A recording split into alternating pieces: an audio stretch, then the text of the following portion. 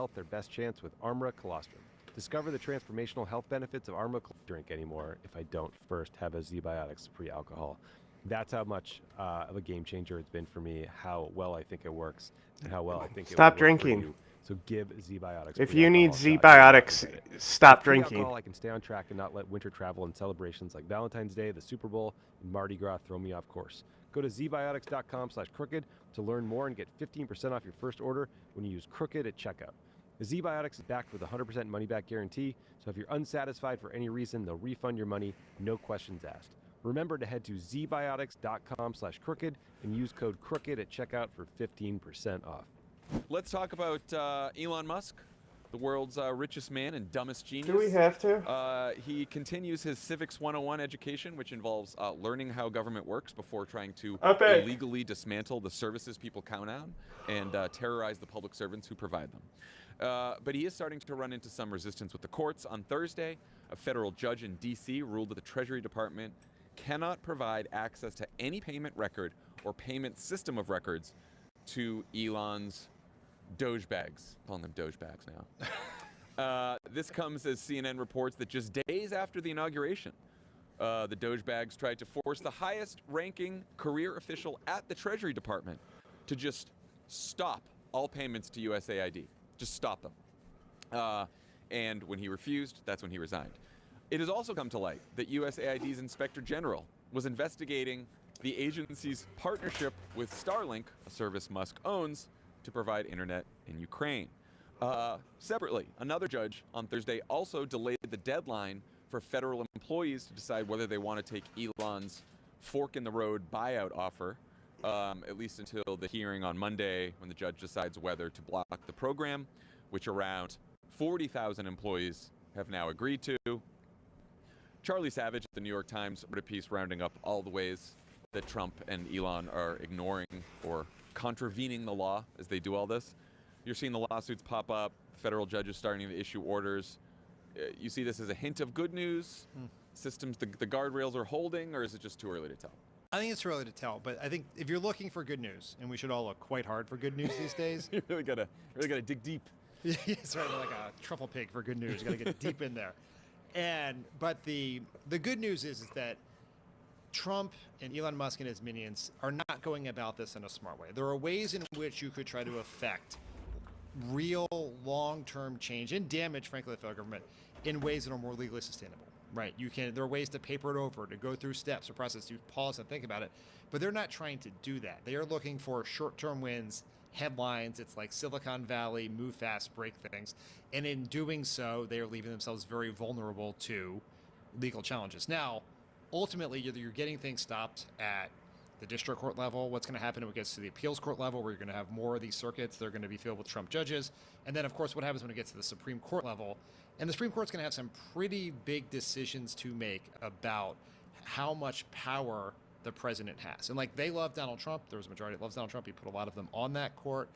But something will have to be in the back of their mind is, if you do a massive expansion of presidential power, is there's going to be a Democrat in that office, hopefully in the not too distant future. And are they willing to do that, right? It's like when you talk about just the ability of the president to unilaterally just get rid of the power of the purse, to not spend money Congress appropriates, like that would be a massive change in sort of the balance of power in this country that is extended for centuries. You could see them ruling, and they've been sort of hinting at this for a while, and there have been some other rulings that pointed this direction, that the president does have more power than precedent suggests in terms of, like, firing civil servants or all that kind of stuff.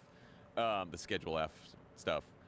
Again, though, the way that Elon has gone about it, the whole thing about the payment systems and having, random Dogebags access the payment systems. I don't think they're going to get away with that one. But on some of the federal workers, I do wonder about the USAID stuff, because I don't imagine that you can just eliminate an independent agency that was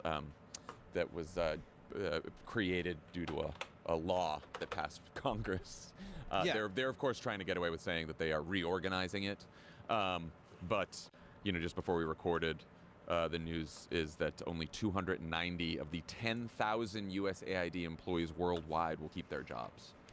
that has to be illegal, right? Obviously, the courts can decide what is truly legal or not, but as you pointed out, an agency created by Congress, funded by Congress to do these things, and you can't just unilaterally fire all the people and make it go away and not spend the money. Like that is clearly is a violation of something. Yeah, it is. It is fucking the USAID thing, and again, we all know that foreign aid doesn't pull well. Get it, but what is happening to USAID? Some of the employees at USAID have been serving their country for decades. They are some of the most apolitical, nonpartisan people you'll ever meet. They're in dangerous areas all over the world trying to keep people alive with food and with medicine. And since this freeze, and Rubio's out there bullshitting that like, oh, the freeze is over and we've made exceptions and now everything should be fine, and if you can't get your grant back, then that's your problem, and maybe you're doing it on purpose to make us look bad, which is all bullshit. But since the freeze, and since the freeze has been ended, or at least there's been a carve out for sort of life-saving assistance, it hasn't really worked. HIV patients still aren't getting their medicine. In Sudan, where there is a genocide according to the United States government, half the population of 50 million is starving, needs food, famine is spreading, and 2/3 of the soup kitchens in Khartoum, the biggest city, are closed because of this. I saw Samantha Power, the former USAID director, our friend, on Colbert the other night, saying that like this is how bad it was. Like kids, in some places in Africa, kids were in line for their TB medication, their tuberculosis, and like 3 kids got theirs, and then the rest of the line had to go home because the freeze happened and they couldn't legally provide anymore.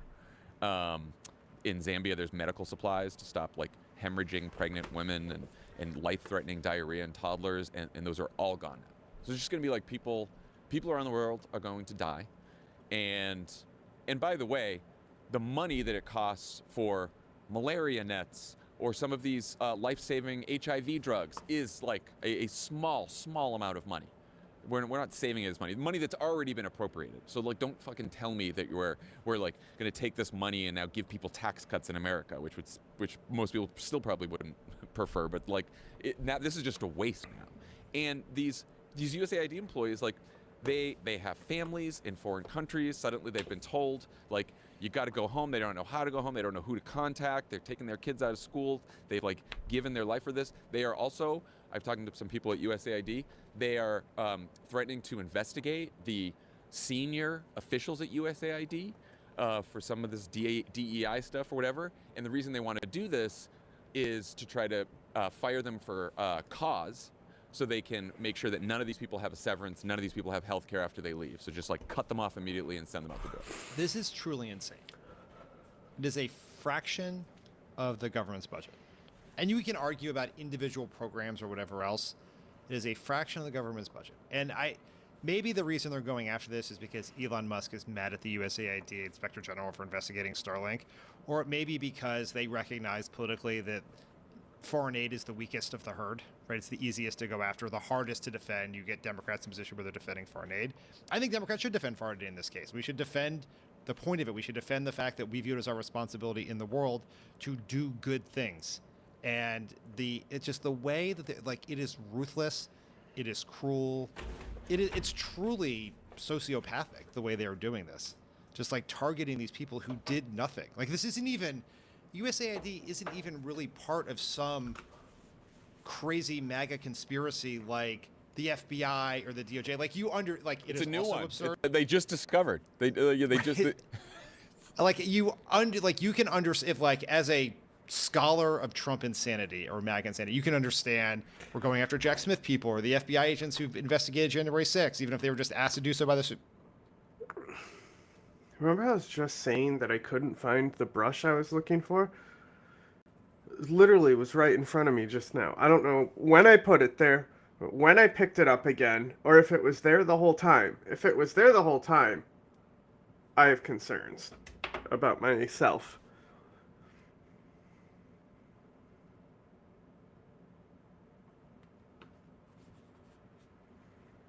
That is also wrong and terrible. But this one just seems like so random and just like, and the ruthlessness of it is it's truly crazy. Like it's hard to fathom how insane this is.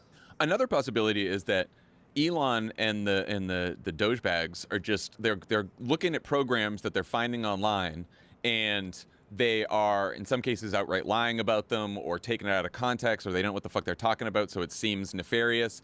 And they could have just seen a couple of those programs at USAID and decided, oh, that's where we're going to start. And then again, these people, because they have no experience in government, because they don't bother to learn anything, because they think they're the smartest fucking people in the world, because everyone in government's bad and everyone's tech is a fucking genius who's going to save the world. That's how they think out there, a lot of them, unfortunately. They are now they're going on a website, usaspending.gov, and all the Elon fanboy accounts on Twitter are doing this too. And they're looking at publicly available information about government spending and acting like they are making some incredible discovery about corruption that has been hidden. The website is there because George W. Bush signed it into law thanks to a law that was sponsored by Senator Barack Obama and extremely conservative Republican Tom Coburn, to make sure that all the government spending in the entire budget is online for everyone to see. That's the only reason that they're all finding all of this fucking spending, that they're like, oh, this is the greatest scandal in history, and they just like stumbled over it because they weren't fucking paying attention to anything the government did up until now, unless it like had something to do with their companies and making sure they couldn't make more billions of dollars. I can't stand these. It does make me wonder if transparency is a mistake.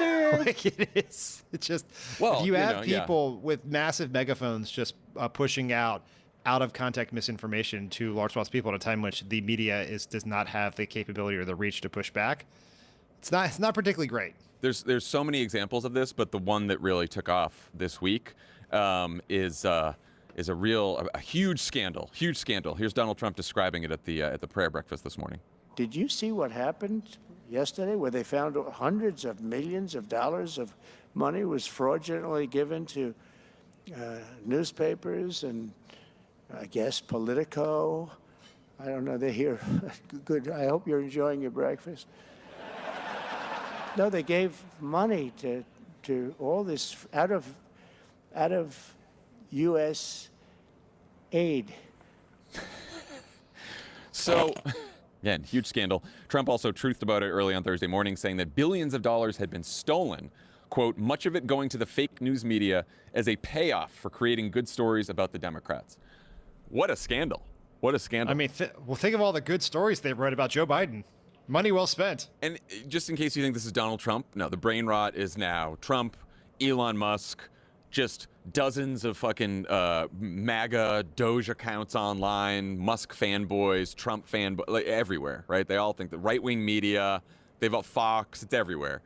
The federal government purchased $8 million worth of Politico Pro subscriptions. Politico Pro is separate from regular Politico, and it's for CEOs and companies and governments, and it's basically, I don't know, you learn information about legislation and analysis and very complicated. It's like a Bloomberg terminal. It's like a Bloomberg terminal. And it's like $7,000 a year for a subscription to it.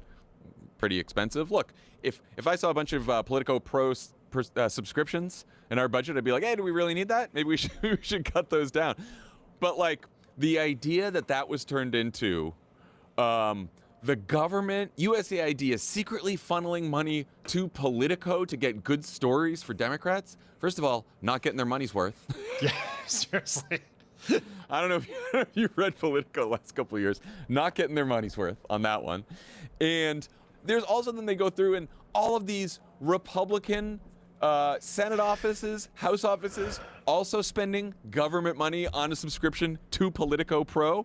In fact, in 2017, the executive office of the president under Donald Trump paid $97,000 to Politico Pro.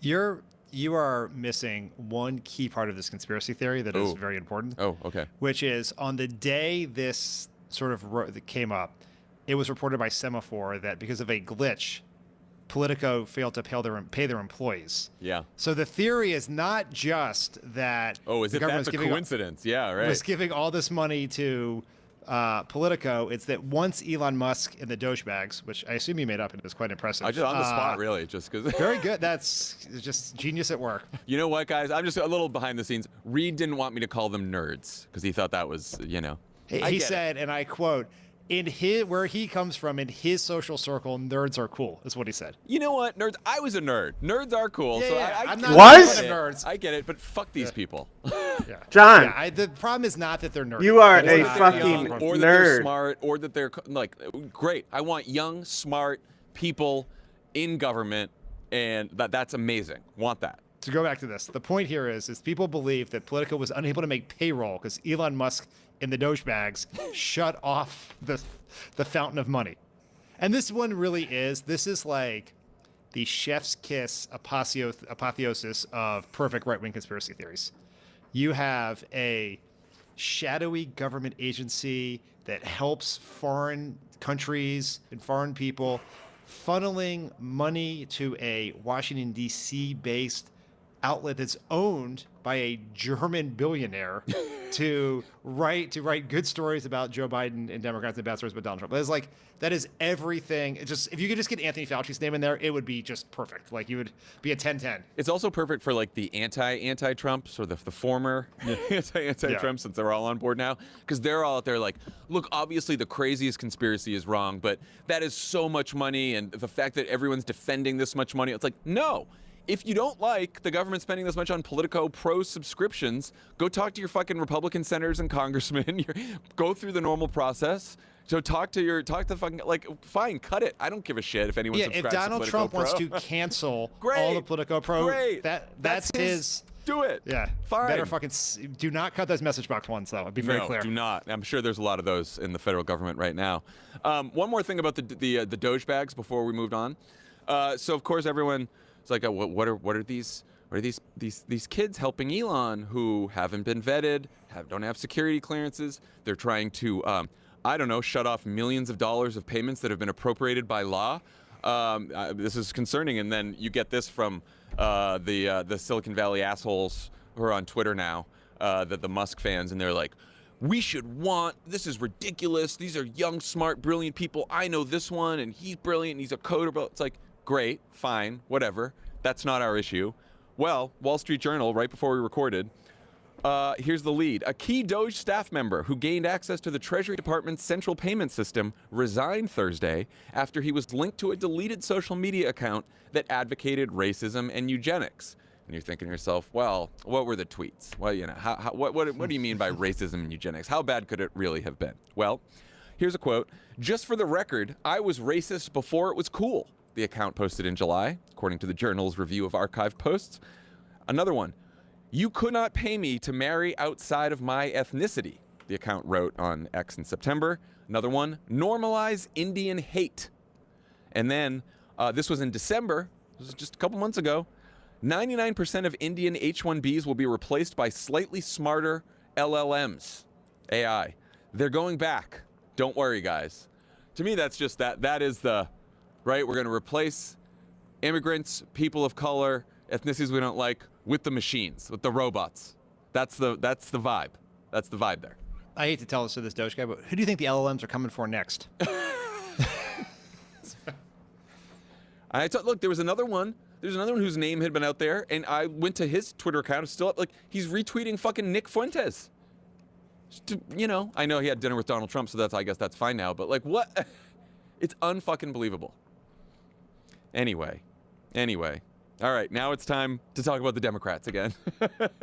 You know what? It's getting better every time we do this section. Yeah. Lawmakers have been more vocal, trying new legislative tactics, as we'll discuss in a minute. There's also been protests, rallies, went to Treasury, went to USAID. They are still working on landing the perfect soundbite. Let's listen. Hello, everybody. Are we going to fight the fight? Yeah! Are we going to win the fight? Turn down the mic. Are we not going to rest till we win? You're blowing it out. We will win. Chuck, you gotta back up. We will win. We will win. We Oh my will god. win. I love Chuck Schumer so much, bro. He's so fucking funny. Oh my god.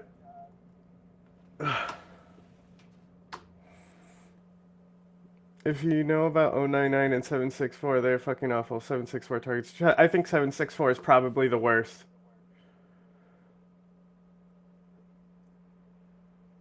Literally the worst.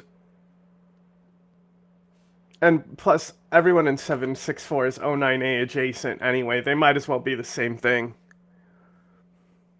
One's just traditional rape, the other one's child rape. That's really the only distinction.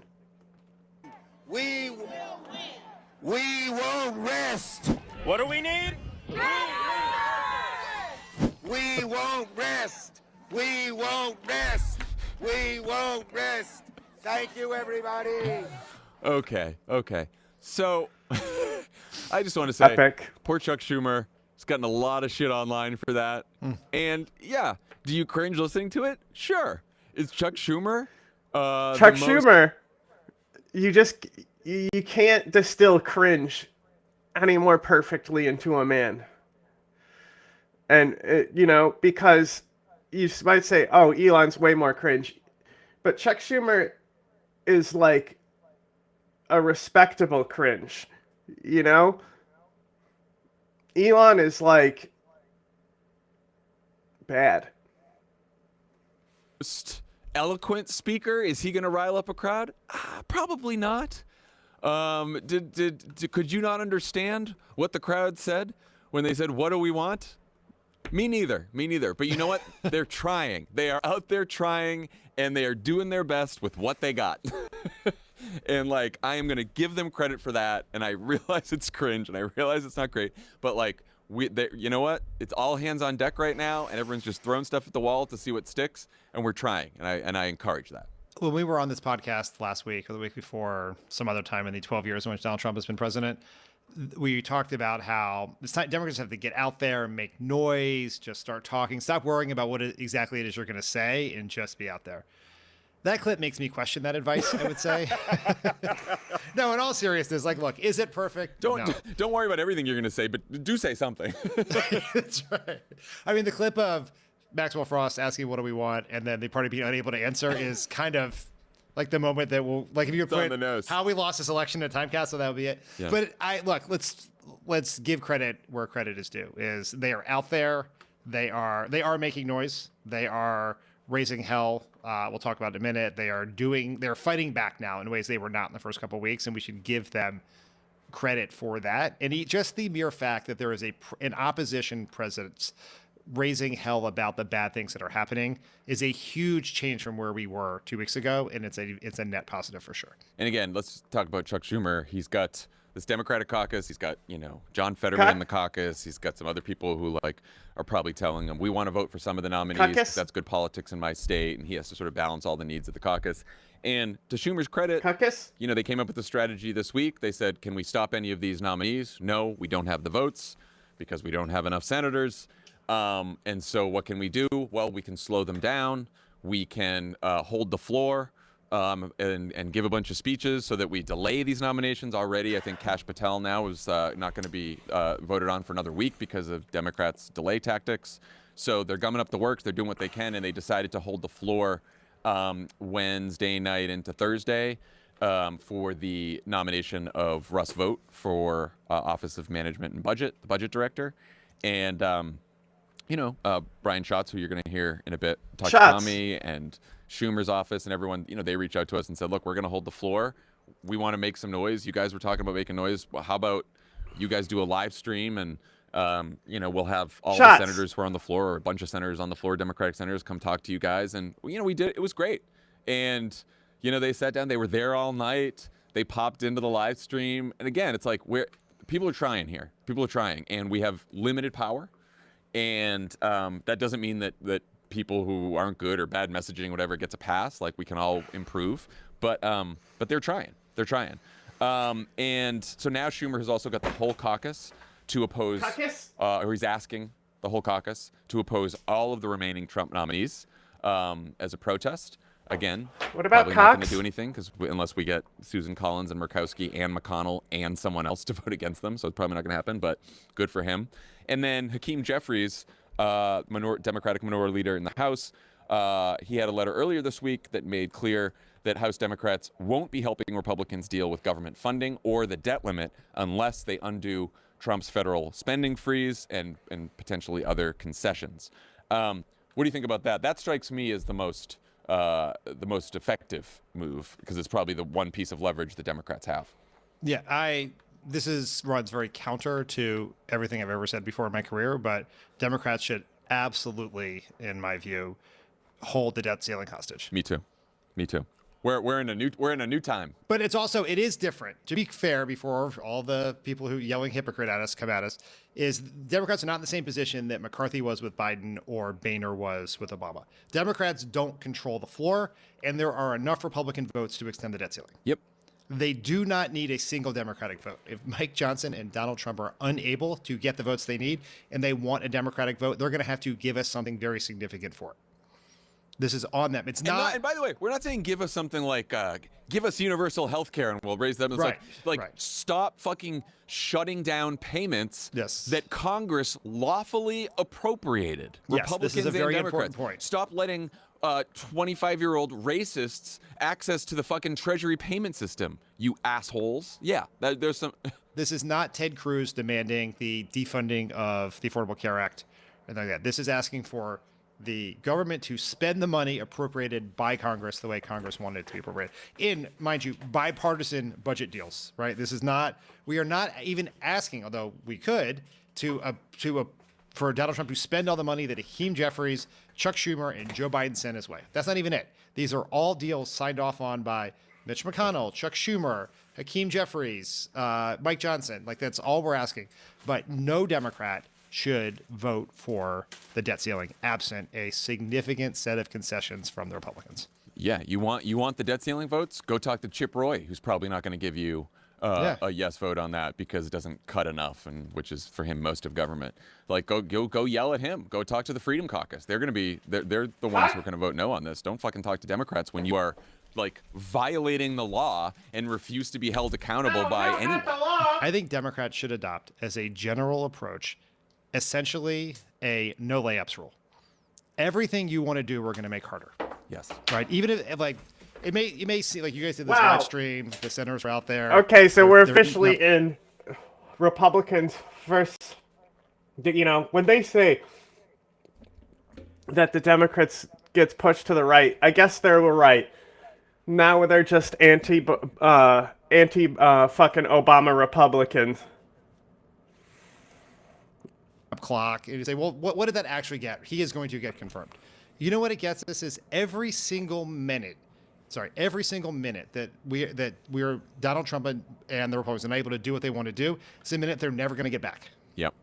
Right. We are burning clock here, and we should do on everything. You delay it. We use every tactic we have, and it's frustrating to people. We don't have a lot of leverage. We don't have a lot of power, but everything we do have, you do to delay, to obstruct.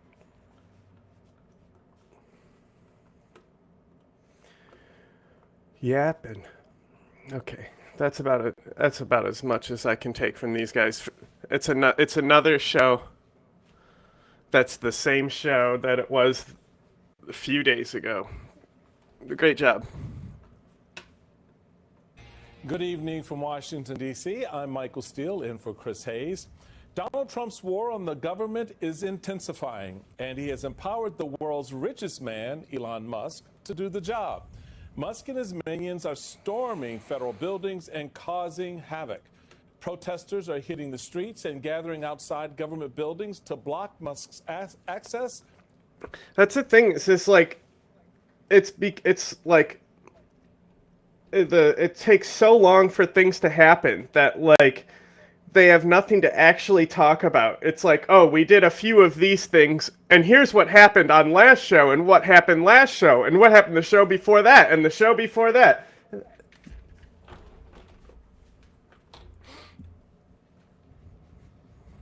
I can only handle so much. Voiced their outrage. Today, House Democrats arrived at the Department of Education seeking a meeting with employees of Musk's Department of Government Efficiency, but they were blocked from entering. It was at least the fourth time this week that members of Congress were denied entry to a federal agency that they fund. as elected officials and Americans are trying to figure out what to do to stop this activity, the courts are responding. Today, a judge in Washington put a temporary hold on Musk and Trump's plans to fire almost the entire staff at USAID. Even so, Musk is plowing ahead, and he's doing it with the president's full approval. Is there anything you've told Elon Musk he cannot touch? Ellen? Well, we haven't discussed that much. I'll tell him to go here, go there. He does it. He's got a very capable group of people. Very capable. They know what they're doing. But as this continues, we're learning more and more about this, quote, capable group.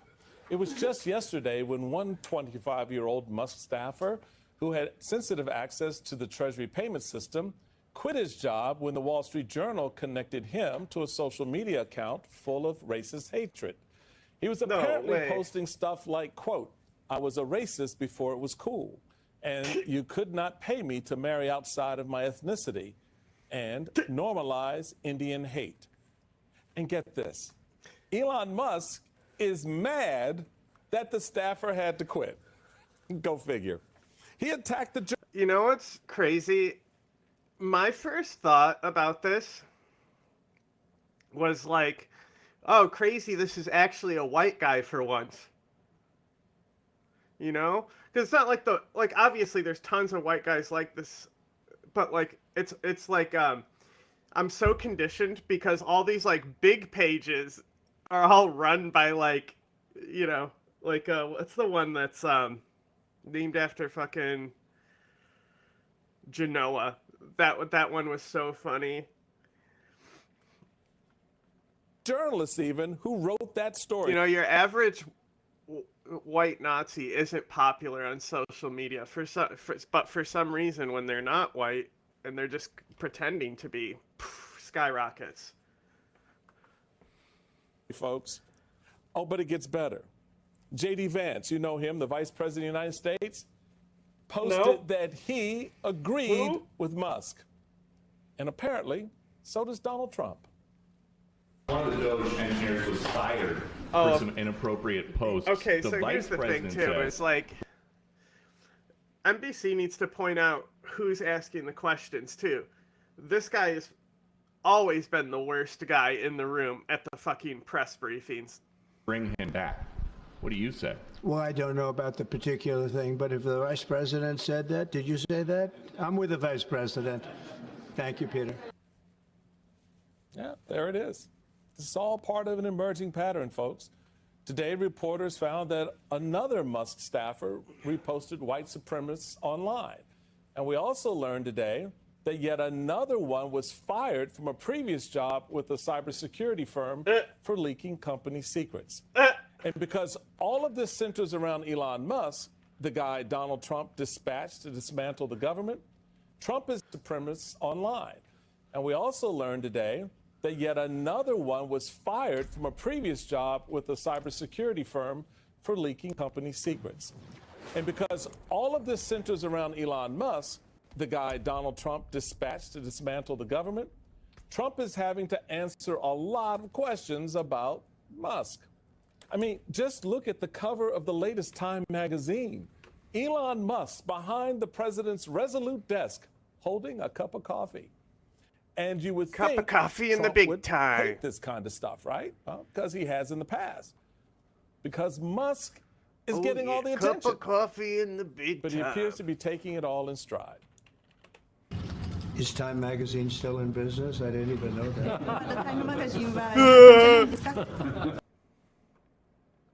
But he's gonna suck their dick when he's man of the year.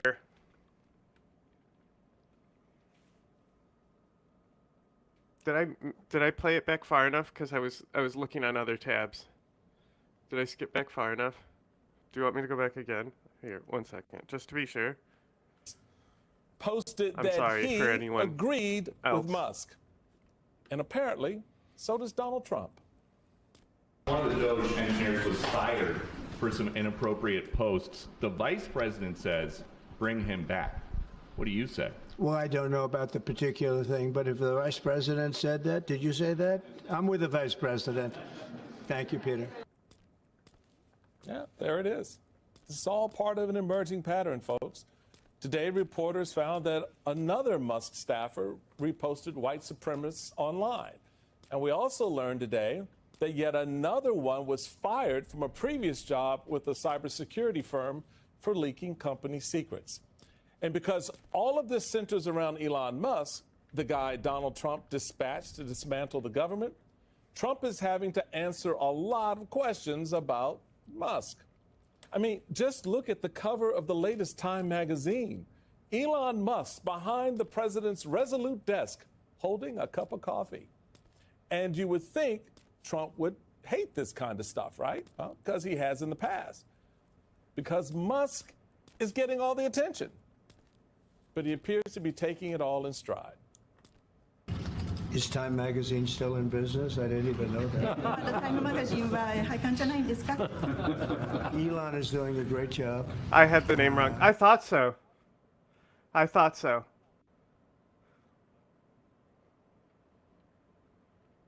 But yeah, you're thinking of the other Ducey who's always doing the Fox News intro or outro, probably, and you hear that name so much that it probably fucked with your head. He's finding tremendous fraud and corruption and waste. You see it with. I didn't even know it was Ducey because like I didn't even like commit his name to memory. I just recognized the face, you know. USAID, but you're going to see it even more so with other agencies and other parts of government. He's got a staff that's fantastic. He really loves Musk's staff, the people breaking what works for you in government to make it work for them. Now, there's okay, hope, buddy.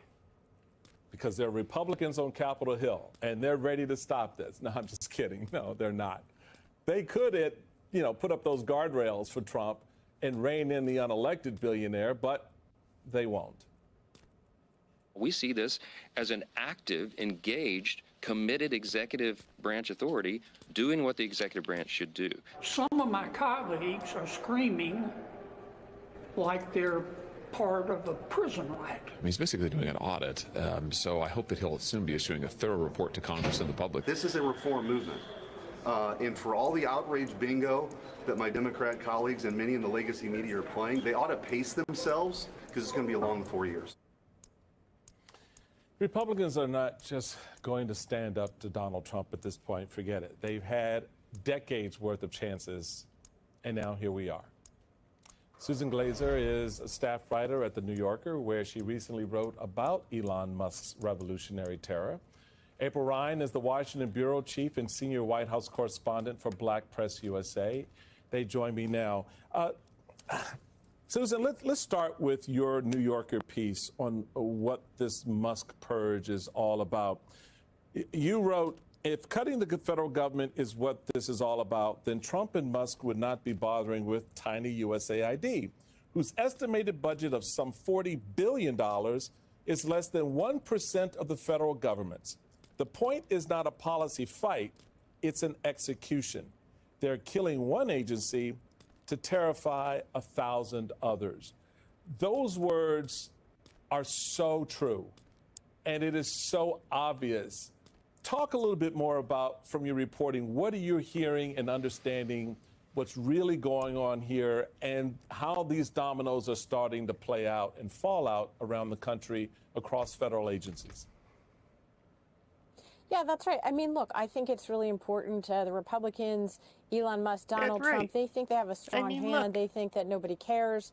Foreign aid is unpopular, that government has been demonized pretty successfully for decades by the Republican Party, essentially, going back to the Reagan era, right? It's been a core part of the ideology of the GOP that the best thing that the federal government can do is get out of the way. Many Americans across the political spectrum believe that. They don't see, what the government does to keep your drinking water clean, to keep the planes safely in the sky, to stop infectious diseases outside of the country before they get here, which is one of the core missions of USAID funding that's now being cut. And so, in part, it's a reflection of their political assessment that these are vulnerable targets. Because remember, Donald Trump is a bully, and what he likes is to punch down, whether he is punching at Canada and Mexico and Denmark rather than going after Russia and China, or going after, a tiny foreign aid agency. So that, I think that's part of it. The other part that's really striking, though, is that it's not about policy, Michael. And I find it hard this week, right? Because everybody wants to say, like, oh, let's make the case for my favorite policy. It's not about policy. Let's be honest about that, at least. If you want to have a disagreement with Republicans on Capitol Hill and Democrats about what they're funding, then do that. We know how to do that as a country. We have a system that works for that. Congress appropriated this money. There were negotiations and complicated deals that resulted in what we have right now. Elon Musk is taking a hatchet to the federal government and hoping that he can do as much damage as possible before the courts catch up with him. So let's just be honest about that's what's happening here.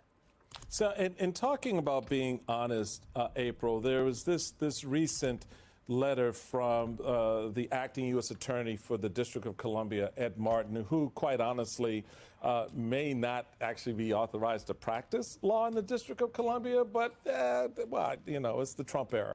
In this letter, he notes that, thank you for the referral of individuals and networks who appear to be stealing government property and or threatening employees. If people are discovered to have broken the law or even acted simply unethically, we will investigate them and we will, quote, chase them to the end of the earth to hold them accountable.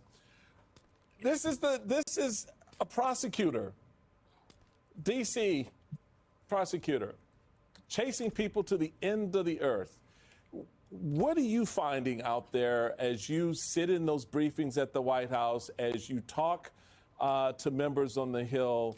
How is this going down?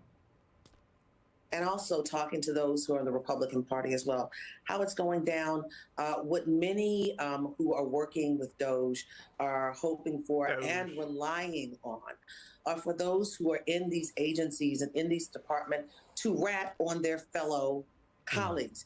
And that's what they're doing in an effort to thin out what they consider the waste. An active thinning. This isn't an audit. This is an active thinning of government in this moment. And what we're understanding is everybody will be impacted, but they are definitely relying on those who are having whisper campaigns and tattling on their fellow colleagues. We're in a whole different time than where we had been before. And what you were talking about was with the Postal Service. I mean, we're seeing that in the FAA. We're seeing that in transportation. We're seeing it potentially getting ready to happen in the Department of Education. They're relying on the military to do the same thing. It's in every department. And we also saw today they were taking down the signs for the USAID, the logo that's on the building. This is what they're relying on. This is not professional. This is hearsay in a lot of instances. And where's the backing up if you're doing this audit? Where are the receipts, as young people would say?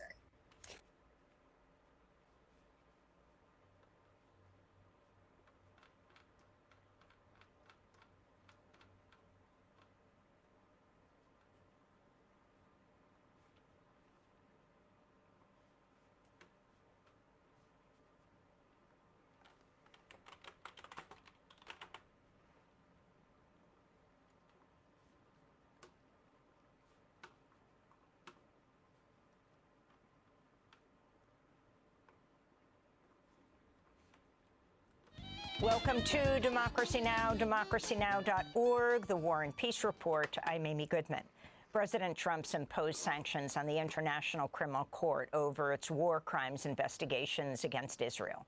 The executive order issued Thursday accuses the ICC of engaging in, quote, illegitimate and baseless actions targeting America and our close ally Israel, unquote. It also says the ICC abused its power when it issued, quote, baseless arrest warrants for Israeli Prime Minister Benjamin Netanyahu and former Israeli Defense Minister Yoav Gallant over war crimes and crimes against humanity, reiterating, quote, the ICC has no jurisdiction over the United States or Israel, unquote. Trump's action coincided with Netanyahu's visit to Capitol Hill Thursday, where he met with leaders of both parties. Republican House Speaker Mike Johnson said he was caught off guard by Trump's proposal.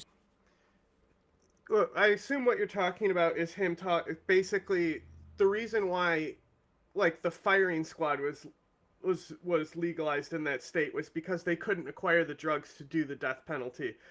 And he passed an executive order basically to protect the companies that provide those drugs, because societal pressure made those companies stop providing drugs to prisons to execute people.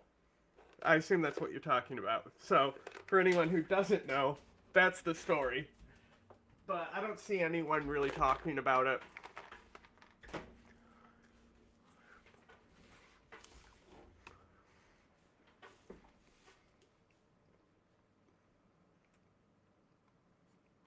And was awaiting details, but nonetheless praised it. Look, there'll be more details forthcoming on that, of course. The initial announcement yesterday, I think, was greeted by surprise by many, but cheered by, I think, people all around the world. Why? Because that area is so dangerous, and he's taking bold, decisive action to try to ensure the peace of that region. Human rights groups and many world leaders have condemned the United States for welcoming Netanyahu and refusing to serve the ICC arrest warrant against him. Reed Brody is a veteran war crimes prosecutor. Well, of course, this decision was expected, but nevertheless, it really threatens to undermine international accountability for the worst crimes and deprive victims all across the globe of justice. This executive order puts the United States on the side of war criminals at the expense of victims of grave crimes seeking justice. Israeli Prime Minister Benjamin Netanyahu gifted Trump a golden pager during their meeting at the White House, referencing Israel's deadly booby trap attacks on Lebanon in September, which killed dozens of people and injured thousands more, when thousands of pagers blew up at the same time. President Trump is doubling down on his proposal for the United States to seize Gaza, saying the besieged territory would be, quote, turned over to the U.S. by Israel after. So, like, because the necromancers are, like, the first magic users in the world, I was looking for, like, tattoos that actually reflect that. And, like, the smaller thumbnail version of this is, like, what I actually wanted more than, like, what this is. Because, like, if you look at a lot of Asian tattoos, you'll have it like this, where it's, like, little lines around the breasts and then around the stomach for women and stuff. Like, clearly stuff, like, priestesses of fertility, stuff like that. That's why they're marked in that way. Scarification as well. Unless it's facial, of course, which is a different story. It concludes its war. Trump made the remarks on Truth Social, writing, quote, the Palestinians would have already been resettled in far safer and more beautiful communities with new and modern homes in the region. They would actually have a chance to be happy, safe, and free. No soldiers by the U.S. would be needed, unquote, Trump wrote. The Wall Street Journal reported Pentagon officials have received no formal request to draft a plan for U.S. troop deployment to Gaza. Meanwhile, even some Republicans have come out in opposition, including Senator Lindsey Graham, who said other Senate Republicans oppose sending U.S. troops to Gaza. Residents of Gaza compared Trump's plan to the 1948 Nakba and the violent displacement of Palestinians from their land over the past decades.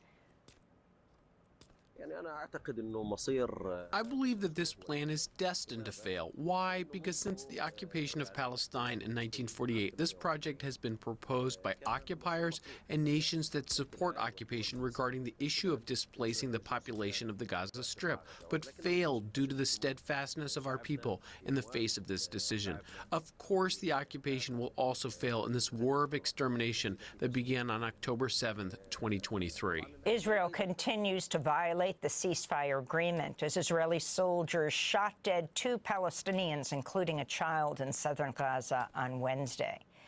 The White House says President Trump plans to keep only 294 staff at the U.S. Agency for International Development out of the agency's total of over 10,000 workers around the world, actually had like cutting raised the staff definition by to them. about 97%. It just looks like I'm the remaining painted, USAID and this is workers negative would space. include just Bas relief 12 in shit. the Africa Bureau, 8 in the Asia Bureau. This comes after Trump earlier this week ordered nearly the entire USAID staff to be placed on administrative leave beginning today, and ordered thousands of personnel working overseas to return to the U.S. USAID distributed nearly $44 billion in aid during fiscal year 2023, about 3 of every 5 foreign assistance dollars worldwide. The Senate's voted 53 to 47 along party lines to confirm Russell Vought, head of the Office of Management and Budget. Vought is an architect of Project 2025, a radical playbook to seize executive power and to radically reshape federal agencies. Last year, Vought told undercover reporters his plans for mass deportations, restricting abortion, gutting independent government bureaucracies, and using the military against racial justice protesters. Vought also said he would. I think the main reason why nobody is talking about it is, ironically, the death penalty is already a very niche thing, and like how many people are affected by it every year in comparison to what everything else is, where everyone is affected by it. I'm sure that's mostly why it's like that. Would work to paint federal workers as villains and, quote, put them in trauma in order to drastically reduce the size of the federal civilian workforce. This is Democratic Senator Angela Alsobrooks of Maryland, who represents over 150,000 federal workers. They are public servants in the truest sense of the word, who are not guided by party, not moved by vicious news cycles, but they are driven instead by mission. A mission to serve this country to the very best of their ability, under any president of any party. And in just 17 days, this president has put all of their livelihoods on the line. How shameless, how reckless, how callous, how depraved. On Thursday, a federal judge temporarily blocked the Trump administration's so-called deferred resignation program, offering 8 months' pay and salary to any government worker replying to a mass email sent out by Elon Musk's Doge operation. The judge will revisit the case Monday. The Wall Street Journal reports 25-year-old Doge staff member Marco Ellis, who gained access to the Treasury Department's central payment system, resigned Thursday after he was linked to a deleted social media account that advocated racism and eugenics and said normalize Indian hate.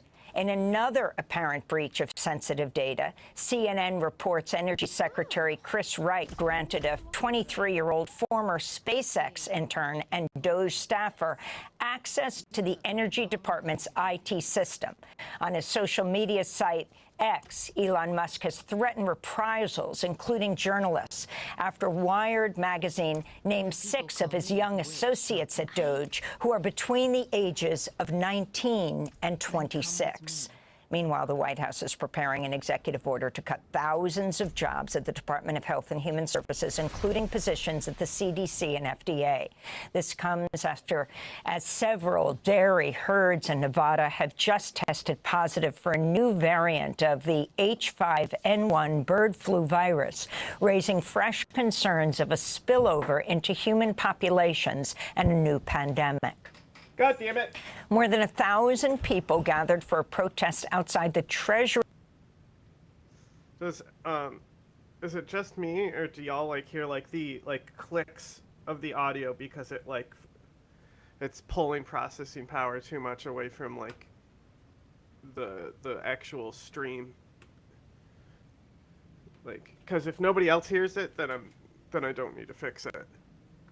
Department in Washington, D.C. on Tuesday afternoon denouncing what they called a breach of secure information by Elon Musk and his young associates. The protests came as the Trump administration said it would close the Environmental Protection Agency's Environmental Justice Office and place 168 workers on leave. Meanwhile, lawmakers, including Arizona Congressmember Yasamin Ansari, were denied access as they tried to enter the EPA's headquarters Thursday. In Phoenix, last year we saw 143 days above 100-degree temperatures. Hundreds of people die on our streets every summer as a result of extreme heat. We also have some of the worst air pollution in the country that we're working to combat. And these attacks on the Environmental Protection Agency cannot stand. In more Trump cabinet news, the Senate voted 55-44 Wednesday to confirm Scott Turner as Department of Housing and Urban Development Secretary, despite concerns his FBI background check had not been completed. Turner is a former developer and NFL player who's expected to slash the department's multi-billion-dollar budget and overhaul affordable housing vouchers as well as programs for unhoused people. Turner's the only African-American member of Trump. You can hear them? Okay.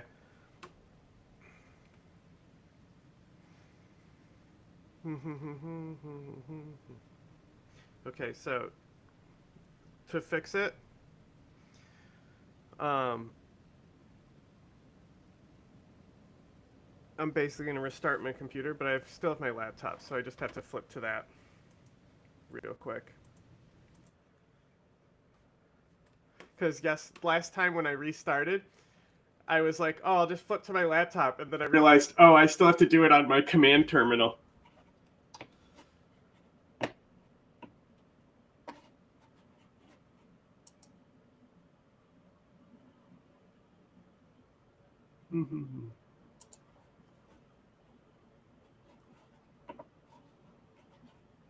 It'll probably mute me, but the video will keep playing at least.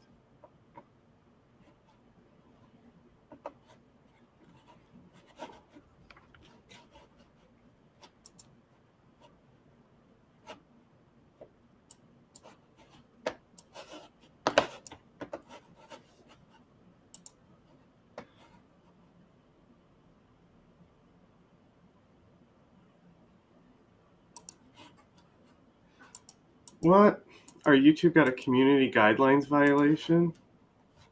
I had to look at that. After I fix this, though.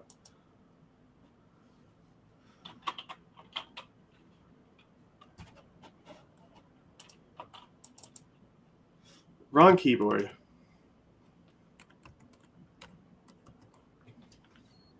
I fucking hate YouTube, bro.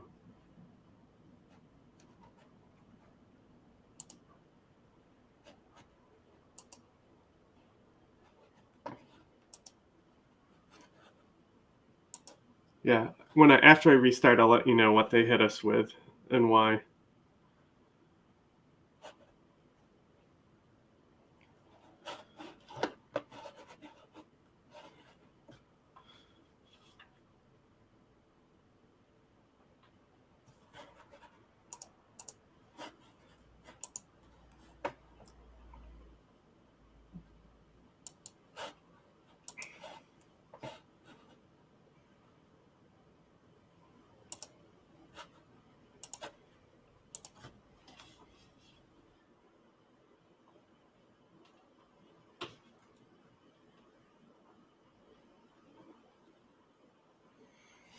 Okay.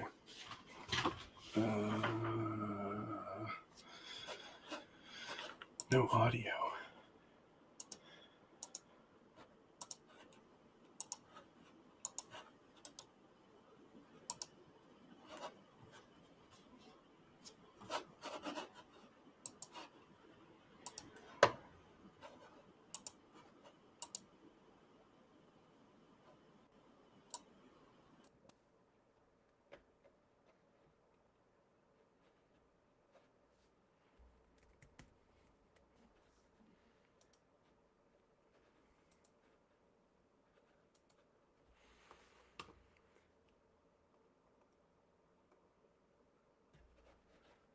Why don't you have audio? I'm so confused.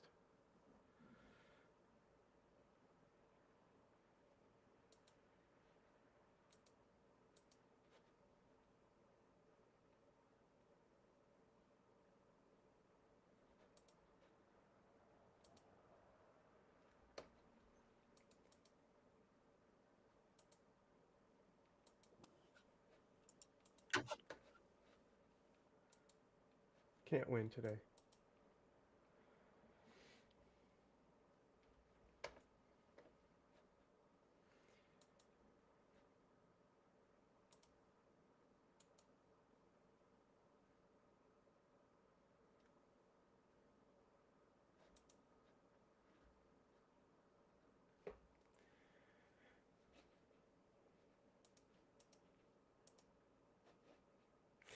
It doesn't have audio because it's fucking muted on YouTube. I'm so fucking stupid, dude. I'm so fucking stupid, dude.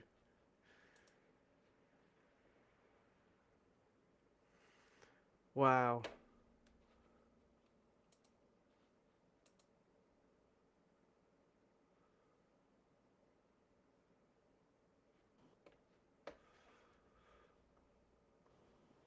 Embarrassing.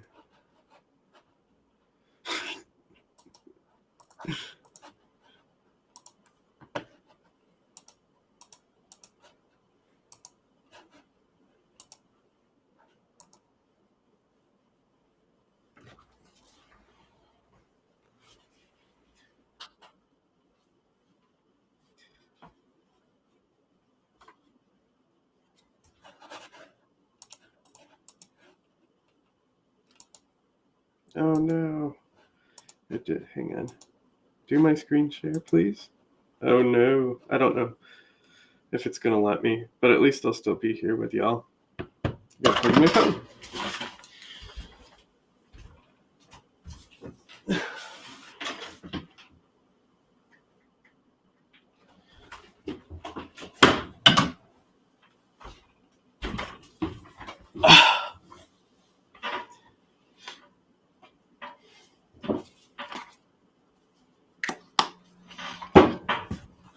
Okay, well, while it's broken, let's check what YouTube hit us with.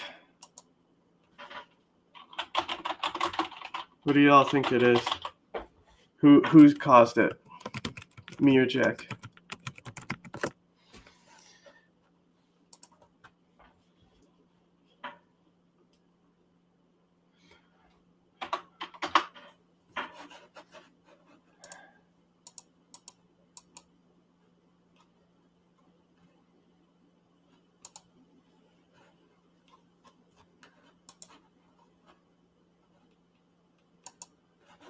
Oh, you motherfuckers.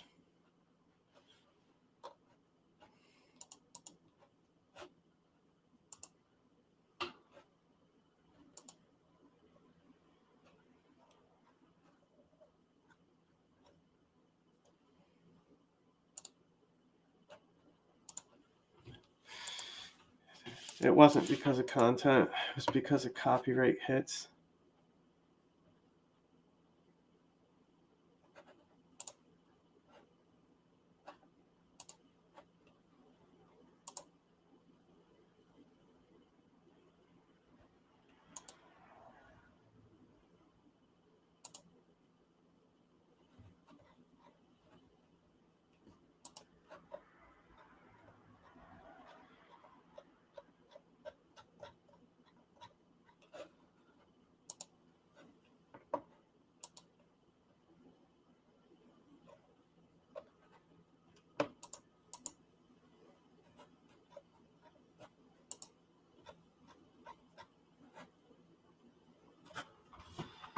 That's so lame.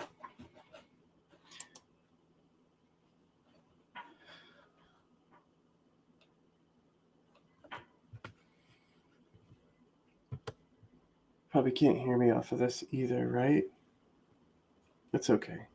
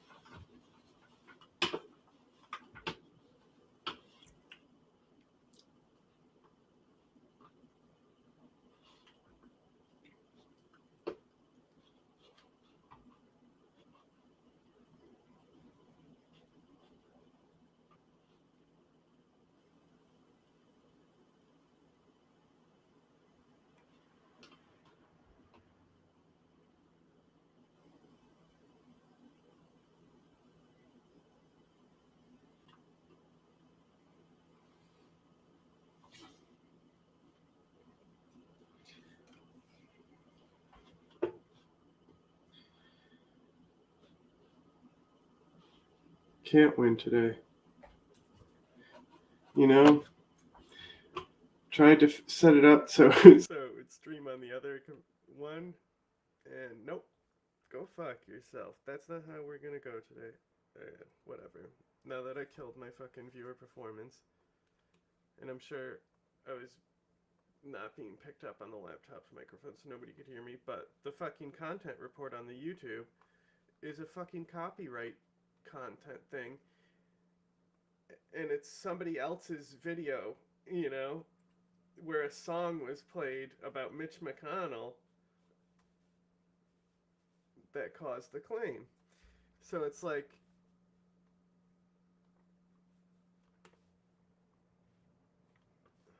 that's like your problem, YouTube. Like, why is the other one there and I'm getting fucking strikes for it?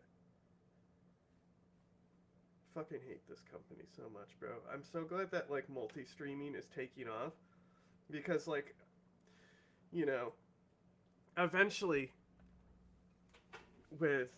especially when Jack gets more free time and stuff to do streaming, like the Rumble targeting we'll do is just going to be great for us.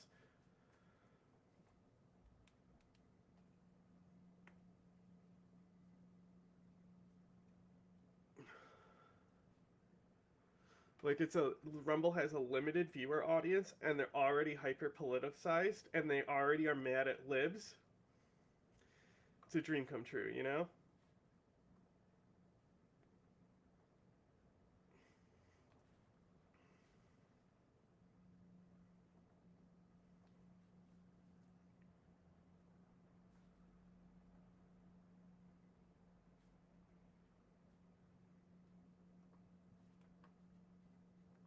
To Democracy Now!, democracynow.org, the War and Peace Report.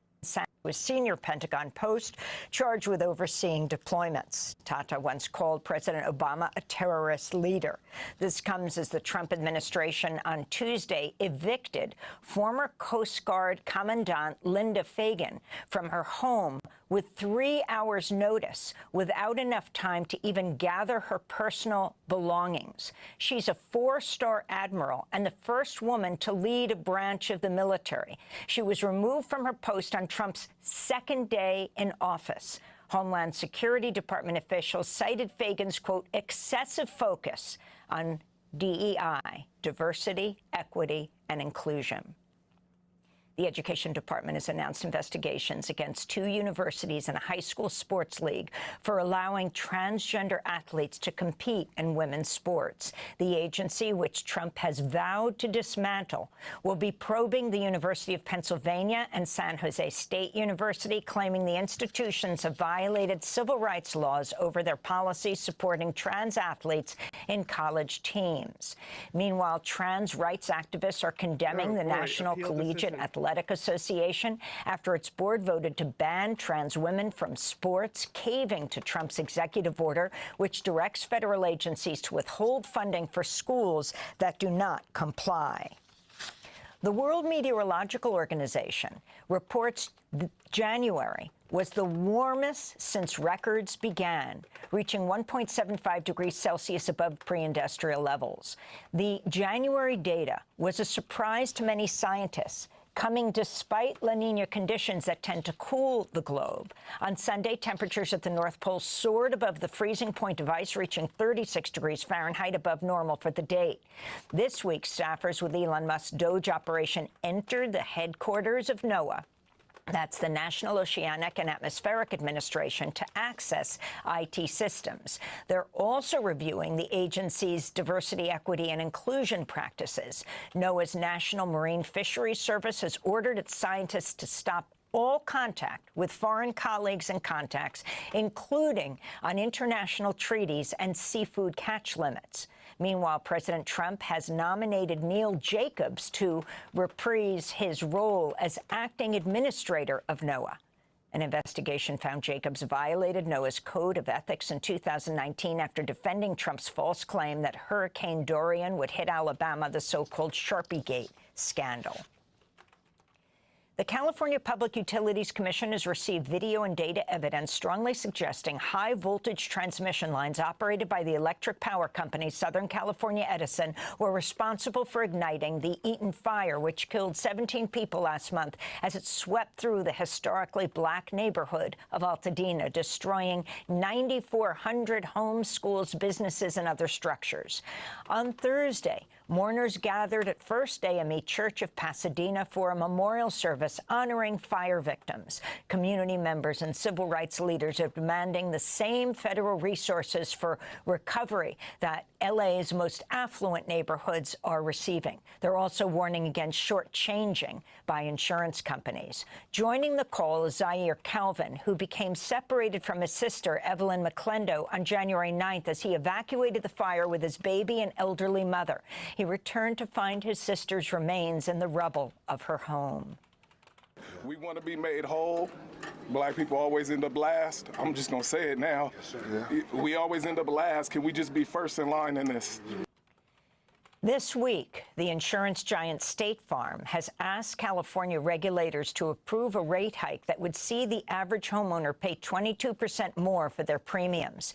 In 2023, State Farm said it would no longer accept new applications for property insurance in California, and last year it cut 72,000 home and apartment policies across California, citing inflation and, quote, catastrophe exposure.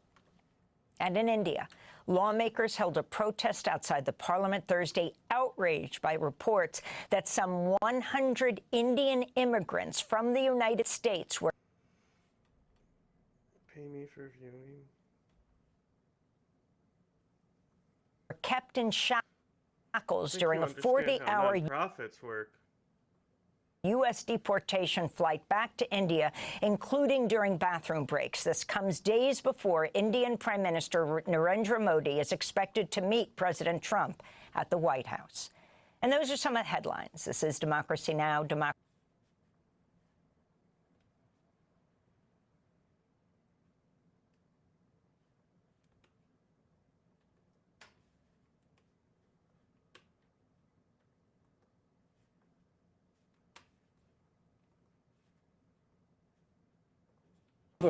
The shipping lanes in the South China Sea.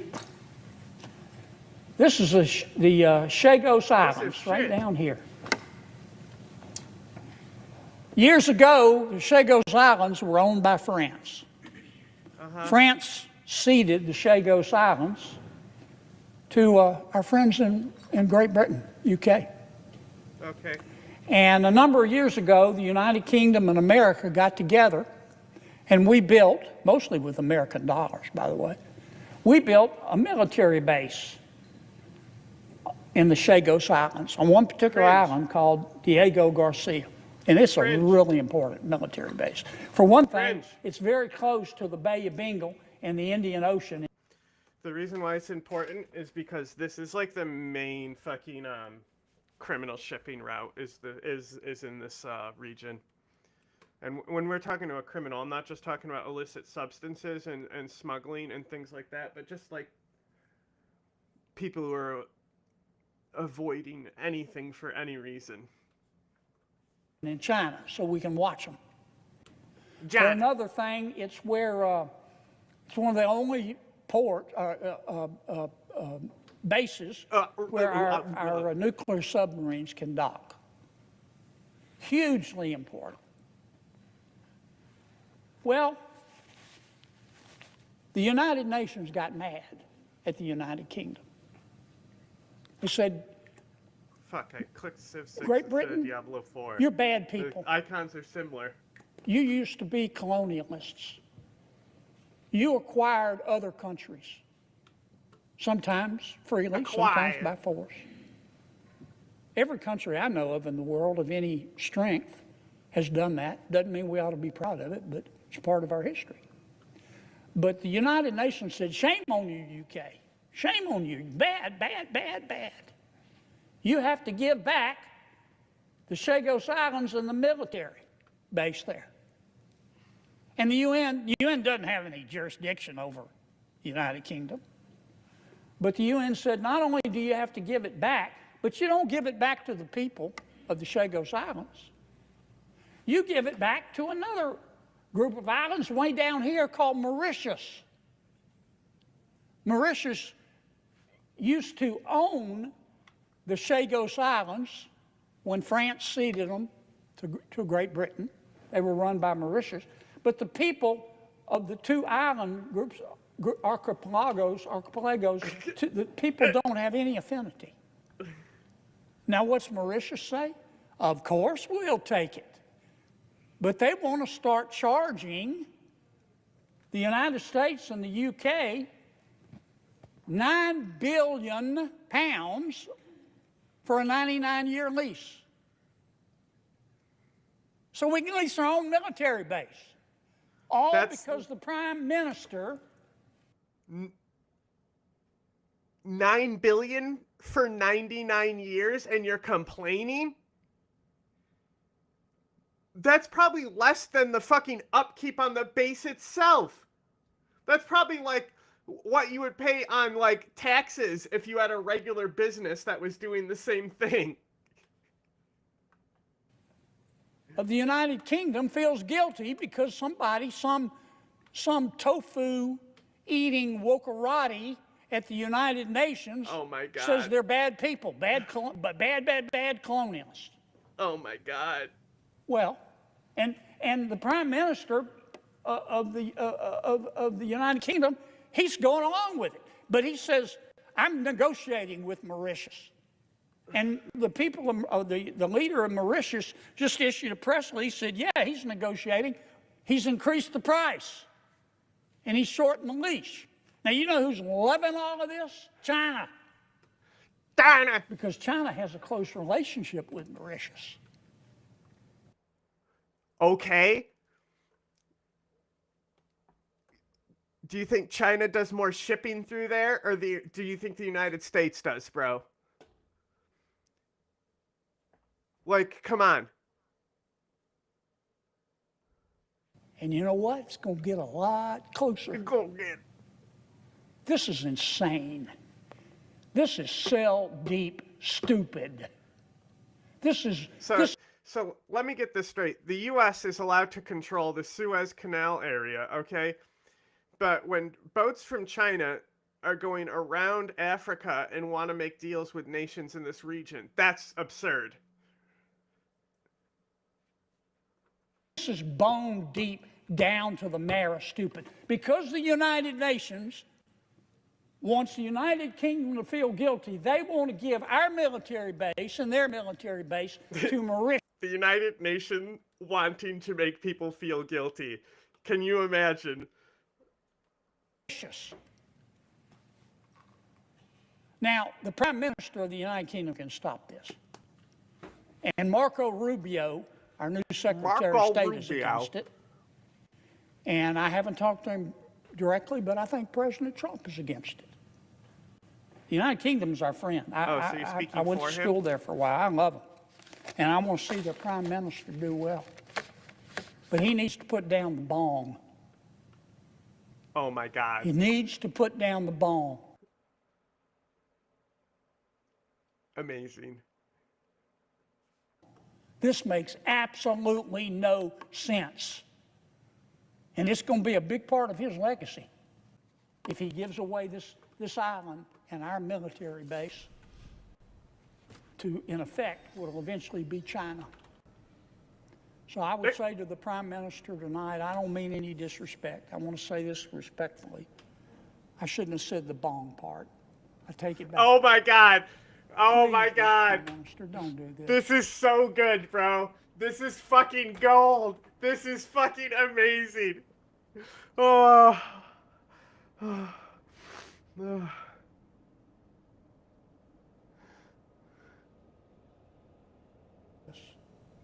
Don't do this.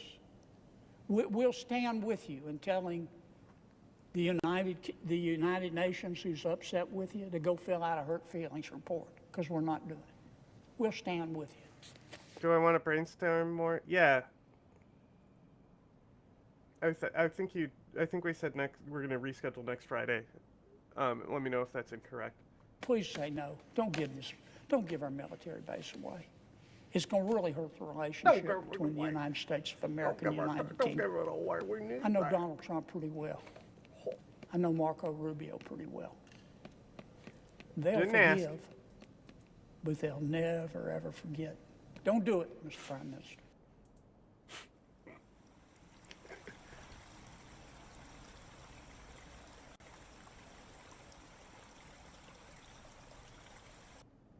Tonight on Fox 10 Investigates, a secretive Christian church with global reach, now the target of an FBI investigation.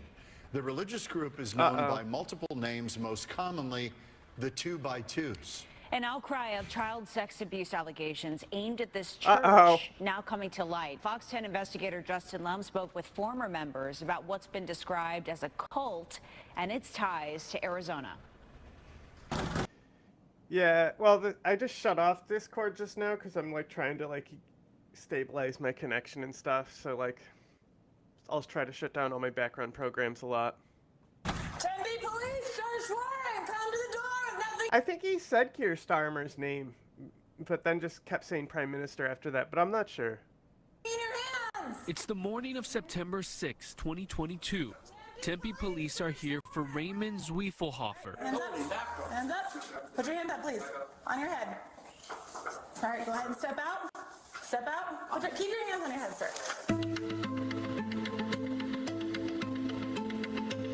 The fall of Zwiefelhofer begins with his arrest, his rise in 2009, when he became CEO of World Software Corporation, known as Worldox, a software tech company specializing in managing legal documents. I think it was just interesting from the beginning that he was so high up in this company. Catherine Fu is a prosecutor within the Sex Crimes Bureau for the Maricopa County Attorney's Office, working the case. I mean, yeah, it's part of the whole being a nonprofit and shit. Like, you know, it's all about budget everything, and sometimes the budget be fucking you. Leave me alone, monsters. Case against Zwiefelhofer. He was charged with 10 counts of sexual exploitation of a minor after a tip from the National Center of Missing and Exploited Children alerted police to CSAM, child sex abuse material uploaded by a suspect with IP addresses at Worldox and Zwiefelhofer's home. A search warrant served 3 months before his arrest led to the seizure of multiple electronic devices, including a micro SD card which contained CSAM. In total, all 87 files depicted children under the age of 15 engaged in either exploitive exhibition or sexual conduct. By November 8, 2024, Zwiefelhofer was sentenced to 120 years in prison after a jury found him guilty of all 10 charges. Other than say I'm not guilty again, I like to make that clear. I would love to know how the jury found that I knowingly did this.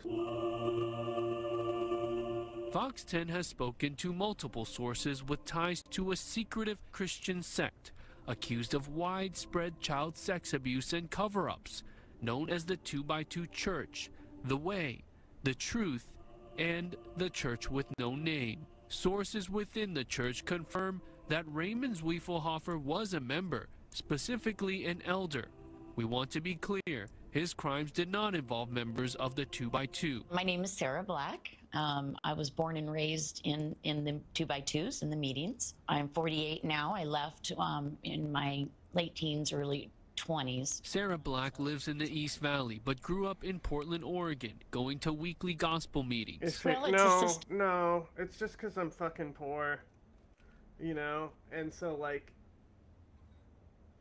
but that's the thing, it's just like, sometimes it's fine, sometimes it's not. I'm like at the mercy of like how much connection gets pulled.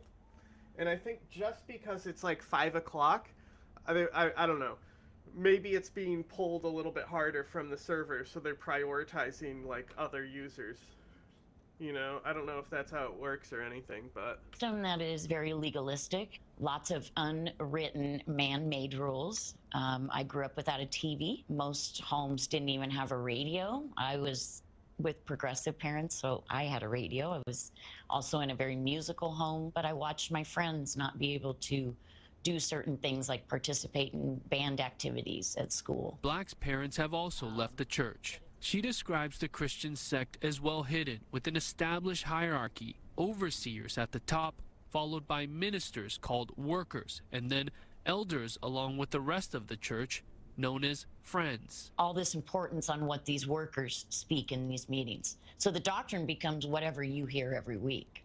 There is no one set doctrine like some churches would have. His ministers go out 2 by 2. They go out in pairs, and they don't have homes. They stay in the members' homes. So the access to children is readily available because they're staying in the homes, sometimes even in the same bedrooms as the children. Cynthia Lyles is a private investigator specializing in child sex abuse cases. She's worked with the FBI on exposing the 2x2 Church that originated in Ireland in the late 19th century. Workers rely on members' hospitality for housing and food, traveling with assigned partners of the same sex, denying formal religious training. They aren't allowed to marry either. You'd have to clean the house and have it the most clean you could get it. And my brother and I would be kicked out of our rooms, and we would sleep on the floor in a sleeping bag at my parents' room so that the workers could come and stay 2 or 3 nights. Elders host weekly meetings in their homes for workers to teach the gospel. For us, it was normal for them to come stay with us for a few days at a time when they were in our, what they called field. Pam Walton lives in Hawaii, another member who was raised in the church and now collects documents and photos tracking a timeline of alleged predators. Everyone in the church is either related to... Maybe it's just this video, but I hear tons of lag static, and it just seems like it's worse than it was when I restarted. So we'll see after this video how it sounds. There's someone in it, or they know someone in it. Did you find patterns of a cult early on? It's definitely fear-based. Advocates for the Truth is a nonprofit organization that provides help for sexual abuse survivors in the 2x2 Church. AFTT says 2,000 plus victims have reported more than 900 alleged perpetrators to its hotline for abuse as of June 2024. The main philosophy of the church is that it's the only true way to heaven. And so that really complicates diddling kids? Child sex abuse cases and sex assault cases because survivors are fearful that they will lose out on salvation if they report. Lyle shared an important letter with Fox 10, written in 2005 by a former overseer in Arizona who addressed a fellow member's history of alleged child molestation. It says, quote, You can understand that we love our people very much and don't want to report their misdeeds to the authorities. So the way we have usually complied with the law is by asking the offender to see a professional counselor. End quote. This has been a church that has just been perfect grounds for pedophiles to be at, be in, be with, because they have had unprecedented access to children. The church has an estimated 175,000 members across the world. Its connections to Arizona date back to Glendale in the 1920s. Sometimes you would get a paper list. If you were an elder in a meeting, you might be emailed a list, but oftentimes you were told to just hand out the information or tell the information verbally. He does not want to be identified due to family members who are still affiliated with the church, and says those who have left are relieved the FBI is investigating. People on the outside are pretty excited that something will finally happen. People inside are still in denial. I don't know how many times Jesus passed through. I wanted to see what a gospel meeting was like for myself. A worker told me the gatherings were public and I was welcome to attend one held at Thunderbird High School in Phoenix. We watched around 100 to 200 people walk in, many families carrying their Bible and books of hymns. For an hour they sang and prayed together, all seated in a cafeteria. I spoke to a worker that has been in this church for 30 years or so. He says, like many other members, he was shocked at the FBI's investigation. He says he was even hurt by these serious allegations that came out, and the church really had to look within itself and figure out how they prevent any abuse from happening within this very, very large religious group. I reached out to the Glendale Union High School District to see if officials were aware of the religious meetings held at Thunderbird High. A spokesperson says the school has not leased facilities to any organization operating under the names 2x2 or The Truth. We obtained the lease agreement to a Nate Galuza to rent the cafeteria for worship services during the month of January, costing $600 for a total of 8 hours. The district says users must comply with federal, state, and local laws, going on to say, quote, "Our district remains deeply committed to the safety and well-being of our students, staff, and community. It is also important to emphasize that students were not present on campus during the time of this facility rental." As for Zwiefelhofer, his defense says that he was unaware of the child sex abuse content found on his device depicting minors under the age of 15 involved in sexual conduct.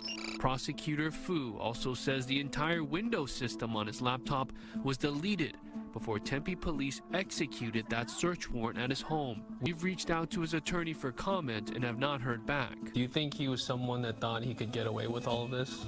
I think the evidence showing that the entire system Windows system had previously been deleted, evidence showing that there was an encryption key, I think I would say that all of that evidence together is indicative of someone who was trying to cover their tracks. I'm Justin Lum for Fox 10 Investigates. If you have any information or believe your child or children have been victimized by anybody affiliated with that church, head to fox10phoenix.com. We've got links for you. Welcome to the Ragusa basement. So the other night we had a fire in the fireplace upstairs, and you just let it die out at the end of the night, and here's what's left. This is a piece of wood. I mean, it's black on the outside, but look at it. It's wood, and it's still really, really heavy. It feels like wood, it's gonna burn like wood. But if we keep poking around in these ashes, we're gonna find pieces like this. This started off as wood, but it has become something else. That right there is charcoal. Light as a feather, completely black in color, tends to flake a whole lot. Yeah, that's charcoal right there. We accidentally made charcoal, and I would bet you my whole house that this is the first charcoal. Or rather, this is how ancient people first discovered charcoal. They had a fire, and they went to sleep, and then they looked at it the next day, and in the ash were these black chunks. And then they built another fire for the next day in the same fire pit, and they noticed how well these black chunks burned. They also noticed that it's so light that you can carry it with you if you need to bring fuel with you from one place to another, considering you might be a migratory or a semi-migratory person, you might be a hunter-gatherer, or you might be a soldier on campaign, and you need to bring fuel with you. This weighs absolutely nothing compared to wood, and yet it burns great, burns hotter, burns faster, better for metallurgy, in fact, essential for metallurgy if you're going to make swords for your army, right? A lot of places that didn't have metal, it's not because they didn't have the ore, it's because they didn't have the fuel. And what may be the biggest benefit of charcoal is that it burns really, really cleanly. It doesn't make a lot of smoke. Therefore, you can cook with it without giving away your position to the enemy troops, or without gassing yourself if you're cooking in a little hut. I mean, it's still not a good idea to have a fire in an enclosed space, but you know, you can get away with it to a certain extent when you cook with charcoal, and charcoal remains the fuel of use throughout much of the undeveloped world, or developing world. Hey, what's the difference between charcoal and coal? Well, in many important ways, there is no difference. They kind of are the same substance, they just came about through different means. I actually have a whole lot of coal that I could show you, and it's nearby. See, when we bought this house, we had to tear down a whole bunch of the drywall down here in the finished basement, and when I tore down this drywall, there was a door. That's the door. You want to open it? Turns out we have a coal room underneath the side porch. This is where coal deliveries would have come in through a door on the outside and gone down into this little storage area here where it could be used to fire the coal-fired furnace that would have kept this house warm in decades past. And coal is also wood. It's just wood and other plant matter that happened to live about 350 million years ago. And when it died, it fell into like a wetland or something else that prevented it from being oxidized by the atmosphere. And then it gradually accumulated there, turned into a peat bog. Then that peat bog, oh, I dropped that. And the peat bog kind of got buried deeper, deeper, deeper into the earth, where heat and pressure underneath all of those layers of the Earth's crust caused it to kind of compress and also burn away all of the stuff in the wood that isn't carbon. This is pure carbon, or almost pure carbon, that's left from all of that plant matter hundreds of millions of years ago. It's been heated, cooked, squeezed until it is essentially like charcoal. Pure carbon, almost pure carbon. The big practical difference is that this has been compressed, whereas this is not. In fact, charcoal is incredibly porous, because what it essentially is the skeleton of the wood that has been left behind after you've burned away the water and the oils and all of the other stuff that's in the wood. So it's a skeleton. It's just the cellulose and the lignin that used to provide the main structure of the wood, and everything else is gone. And so there's tons and tons of surface area in here, which means you can use just normal unprocessed charcoal as a crude filtration system for water to clean up water that might have a lot of minerals or other yucky stuff in it, make it a little bit nicer to drink. Still wouldn't recommend drinking, from a stagnant pool, even if you pass it through charcoal. Charcoal can't get out bacteria. That said, I would encourage you to remember that not all bacteria are bad. Preach, yells Seed, sponsor of this video. Seed knows we all need good bacteria in our guts to support immune function, skin health, all kinds of things. Seed's DS-01 Daily Synbiotic is a clinically validated 2-for-1 deal. The outer capsule contains a plant-based prebiotic. Prebiotic is basically food for the microbes that are safely ensconced in the inner capsule, and they're in there to protect them on their journey through your digestive system, through the acid of your stomach, and into your colon, where they actually belong. Seed first came into our house when they started supporting my channel, and my wife Lauren really took to it. They just really help with my digestion, which has gotten worse as I've gotten older, so... My shits were as many things brutal. have as I've gotten older. I was just taking brutal You shits take 2 on the capsules a daily, day, and they this send you made a it travel better. vial so you don't miss it. Solid glass jars. I love their whole refill system to minimize packaging waste. You can save right now. Use my code Ragusia25 at checkout for 25% off your first month of Seed's DS-01 Daily Synbiotic. Thank you, Seed. Anyway, to make charcoal a really effective filter, you have to activate it, and we're going to get back to that. But how do you make it in the first place? Well, I was looking at this manual from the United Nations Food and Agriculture Organization for how to make charcoal in the developing world, and they mentioned several methods, including this very tantalizing one, which is making it in a miniature pit, a very simple process. It says to dig a pit that's about a meter square, which I did in my backyard because I just wanted to see if it would work. You get a fire going in the pit, and you get it really, really hot. You need to start with a whole bunch of fuel, get a whole bunch of wood really, really going inside the pit, and then you cover the pit in a whole bunch of leaves, and then you cover the leaves in dirt. The leaves essentially provide a seal, keeps some of the dirt off of your charcoal. And then you just leave it in there for a day. You've basically made a crude earthen oven. An oven that's hot enough to boil away all the water and the oils, other rando chemicals that are in water, make it all go away, but no oxygen, or very little oxygen, is able to make its way into the pit to really fuel the fire and burn the carbon that's left in the wood. And so the carbon doesn't burn, and you're left with what is almost pure carbon. Or at least that is the theory. Let's go ahead and dig this up. This is an enormously crude method with very poor temperature control. We've got lots of totally unburned wood here, and that's perfectly fine. We can just use that for the next fire. Dig down a little bit deeper, and there we go. That is a piece of charcoal. Light as a feather, totally jet black, shiny, that's charcoal. But that's a tremendously inefficient method. Of course, you end up burning a huge amount of wood to produce a really small amount of charcoal, and it isn't even really high quality charcoal. Through the centuries, in different cultures, people have developed all kinds of ingenious ways of piling wood, or maybe encasing it in something to try to minimize the airflow into the wood, to try to get that hot, low oxygen environment, which is also essentially what we had in our dying fire in the fireplace, right? As the fire died away, a lot of these pieces fell down into the ash. Their airflow was restricted, but they were still hot enough to burn away the water and all the other stuff. Methods of charcoal production usually involve some kind of retort, It's so which is laggy and glitchy today.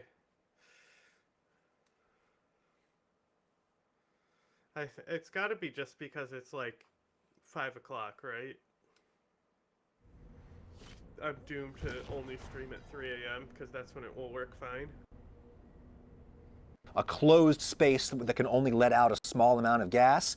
And if you're ever in a survival situation, you can make a crude retort out of a can, or a tin, as the Scots would say. It's just got to have a little hole in the top there, and you fill it really, really tightly with wood, tightly to minimize the airflow in there, right? And then close the lid. You got the opening on top there, and you just throw that directly onto a fire, and you leave it for, this took me a couple of hours to turn into charcoal. First, you start to see some white smoke coming out of the hole. A whole lot of white smoke starts coming out of the hole. That's the water and the oils and stuff boiling away. That white smoke is incredibly flammable, so eventually it's going to catch on the flames and turn into a fire jet. This is called the jetting stage. And if you think about it, what we're doing here is a form of distillation. The same way that, you convert wine into brandy or what have you. You just kind of heat something to exactly the point at which the bad stuff goes away and the good stuff remains. It's similar to how mommies and daddies, when they love each other very much and they live in an appropriate jurisdiction, will sometimes take cannabis leaves and put them in a vaporizer that will heat them to exactly the point at which the psychoactive chemicals become volatile and they can be inhaled,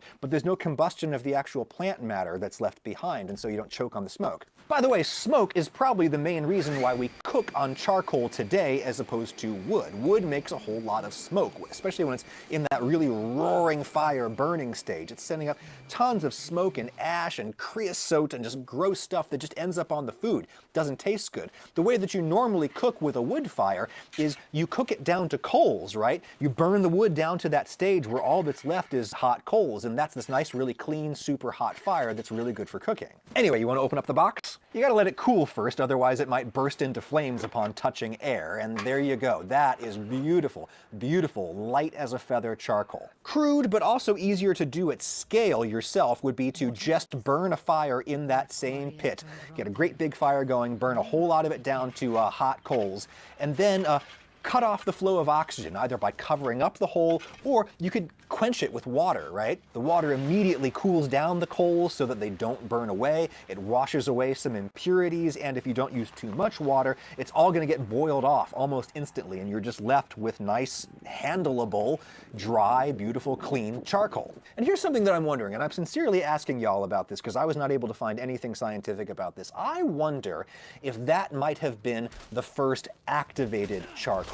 Coals that people quenched with water. Because the way that you activate charcoal nowadays in the industrial process that was invented in the 19th century is you blow like some inert gas over the coals as they're super hot, and what it does is it causes the structure of the charcoal to expand even more, and you become even more porous, and it becomes even more useful as a filter. I have to imagine that the sudden release of steam that's actually inside the coals when you douse them actually does something similar, maybe expands the interior structure a little bit, makes it a little bit more porous. I don't know. Interesting thing to think about, though. That might have been the first activated charcoal. What sucks is that it's mostly in teeny tiny pieces like this, but teeny tiny pieces like this have a lot of surface area and can burn super hot. The other cool thing that you can do with them is that you can basically make a chicken nugget out of them, grind it down into a fine substance, and then reconstitute it with something sticky to hold it together, a binding agent. Usually it's starch, and that's what charcoal briquettes are like, the ones that look like little nuggets of carbon, which is exactly what they are. Indeed, in a practical sense, charcoal briquettes are probably more similar to coal from the ground because they have been compressed, not by the pressure of the earth, but by the manufacturer. And so they're not light, they're not porous. And when you pick up the bag at the grocery store, it's a super heavy bag as opposed to the bag of natural chunk charcoal, which is super porous and light. Either way, coal, charcoal, what have you, what it really is sunlight from maybe the last couple of years or several 100 million years ago, all stored up in a battery. And when you expose that stored sunlight to air, energy is released, and that's fire, and that's deliciousness. It's cooking, it's wonderful, it's charcoal, it's the best stuff in the world. Oh, let's go burn this. Bro just fucking did a line of charcoal. Why does none of the cool stuff ever work out? I want. Ukraine is said to have advanced around 5 kilometers further into Kursk Oblast, extending the area of land inside Russia they've held since they invaded on August the 6th last year. Multiple clips show Russia trying to stop the attacks with drones, as Ukrainian vehicles roll across snow-topped terrain and further into Russian territory. Russia's Ministry of Defense said Ukraine attacked with 2 mechanized battalions worth of armored vehicles. The small white triangle seen on several of the vehicles in the footage are tactical recognition markers used by Ukraine to identify themselves to their own troops. This clip was posted by Russian military bloggers who have claimed that Russia is repelling Ukrainian attacks. The footage, however, has been geolocated to Fanasyevka, around 5 kilometers from Ukraine's last known frontline positions southeast of Sudzha, Ukraine's main base of operations in the area. Some Russian military bloggers claim Ukraine has advanced even further behind Russian lines to the settlement of Ulanov, which would be around a further 5 kilometers added to the advance. Beyond these Russian posts, however, we are yet to see any verified visual evidence. The advance coincided with the 6th-month anniversary of Ukraine's incursion into Russia and comes just a day after Vladimir Putin praised elite Russian airborne and naval infantry formations defending in Kursk Oblast. It is thought the Kursk incursion has tied down nearly 80,000 Russian troops and 11,000 North Korean soldiers, although Western officials say about 4,000 of those North Koreans have been killed or injured. In a video address released on the anniversary, Ukrainian President Volodymyr Zelensky said of the operations in the Kursk region, I heard Kim pulled the rest of the forces too. Pulled them from the front line. But why now? It's unlikely Ukraine launched the assault, risking lives, combat supplies and equipment just for the sake of a 6-month anniversary. No, they probably saw an opportunity to exploit a weakness in the Russian lines, possibly as a result of the absence of North Korean troops. They may also have acted to prove to Ukraine's backers that it isn't out of the fight. After a hard winter of Russian gains in the east, Ukraine is proving its forces are still capable of taking territory, making gains, and hitting Putin where it hurts, inside Russia.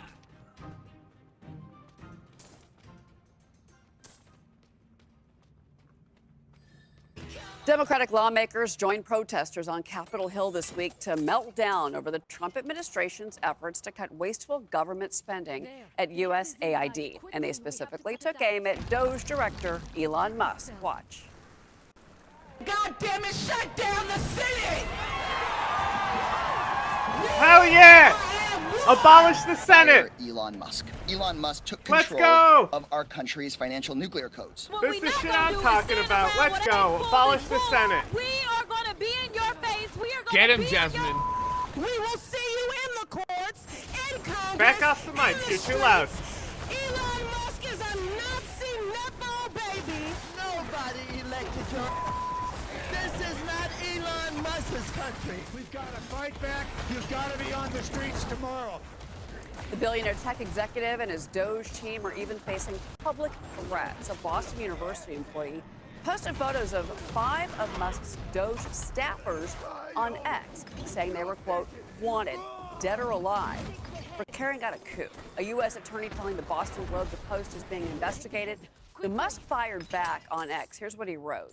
Noted, before adding, he has committed a crime. And, you know, Griff, I want to add something else here. Let's go back to the purpose of Doge before we talk about these physical threats against these staffers who are trying to do the work that has been assigned to them. You've got Sean Duffy, the transportation secretary. He and Elon Musk have already spoken and said, let's upgrade the air traffic controller, the systems within the towers across the country. In the wake of the crash that hit over the Potomac, 67 people died. They've got a problem with that. Do you want to upgrade the technology at the nation's airports? Which is highly outdated, and we learned that as a reporter that covered the crash in Washington. And that's just one example. I think the larger picture, Cheryl, that's so fascinating, there's a rich hypocrisy here that the Democrats are becoming profanity-laden, unhinged over an unelected advisor who I believe volunteers for President Trump that is taking a look at waste and inefficiency across the entire federal government, which we've known for decades is bloated and engages in wasteful spending. And yet these are Democrats that are outraged that an unelected volunteer to the president is taking a look at it after unelected bureaucrats in agencies like USAID and across federal government have squandered all they do is whinge billions about of taxpayer unelected dollars. fucking The question bureaucrats. is, And are now there they're actual defending Democrat voters Elon out there Musk. that This support is pathetic. gross, incompetent, wasteful This is spending when you gross. look at DEI programs in Syria, a transgender opera in Colombia? DI in Syria. That's right. Hold on. Wait, did he say trans opera? Yeah. Okay. Hate trans people? Kill yourself. Yeah, and these other examples. There's no doubt that USAID has priorities and perhaps spent some money on something that was important. But from the time Trump left, when they spent about $20 billion on USAID, to the final year for Biden, it was $40 billion. So why wouldn't the Democrats want to at least take a look at the auditing of it? You know, Martha, it actually, what's interesting I found out was was that that if you go noise? back to the Clinton years and the Clinton presidency, that time his Secretary of State Is she a wanted to bird? eliminate USAID because of the misappropriations of funding.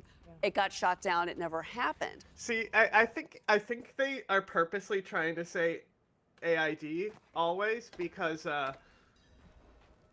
if they keep pointing out it's U.S. aid, people will be like, wait, we're not going to help people from HIV anymore.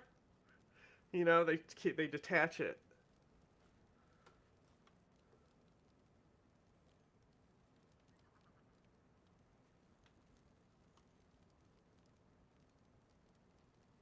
I'm mostly mad I paid for it, but don't know about it. But That's what so they funny. wanted to do at the time, that particular Secretary of State, he wanted to bring it back to the State Department. That is Where it now what we're originally talking. was. Yes, now that's what we're talking about doing once again. But this is why the bureaucracy, that behemoth Barack in Washington is Obama-sy. able to stop and squash anytime you try to have fiscal responsibility. I mean, the lady doth protest way too much.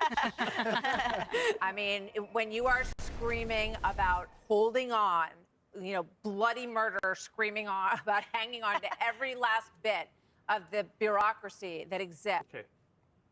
Good evening from Washington, D.C. I'm Michael Steele in for Chris Hayes. Back in 2020, the team suffered What am I a watching? setback This is Channel on 1. the collection Oh, computer is that one of them? This is an AI news channel. Is that an AI person? It's all AI. caused many of the samples to float off into space. NASA's latest asteroid chasing I just mission think it's insane.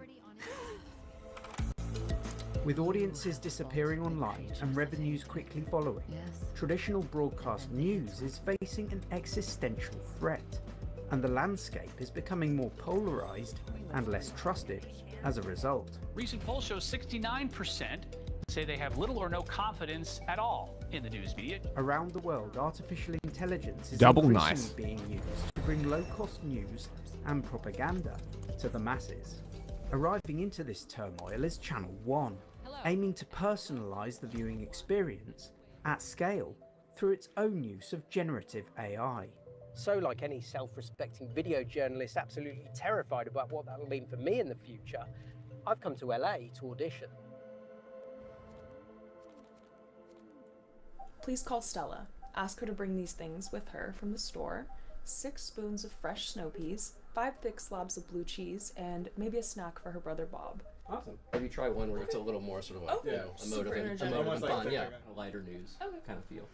What is the purpose of today? For all of our models, what we need to do is capture their voice so that when our algorithm looks at that, it can then animate them in any way that we need to for a certain story. Oh, so they still need real people to steal from. Got it. toy frog for the kids. The text reads like nonsense, but it covers all the sounds required to create any English language this news Dark Souls? script. And it doesn't stop there.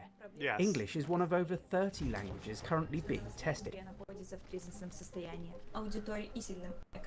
The captured footage is then fed into a variety of closely guarded AI systems, creating the voice, New British Defense Secretary John Healey visited the lip sync, You know what? Telegram or WeChat.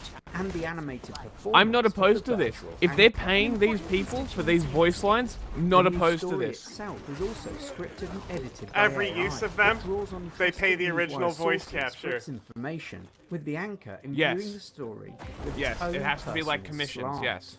Are you at all TV sort of commissions. concerned That's about signing actually a away perfect your way to do it. privilege rights to AI? I feel like Imagine how much initially I fucking would money be you would concerned get. about How many that, but people the would be reason why willing to I'm do that? comfortable with it is because they're going to be paying kind of like a residual for different stories where we're not like in studio for. What do you think they're looking for in their presenters? Have you got an inkling? I don't know. I guess very outgoing personality can speak well, a good like hosting type of like presence, I guess. Mhm. But yeah. Okay. And with that, it's showtime. Hello. Hi. Having been here for a little while, I think my chances are slightly plummeting. But you know, it's all Also, on me. I'm not here yet. I'm just sort of, I need to run out Yeah. in like 30 minutes. 6 spoons of fresh snow peas. So I'm not 5 here thick yet. slabs of If cheese. you wanted to have a can slip break, these then things let into the red chinchillas bags, out, you go to can. meet her on No, Wednesday. it's too early. I don't know Yeah, how they did it. I They figured. both seemed so calm, didn't they? But yeah, I I'm not feel like very here yet. I'm just sort of What you're doing is great. I think keeping watching. a little bit of emotion because I'm that's a viewer kind of what today, makes this for now. look lifelike, right? People want to see the news from another human, and so in this case, even though it's an avatar, that's part of what makes it feel human is those little things that you're adding to it. Why is this happening now? I think the news industry is in a place today where See, now there's a that reason is to make some interesting. changes. Like And getting I think paid, there's economic but your voice struggles, is used for there's some narrative propaganda. You struggles. get But paid as far for as it, why though. it's happening right now is because we can. Our Where's channel the is morals? able to Where do have the morals one anchor sit? record That's kind of hundreds interesting. or thousands of stories eventually once we get to scale in all these different languages, and that's the thing that no matter how good a human is, they can't do. And so there's a reason we're doing it. It's not just to replace a human. The Channel 1 team clearly feel they've spotted a gap in the market and the potential to revolutionise the news industry, dramatically reducing costs in the process. The question I have is, will anyone actually watch this? Let's find out. Forget about the past. It's all AI now. Would you watch? No. You give it a go? Yeah, absolutely. Because I would think the information comes from the same sources. We're so far into the age of technology that if anyone or company can save money, they're going to use it. I'm not a big fan of AI, honestly. No, It's not. but it's coming. It is, but I hate it. There are no guardrails. Nothing's in place to let this thing not get out of hand. Right. Might AI offer something a bit different that might even restore some trust somehow? We would have to understand if the AI is being created to truly be unbiased, because there's eventually going to be a company that is, directing how AI will be used for the news and how it's programmed. So I'm not sure that we can fully trust that either. Yeah, I can be concerned about gas prices, but at the end of the day, you can't stop them. They say AI is going to take our jobs. No, the people who know how to use AI are going to take our jobs. This is the Russian translation that we've got here for you. And as you can see, it's taken the script a of good the video take. that we're going to be The releasing. process that you went through is simply the capture process. There is an entirely different process, which is personality formation. We would give you some type of backstory, set of opinions. And at what point is there that conversation to be had where you say, well, what is your leaning and how do we best represent who you are and what your views might be? That's a conversation we would have with the talent to make sure that they're comfortable. The because talent. I personally would never want certain things coming out of my mouth. We're already in this very Hey, very look, we're addressing the big propaganda echo chamber part. of information, and we live in our little bubbles, and we don't really penetrate other viewpoints as often as we perhaps should. And I just wonder if this is going to compound the problem, or is it, how would it address it? At some point we lost our way and we started letting people believe there's no such thing as facts, and that's where you get Fox News, for instance, literally saying stuff that is factually untrue and getting sued. We actually think really it's important for people to be fed a balanced news diet. That's our societal responsibility as a news network to try to repair some of the things that have happened, and that's the reputation that we want. That's the brand that we want. I think if I was a news anchor, I'd feel a bit worried now. An AI anchor has the potential to process and communicate vast amounts of data in multiple languages very, very quickly. But I'm hoping that there's still something humans might have to offer. Nah. Live from London, this is CNN Newsroom. Useless eaters. AI news is coming. Are you threatened? I'm excited about AI because it's going to make my job a lot easier behind the scenes. What we do is get all this information around the world and try to get it on air, and that will speed up rapidly. I think there's an issue with it when it comes to the delivery. We'll be with you every day. From wherever the news happens. Because if you take humans out of that, people won't connect with it. Perhaps in the not too distant future, people will still not be able to tell the difference. The reality is, we connect with other humans. We find meaning from watching other humans. That's how we find our place in the world. Hello, welcome to our viewers joining us in the US. If you look at our viewing figures when there's breaking news, they are higher than ever. So when it's something that really matters, something that people might make their decisions on, they want a human. It sounds to me very much like you're not at all worried about the way that AI might change this industry. Well, I'm really old and I've been doing it forever. And I've seen these phases before. It is Wednesday, the 1st of November. I'm Max Foster. I'm Juanita. When I joined, we were recording on tape, and then the internet came along. Who is the most influential person? 32 websites. TikTok launched its in-app shopping feature. Humans created by AI. And I just see all of these things as just windows to information. The one consistent is humans bringing it through. And I'm not saying we have to have anchors, but if you're going to have an anchor, it has to be a human. Otherwise, why would you have an anchor? As luck would have it, I'm about to find out. The Channel 1 team are ready to unveil my own AI anchor. President-elect Donald Trump's plan to execute the largest deportation in American history is raising fears within immigrant communities both in and outside the US. And showcase its capabilities. El plan del presidente electo Donald Trump de ejecutar la mayor deportación en la historia de Estados Unidos. I can see why Max isn't worried. I felt like the story wasn't real because the person wasn't real. But upon catching up with Adam, hello, it sounds very much as though I'm now an AI anchor in search of a channel. One of the hardest parts of anything in technology is timing. We built it, we watched it, and it was somewhat interesting. But I think I figured out that that wasn't the ideal format for everybody. And for the service that we would love to create, it is extremely ambitious in scope, and it may be more feasible to do in the near future. So the idea of Channel 1 itself as a kind of an independent rival to some of the big broadcasters, is that dead? I wouldn't say it's dead. I'd say we figured out a... What? Something funny? It's just this video, I was high as fuck last night, and I remember finding this video. I don't remember screen share, like recording it. This video? No. I will play the snippet that I screen recorded and cut out, and then I will show you the video.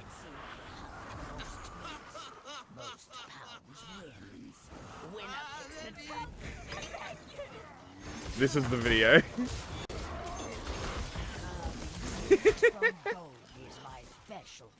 A better way to do it.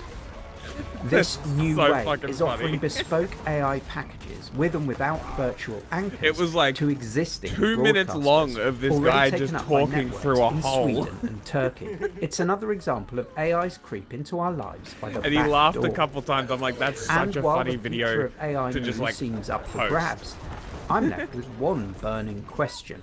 Did I get the job? You're hired. You can be an AI anchor anytime you want. That's thrown me slightly. What are the hours like?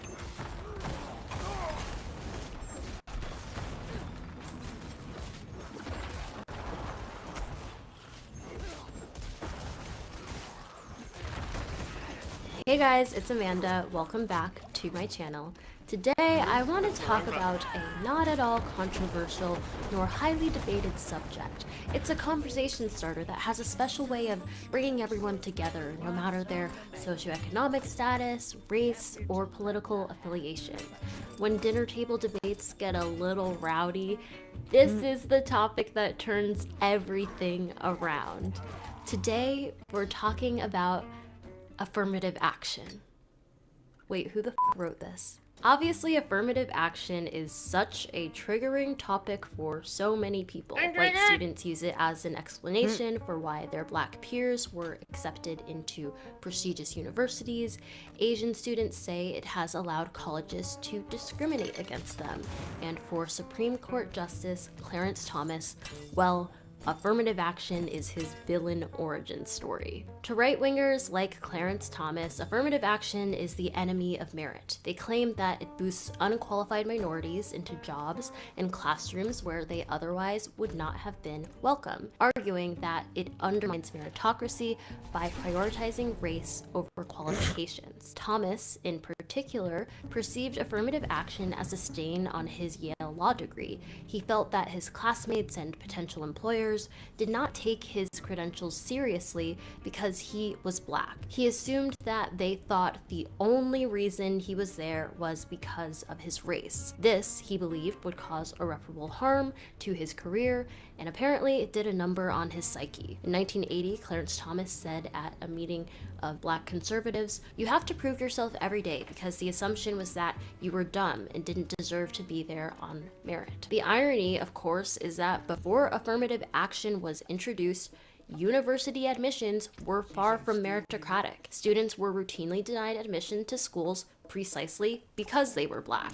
And for a long time, white students who went to elite institutions were largely there because of the circumstances they were born into, not their hard work. Back then, it wasn't about SAT scores, it was about bloodline. Most students attended Harvard simply because their fathers and grandfathers did. You didn't have to be smart to be there. In fact, studying was lame. Prior to the 1950s, academics weren't valued at prestigious universities. It was the soft skills that mattered, especially if you wanted to get into the elite social clubs, which provided connections to people in power. Roosevelt punched the pork. Which one? The porcelain, the pork, it's the best of the best. Which Roosevelt? Theodore. This changed when James Conant, the president of Harvard from 1933 to 1953, felt that America was getting a little too aristocratic. He realized that a high concentration of power was distributed amongst just a few extremely wealthy families and being passed down to undeserving heirs. He believed that if America continued down that path, it wouldn't be able to compete in the rapidly shifting 20th century and get left behind with all those other countries who were ruled by centuries of incest. He believed something had to change, and the something he could control was college admissions. David Brooks writes, Conant and others set out to get rid of admissions criteria based on bloodlines and breeding and replace them with a criteria centered on brain power. His system was predicated on the idea that the highest human trait is intelligence, and that intelligence is revealed through academic achievement. By shifting admissions criteria in this way, he hoped to realize Thomas Jefferson's dream of a natural aristocracy of talent, culling the smartest people from all ranks of society. Obviously, when Thomas Jefferson had that ideal in mind, he was really just talking about landowning white men, but you get the idea. But when these admissions officers said all ranks of society, they meant it. Conant and his peers believed that intelligence was innate and by chance, meaning that it was randomly distributed across the population and it wasn't something that money could buy. At the time, this was progressive, deeply American, and very popular.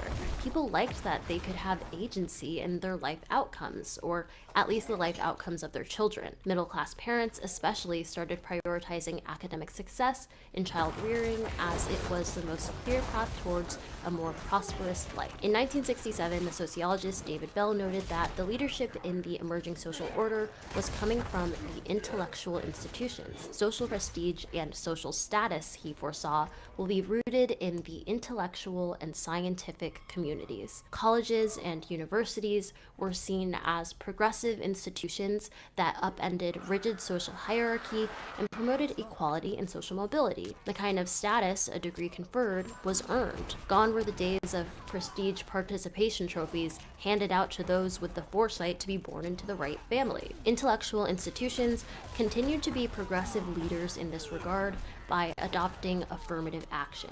And by the time Clarence Thomas entered Yale Law in 1971, the school aimed for 10% of its incoming class to be made up of students of color. But in the process of attempting to remedy the long-lasting impacts of racial discrimination, affirmative action became a scarlet letter. Affirmative action was designed to address systemic inequalities, but it quickly became a political flashpoint, viewed by some as a necessary corrective and by others as an unfair advantage. For many beneficiaries, especially Black students and professionals, it created a paradox. While opening doors, it also invited skepticism That's my favorite about mythical qualifications. Conservatives like Clarence Thomas argue that affirmative action fosters dependency and undermines confidence in minority achievement. Meanwhile, supporters, like myself, contend that it's a response to entrenched disparities, not a rejection of merit, but a recognition that opportunity has never been equally distributed. Today, there's not much debate about affirmative action because in 2023, the US Supreme Court banned it, ending race-conscious admissions in colleges around the country. So, why am I talking about it? In this video, I want to explore an aspect of affirmative action that I don't see often discussed. It's negligence, not of straight white men, as Fox News would have you to believe, but of poor African Americans. And what really made me want to talk about this is an Atlantic article by Bertrand Cooper titled "The Failure of Affirmative Action." Cooper highlights the widespread misconception that affirmative action has significantly helped poor Black students. Instead, elite universities... No. Paradox. That's a paradox. Have used race-conscious admissions to recruit students mostly from high-income Black families, including a large percentage of Black immigrants. It's a Dom Mazzetti joke. Biracial students, rather than addressing economic disparities within the Black community. The piece underscores how class has been overlooked in diversity discussions, with policies focused on achieving racial representation rather than ensuring socioeconomic mobility for the most disadvantaged. I happened to find this article on Ground News. When I'm writing my videos, I always try to make sure I'm looking at a wide range of sources because impacts the reporting on a particular story. It's super helpful for understanding where the coverage is coming from and what perspectives might be missing. For example, on the left, Mass Live highlights how the number of Black students drops by over half, but on the right, the National Review highlights how Asian enrollment has climbed since the affirmative action ruling. What I really appreciate about Ground News is that it doesn't manipulate algorithms for engagement or fill your screen with clickbaity ads. It's just a clean, straightforward platform that lets you explore stories from every angle. You can get Plus, 40% it's off independent with and our code nonpartisan, at the which is moment. refreshing in today's Off the media Vantage landscape. plan. And here's the best part. For a limited time, you can get the same plan I use every day for nearly half the price. Just go to see, she's advertising it as well. See? Or scan the QR code. I think this might be actually a affiliate code. Access Vantage I plan don't think for that's just a $5 a month. Or here's an idea: gift it to someone you know, like that person maybe who's that is a always sharing sponsorship. questionable news articles. We But all have that family you can member. get that It's a through great our way to have affiliate code more now. informed conversations, call out one-sided narratives, and think critically about the stories shaping our world. So go check it out and let me know what you think. Honestly, ever since Olivia Jade posed as a rower to get into USC, My hyperfixation has been college admissions. That was actually one of my first commentary videos on this channel that blew up, so I'm going back to my roots with this topic. Ever since Operation Varsity Blues, there's been immense coverage about the fact that it's so much easier to get into a top college if you're rich because you have access to better schools, test prep, extracurriculars, and tutors. It's unfortunate and ironic we have these modern, seemingly meritocratic admissions measures because it was thought that intelligence and academic achievement couldn't be bought, but over the years, we've learned that the opposite is true. The best predictor of a high SAT score is a high family income. Like I said earlier, the timelines for when college admissions became merit-oriented and when affirmative action was introduced are pretty close. These changes were both implemented in the 1960s. But I think what we often forget about affirmative action is that it was targeted at a specific minority group in the United States. African Americans. When affirmative action was introduced, the U.S. was composed of a white majority and a black minority. Specifically, a black minority that endured centuries of government-backed racial oppression and a dominant group that upheld and benefited from that deeply unfair system. In 1960, the racial demographics of the United States were 88.6% white, 11% black, and less than 4% Latino. Obviously, the demographics of the US have shifted significantly since then. This is because of immigration reform that would not have been possible without the civil rights movement. The 1965 Immigration and Nationality Act was influenced by the passage of the Civil Rights Act of 1964. The push for immigration reform was part of the broader effort to eliminate racial discrimination in US policies. Before 1965, US immigration law was heavily shaped by the National Origins Act of 1924, which imposed strict quotas favoring Western and Northern European immigrants while severely restricting immigration from Asia, Africa, and parts of Eastern and Southern Europe. This system was rooted in racial and ethnic exclusion. The civil rights movement, which fought against racial discrimination within the U.S., helped expose the hypocrisy of these exclusionary immigration laws. The Civil Rights Act of 1964 set the stage for broader anti-discrimination policies, and by 1965, the political climate had shifted toward eliminating racial and ethnic biases in immigration. President Lyndon B. Johnson and other lawmakers framed the 1965 Immigration Act as an extension of America's commitment to civil rights and equality. So, while the Civil Rights Act of 1964 didn't directly cause the 1965 Immigration Act, it played a crucial role in shaping the moral and political arguments that made the reform possible. So, what does immigration have to do with affirmative action? Basically, it created more categories of people that lobbied to get affirmative action preferences. In a Washington Post opinion piece, Megan McArdle highlights the discrepancies that arose with affirmative action as America became more of a racial melting pot. A system originally justified by the need to dismantle Jim Crow expanded to include various protected groups, often based on political negotiation rather than consistent logic. McArdle's examples of these inconsistencies include classifying Pakistanis as Asian while Afghans from just across the border are considered white, or granting Hispanic status to the daughter of a Spanish doctor while an Italian janitor's child, who may look similar, receives no such designation. As immigration increased, these contradictions became even more pronounced, including within the Black American community. Descendants of enslaved Americans face some of the deepest disadvantages in society, with persistent disparities in education, income, and wealth, whereas African immigrants tend to have above average levels of education. This brings me back to the article I mentioned earlier by Bertrand Cooper. He argues that poor African Americans didn't lose much because of the affirmative action ban because they never benefited from it in a meaningful way to begin with. The Black people who benefited from it most happened to be the most well off.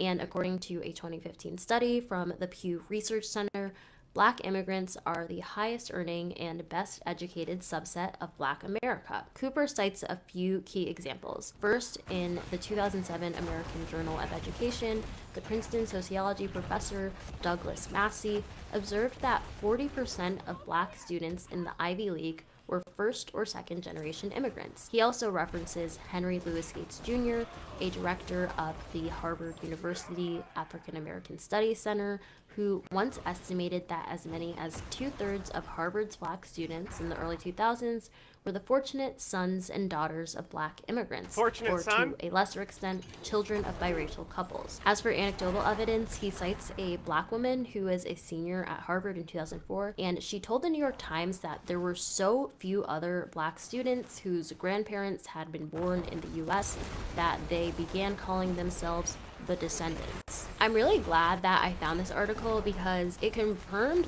thoughts I previously had, but I wasn't sure if I was just being incredibly myopic because these statistics kind of describe me. None of my grandparents were born in the United States, and one of my parents was not born here, so I am the child of immigrant. Most of my family immigrated from the Caribbean after that 1965 Immigration Act was passed, when frankly it became a lot easier. Ever since I was a kid, when I learned about Black history in school, I knew it wasn't my family history per se because my family wasn't from here, but of course I felt a reverence and connection to it as someone who was born and raised Black in the United States. It always struck me as lucky that despite being Black, my family didn't face centuries of institutional racism at the hands of the US government. This isn't to say that they didn't struggle or have generations of oppression. Of course they did, because they came from countries that were deeply shaped by slavery and colonial rule. However, they were able to come to the US at a time where racial discrimination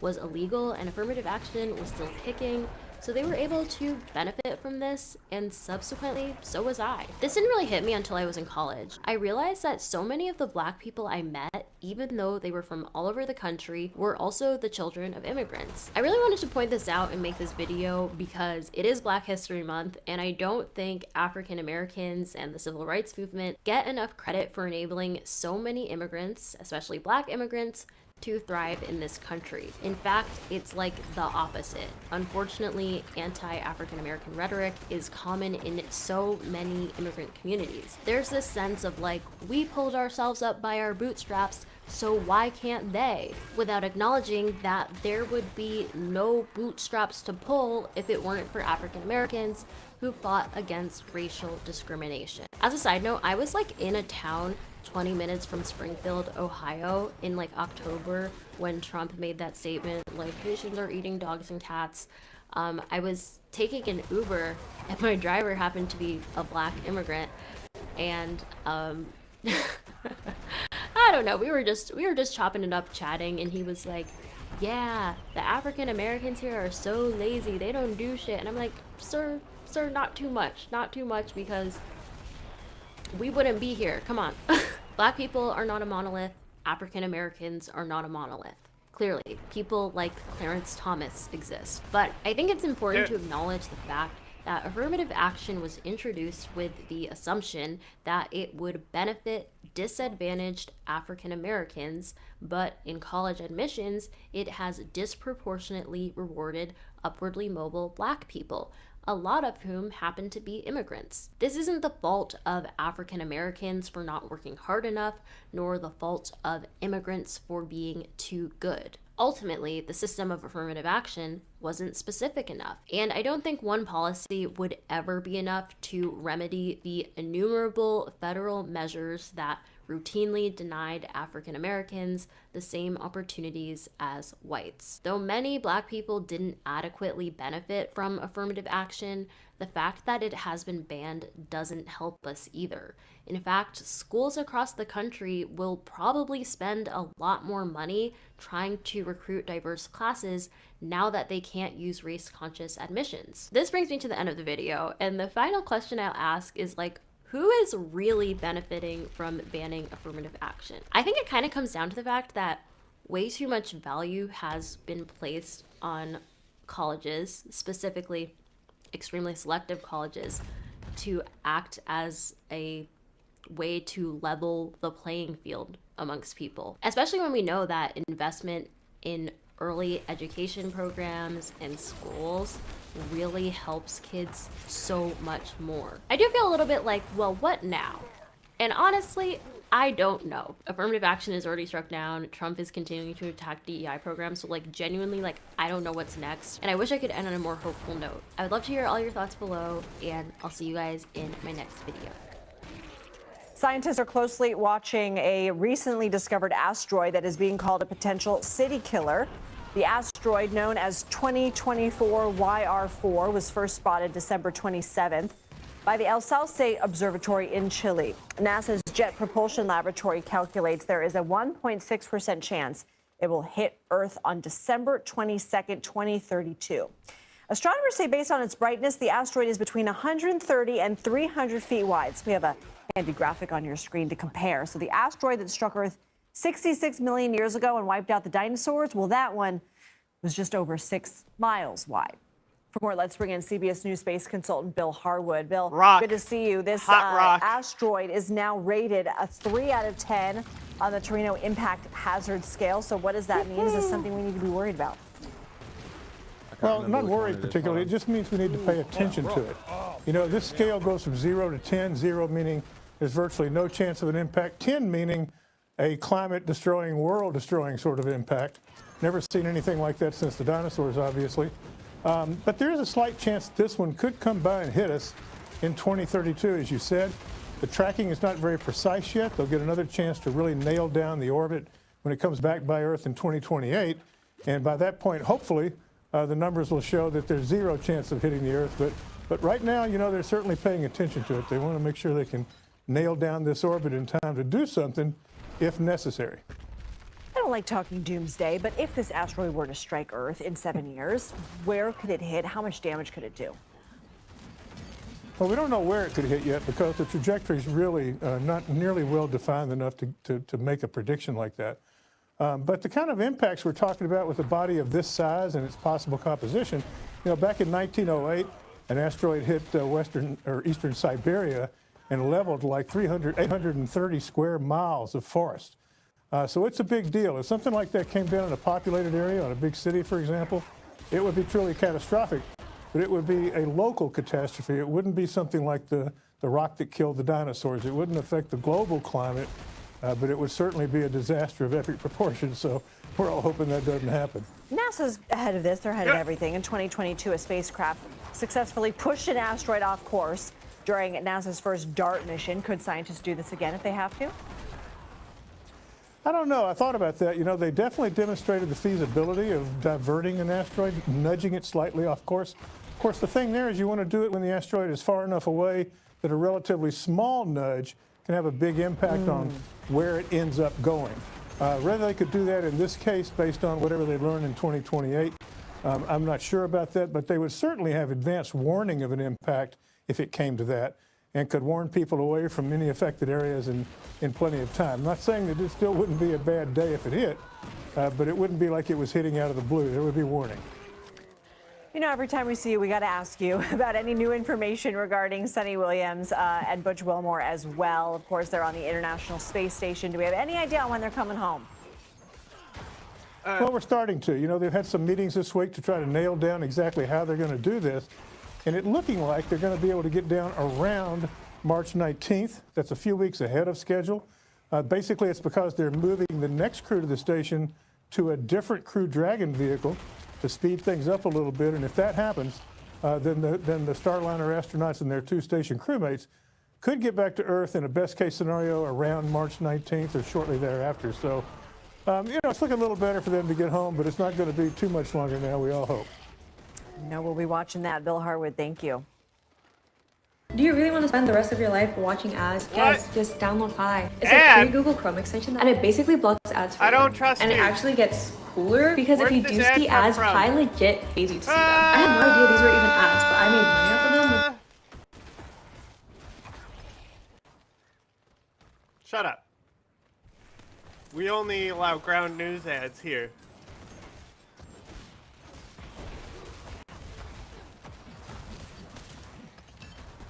Care. Yeah. What business is it of yours to require that I fulfill your inability to think of gender on a spectrum? Neil deGrasse Tyson went on the Trigonometry podcast to talk about trans issues. And we're going to listen to these guys, you know, sort of grill him about trans. And I'm going to have some thoughts that I pepper in, and then I want to ask what you think in the comments. But why don't we check this out together? I like trains. One of your functions over time has been to communicate scientific I knowledge will to be the back. public. Shortly. Okay. Okay. And that's why I was quite surprised to hear you talk about the idea that we all exist on a spectrum where you wake up one day and you feel like you're more female and more male. The XXXY chromosomes are insufficient because when we wake up in the morning, we exaggerate whatever feature we want to portray the gender of our choice.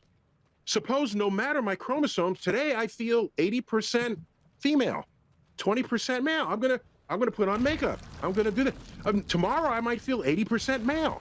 I'll remove the makeup and I'll wear a muscle shirt. Why do you care? What business is it of yours to require that I fulfill your inability to think of gender on a spectrum? My only point was that if who you decide is male and female in the street is a construct of style and trends and what the beauty industrial complex wants you to see, if that's how we establish gender, then maybe some people want to be fluid within that gender identify. So they'll wear a skirt, but maybe have a beard, or they'll mix and match that in whatever way Neil, you want. Hold on. I'm not. Wait. I'm almost done. So, okay, if a person using the tools of the beauty industrial complex wants to mix and match this, yeah, and they are expressing their freedom in a free country to do so, why is your job to tell them not to? Okay. That's my only point. And so I'm speaking of gender expression and the freedom to do so. And if you want to restrict that, then what country are we living in? Yeah, go ahead. So first of all, I don't know a single person, and we've talked to trans people on the show. We have trans employees at Trigonometry. We've spoken to all sorts of people about this issue. I do not know a single person who wants to prevent people from dressing how they want, or behaving how they want, or choosing any name that they want. However, the problem is... So you don't, but you know such people are out there. I'm sure such people exist in the same way that there are people who believe that the Earth is flat and so on, but they're a tiny minority. They exist. It is I don't know how tiny they are, given the dialogue today. Fair but go point. on. Fair point. However, what I would say is that the conversation in the public consciousness has become prominent not between people who want to defend the right of anyone to dress how they want and the people who want to prevent that. The reason the conversation has become an issue is that we assign and allow certain privileges to people based on their sex. If you are female, you get to go to places that only other females are in, like changing rooms and toilets and so on. If you are female, you get to compete only with people of your sex because females are at a disadvantage in physical competition to males in almost every sport. In other words, we carve out certain areas where your sex matters tremendously, even though we may respect your right everywhere else to believe that you are whatever you are, to dress however you are, etc. So your claim that today you woke up and put lipstick on and grew your hair out long and tweezed out your moustache and whatever, and therefore you are female, has an impact on other people in certain contexts in which that is a problem. You gave only 2 contexts. Do you have others? Sorry, I wasn't finished. And in those contexts, it is essential, people would argue, to protect women from unfair competition and from various risks for which female-only spaces already exist. That's why people are having this conversation. Okay. It's not out of bigotry. Did you have more than those two examples? And I'm not sure that's entirely true, that it's not out of bigotry. I think there's an enormous amount of bigotry involved in the conversation. Each of those in turn, but you have more than those two. Probably not. Okay, so let me address those two examples directly. I'll address them. Sports is very important. You said that. Female-only repeat. spaces. I remembered. So sports and bathrooms. But you don't seem to have a third example. So, and even if you do, we presume that would be a very distant third compared to those two cases. All right. No, there's a third one I can give you very easily. Go, In tell this me. country, for politics, we have female-only shortlists for positions in Parliament. Therefore, I didn't if know you about claim that. That's interesting. Okay. Well, that's another example. I can give you more. So, female-only shortlists, there are certain targets within corporations for diversity targets to have a certain number of women on the board. Therefore, when you make a claim that you are female, you are attempting, whether intentionally or not, to insert yourself into categories that are deliberately designed to protect women's interests. That is the concern that people have. So there's 4 examples for you there. Please address them. Sure. So interesting about the Parliament. I have to look into that to find out what the is it try to ensure the representation of women? Is that the goal? That's correct. Yeah, okay, Correct. fine. So it's a perfectly noble cause there. So about personal changing spaces, okay?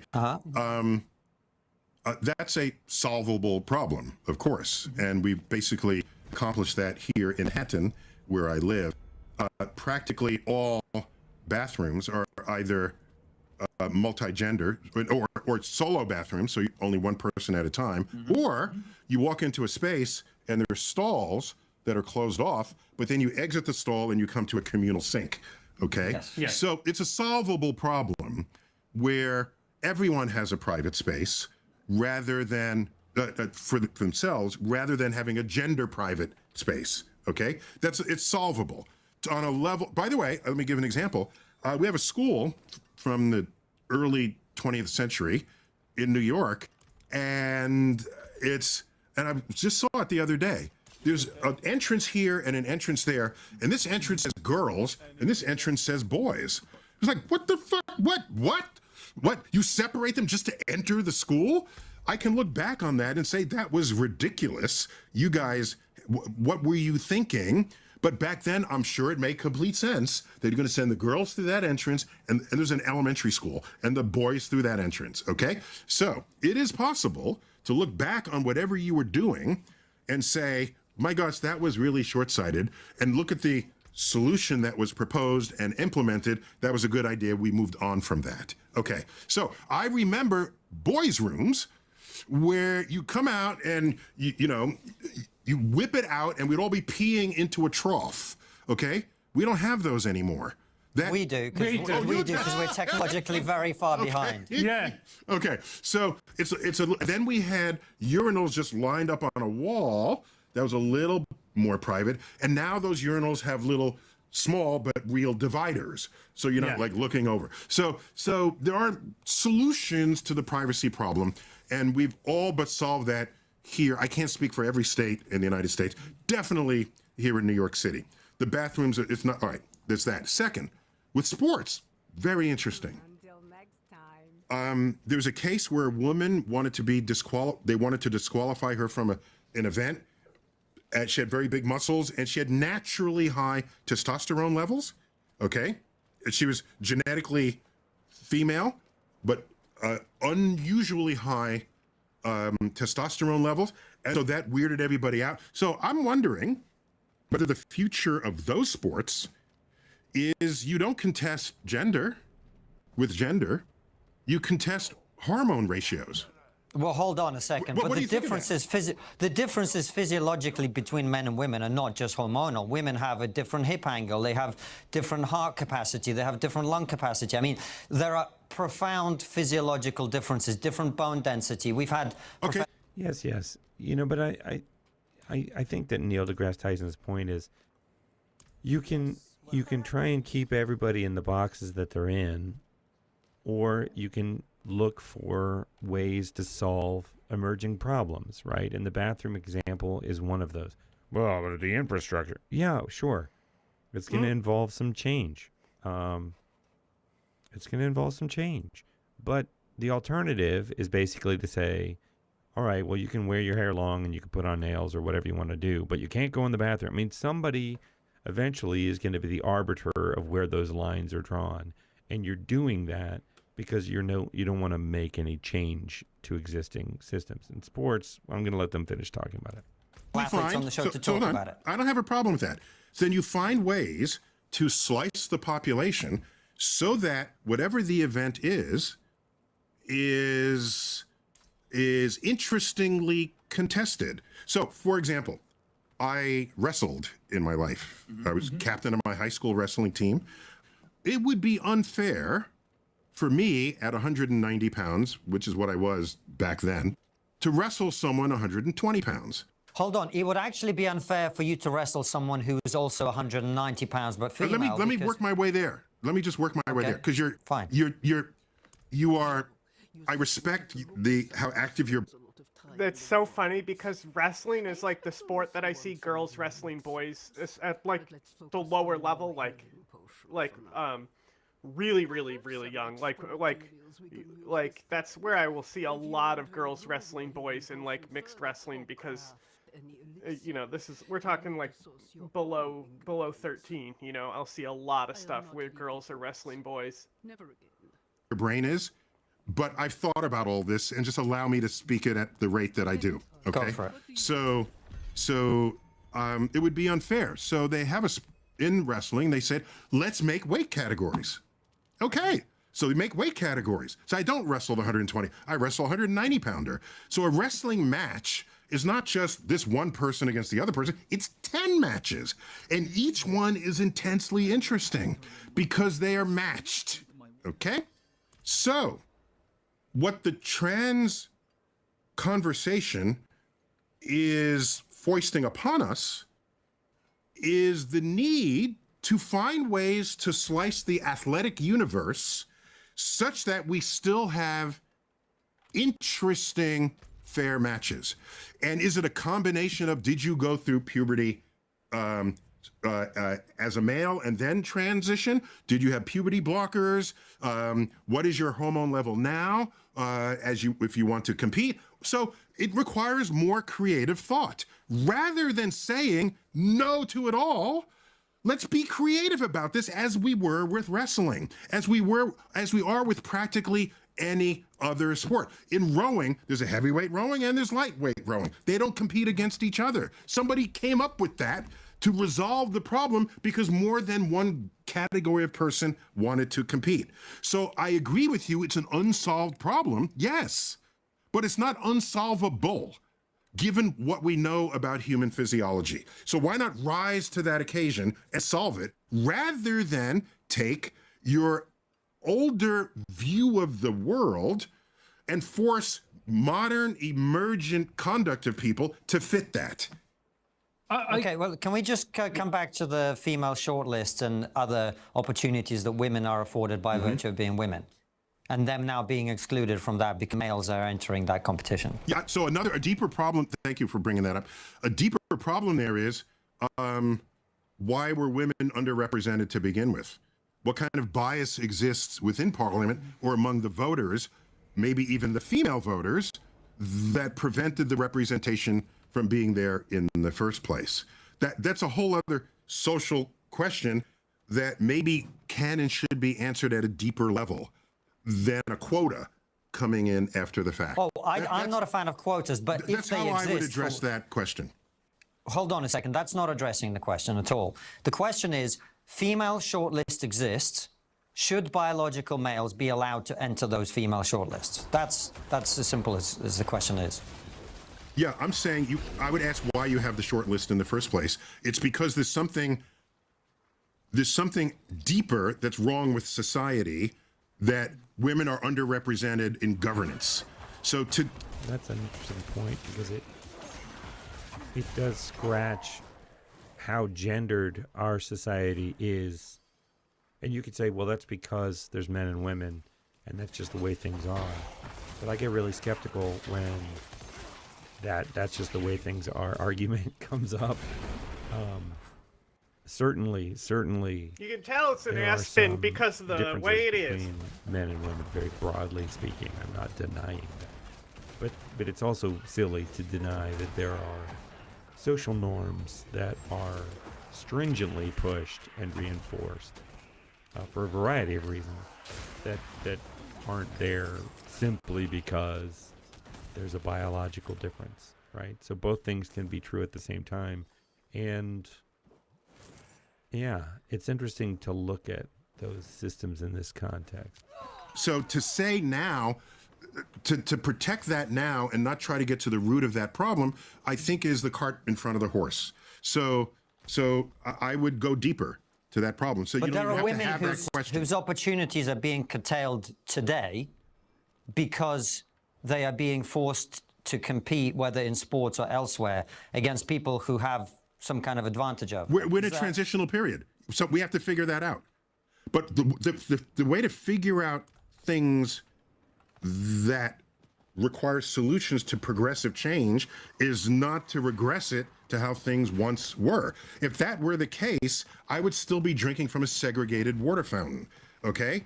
Oh, let's merge the water fountains and let's create the opportunities from below so that we don't even need the short list, okay? That's how I would approach this. So yeah, we're in the middle of solving that problem now. Let's figure it out together. I think a lot of people would have an issue with what you're saying, Neil, is because they see women being denied opportunities. They see an unfair playing field, metaphorically and literally speaking. So fix the playing field, damn it! What? But don't say it's an unfair playing field, so all of a sudden the big issue is trans women taking the slot of a woman in an unfair playing field. Fix the playing field, and you know something? The day you fix that playing field, this conversation will look completely ridiculous. That's what I'm trying to tell you. I love that they gave him the last word on that, because really this conversation does get framed in sort of like, but this is different. It doesn't fit into the... Right, but something new is emerging here. Now, maybe there have been trans people all along, and they've been forced to live what they feel is a lie, and I'm sure that that is true. But there does seem to be an There has been trans people all along, bro. Of this as an issue now. Some of that is the right using it as a culture war issue, but there certainly does seem to be a real uptick of this being, you know, an important issue in the popular consciousness. So let's evolve. You know, I mean, I think to do that, we need to be having in good faith conversations. We have to try and understand. I don't pretend to understand it all. It does seem unusual to me in my brain, but you know, so maybe we need some new stuff, or we need to put everything back in the box and we need to protect the women and maintain the status quo, which just doesn't feel very progressive. Like literally, let's make progress. We need to progress. Yeah, baby. Let me know what you think of the comments. I'm shocked that the mainstream media is not all over this. We'll come back to him. Hawk Tuah Girls back with a released podcast that was immediately disavowed by nearly everyone in it, who said, oh, we think there might have been insider trading involved. The podcast was not supposed to go live. They f***ed it up every step of the way. They leaked the podcast, and then they f***ing posted it when it was supposed to be canceled. They f***ed it up twice, and the third was the launch itself. Accusations flying. The episode got deleted, but it's still out there in the ether now with everyone nitpicking it apart. Amazing. It's kind of a complete disaster for the Hawk Tuah team, and I found even more kind of wrong with it. I want to go through it because, yes, we do get mentioned in it, sort of as the boogeyman of crypto. Gonna get you if you rug a coin. You know, we might come after you. CoffeeZilla got on there. That scary guy. Let me tell you, don't ever want to have a conversation with him. Whoa. Don't ever want to have a conversation with me. Guys, I'm not intimidating. I don't know what's the problem here. I'm Joe Rogan inches tall, guys. It's not a striking figure here you're going to be scared of. If you meet me in person, you're not going to be like, ah, you know? Relax. It's fine. Just get on the call.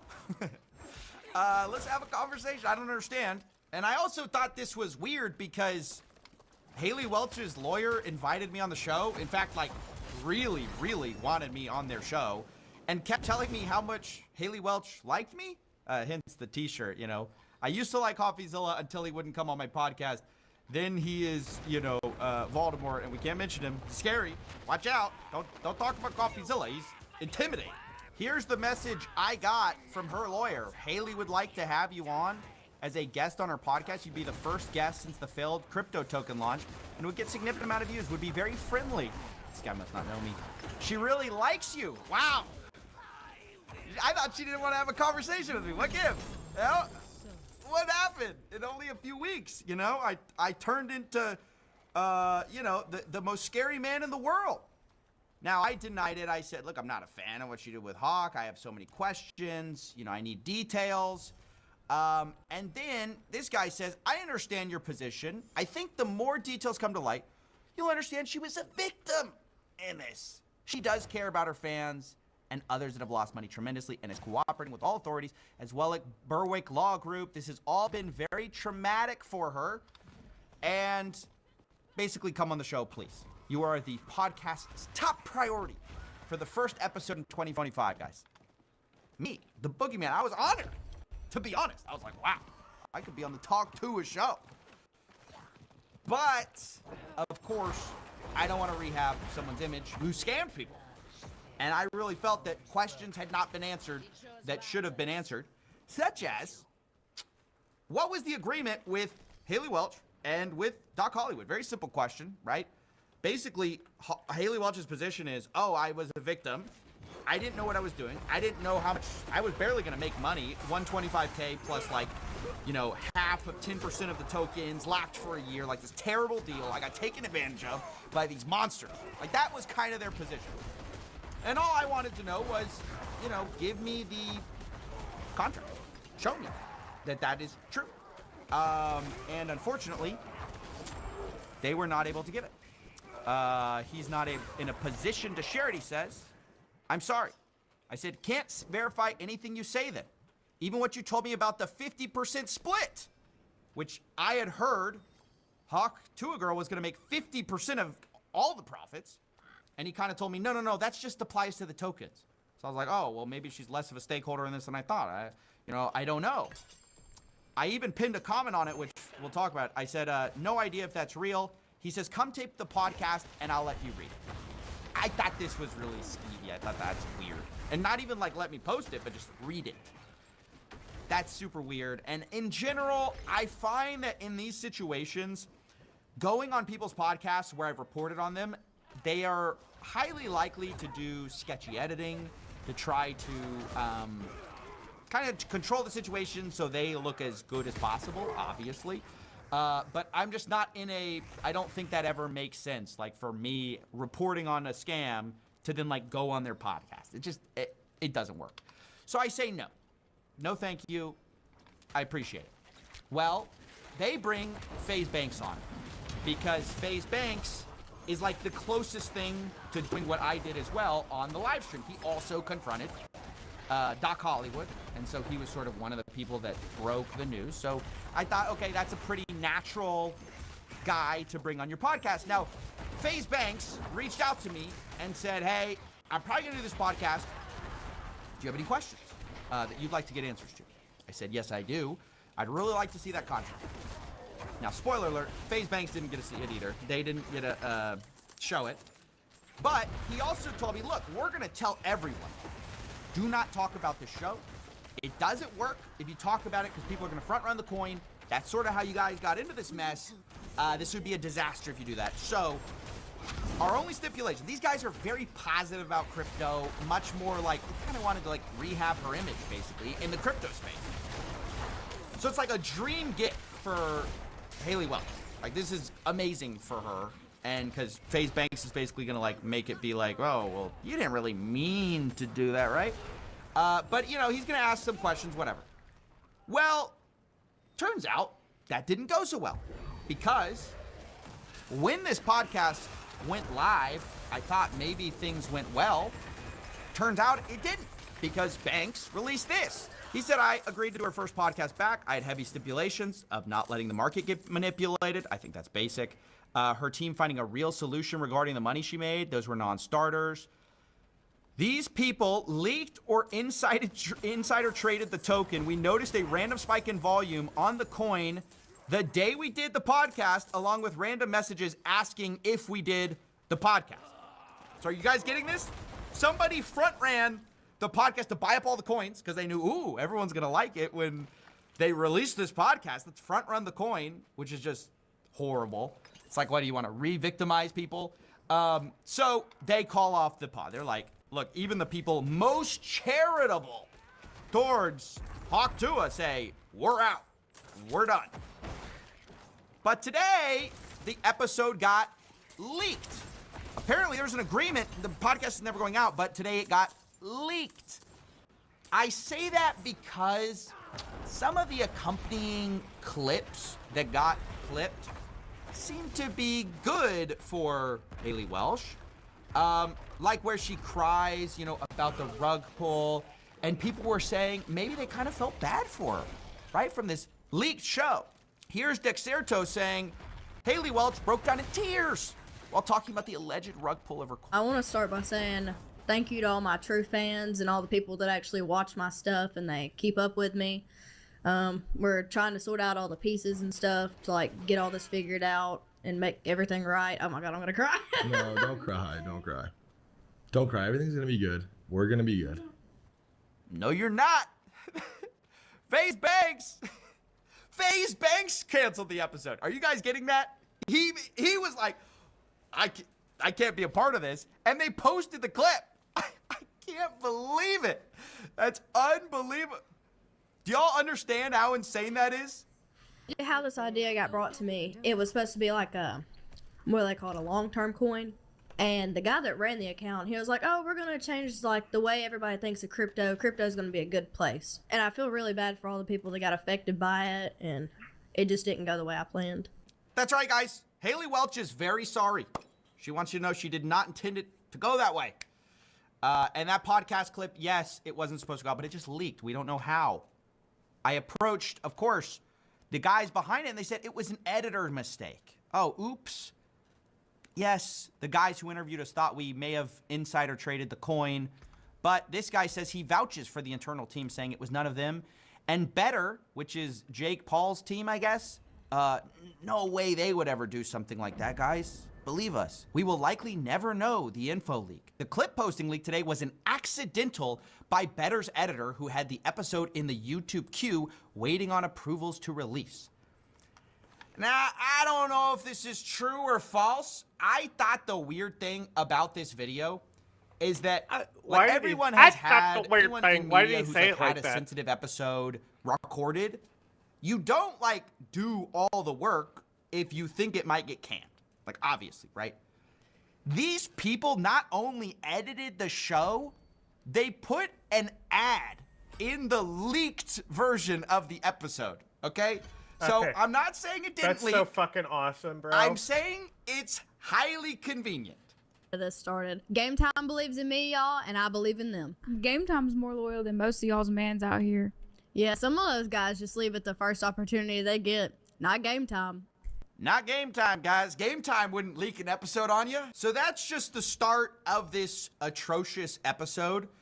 But now that it's out, I did take a look at it, and it made me think twice about something that I've been trying to get to the bottom of for a while, which is that contract. The contract I keep asking about. Who was supposed to make the money, right? That's always the question in a case like this. That's what the boogeyman wants to know. I got to know who to scare. I got to know whose bed to get under to scare them at night. And I've been repeatedly asking this, and as I've said, basically their position is that she was just the small fry. She was the dupe. She was the person who got tricked into promoting this thing, right? This scam. But there was a certain thing she said that confused me, because I've heard two things. I've heard Haley Welch is getting half of everything, which is she's not the mark. She's like one of the main players. Or two, she's basically getting $125K and nothing else. Well, I heard this during the show, and it made me think, interesting. Like half the money, it was supposed to go like into my charity. That's really why I agreed to do it. Did you hear that? Like half the money. Half the money. Now that's very interesting. That's very different from what we've been told, which is like, oh, it's just 125K. I don't know if the part about the charity is true, that it was all supposed to go to charity. Maybe it's true, maybe it's not. Again, that's why I keep asking about the contract. Now, I went to their lawyer, and I was like, look, I don't understand the secrecy with the contract. You could settle this so easily. This guy says, I'm on a phone call. Then he says something he's been saying the whole time. As I've said, the 50% of net proceeds, that's apparently what she's talking about, half the money, was from the mutually agreed upon allocation of tokens. 10% locked for 1 year with a 3-year vest thereafter. Memetic, which is Doc Hollywood, was to get the other 50% of the 10%. So not 50%, only like 5%, 1 year locked up. That's a terrible deal if you guys don't know that. And then he says her intention was to give her side to charity. We never got far enough down the road to make those questions. With regard to not sharing the contract, we can't, blah, blah, blah, blah, blah. We're in a legal situation. Now, this is where I finally had to play some of the cards that I had kept close to the chest up till now. See, I've been talking behind the scenes. I've been doing my little digging, right? And I got a very interesting insider document that a lot of people don't know about.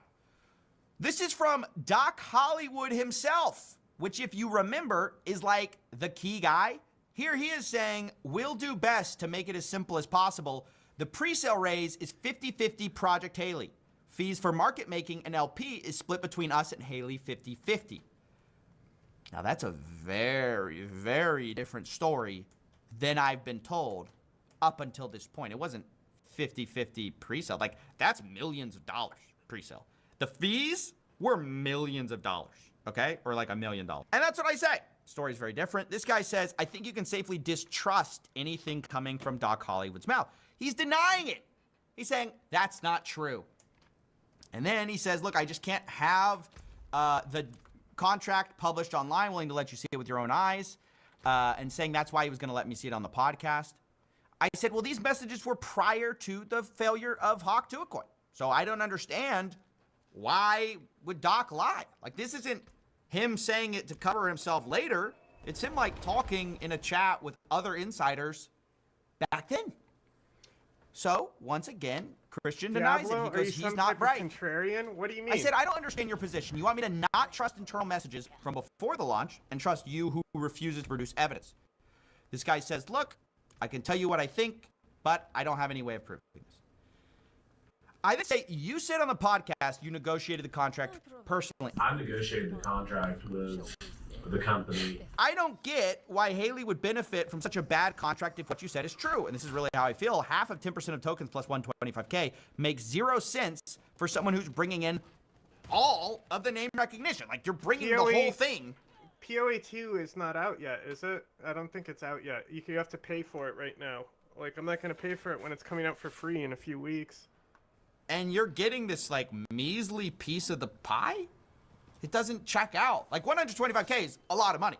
But they made, like, $4 million. Oh, there's like a barrier I can't go through? Then he says this. The contract says she was paid 125K on signing, 200K within 30 days of launch. Interesting. We didn't know that. And 50% of the net proceeds of the project with mutually agreed upon tokenomics. The tokenomics we agreed to were for half of the 10% of the tokens. Now, yeah, PoE 2 is in early access now, so like big time people are like playing it who are actually gonna make profit off of streaming it, but it's still a beta. Guys, to realize that what he just said is backtracking on what he's been saying the entire time. And I'm not about to go play PoE 1 when everyone who wants to see PoE content is gonna go watch PoE 2 right now.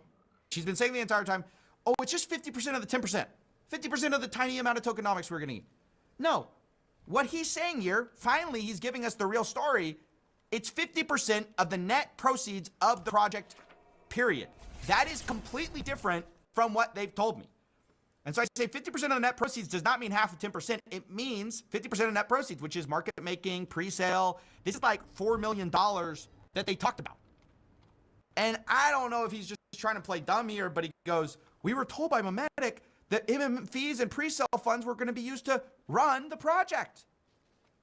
Guys, it was $4 million. You think it takes $4 million to run a meme coin? Or like 3.9 million? Sorry, it's like 3.9, I think. How are you getting that 50% only applies to 10% of the tokens? I'm baffled. You think they need $3 million to run a meme coin? 3 plus, 3.9 roughly. The dev team, by their own admission, said they had 4 guys. 4 guys do not need to split $4 million 4 ways. Right? Dollars. I love how it's fucking they just kind of start their accent. doing this weird dance. And it got me like realizing like, yeah, they're just trying to get out of it.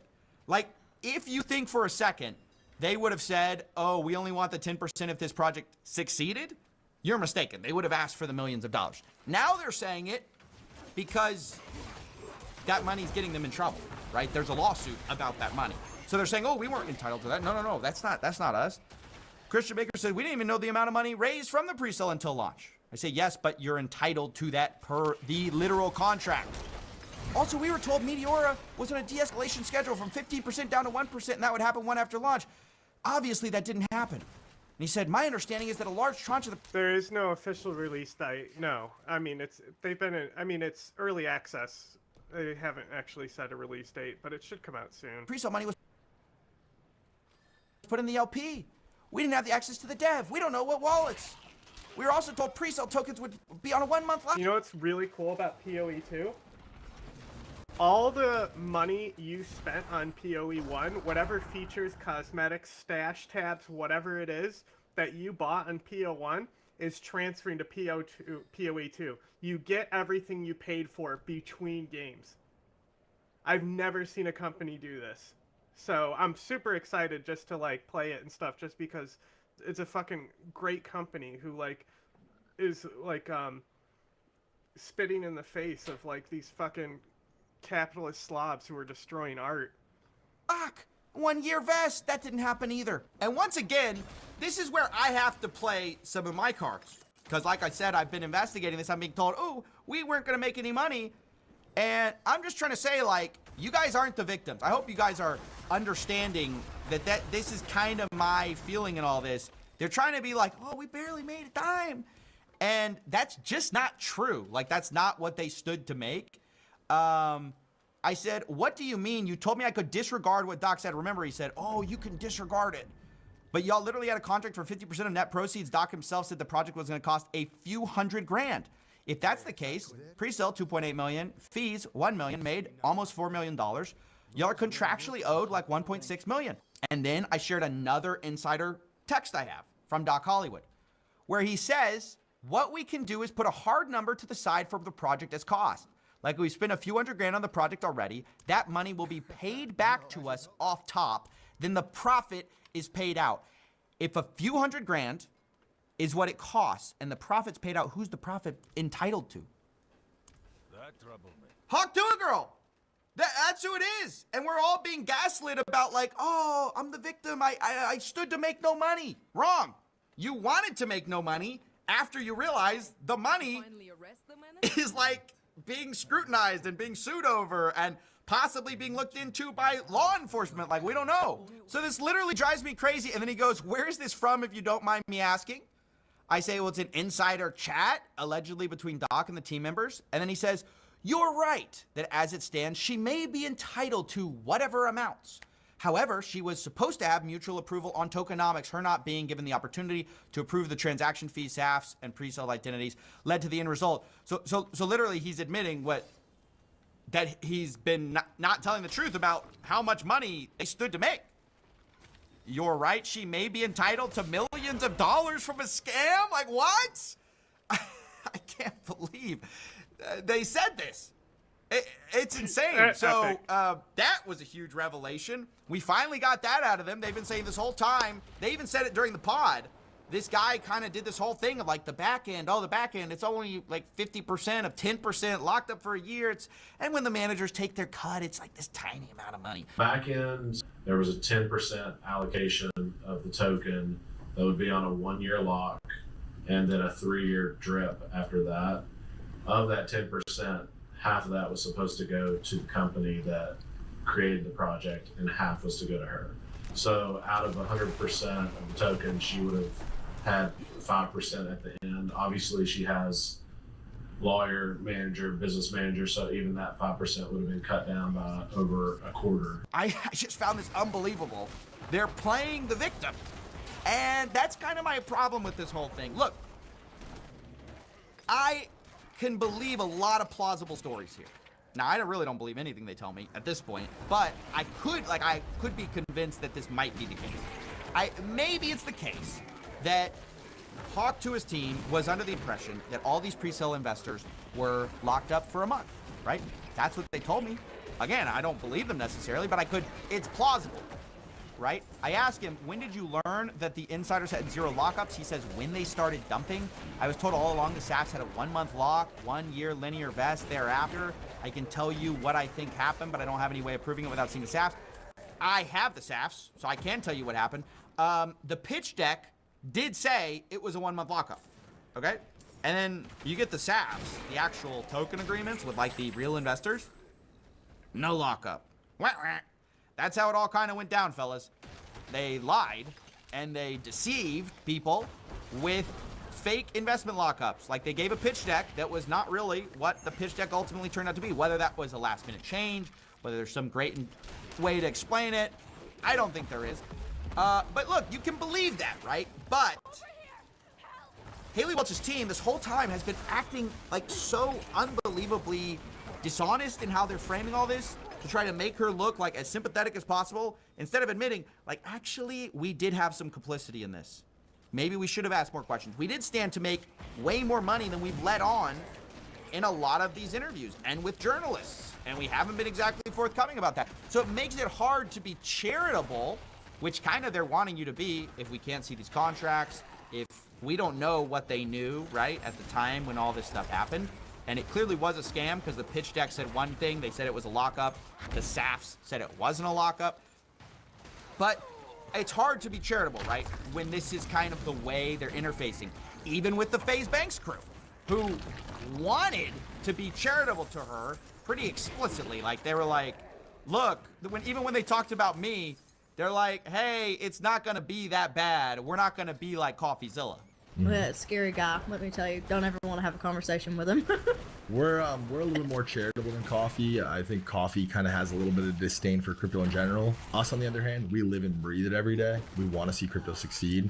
Even those guys who admit that they have like a bias towards being charitable, right? Maybe I have a bias for being scary. But even they don't want anything to do with her team because her team is leaking stuff, messing up, like all this stuff with supposed insider trading. Again, their team denies it. I got to be clear about that. But clearly somebody was trading on the information, which they shouldn't have, and then leaking the episode as an accident.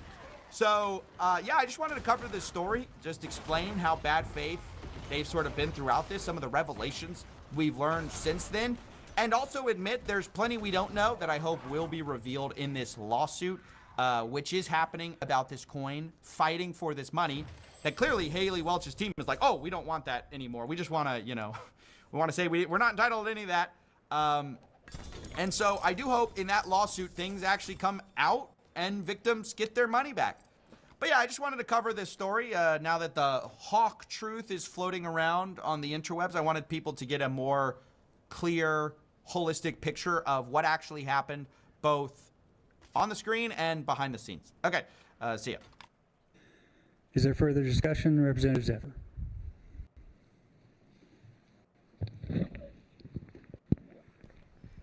Thank you, Mr. Chair. Members of the body, unsurprisingly, this is a deeply personal bill to me, not only as a trans woman in this legislative body, but also as someone who, prior to my transition, was an incredibly high-level athlete.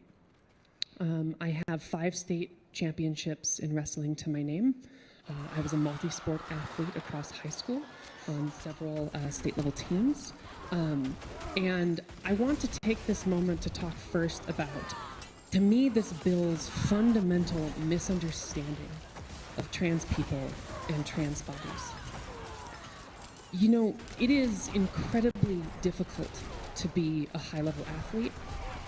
It is even more so difficult to be a high-level athlete as a trans person. Trans people make up about 1% of the population. There are 525,000 student athletes. If trans people were represented proportionally, we'd see over 5,000 trans athletes in the NCAA. If trans people were dominating sports, as the claims suggest, we would see an order of magnitude more. But we don't. We see 10 because it is incredibly difficult. It is difficult because of physiological reasons. The International Olympics Committee set out a recent report highlighting how trans women often underperform compared to cis women due to our transition. We have testosterone levels that are lower than our cisgender women peers. It is a struggle. I can speak to that personally as someone who went from a 5.5-minute mile pre-transition to a 9.5-minute mile post-transition. Bodies change, and trans people deserve to be in sports. I also want to highlight that this bill, to me, does not seem to be about fair competition. 4-minute drop. Because we see this applied across all That's sports. crazy. We have seen this applied whether it is wrestling, sports, Skill issue. whether it is chess. We've seen sports bans on fishing, and no surprise. You know who this is, right? I have no idea who this is. She was the lady who they literally kicked out of Congress, so she started sitting on the bench every day outside of the hall on her laptop. Oh, her. Oh, good. To this body, but if The they Missouri attach a one? vial of estrogen No. to a fishing Montana, I believe. I knew it was an M. rod, it does not make I mean, me it a says better right here, fisher. it's the shape of the state down there, but... We've also seen in executive office EOs targeting trans people and trans sports. The president has called us dishonorable liars and said trans people are un-American. To me, that highlights what is underpinning a bill like this. It is at its face an attack against trans people at the place where they deem trans people most susceptible to public pressure. I also want to She's say that nailed this it. bill is not wanted by many cisgender female athletes, and we see that at the highest level in sports. From coaches in the WNBA speaking for the inclusion of trans women, from members of the U.S. women's national team fighting for the inclusion of transgender women in sports. At the highest levels, these bodies have invited trans people in. And in fact, if we look at a state like Minnesota, which has had some of the highest participation of trans women in sports, they have also seen the highest increase in cisgender girls participating in sports as well. Because when we fight for all women in sports, trans and cis, we raise the tide for all of us.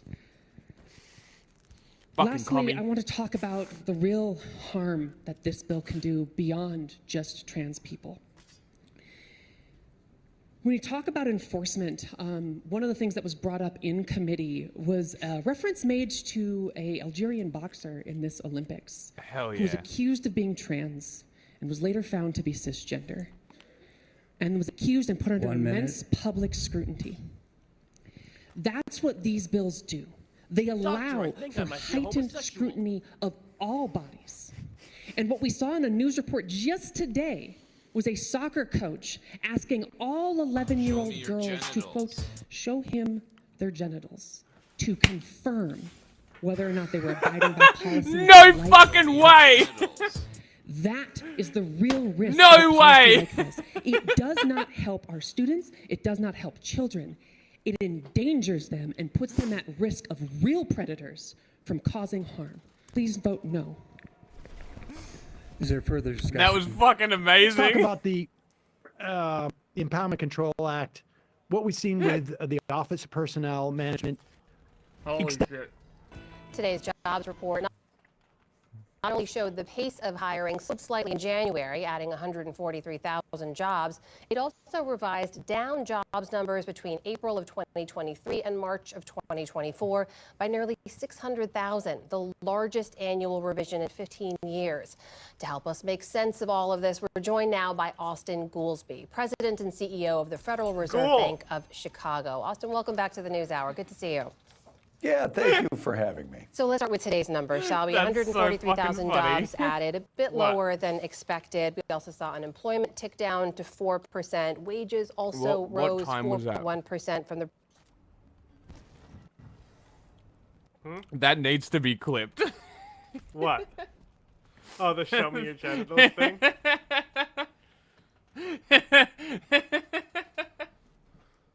It has to be clipped. That's too good not to. I think it was like 3 hours and 30 minutes. Something like that. Someone can note it down. I'll write it down.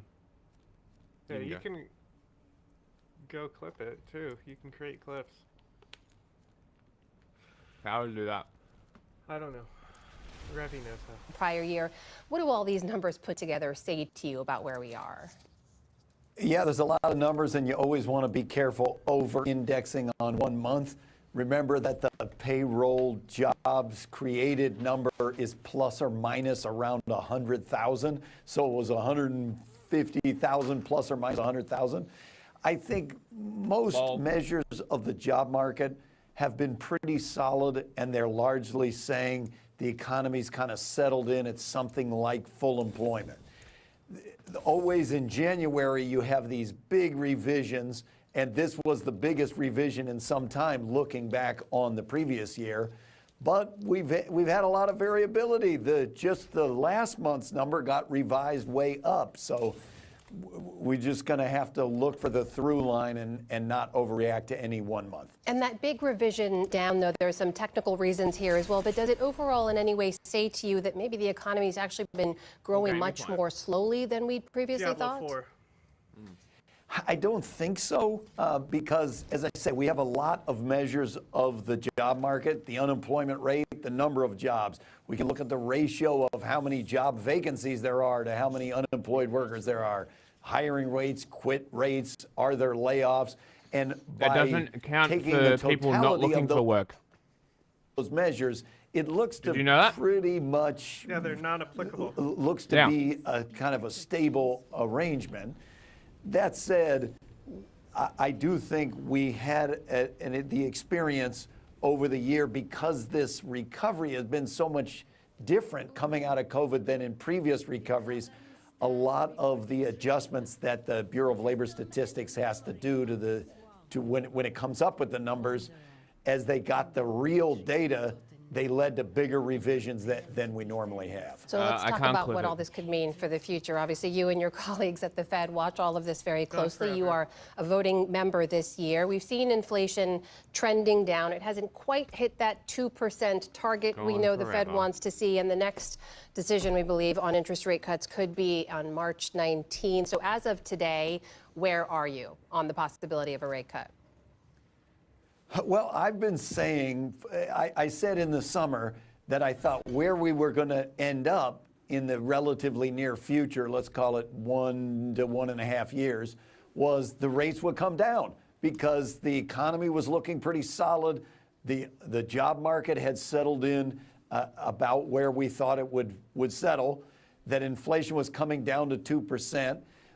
And we then cut a full percentage point off of rates. And now if we slow the pace of how fast the rates cuts come, that would make sense to me because we're getting closer to the stopping point. But I still think that if you take the through line and we can get around some of these policy uncertainties, I still think we're over the next year to year and a half that rates be trending down. But you're saying slowing on the pace of those. So likely no rate cut ahead on the next decision day? Yeah, I don't like tying our hands when we still got a lot of information to get before the next meeting. But at the last meeting, I said it makes sense to me as we're getting to this spot where we need to figure out and feel our way toward what in our language we call neutral. We're going to feel our way to neutral. It makes sense to slow down how rapidly you're doing that because monetary. I fucking hate this guy.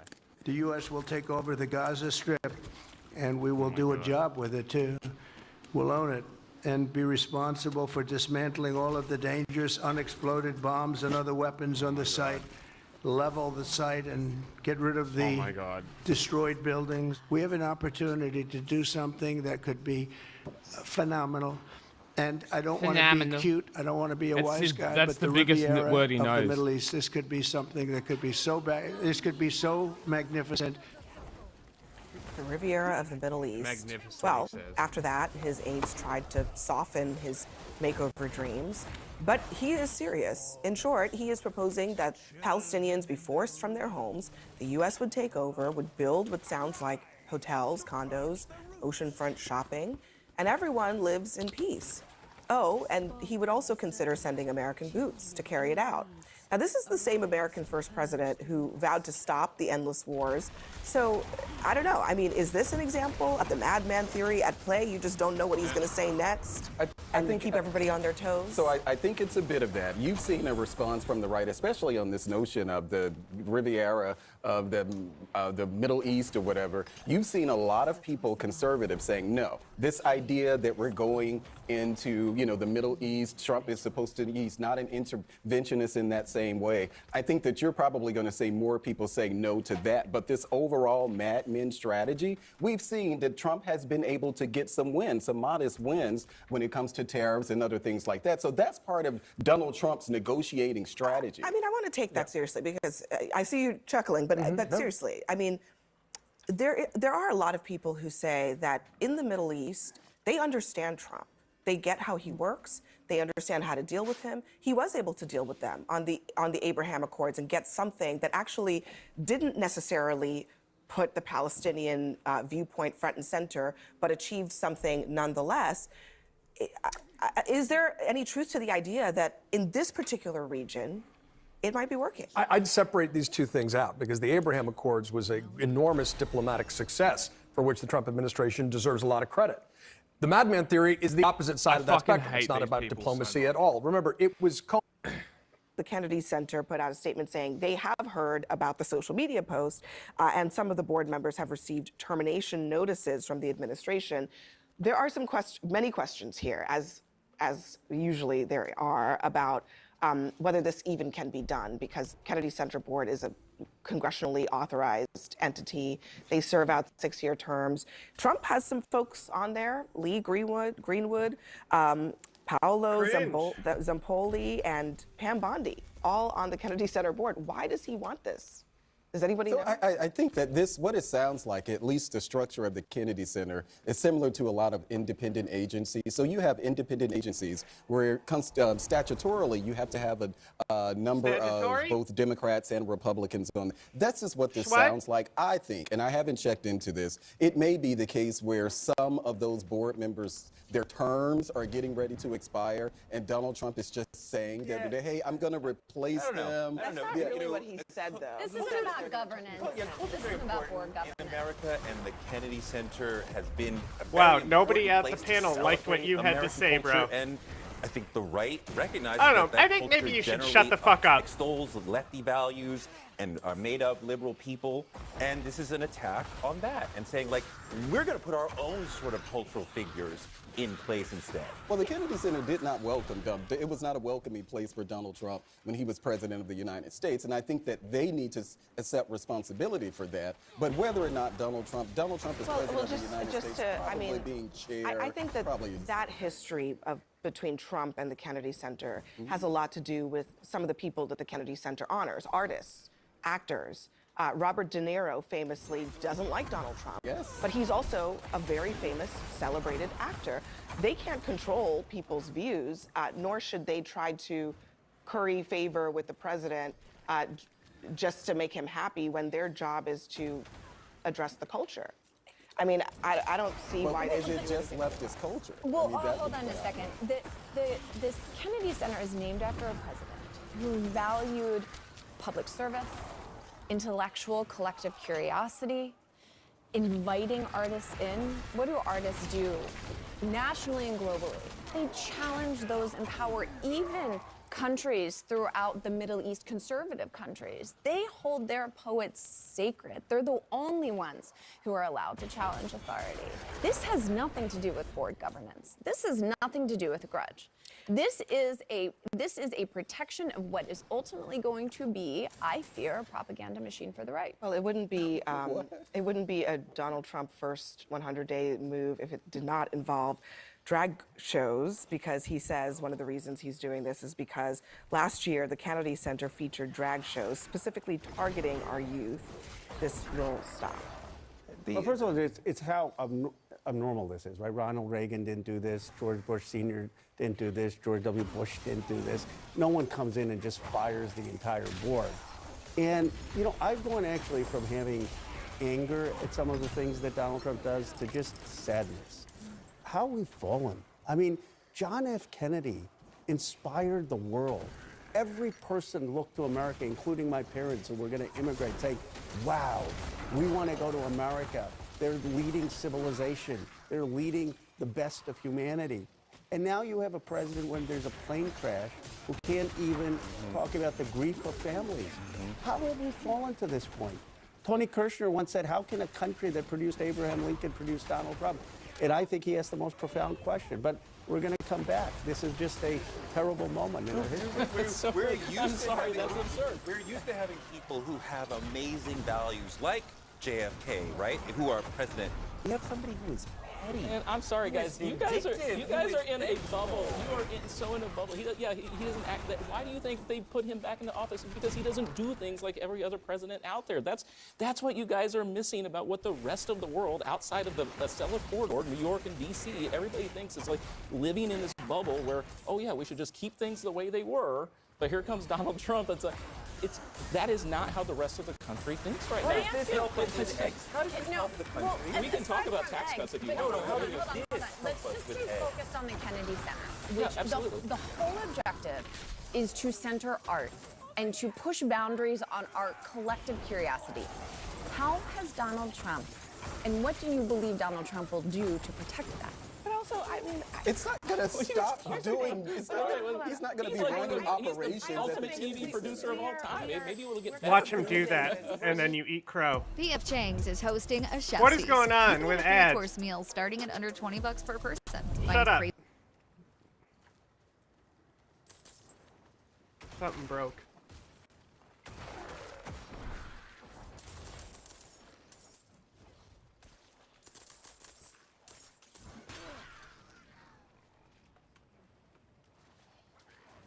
Challenge.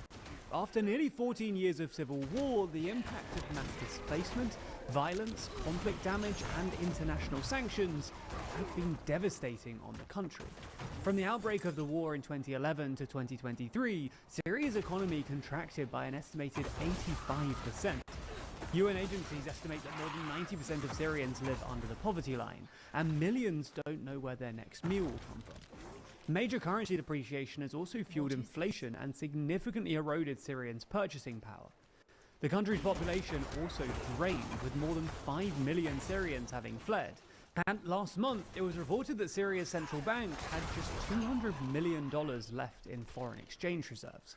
The war dealt massive damage to Syria's infrastructure too, and major pillars of the country's economy, like oil and agriculture, effectively collapsed. And with all of that damage, the estimated cost of rebuilding the country ranges from $250 to $400 billion. So in this video, we're going to explain the new Syrian government's plans to rebuild the country and its economy, and the major challenges they may face along the way.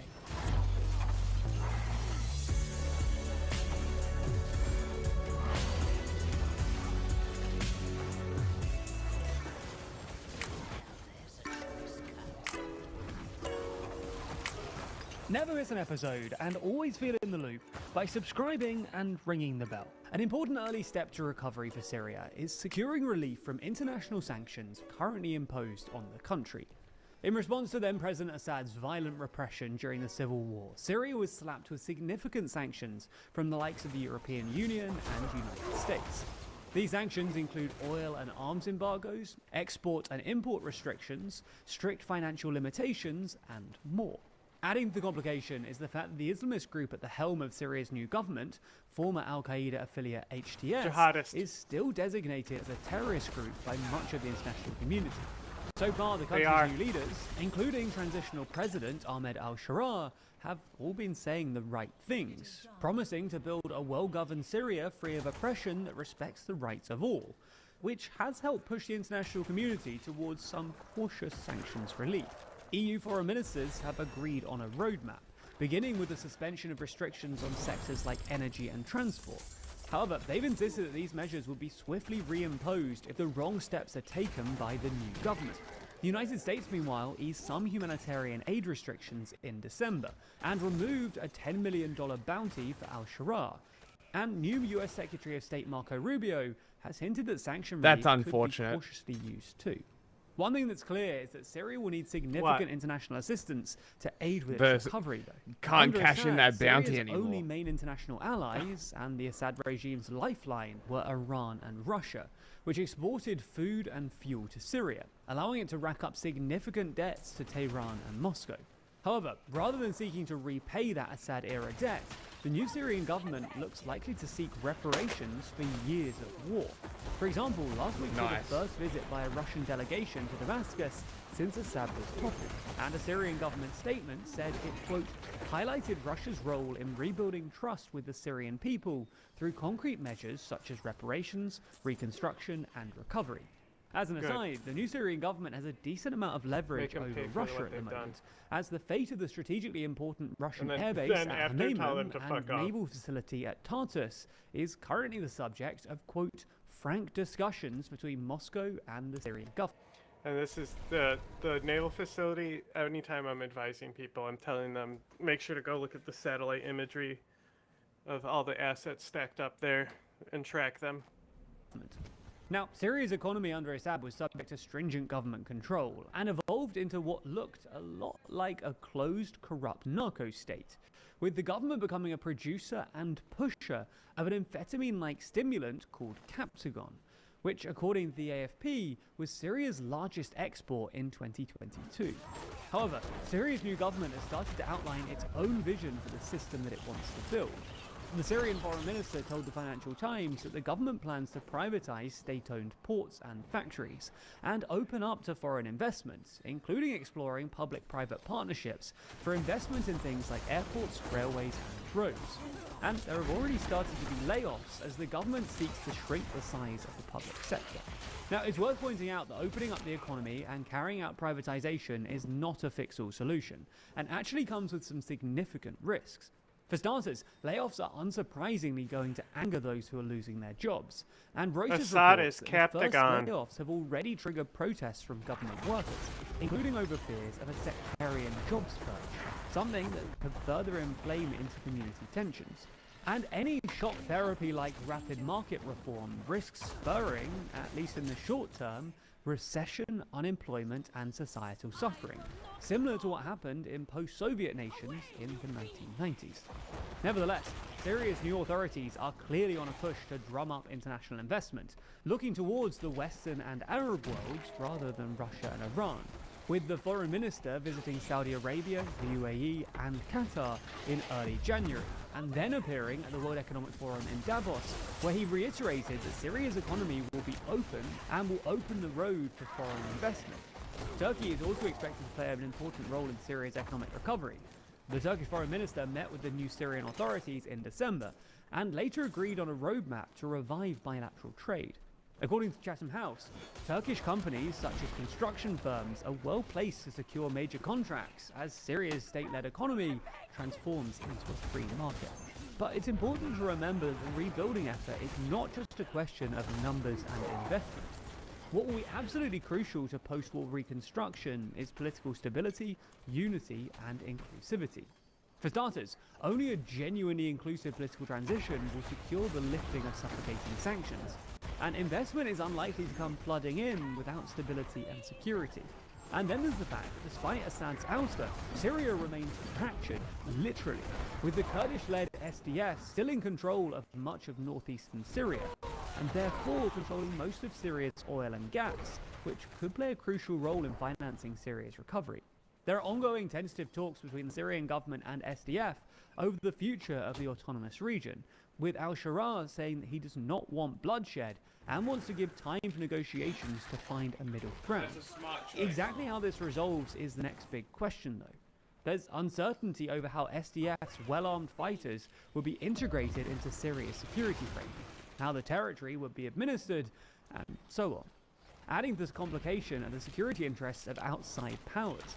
The US, for instance, has boots on the ground in the region and views the SDF as a key partner in countering the Islamic State, while Turkey views the group as a security threat and an extension of the Kurdistan Workers' Party. which has fought a long-running insurgency against Turkey.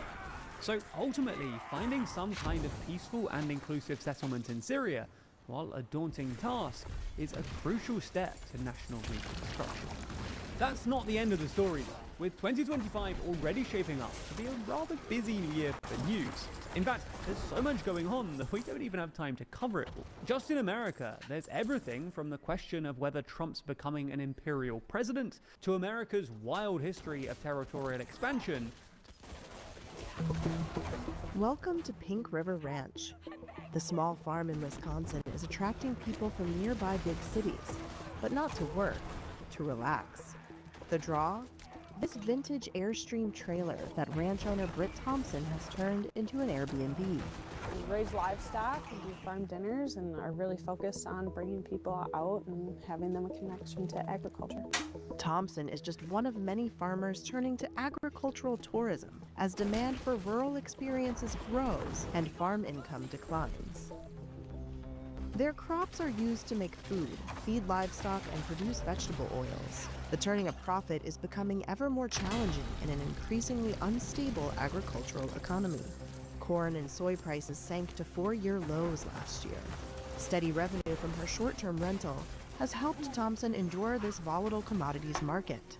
I don't want to be out there working my butt off for $5 an hour when I can make $100 an hour in an Airstream for an hour.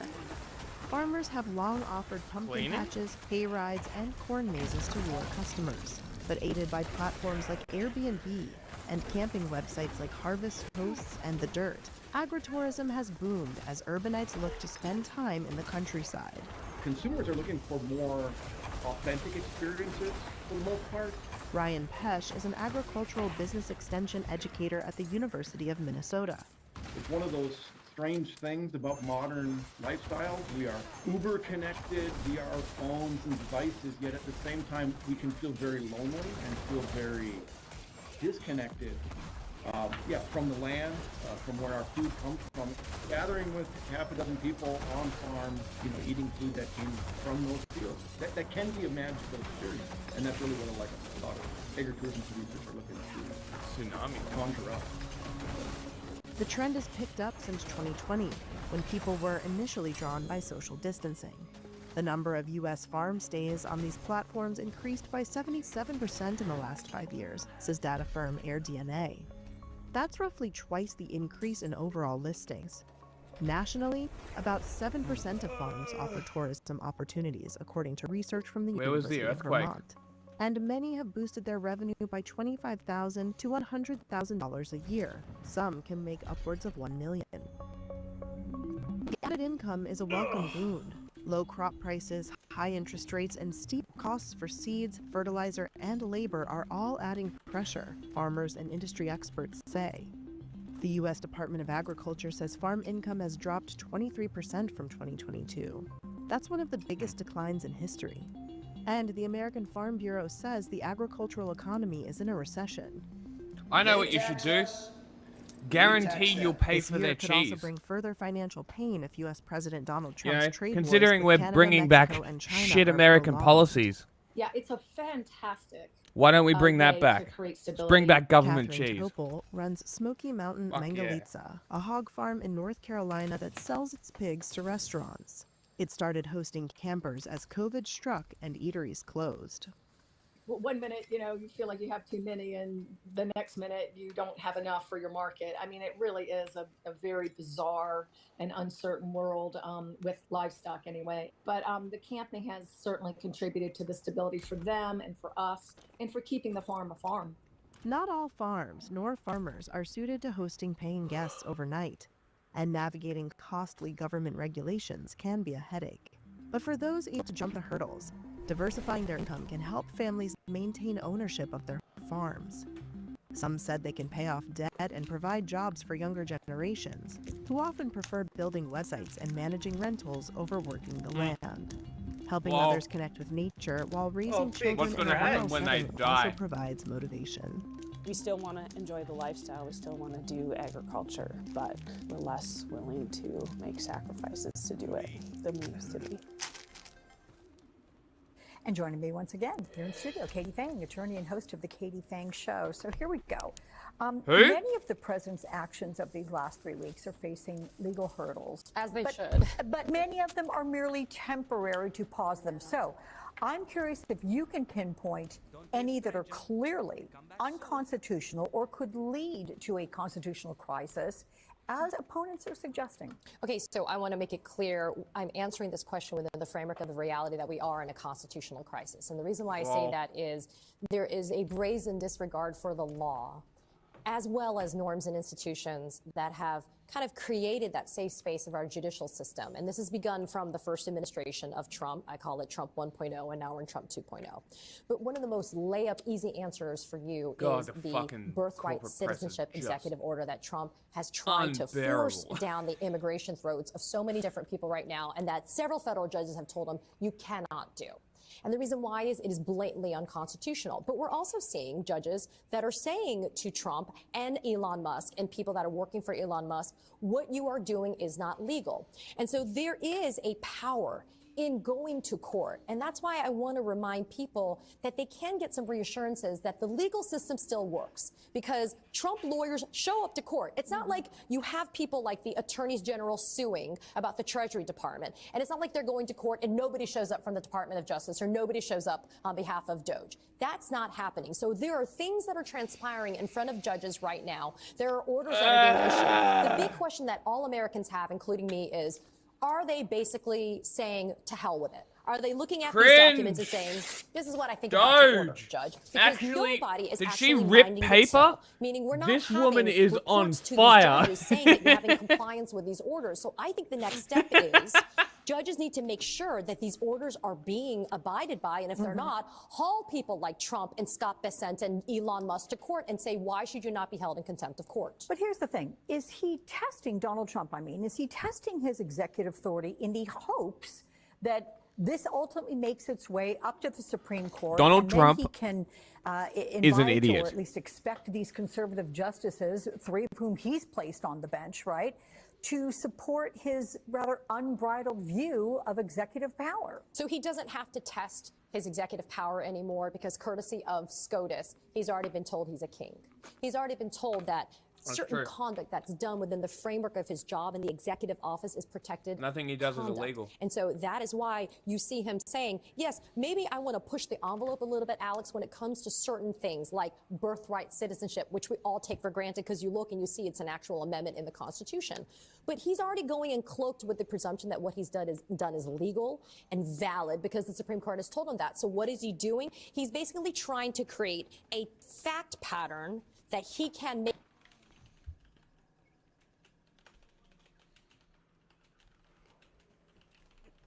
You want to take over so I can let Chinny Butts out?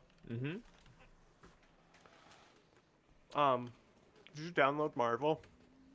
I did not. You should do that real quick too. It gets good ratings, so. What about The Last of Us? Okay, well, Marvel gets good ratings, so go ahead and Game download sucks. that. Huh? Game sucks. It's just Overwatch, bro.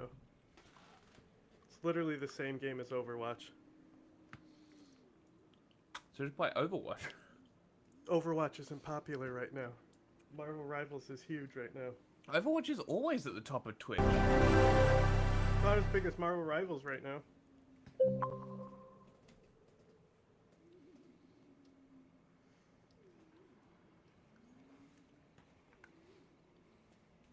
Plus, Marvel Rivals has a lot of cringe Chinese propaganda in it.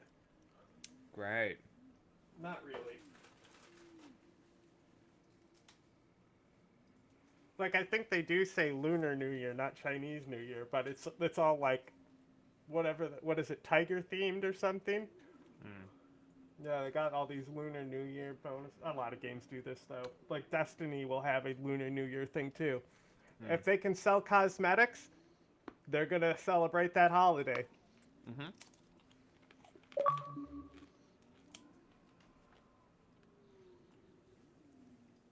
It's called Games as a Service.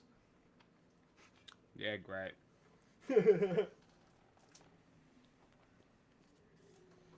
I do like though? What I do like about Overwatch in this is, unlike League, I have the entire game when I install it. Everything is actually just cosmetic. There's no heroes to unlock. It gives me everything. Playing a game to unlock the heroes is a necessity. Well, not when you have to pay for those heroes as well, you know? You don't have to pay for them. I thought you bought premium currency for some of them. You can buy them with premium currency, but they're not... Then fuck that! The reason why you unlock characters is because they want to sell product. The reason why they locked characters is to sell product.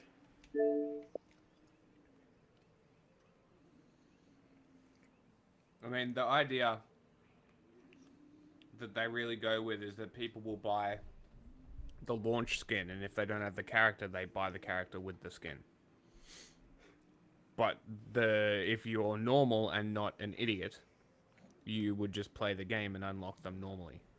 If you have the Xbox Game Pass, you can get all the characters unlocked for free.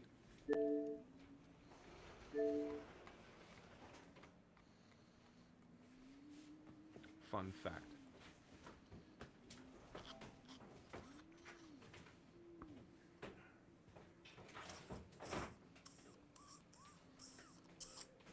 See if it's kept my save. It has not.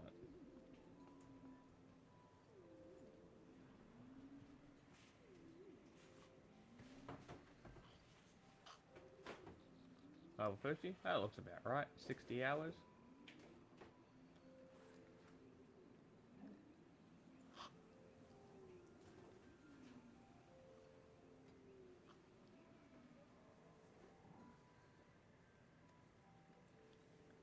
Yeah. Nice.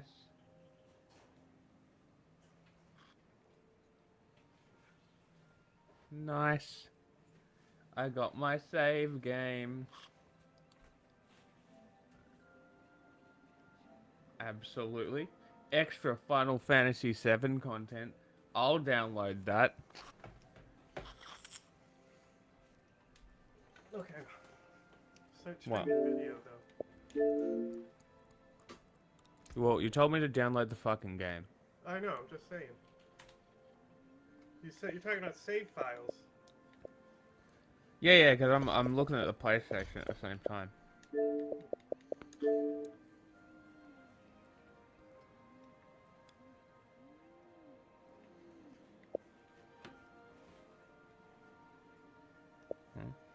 It's a tiny man.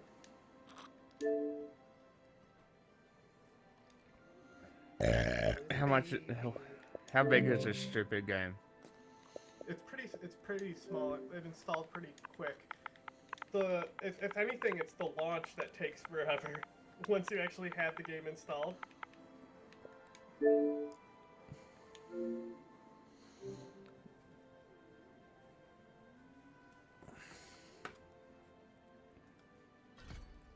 That's why I was joking that it's actually Overwatch 2, because you know, people were like, Overwatch 2 is just Overwatch 1.5.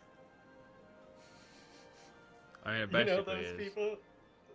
Right? So, like, this Yeah. is literally Overwatch 2, because it's, like, actually a different game. I guess you could say that. Where is it? 50? I don't have enough space for this game. Well, make space.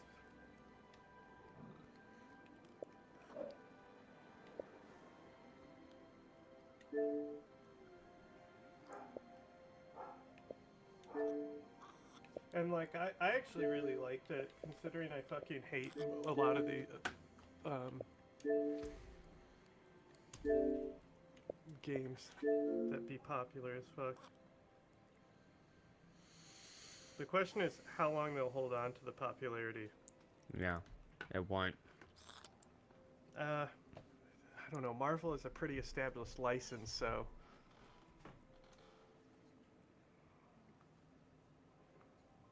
But the thing is, as far as gaming, is it as established as, like, diva herself, you know? Yeah. I don't think Like, there's certain Overwatch characters that are more famous than the game itself. Sure. You know? And, like, there's only a few superheroes like that, like Spider-Man and Batman. Mm-hmm. Like, there's people who know who Batman is and won't be able to tell you what DC Comics are. In fact, most people, I would say, who know who Batman is don't know that. That's how big Batman is. They don't know what DC and Marvel is. Oh my god. What was that CIA woman's name? Sarah? What was CIA her last Sarah? name? What was I her think last Adams? name? Oh my god, you're not gonna fucking believe this. I'm gonna believe it. She's a fucking No, idiot, bro. no, you fucking won't. Oh my god. You aren't ready for this. I'm ready, Give me a second. Oh my god. I promise you, I'm so ready for it. I am not going to show you. I'm going to try and avoid showing you the channel that this is on. Now let's see if I can do this. Screen share. Okay. Let's fucking go.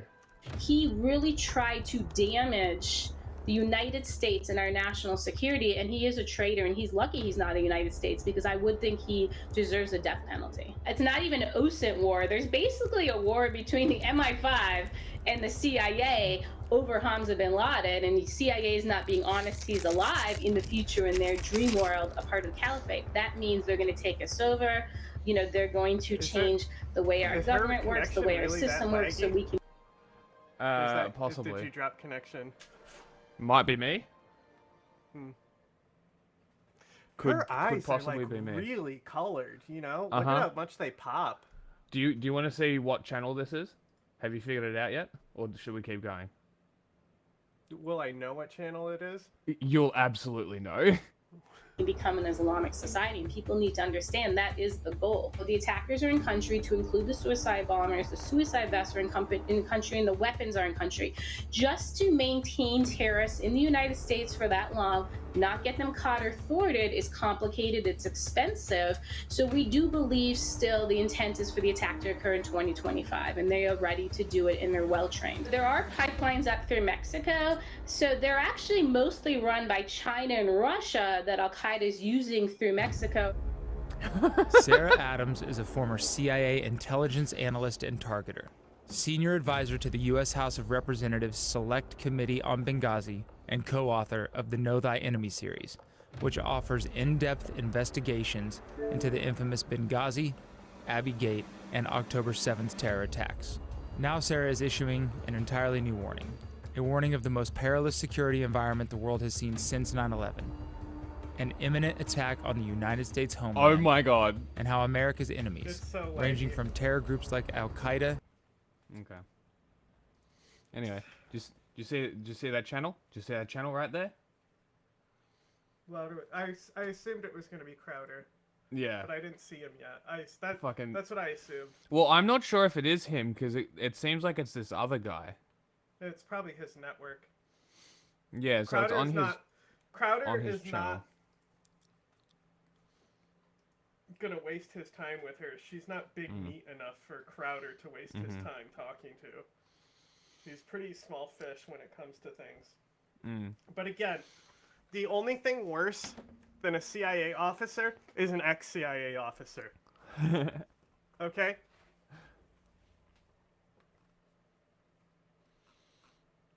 BB? Is your little brain making your little gears turn up there? Ain't that little baby? You know what it is? It's because I'm downloading the game. Oh, yeah. And the Taliban, to great powers like China and Russia, are coordinating to bring it all to fruition. The only question is anyone I can going always to host listen it, because I'm going to before quit it's too this late? Diablo game right now anyway. Okay, well, you do So that. just send me the link. Today. And I'll just put it on my screen. While I watch this little guy. Because I'm assuming you want to watch this. Oh, yeah. Alright, I'll send that to you. There was also another one that I skipped over. Oh, looks much better. Her accent and speech impediment makes it even funnier to make fun of her. I'm gonna get that Hamza bin Wukong Laden game. is going to kill all of us. I'm gonna get that Wukong Nobody's game. doing anything about it except Donald Trump. What The now? Wukong game. I'm gonna get that Wukong game. Oh yeah, that also does well on stream. I'll get that. I'll probably get that on PlayStation. I'll stream it on Chiron. PlayStation. You can just say lower third, but it's funny that you know what that term means. But yeah, it's like Kleenex in the industry, you know.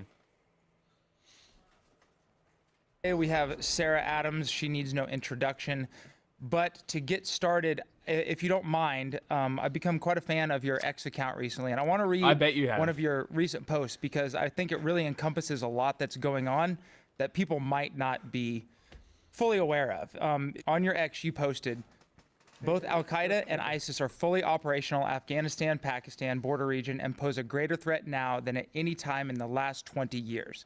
The idea that the ISIS fight is primarily inside Syria is outdated. What Most is of happening? ISIS's senior leadership you're relocated to still Afghanistan sharing. and Pakistan 3 years ago. Because we're all named Jay, so I can't figure out who's sharing what. Weapons are in country.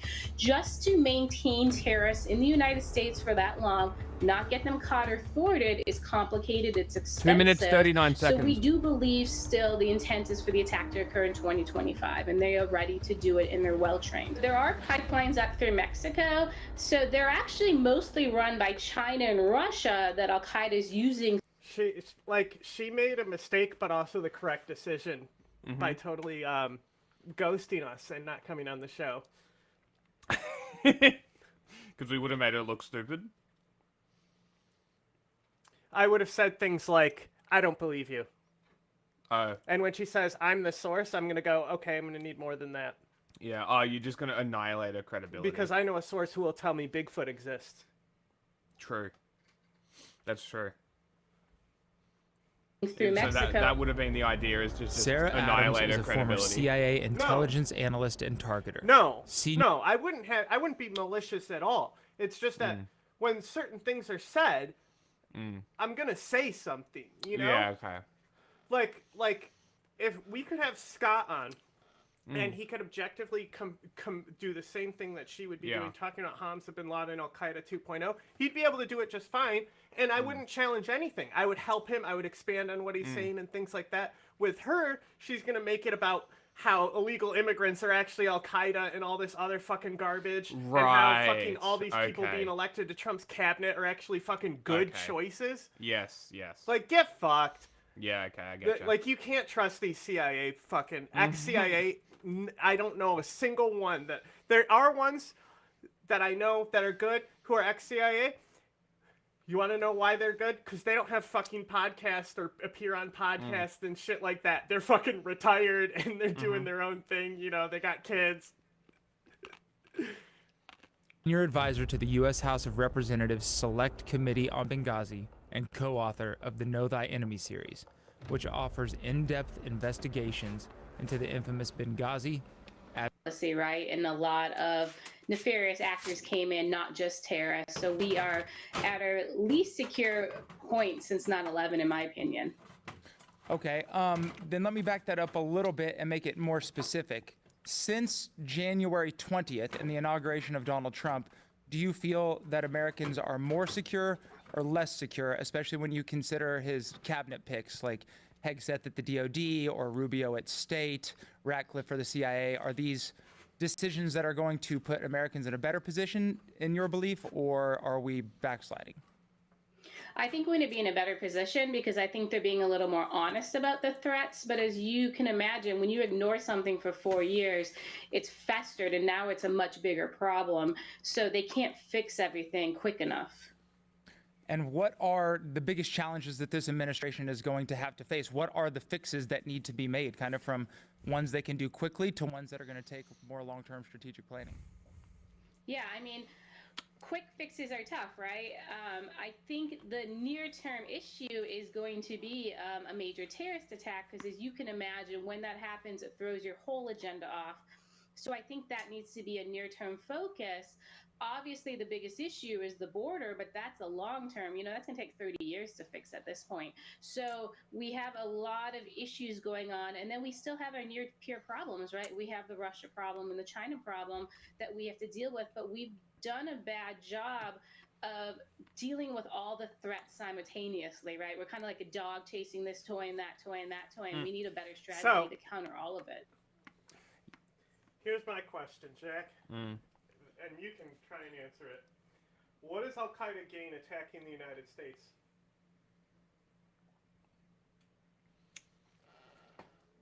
Sorry, say that again. What does Al-Qaeda gain by attacking the United States? Right now? Right now! Yeah, what do they gain? Nothing. There would be nothing. There would be, unless there's something that I'm not aware about, which is a high possibility. Exactly. So this is my thing. Nothing. Is the why. Okay? Because when it comes to 9/11, we know why. We have very extensive on why. Trump is currently trying to pull everything out of the Middle East, although he might put people into Gaza.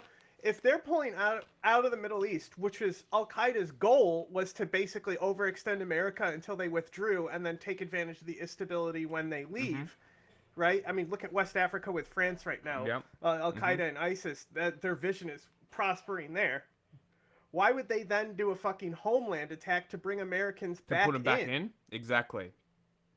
It's counterintuitive. It doesn't make sense. And just think about how Trump would be able to capitalize on this, blaming it on Biden's bad withdrawal because he didn't do a certain thing. It would be more advantageous for them to attack Iran at this point. They do sometimes, but also Al-Qaeda also does work with Iran. They have a love-hate relationship there. Also, Al-Qaeda proxy just took over Syria. Yeah. What do you think is going to happen to Jelani if a homeland attack happens? You think we're just going to work with him and allow him to stay in power? No, that's getting deposed. And then Syria will fall back into more bullshit. Like, have you seen this thing about the HTS forces attacking trans people? Yeah, we'll talk about it tomorrow. Okay. I have some questions about it because... Well, they don't look to be anything to do with HTS. I told Alan to look more into it, but to me it looks like it's Syria. They're just general people attacking trans people. Well, these are militias, but they're not in uniform in these videos. There's no evidence that they could be part of HTS. It was just regular militia. They have regular militia gear and fatigues and stuff, but they don't have there's government designated uniforms and official things and stuff like that. So I said to Alan, make sure you look into this and know exactly what's going on with this, and we'll talk about it tomorrow. Yeah, because I was asking him people... speaking Arabic, he's a lot. It's a lot easier for him to see information narratives and how. So this is what I was asking people Arabic when I saw it. Yes. So this is what was because I saw a post from somebody that we follow on the work page, and I was like, I used my personal account. No, different one. Masood, some Mahood, some account with that name, something like that. They posted a few things. I'm like, hey, how do we know what these videos are? There's no context, only what you've said. Can I have proof? Right? People are like, the accents are Syrian. I'm like, great, that's fine. No I appreciate it. I don't speak the language. Is there any more actual proof that you can show English speakers for us? Like this, that's the whole reason that I'm asking, is not because I'm doubting the legitimacy of these attacks. It's who is doing it, why are they doing it, and where is the actual reporting on this happening? They said it was on Syrian televisions, which leads me to believe that there may be some stuff online. I don't understand Arabic. So, yeah, this right here, this is Kurdistan Watch. Okay. Okay. So yes, then it was when him. he reports on something, he doesn't miss. Really. Okay. Like he's as far as Kurdish sources in Syria goes, he's the only one I actually recommend. That said, nobody's perfect, and we'll see what Alan has to say tomorrow, exactly what's going on. Okay, great. I just wanted to bring that up because I literally said in my responses to them, I'm like, hey, we run a Syria show on the Sunday. I think it's Sunday, American time. If I'm bringing it to the show, I need it to be solid. I need the information. Can you please show me if you have it, other sources? I don't think they got back to me because there probably isn't, right? And that's just a part of the issue, which is why we also have our sources who can look into it. So, you know, it's like, it's hard, especially because I said this as well. It's like, I don't want to be a part of spreading disinformation about Syria and Rojava. I don't want to be a part of it. I don't want to be. I don't want to participate in any part of it. And there's so much going around. I want to be 100% certain if I'm talking about this stuff. So I don't want to be, because it's so delicate right now. Syria is in such a delicate spot. It could be incredibly successful, or it could fall next week. Like it's so delicate. So I don't want to go around to the Western world repeating a report about attacking trans people when the report says it's HTS. If it is, it needs to be spoken about, but if it isn't, it can't be reported that way. Because we're not going to catch it. We're not going to catch that misinformation. You can always correct it, but you're not going to catch it. Well, so like as far as he goes, even if it's something that I doubt, he's as solid enough, and he's so good at providing sources. He's actually said that he will come on the show at some point too. I constantly ask, and everyone's always busy, these big names and stuff. I bet. Maybe Alan will message him. I don't think I probably know him better than Alan at this point. But he generally, like, I can't think of a miss that he had. If it is something, it would be extremely small. So that would be, it's an very small. extremely solid source, in my opinion, the best on when it comes to Rojava. Okay, noted. So I'll keep that I in would mind. assume it to be true, but I also have doubts because there's things that don't add up about the video, like how they look, their attire and things like that. Yeah. Like, it could be. It could also be something that's localized that didn't come from the top, like council and stuff like that. Yeah. Like, we'll have to see. You son of a bitch! You get away. Yeah, I agree, and you brought up a lot of different points that I definitely want to touch on throughout this interview, especially Russia, China, the border. I think they all kind of sort of interlocate at a certain position. You can't really separate one from the other. But on the note of the inauguration and obviously Trump taking over the Biden administration, I want to go back a few years to another sort of nexus in the Biden-Trump crossover, which would have been the Afghanistan withdrawal. So, I remember sitting there watching that on TV thinking, I don't really know what, but it feels like something's drastically changing here. Sort of the same feeling that I have when I was watching 9/11 I bet you if we were on Rumble, she would have came on. Maybe. It kind of seems like she's trying to appeal to an audience, not actually get information out there. Isn't it? Considering the shows that she goes on and the shows that she doesn't. Obviously, maybe she looked into what we.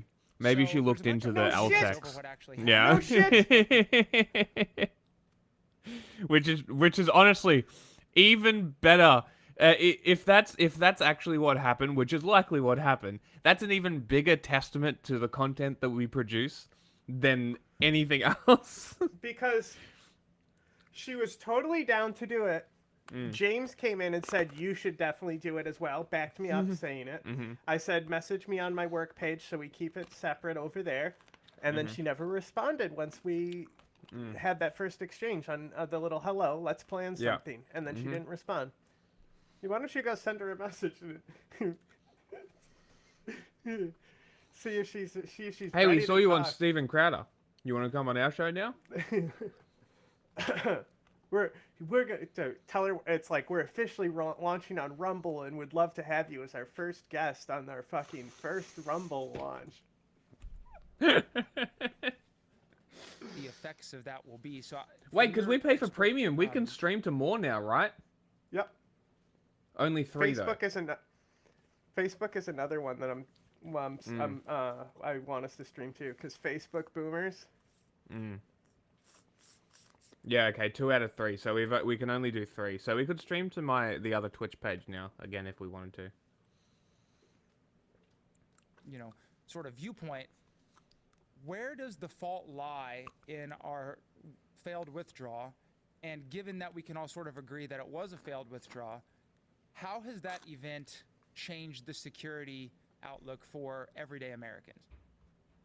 Yeah, so there's multiple faults. Obviously, we really shouldn't have done the Doha deal and made it solely with the Taliban and cut out the rest of the Afghan Steven government. Crowder has a Whoa, how-to did she on just sketch criticize comedy. a Trump policy?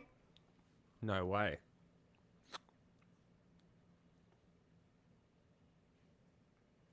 Is anyone going to bring up that was a Trump policy, though? That's the question.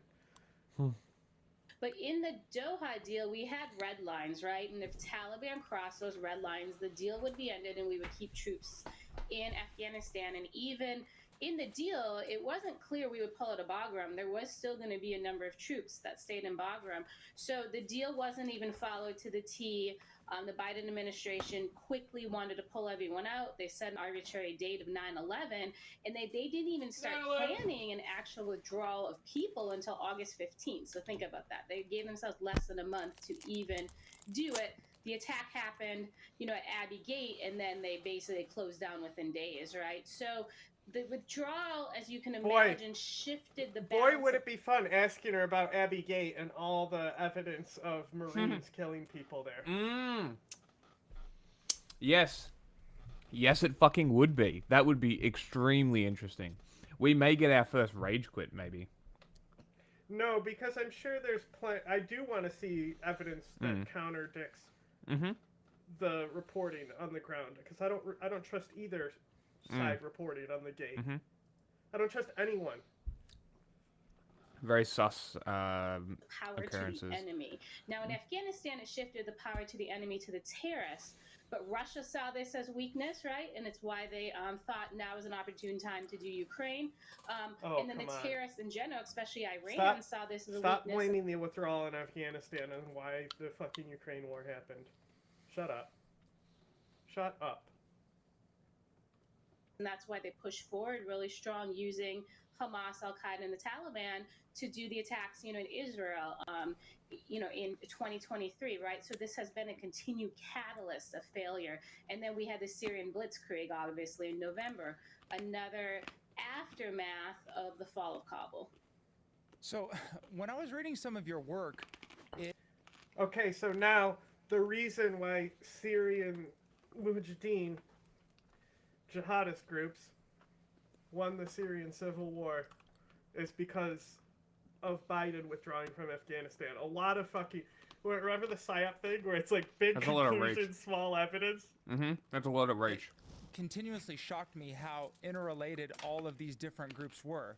But I want to start with the Taliban because I remember when they took over, there was this false promise. Did you send me that video, by the way? Normalize. They're going to institute, you know, reforms that make That critical them thinking more of one? a normal actor on the world stage. And of course, Yes. we learned very I sent it quickly to you on Instagram, that I think. was all one big lie. I think most Or of I us sent it realized in that the from the chat. beginning. But what was the goal? Or what was the realistic idea that the Taliban would normalize, or was there ever one? No, you And didn't send it. Can you what send has it on the Taliban Instagram? done since they've actually taken power in Afghanistan? Yeah, I mean, all that was short-sighted. It was Taliban, in our government's opinion, was the most powerful entity in the country. We want to get out. We'll just hand the country to the Taliban. They'll leave us alone. We'll leave them alone, and we can move on, right? That was the belief. Obviously, that's not true. Now, what the Taliban then did, as we've talked about, so, you know, it fell in August of 2021. By November of 2021, they were already issuing passports to terrorists. You could come on Thursday, be a terrorist from any group, and get passports. That November, they also met for the first time with Giuliani and started planning the Syrian Blitzkrieg. In March, the next March of 2022 is when... Okay, she's not exactly wrong there. There have been meetings with Giuliani and stuff like that, but what we need to be clear on what was going on here. 1 second.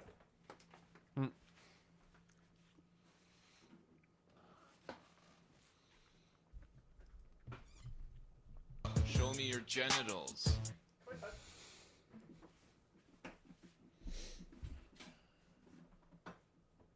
the globby. Columbi, come on. Apes! Zapata. He's shot. That's a lot of nuts! Zapata. Get back in here. Milk girls. Woohoo! Milk girls.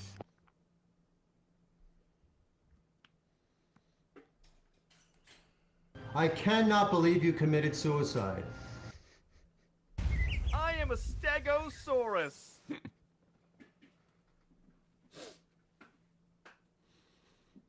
You can call me whatever the fuck you want. At this point, I don't give a shit. How could you have done this? How could you have committed suicide?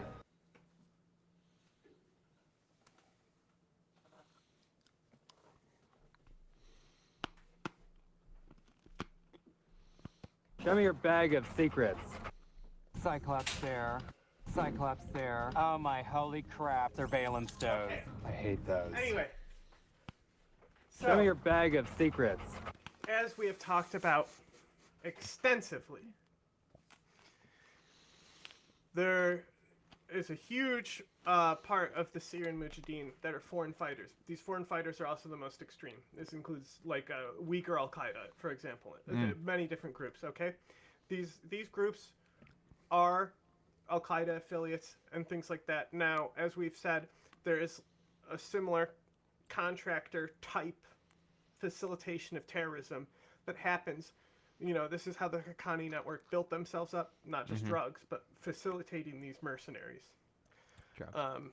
And Muslim Brotherhood, Al-Qaeda, Haqqani network, which Taliban, these are all big suppliers of these contractors. Now, October 7th as well, right? At the same time, Al-Qaeda's official branch in Syria is against Jilani. That doesn't mean that they're not going to assist with contractors. You understand? You can buy, you get money. Money talk. Money. Right? Al-Qaeda's against Hamas too, but there was Al-Qaeda contractors. My brother, this is In, Haram. on October 7th. So, yes. To act like Jilani is under the thumb of Al-Qaeda and answering the general command of Hamza bin Laden, Haqqani, above all else, is a Syrian nationalist. Okay? Nationalism first, jihadism second. Similar to Hamas in this regard, right? Jilani will do what he thinks will pave a way for Syria forward. He will not do what some asshole in a fucking cave in Afghanistan. He's not actually going to be in a cave. He's probably going to be in a compound, but you know, in fucking Afghanistan is going to tell him to do. What the fuck does Hamza bin Laden know about fucking running Syria and running a government? That's true. Like, who the fuck is Hamza bin Laden? You understand, like, Hamza bin Laden is like so much less low tier than like Osama, because Hamza was always operating in a world where Al-Qaeda was actually hunted. Right? Bin Laden and Saif al-Adel and Zawahiri, they all came up in an atmosphere where they had things that were going on beforehand. You know? Like, Hamza just it's what we would, if Hamza is the Emir, which people like Sarah claim, a lot of people who I trust claim Hamza is the new Emir of Al-Qaeda. We can expect like a new type of Al-Qaeda. And the question is, what will that be? Because everyone before Hamza existed in a world and were operating in a world before 9/11. Hamza is so young that pretty much he was alive when 9/11 happened, but as far as operational It's a post 9/11 world. It's a post 9/11 world, and Hamza has known nothing else as far as operational capacity. And I think we need to stop selling because that's the thing. Is we have Al Qaeda affiliates fighting in Syria, okay? And if it benefited Sarah, she'd be fucking talking shit about them too. When they sat down and started planning the Hamas attacks with Iran, Al Qaeda, and Hamas, right? It moved that quickly. Within 6 months, they planned those 2 huge events, and look what happened when they actually went to fruition. Right. So you're telling me, and it's not just you making these claims very clearly. It's well understood that the Taliban is working with all these other groups, and clearly they're not going to be a normal actor on the world stage. So why, from what I can tell, is so much American taxpayer money going to fund the Taliban?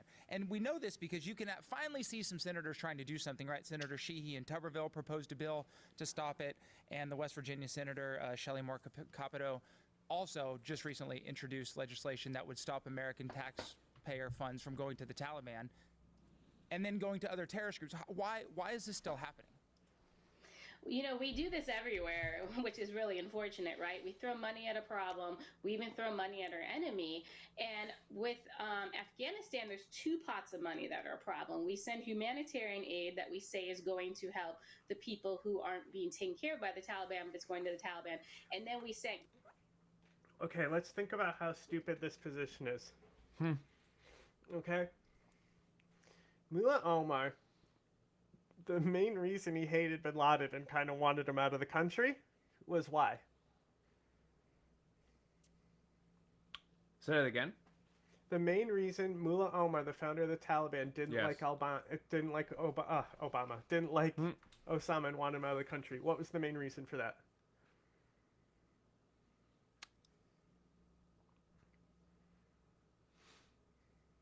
I want to say it was something as petty as like he didn't agree with him on something, but it probably wasn't. That's part of it. But Broadwine state practices. Omar needed to build a state.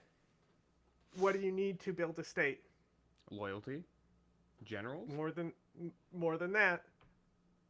An actual international state? Access. Money. International investment. Money? He wouldn't give him money. No sanctions. No. He was gonna cause sanctions to be put on Afghanistan. Omar wanted to rebuild the country. Okay. Omar was trying to reform the Taliban's image, being like, yeah, we totally don't behead people anymore. That was just those first 2 years. They tried to reform the image. And because they needed the outside investment to come in. You know? Have they got it yet? I mean, that's the thing is, what you have to think about this. If the Taliban ruling are dependent on America and USA aid, guess what the Taliban aren't going to do? It's pretty simple. It's a pretty logical solution. I know it's scary when we say things like, hey, we're funding the Taliban and stuff like that, but it's more complicated than that. It's not direct money to assets, things like that. Like, sure, it's all shady shit. But, like, the whole point is that there was no dependency in Afghanistan before 9/11, and look at what happened to Afghanistan. Afghanistan became the state it was because there was nobody actually in there trying to help build the state. They allowed it to send in civil war. So that's the thing with Syria. Is Syria ending the civil war? People need to come in and help build the state. Syria becomes dependent on these outside investments. They know what it's like when sanctions get lifted. These are things that actually are the side of sanctions that do work. There's just the issue is the other side of all these sanctions. You know, like Iran. Iran is not going anywhere. Should we lift the sanctions?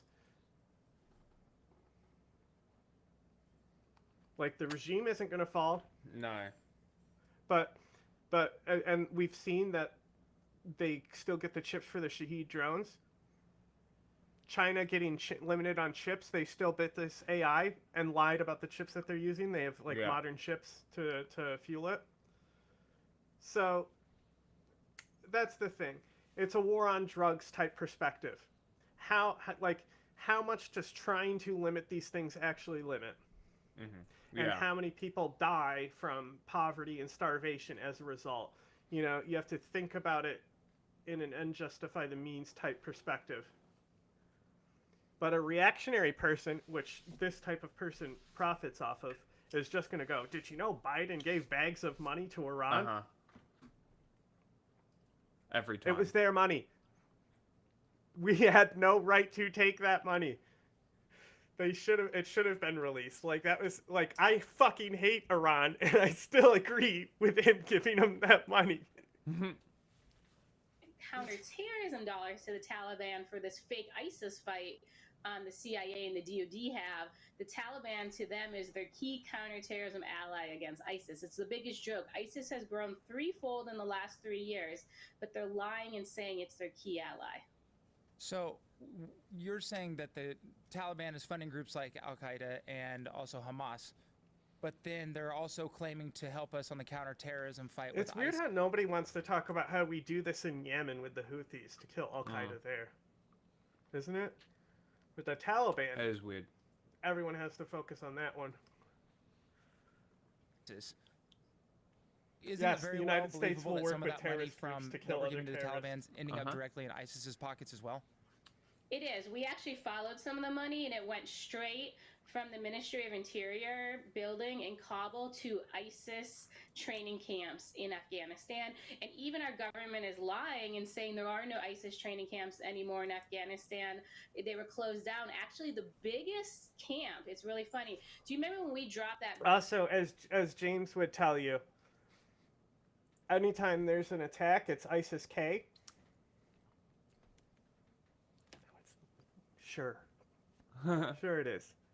Yeah. When they go in and they say, hey, we're ISIS, believe them. Big Moab, Yeah. that huge bomb. So they built a camp there, and it's an ISIS, Al-Qaeda, Taliban camp. It's gigantic. It's one of the biggest camps in Afghanistan. Oh, so are you and our saying government saying ISIS, Al-Qaeda, and the Taliban in one Taliban, camp? they all share the same camp. It's gigantic. And then we have our government saying, oh, yeah, they're fighting ISIS, and there's no more ISIS in Afghanistan. It's like this insane world we've now lived in when you can see these things on imagery. Now, is this just the government dealing with sunk costs that, oh, we spent this much money, you know, furthering this delusion? Or do they really believe that the Taliban is helping us in any way, shape, or form? At first, it was just to get out. Now, I do think we have had people, I think it's a counterintelligence problem, that have drank the juice and believed Taliban's intelligence, and they've now convinced policymakers, and there are people who will look It's at not you the straight in the Taliban. face and The say, issue we're is fighting Pakistan. ISKP with the Taliban. The issue is trusting Pakistan intelligence. That's the issue. And they honestly believe it, which is scary. Well, I would hope that we're going to see a little bit of a change with that with the new intelligence apparatus that's hopefully being formed. But I want to We've get already to seen one changes. specific group, and I know for people in your world, and I have, after reading a lot of your work, I have so much more respect for Middle East intelligence gathering, because just keeping the web of names straight seems like a full-time job. But again and again, Al-Qaeda comes up. Al-Qaeda, Al-Qaeda, Al-Qaeda. I think most Americans, when Osama bin Laden was killed by the SEALs, kind of stopped thinking about Al-Qaeda at all. So what is the current status of Al-Qaeda, and what are their goals considering their jihad or their views for America? Yeah, well, it's not just that Americans stopped thinking about Al-Qaeda. You know, there was actually a media push at the time from the administration to make us think Al-Qaeda's done, Al-Qaeda's over, we defeated Al-Qaeda. And that's what the administration was putting out. That's what the press was putting out. So, you know, like when Benghazi happened in 2012, for example, you know, soon after his death, about a year after, nobody was honest that was an Al-Qaeda attack. So Al-Qaeda has been involved in all of these things over the years. They've been involved in some big attacks in Afghanistan, like they did an attack against like the Emirati diplomats there. You'll never see Al-Qaeda's name on it, right? So for like the last 10 plus years, our own government and our own media covered up Al-Qaeda's involvement. So that's why Americans think Al-Qaeda's done, because nobody's been giving them correct information. It's almost like not their fault. So is our government... it's not the media's job to inform the general public. Also, Hello, Like, Alan. We were just talking about I you. love that. Like, it's only Al Qaeda when she can call it Al Qaeda. Anyone else? Anyone else who's like an affiliate or linked to Al Qaeda? Nope. But when it's Benghazi, which was not a direct Al Qaeda cell, they were affiliated. I mean, the CIA was taking weapons from fucking compounds and fucking sending them to the terrorists in Afghanistan, or not Afghanistan, in Syria, because at the time ISIS was rising, and we were like, hey, you guys want to fight ISIS? We'll give you weapons from over here. You think Al Qaeda wasn't part of that facilitation? You think Al Qaeda wasn't working with the CIA to transfer those weapons? Al Qaeda knew where the compound was, yes. But was it a direct Al Qaeda cell? No, not necessarily. And what we're talking about is a few mortars landing on a CIA compound. Like, this whole, like, people think it's like the 127 Hours movie. When it was like, look at how the guys died, okay? 2 from smoke inhalation. Look how the SEALs died in combat. Mortars. They were holding a roof all night. They were exposed. Of course mortars landed on them. Yeah. They did a great job. That's what they were there to do. Alan's up. Purpose, Alan's here. Pulling the wool over the eyes of the American people, or like Were you saying Shippy Hamid? No, I was saying how tomorrow we need to talk about the persecution of trans people and how I told you to please look into it because you can speak the language, so you can actually get to the root of what's going on there. Yeah, because I heard that because I saw the post as well, and I was asking people for a bit more proof, a bit more evidence, right, or a bit more explanation, or a bit something that explains a bit more what's happening, because obviously I don't speak the language. They said the accents were Syrian, which doesn't really mean anything. But it was also on TV. Yeah, like it was on TV in Syria, which makes me think that there's footage and news coverage somewhere of it. I don't speak Arabic.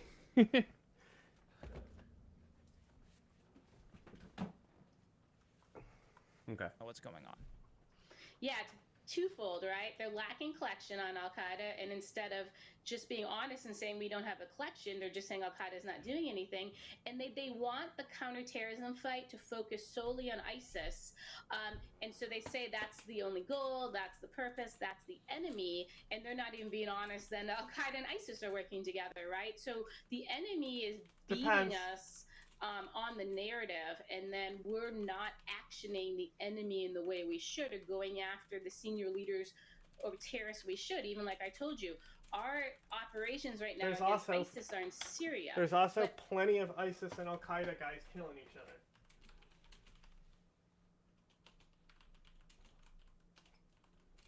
other. They collaborate when it's within their interest, but we must be perfectly clear they are competing interests. You know, we do certain things with enemy states too sometimes. You know, you'll see it. We'll host like joint drills with Vietnam. Wow. You think Vietnam likes America and we're hand in hand skipping down the field, or do you think there's something of necessity there? Maybe. I don't know. There might be an article coming out soon about it. Is this something new? No, it's the fucking... I sent it to you before. I'll send it to you again. It was the videos of the people... They said I sent it to you, and you even looked at it, and you said they didn't have military or uniforms or something. We talked about it the other day. ISIS's central shura is based in Pakistan, Afghanistan. They left Syria years ago, right? So we're not even taking out the key leaders. It's like cannon fodder. Well, I'm glad that you used the term key leader, because there seems to be another major disconnect between U.S. intelligence and, I guess, European intelligence and just kind of the OSINT community, which is, and again, so many things about your work blew my mind, but Hamza bin Laden, I had not heard that in American mainstream media since the administration declared him dead during Trump's first term. Yet the British intelligence and the Mir are reporting that he's alive. Your work is telling me he's alive. And moreover, your work is telling me he was intricately involved in the planning for October 7th. Yeah, How can both of these things exist at the same time? I'm so confused. Yeah, as you pointed out, there's almost it's not even an OSINT war. There's basically a war between the MI5 and the CIA over Hamza bin Laden, and the CIA is not being honest he's alive, and the Brits got frustrated by it and they leaked it to the press. That's how it actually got in the press. We tried to put it in the press Citation? for a year plus in the US and no one would touch it. They said She is correct. The MI5 leaked it? Mm-hmm. That's epic. That's fucking great. we went to the CIA. I didn't know and that. said That's he fucking will print it. awesome. I mean, as far as I know, this is, you know, as far as I know, Hilarious. Hamza bin Laden is the emir of Al Qaeda. I've not seen anything showing me otherwise. Okay. So the U.S. press was controlled and would only print it with CIA's approval, which is crazy. So the British intelligence released it themselves. So Hamza bin Laden is very much alive. He actually, him and his brother Abdullah, were leading a lot of the fight when Kabul fell. Like, people call that like the Taliban fighting, you know, the Afghan government. That was actually led a lot by Al Qaeda, and it was Al Qaeda taking down the Afghan government. No one's been honest. Weird that she's not mentioning Pakistan involvement here. You know, because when we talked to Scott, he was not, you know, didn't withhold that. He said that he saw the drone that was used by Pakistan, like the crater that it made. He's, you know, in Panjshir, like you kind of scared the shit out of me. About what? You were scared until you saw it with Steven Crowder. What's scary about it? It's funny. It's funny that she's on Steven Crowder. It's hilarious. About that. And then, yes, Hamza bin Laden was one of the key plotters of the Hamas attacks, and he's the one that actually basically allowed the Hamas terrorists, a third of them trained. You know what? in I also Afghanistan. sent her the episode we did with Scott for reference, for her to look at. Yes, yes. And for that attack, and Hamas, Hamza oversaw it, and his brother Abdullah is in charge of all the Al Qaeda training camps. So he chose which training camps the Hamas terrorists would fight in. So the Bin Ladens are very involved in the Hamas attacks. Yeah, so if you search on Google right now, the first 10 results outside of that Mirror article are Hamza bin Laden dead, and they're years old. So does the CIA have that much of a grip over the American media apparatus that they can control the narrative Nobody to that cares. degree? Yeah, they don't Yeah, have just the hold on, control wait, of the pause media it. apparatus. That's If you that's go to other brands. that's such an important point to make. Nobody gives a fuck. Yeah. Like, literally nobody gives a fuck. That's why it doesn't make the news. You know what people care about? Kim fucking Kardashian. That's why Hamza bin Laden is fucking, I don't know why his name was sticking in my fucking head the whole time. The fucking Scottish Prime Minister or whatever the fucking cunt's name is. Like, I don't know why. But, like, the Bin Laden dude, like, he's fucking... Nobody cares. You say Bin Laden, it's like, oh, Osama? Yeah, but that's the thing. Is just like people just don't care anymore about Al Qaeda. It's What over. We care about Trump. Yeah. branches of the intelligence community, they'll say, we can't talk about Hamza, we get pushback from CIA. If you go to HIPSI, same thing. They say we get pushback from CIA, not just on Hamza bin Laden, but on the fake ISKP operations with the Taliban. So CIA has kind of a grip on these What did I Afghan just say? narratives, and their information is wrong, and they're collecting information from the Taliban, they're putting it in classified channels, and they're basically compromising our intelligence collection on terrorism. And I keep saying it should be a whole counterintelligence investigation. You know, if this was China or if this is Russia and we allowed this to happen, that's how it would be handled. Why are we not handling that way when terrorists are compromising our collection? Well, especially since we've spent the last, year and a half supporting Israel. Well, to whatever degree you want to argue we've supported Israel's fight against Hamas in Gaza, I think that's debatable. But it seems to me not debatable that we know Hamas did not plan this on their own. They don't have the capabilities to do so. We know the IRGC Oh my God, was yes, they involved. do. That's always been out there. And, What is part of the big deal with fucking hiring contractors and fucking all this shit? Yeah. You know? Like, imagine being like, bro, America could not have invaded Iraq without the UK.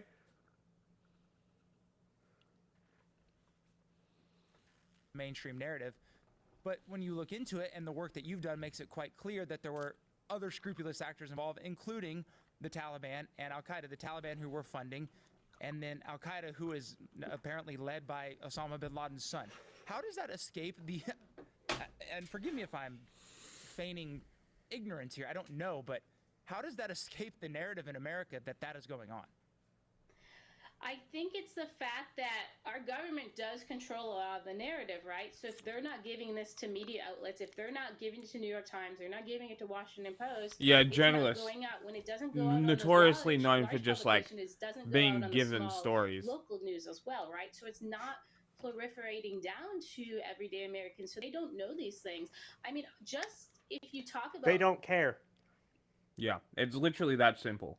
Trust me, as somebody who specializes in reporting on these things. They don't care. Like, how many people know the actual story behind 9/11?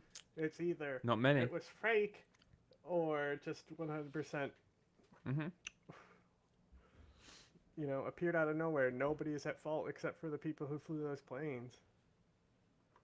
our money going into Afghanistan, some of that money we give to the Taliban actually gets brought over and is given to the IRGC too. Like, we're even funding the Iranian terrorists through Afghanistan, right? And just nobody actually is paying attention to where the money is going. And Americans need to be more involved. And that's why when we fucking bomb IRGC targets in the Golden Zone, they don't say shit to us, okay? There's reasons why these things are done. Where their taxpayer dollars are going. Yeah, well, like I said, hopefully a couple of these bills that have been suggested actually make it through Congress and we can get something done about that, because it seems ridiculous to me. And backing up just a little bit, you obviously have made quite a name for yourself with your work on Benghazi. That was fantastic. Know Thy Enemy, Benghazi was great. But I also just finished reading, and I have to bring it up here because I recommend a lot of people to read the October 7th report that you worked on. And it would take forever to kind of break that whole thing down, but just for people that might not be aware, what role did the Taliban and Al-Qaeda have along with the IRGC in actually planning that event? Yeah, they decided to actually plan the event in Afghanistan because it was a safe haven. They knew we gave up collection there, and the Taliban knew they controlled the information that went to the U.S. government, right? So they knew they planned it in Pakistan. Afghanistan. I can get a hold of it. We can just ask her. We can message her and ask her for the report. You know, I have access to her. I can literally DM her.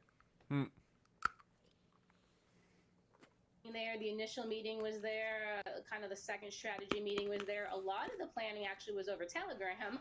The U.S. really should have intercepted that. They didn't, right? And then I told you a third of the attackers came to Afghanistan and trained. Also, the Taliban provided weapons. They shipped weapons from Barm. Barm Chop. But like, come on, like actually think about this, okay? Hamas command. It isn't public. I mean, I'll ask her for it. Hamas command is Hamas command. Okay? Where do you think you're gonna fucking train to do ops like October 7th? Yeah, exactly. And you wanna know what makes those training camps good for contractors to come in and train there? Discretion. Taliban's not going to ask what you're doing there. Taliban might have their own discretionary ops at the same camp. Stop it. You turn those gears off in your brain. So, of course a third of them went to Afghanistan to train. Where else would they train? Iran.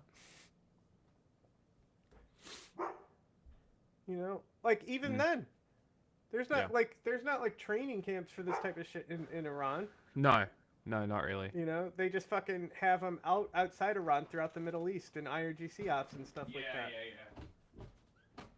you want to come in? Plus, what people need to keep in mind is that Hamas is not IRGC or IRGC affiliated. They are Muslim Brotherhood. Muslim Brotherhood, yeah. And guess who else is? The Taliban.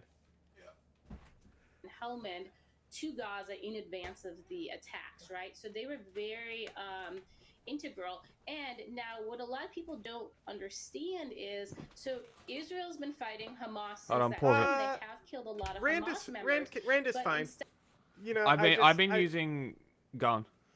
I just think that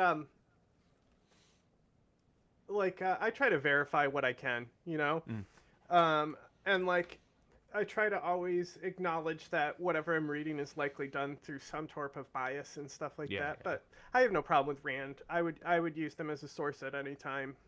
I think one of the, because I've been reading about the militarization of the islands in the South China Sea. There's a couple sources from Rand that I've been using. Honestly, in like terms of analysis, breaking down the militarization, one of the better ones that I've been reading. But also, it's so hard to find pro-Chinese sources. Type what? Type what? But like out of like the analysis stuff, one of the probably more reasonable, obviously like American bias sources, you gotta sort of be aware of the lens, as John said. You gotta be aware of the lens of it. Give it to me. I'll get it from another source. Yeah. You just have to understand where the sources are coming from, where their biases come from, and all that sort of stuff. They opened it up to a dozen. So now a dozen Corroborate your sources. That's all it is. Afghanistan trained Don't fighters. just use Rand. So when It's that easy. The West Point Sentinel. You know. Yeah. Fucking Yeah. outstanding source, but it's different writers all the time. Yes. Right. So that's another thing too. Is it's like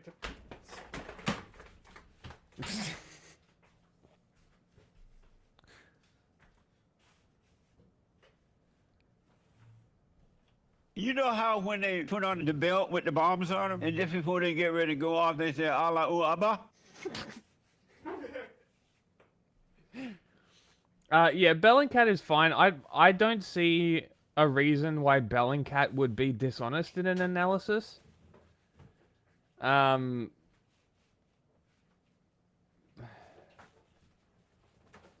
mean, I don't know. I'm still learning sources. Sourcing is like my weakest point. When I said there are ex-CIA agents that I know that aren't like this, it's Bellingcat guys. You kill one in Israel, they train 3. So they have now made more Hamas terrorists than were killed in Israel, and because we're not bombing their camps, we're allowing Hamas to basically be reconstituted in Afghanistan. So what is the interest of these groups to work together? Because obviously if you look at it from the outside, you have different sects of Islam involved. You have different let's bomb ideologies, you have different Afghanistan. I'm sure that will go over great with the public. What is the interest of a group like the Taliban or Al-Qaeda? Too bad we're a democracy, huh, Sarah? Yeah, well, this actually happened. A lot of people don't know. So Hamas and like Al-Qaeda fought together at times in Syria, actually, and the Syrian government banned Hamas. Al-Qaeda and Hamas actually also fought together in the second Libyan civil war. That was 2014 to 2017. So it's just, this wasn't reported out. They were actually doing joint efforts together against the mutual enemy, Assad. That's what I and then, think. Of course, General Haftar in Libya. Now, the big catalyst You was hear that? Hamza bin Laden. Hamas His father wanted to bring all the groups against Assad in Syria? What? Whoa. My leftist brain has just exploded because they're part of the resistance. together. Hamza made it a goal, and he's done a ton of negotiations, compromises, as you can imagine, to bring the groups together. They brought them together under something. It's got a lot of different names. I call it the Islamic Army. They call it the Army of Imam Mahdi. But the goal is we work together, Sunni or Shia, doesn't matter, because our goal is to recreate the Islamic caliphates, right? So the last one ended, whatever it was, 70 years ago. Now they want to bring the caliphates back. Afghanistan was the start. Syria was number 2. Iraq, Somalia, Libya, Mali, Burkina Faso are kind of like the next wave to create the caliphate. So they have a joint goal now, and they're all working together on that goal. So I'm like sitting here be like, mention Jordan. I guess there is no Al-Qaeda operations like active in Jordan, but like they have been trying to get them in there forever. You know, like Jordan's on the plans before 9/11. They still ain't pulled that one off. So let's watch out. What are they gonna do next, guys? Maybe They've it'll been be the so next one. successful so far. This brings me to an interesting kind of crux in the road, because if you talk to a lot of everyday Americans that, you know, they work at a car dealership or they're teaching school, you'll tell them about this and they'll say, okay, but that's their business in the Middle East. Let whatever happens over there. If we stay out of it, really the only reason they're mad at us is because we intervened and we bombed them and we're creating the terrorists. Let's let them do their own thing. Is that true? Are we making ourselves enemies, or do they have kind of a larger ideology that really supersedes anything that we might do? Yeah, I mean, if you go off the most basic thing they say, hey, Bombs don't create terrorists. Prisons do.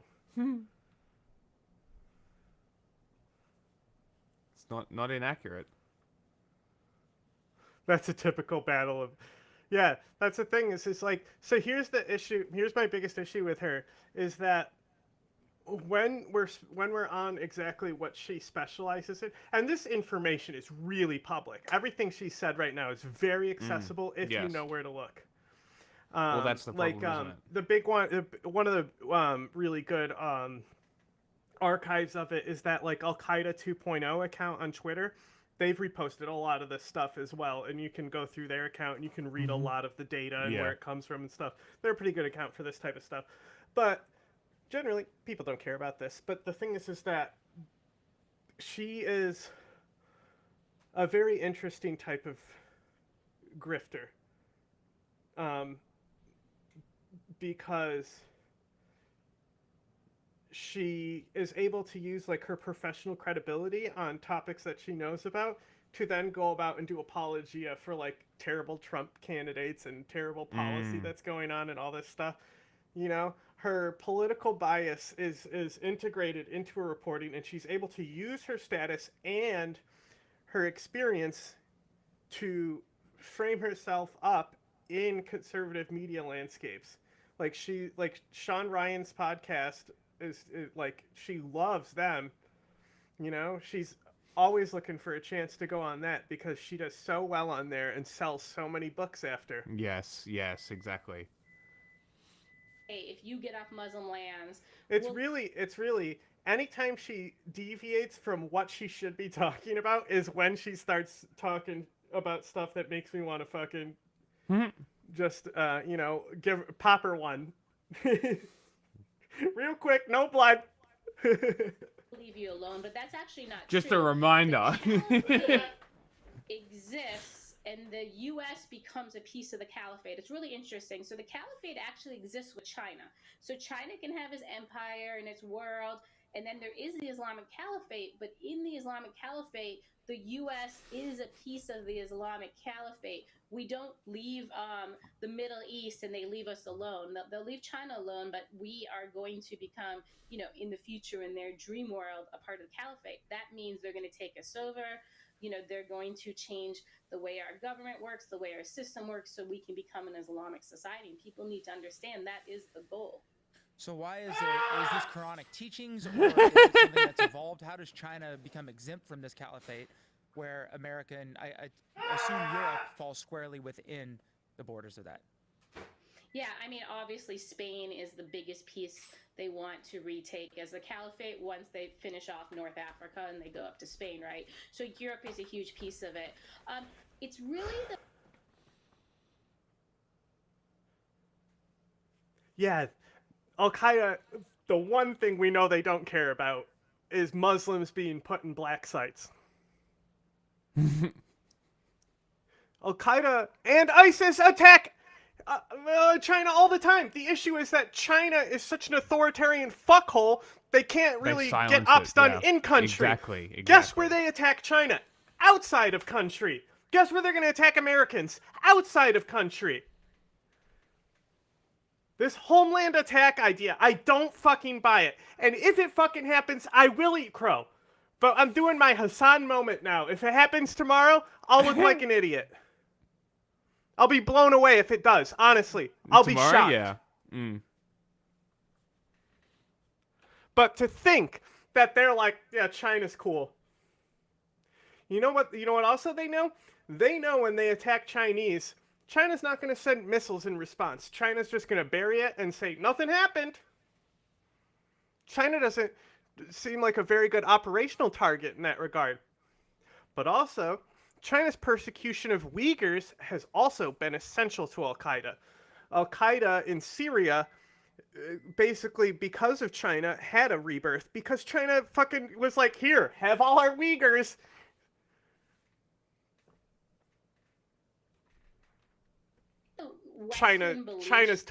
They're totally cool with China, but they want this whole idea, bringing America under the caliphate. What? Watch out! They're gonna turn us Muslim here and take away our Christianity. Did you hear the shit she was just selling?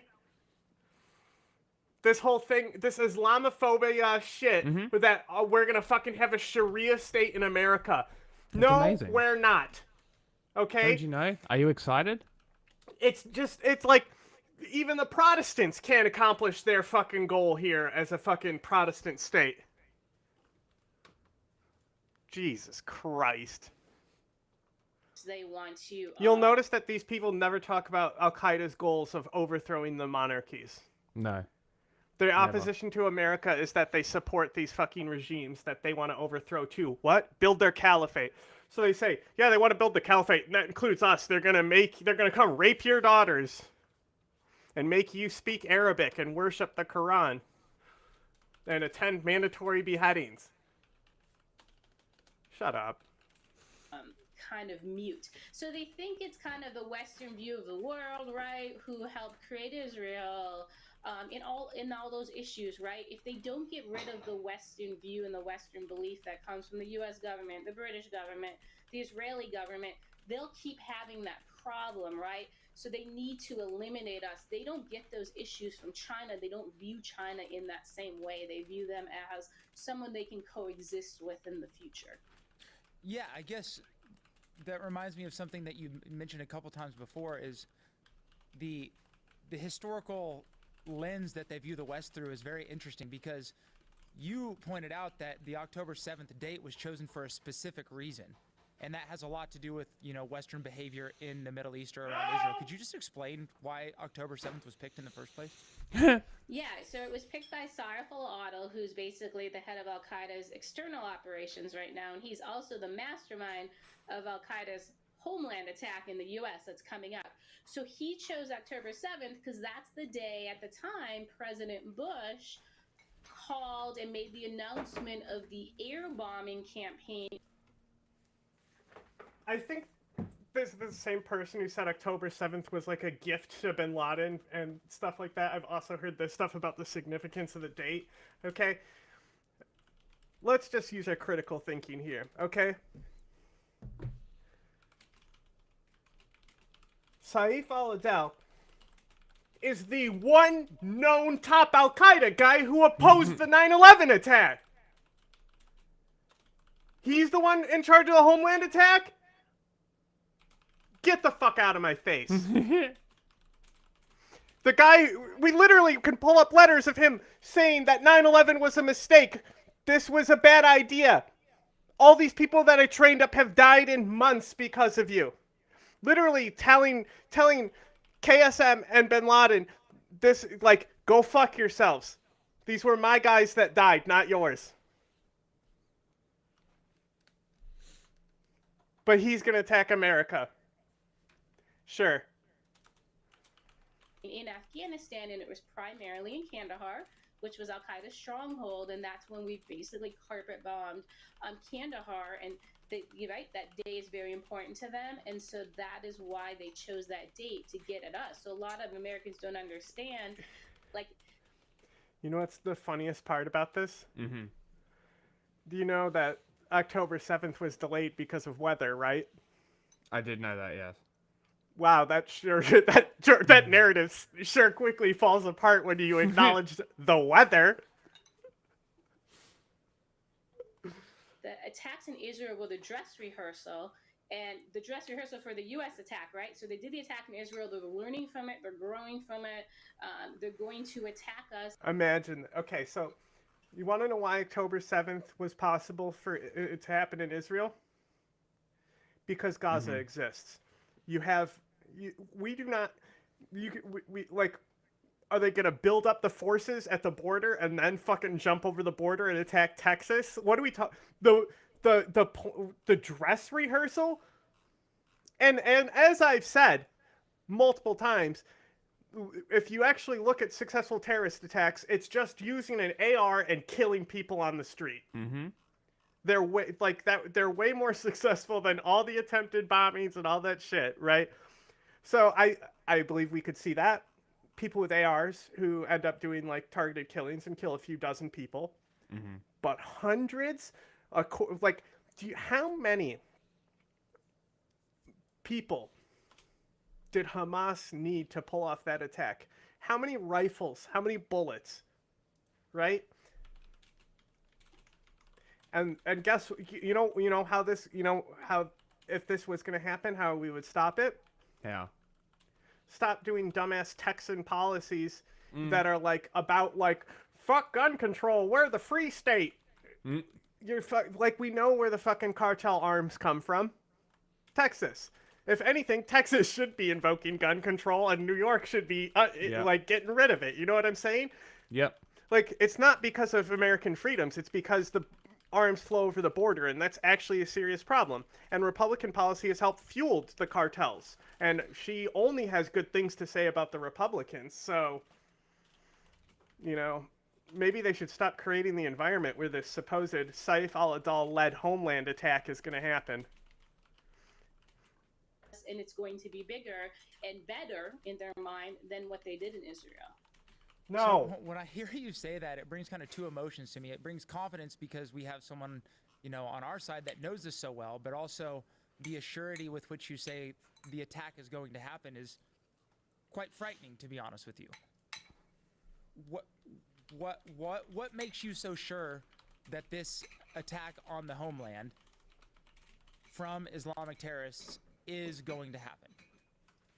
So there's multiple reasons. Number one, it's kind of what Al-Qaeda says. So Al-Qaeda says the attackers got here. The attack is across multiple cities, as you can imagine. It's in multiple modes, on transportation, using suicide bombers, on airlines, etc. Well, in all these years that they've been sending these attackers here since... The dumbest thing Al-Qaeda could do is try to do a terrorist attack involving planes again. Mm-hmm. Just rent U-Hauls, guys. It's not that difficult. Is there a parade happening? Go rent a U-Haul. Terrorism accomplished. It's really not hard to do.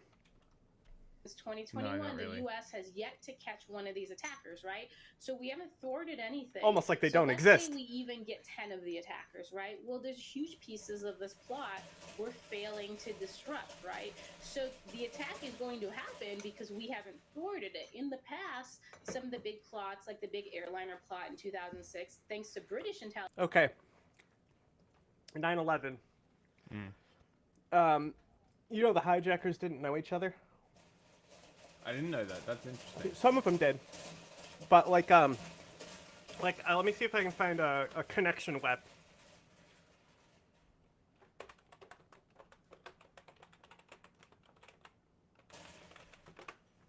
Each of the cells are connected to KSM, right?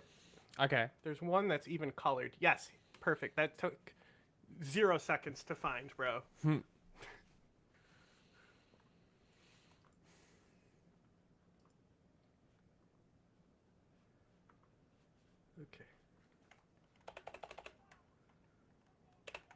Okay, check this out. So, blue is pilots, and then green is hijackers. Right, so you can see that there is a web here of certain connections. And then There's one that's actually pointing out the different cells. I want to see if I could guess. Okay, so there's another key image here. So this is basically the same thing, but this is just more focused, right? It's breaking down each of the plane operations, right? So this guy has connections to, you know, pretty much every team. But if you look, this black cell, this green cell, Mohammed Atta, who's the most famous hijacker, completely disconnected. That's very Right? interesting. You want to know why they did this? So there's no talking. Two people Yeah. means that there's less chance of leak. Yeah. So supposedly, this is that Bin Laden video I showed on the on 9/11, right? According to Bin Laden in that video, these hijackers didn't know their targets until like an hour before the attack took place. Oh. According to Bin Laden. Okay. I doubt it, but they were not given targets in advance because they could have been given possible targets and trained for potential targets, but didn't know the exact mission because obviously the mission was going to be defined by the environment that they were able to set up. Yeah. Right? The original attack was 10 buildings. Okay. So to think that there's all this operational, you know, everyone's talking and communicating and planning the attack. How? Like, just look at how 9/11 was able to be pulled off.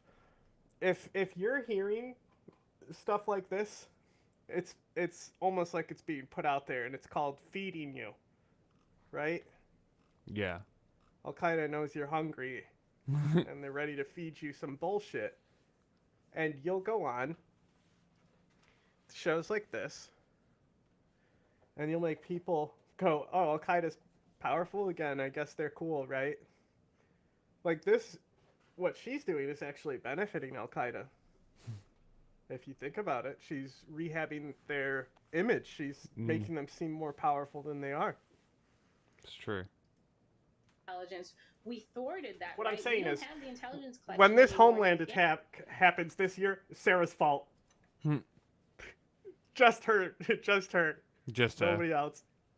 Afghanistan or the ally to thwart these attacks over there. So now we have to deal with them on U.S. soil. So they planned the attack for 2025. They could shift it. You've read our Israel report. They shifted that a year. So it could be 2026. They could wait. But from what we know, the attackers are in country, to include the suicide bombers. The suicide vests are in country, and the weapons are in country.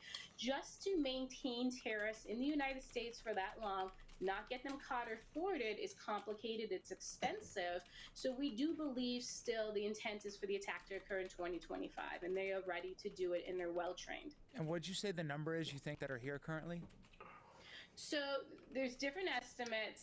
You know, Al-Qaeda says they sent 1,000. I think it could be slightly exaggerated, but as you know, it was 1,400 for the Hamas attacks. What's the manufacturing, like chip manufacturing called?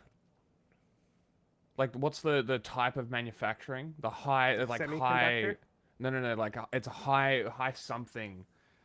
A high something production. Like it requires a certain level of precision. Well, this is also good. This also is the same for Al-Qaeda.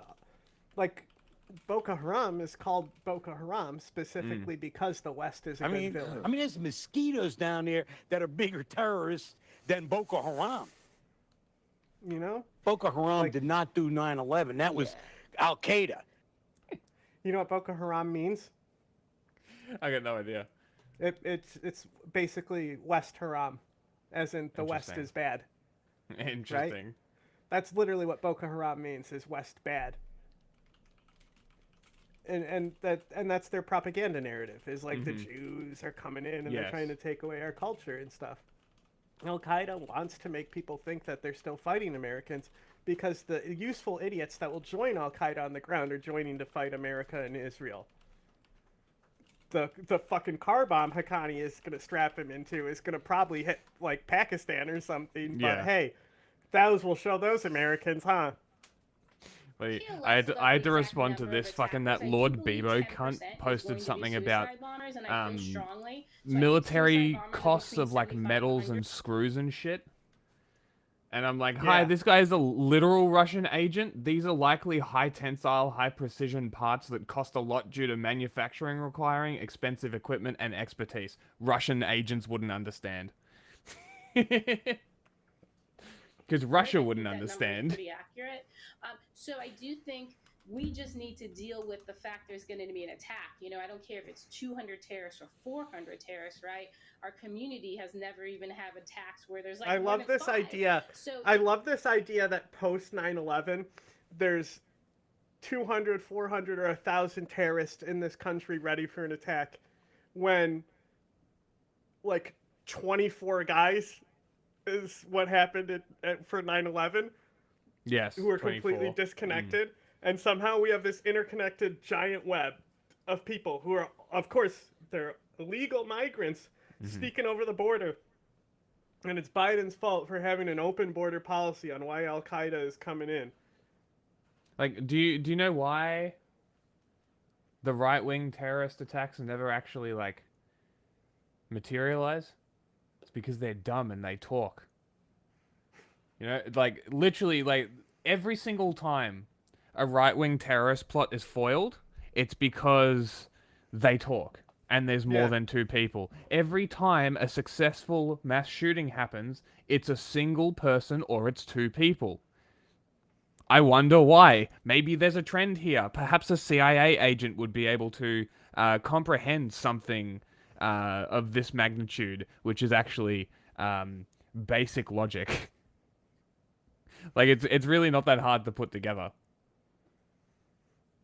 But this is what I'm talking about, is because like there's so much niche and useful, accurate information that she cited in this interview. Yes. And then probably at least 50% of it has just been hogwash, pure horseradish. It's going to be a whole different scenario we need to deal with. And these teams did train in groups of 5 to 7. So communities, at the very least, have to plan for an attack. Fill my fart box up with some of your monster cum. Yeah, I guess if you look at places like Mumbai, it doesn't take an overwhelming amount of people to cause vast amounts of damage. But you see what happened with ISIS in Russia or Moscow, and you see in Mumbai, and you see places in Africa quite frequently. And you think, okay, well, after 9/11, we kind of got a handle on this. But then you remember, oh, like 10 years later, we had the Boston Marathon bombings. Those were a little bit of a lone wolf, but still the same ideology. So what is being done now that obviously people at higher levels are aware of this, and we have a new administration? Is there anything going on to prepare and, you know, arm the public to better respond to what sounds like would be a tragedy? Yeah, we haven't seen anything pushed down. I mean, you know, it was I've been seeing the publicly SDF have been utilizing drone Governor warfare now. DeSantis. I live in Florida. Yep. And he wasn't giving any Very from cool. the federal government They've on had drones for a while. threats at all. So we've been trying to push And also up, they as have you can imagine. American operators working with them, M9 Reaper teams and stuff like that. Really? For like I mean, Overwatch? that's, Interesting. like, Americans shot down a Turkish drone because it was getting too close to their forces. The Turkey has like killed Americans with this shit too. Crazy. So yeah. Now, luckily, because there's this big initiative to deal with the border and to move people out of this country who shouldn't be here, we do hope some of the terrorists will get wrapped up in some of these kind of like ICE raids, right? But do they even know that these are the terrorists, right? Because that they're not, most of them aren't going to be on watch lists, right? These are new attackers. This will be their first big event, right? So we do have to do a lot of educating, and we do have to get people involved in the community level. It's fucking wild. Communities This likely shit's that crazy. help thwart this. And I guess in America, we don't have She's to deal one of my with the direct favorites. effects of groups like Al-Qaeda and the Taliban Oh, not her. on a daily basis, but one that we do, you know, a newly minted terrorist group that we have to deal with is the cartel. Someone else? So do they have any There's just role chick on in Twitter. There's funneling this these one. terrorists over, There's this funneling one weapons like over? Is there ex-Playboy a model who place just in like the puzzle for the trolls cartel at this right-wing point? chuds. It's very Yeah, funny. the interesting part is, And she so there are follows, like, pipelines up through Mexico. commented on another So they're page actually who kind of mostly does the run same by thing, China but and she's Russia that Al Qaeda is using through Mexico, and then less Siraj so, al-Nafani kind of just from like the trolling Taliban them recently has one. because He runs with one of her China posts too, blew up. and then it But she wears like all China and this skimpy Russia shit, who make the relationships but hasn't shaved. And I'm like, that's a very bold, active kind of choice to financial make, ties to the to post cartels. online So, you know, when we and talk be about like, all these I'm just threats, not, they really are all at the like, border, go right? for it. The terrorists are working. It's the just not cartels are very working, common Russia to and see. China are working. It's kind of It's being very ignored strange. that this is being enabled by China and Russia, and I think that piece of it is being lost. So they're the connector between the terrorists and the cartels, and it is good now to see the cartels being looked at as terrorist groups, but there's still not this come togetherness of all these parties that people are understanding or working. Think about it. What do the Someone works cartels have to do with someone works Al terrorists. They Qaeda? don't even work terrorist groups together. I'm Al Qaeda. I'm ISIS. Someone works Because we China. have so Someone works clean Russia. assholes. None of them all Okay, there is. collaborate. So we don't I mean, I've talked about it have before. anyone tackling this problem. There is terrorist connections to cartels. IRGC does stuff there as well, mainly. But to be clear, mainly the IRGC's role is because they operate in Venezuela, and Venezuela helps the narco state in Mexico. So there's that type Okay. of things. Wagner also helps the cartel. There's stuff like that. But these are very limited, very, very limited things. Yes. It is not something that we should take like seriously as like the cartels actually being terrorists and doing the work of Al Qaeda and things like that. I mean, Al Qaeda has worked with fucking ONA. Al Qaeda will help whoever they want. And like, Al Qaeda needs funding, right? Cartels traffic arms. It's true. You know, Problem the way it needs to be looked at. another way around. Cartels buy arms. That's a good chance to get into the Yes. Russia and China discussion because this falls a little bit more in my background. So, our near peer competitors, Russia, China, those are the two main ones. I want to start Near with peer? Russia, though. So, This guy, again, the fact that he another works thing for that I cannot Crowder is believe is you interesting, I said think, because the initial he's attack not on October stupid. 7th was actually supposed to happen in 2022. He is But for a actually able myriad to of logis- follow this conversation, which I would think people who watch Crowder could not. Could not. Yeah, it's very Let alone interesting. his staff, who might be even dumber than people who watch him. Reasons and deaths of key leadership that was pushed off. But Moscow was actually pushing Hamas to carry forward on October 7th, 2022. See, that's very funny because that's almost like it's planned by the higher ups to make it that way, so they don't really fuck with each other. To plan It's a good way to Hamas do it. attacks, it was March, right after Russia invaded Ukraine, and the terrorists, especially Iran, said this is the time to do it. Iran. We focused on Ukraine with Russia. At that time is when they reached out to Russia and said, "Hey, are you okay with this?" And they're like, "Go forth and conquer." And they're like, "Okay, we're gonna shoot." Okay, I'm gonna. I think this is the scene that I want to try and get this soundbite. So just give me a sec because I need to save it.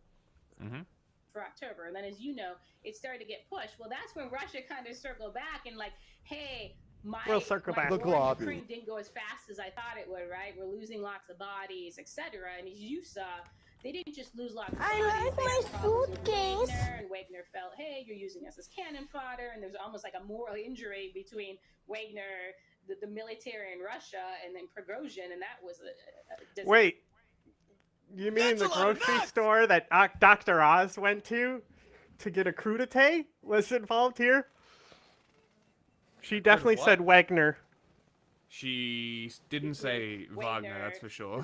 Hey, my war in Ukraine didn't go as fast as I thought it would, right? We're losing lots of bodies, etc. And as Before you that. saw, they didn't just Nope. lose lots of bodies. They had problems with Wagner, and Wagner felt, hey, you're using us as cannon fodder. She did and say there's almost Wagner. like a moral injury between Wagner, the military in Russia, and then Prigozhin, and that was a Hey guys, I'm at Yes, Wagner's. Here to get a crudité. disaster in the end. So Russia then started pushing. No, dude. If she finds out how much shit I've been talking about her today, she's definitely not going to give me that report I just asked for.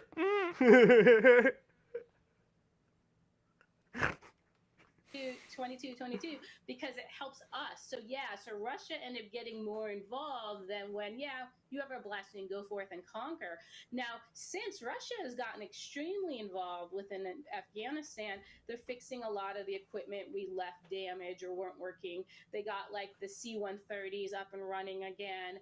Al-Qaeda set up all these labs, like some are chemical, biological, there's pieces working on uranium, etc. In these labs, there's Russian scientists, Chinese scientists, North Korean scientists, Pakistani scientists, and Iranian scientists. So if There's we Americans don't there too. understand that all of our enemies are coming together within Afghanistan, we're missing the boat, and they know they can because they know we gave up Americans are there too.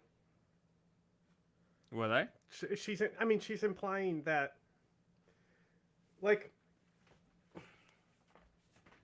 so I was talking about this the other day on the JOPCA, right? Can you tell me what countries were involved with that deal? I couldn't tell you specifically, but I would just hesitate to guess that it was the UK, France, Germany, and America. You're missing two big key ones, Russia and China. Really? Yes. So it's almost like Russia and China don't want Iran to get a nuclear weapon either, huh? But I thought they were all on the same side and they're against us and they're our enemies, huh? So why would it make sense for the actual state, because they hate America so much, Russia to actually be funding weapons of mass destruction camps in Afghanistan? Like actually be complicit in that from a state level, right? Yeah, because if they're not going to give it to Iran, why would they give it to the Taliban? Yeah, and this isn't like a nuke that we're talking about. The point is that if they're invested in restricting WMDs, like where have ISIS attacks happened? Russia. So it wouldn't make much sense for Russia at a state level to really be behind a lot of these things. That said, we do the same thing. We do this as well. Like she is overgeneralizing so people draw the wrong conclusions from this, because I love to talk about it. The work with the Houthis, you know? Yeah. Because they'll help kill Al-Qaeda. You think there weren't like assets facilitated there? There was an American who led the Houthis, you know, after all. Not the Houthis. Al-Qaeda in Yemen, you know? What's it? Yeah, Anwar al-Awlaki was American. That's where the drone striking American citizens soundbite from Obama comes from. Is killing Anwar al-Awlaki. They killed his kid as well, didn't they? Yeah, but he's also an American citizen who was killed without due process. Yes. And that's why I edited the soundbite for him to be talking about due process and That's stuff funny. like that. election there, so they know we're missing it. Well, yeah, I read somewhere that it was 97 to 98% of all intelligence gathering was lost after the pullout, which is insane. And it seems like Wow, it's almost like the CIA. And you can go look at this. You can look at the maps, and they'll map the actual helicopter flight paths. It almost is like the CIA spent more time destroying their own assets than helping people escape the country. And you mean to tell me that, wow, like 90% of the intelligence gathering assets were taken out in Afghanistan? No way. It's almost like that was the CIA's goal, because they were shutting down ops and wiping everything. They were like this is a statistic, again, that is just leading you to the wrong conclusions on what reality is here. Of course, over 90% of intelligence gathering assets went out of Afghanistan. Of course, yes. You want to know why? We don't have U.S. troops on the ground to protect there. Jesus Christ, you people. I hate them. Formed the perfect hotbed for all of our enemies to, hang out in like the group of doom and plot our demise, for lack of a better phrase. Legion of Doom is what you should have said there. And that figure comes from the general running CENTCOM, right? That's just not a number someone pulled out of their butt, right? He saw and watched all the collection we lost. So how does Russia work with or manipulate or be manipulated by these groups? Because as recently as prior to this Again, interview, I checked, America and the Taliban is works still with these listed groups as well. as a terrorist It's not just organization Russia and China. by the Russian government. Yet the Russian government invites them to the St. Petersburg Economic Forum and is trying to legitimize them. Oh, he's talking about the as Taliban. a Yes. state actor. So, is this just all a charade? You What see, is- people are actually fighting the Blood Tribe cunts now. Like, physically? Yeah, like taking their shit, burning their flags, like pulling guns on them. Like, they're gonna stop doing this shit soon because they're gonna start getting actually legitimately assaulted, and I'm so here for it. So, this whole thing, like, China has done well since the withdrawal, yes. But, like, Russia and America are connected to the Taliban because Russia and America both have imperial connections. Like, it was Russia who called Bush on the phone just before, like, the day before 9/11 happens to tell him, hey, Al-Qaeda's doing some shit in Afghanistan, George. You better watch out because one of us is probably next, as in one of our states. It's probably next. They're moving big things. Also, Iran wanted me to tell you this as well, but but they won't call you, so I'm calling you on behalf of Iran as well. Your two greatest enemies supposedly are now calling you, warning you of a potential attack that could come out of Afghanistan by Al-Qaeda the day before 9/11 took place. Yes. Also, the Operation Anaconda. What about the trillions of dollars that went missing from the Pentagon? I don't care. Operation Anaconda. The CIA goes in and they immediately start paying the people who were mainly backed by Russia and Iran. And we were fighting the people who were backed by Pakistan, our supposed ally in the situation. Weird, huh? It's like how these things just like can't be like painted over with a broad brush. They're very complex things, because this is like fourth generation warfare going on here, where states start to lose their monopolies on violence, So you can't just like trust alliances and stuff like that. You have to work within these metrics and outside the laws to accomplish your goals, because you can't just beat insurgencies by playing by the rules. But you also should not put them in black sites, because that's also not a good solution either. How does Russia manipulate these groups? Yeah, Manipulate. multiple pieces Yes. are at play here. They actually That's are who's being taking the manipulated Taliban here. off the list in Russia. I don't know why it Russia's hasn't gone through Russia's yet, pulling the but Putin strings. has The big announced puppet it. master. You hear Numerous this? things, they You hear? It's not Hamza running Al Qaeda. It's Vladimir Putin.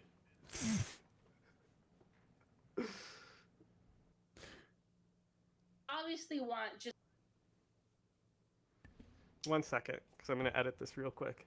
All right, I that's don't wanna fine because I'm about to rant because I just saw something very funny on Twitter Go ahead. that someone posted about the Su-57.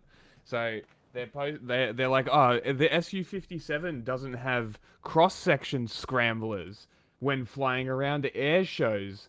It's probably because it's not a stealth aircraft. Look at its fucking engines. Like, I'm gonna bring it up, right? So I think that the Su-57 is probably barely a 5th generation fighter. I think this is just a funky looking upgraded frame from the Su-27. But if we have a look, right, even at like this picture here, what part of those engines looks stealth to you?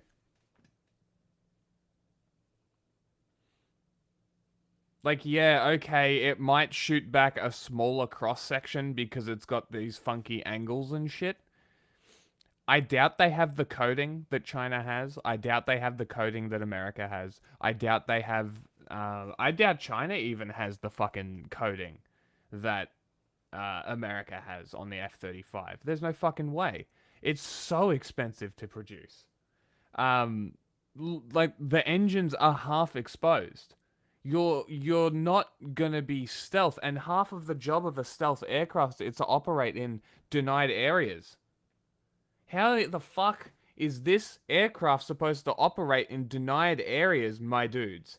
That's a hot ass fucking red fucking flag sitting out the back of that plane. Right? Just for comparison. I've definitely done this before. But just for comparison. Right? Let's look at this guy. Right? Now let's look at this guy. Those fucking engines are halfway in the fuselage. And then they have the directional nozzles and the stealth nozzles there, right? This plane probably has the cross-section of a fucking seagull.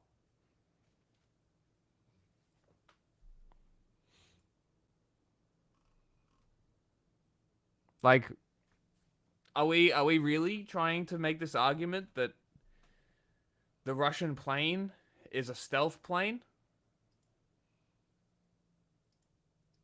This? Stealth. I don't think so. Oh, look. Look, our plane has camouflage on it. You won't be able to see it looking up. Oh, look, our plane has camouflage on it. Okay. Lucky the radar can see camouflage. Oh, what's that? Half the fucking engine sticking out of the plane? Okay. Let's see the F-35s. Oh, that's BMW. Alright, even the F-35, which I think is actually quite stealthy, they have their big engine. But even then, right, you see on the nozzles, right? The engine's inside the plane, and then the nozzle can be closed. So if that thing's just chilling, yeah, it's gonna have a little bit of heat, but realistically, that's not gonna show up on any sort of heat-seeking thing. I agree. And they got two engines. The Su-57s do look cool. I agree. Behind. Okay, so I don't think this is a very good soundbite, but I think it's very silly and might have silliness applications. You don't have to use it or anything, but I'm gonna upload it and you can let me know what you think. Okay. See, like even here, right? The J-20. That's a terrible photo. Okay, that's much better. Okay. Like the J-20, right? Even those engines, even though they are the old Chinese engines, there's stealth application there. That is probably a stealthier plane than the Russian plane. And this plane is older than the Russian plane.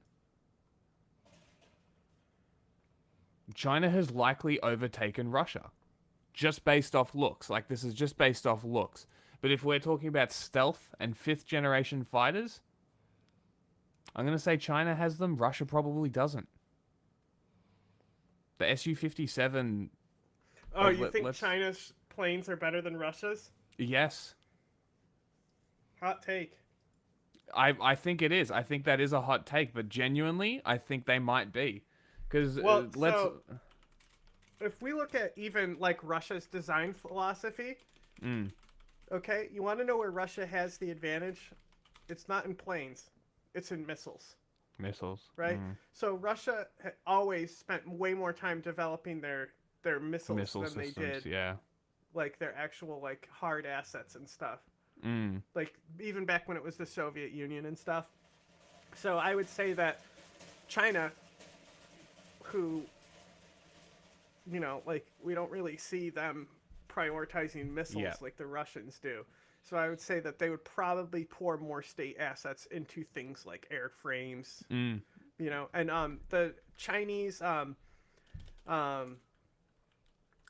equipment does quite well in a lot of countries. They turn to China to get certain things, like their you know, infantry stuff, level assets. I don't know much about their plane sales, but infantry level.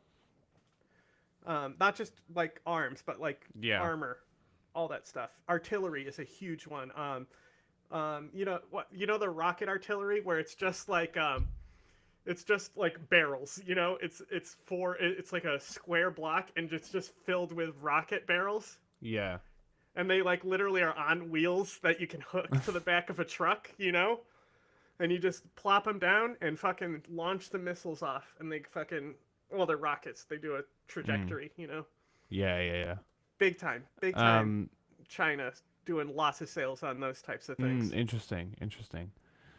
So here's the characteristics of a 5th gen plane. Stealth with munitions stored internally. So sure. Let's get the Su-57 back up. The Su-57 looks so cool, though. It does look cool. So, okay.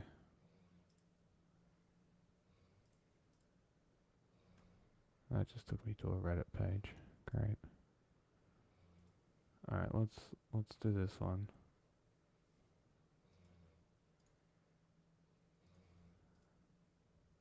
Okay, great. So clear hard points, right? But clearly it's got internal bays here. Yeah, I mean the 35 also uses hard points and internal bays. Yeah. So the internal bays is the main point here because it needs stealth with munitions stored internally. I'm questioning whether it's even a stealth aircraft. The internal munitions, sure. I'm questioning its stealth capabilities. It does have super cruise. The advanced avionics, I don't know. Data fusion, situational awareness on the battlefield, sure. Multi-role capability, command and control. I'm gonna say that Russia does not have command and control capabilities out of the Su-57. I'm just gonna make that prediction that they do not have that. They do not have that. This is not a 5th gen fighter. This is a fourth and a half. 4.5. This is an F-15 EX. You know, that's what this is comparison to. This should not be compared to the F-35. You see the ground in the background? Yeah. Doesn't that kind of look like close America? up of paneling you would see on like things like a planes Russian and plane? stuff? Yeah. A little bit. Maybe they took inspiration from the world around them, just like the kangaroo dance. See, this is. I'm just not convinced that China has the capabilities to innovate tech like that. I think that they've fucked themselves by thieving tech for so long that they've literally lost the ability to innovate. It would take them a decade. Tech. They can't wait to display it. Exactly. Think about how eager they are. Real. Think about how eager they are to reveal their AI 5G all stuff. The time. All the time. It works 100% of the time, 50% of the time. What is the line for Sex Panther? He goes, it works. What does he say? It works 100% of the time, all the time, or something like that. I think that's what it might be. I'm gonna look it up. It works. It's called Sex Panther. That scene is a great scene of like just letting your comedic actors go wild with improv. Yes. Because like all the lines that people throw out, you know, they were just doing tons of takes where they were throwing out different lines. It's so funny. I don't even like that movie, but there's certain Really? scenes... You don't like that movie? Man. I wouldn't say I don't like it. Like, because there's the thing is that there's certain scenes in it that are just so good. You know? Like the fight scene? The fight scene is great, yes, but I Love Lamp is one of the funniest lines in like a Will Ferrell comedy. What's a more quotable line than I Love Lamp? Can you think of something that says? Well, and I love the brick through a trident. He killed a guy. You might want to lay low, you know. Yes, it's 60% though. He doesn't say it's actually 60%. I'm looking it up at the moment. Hold on.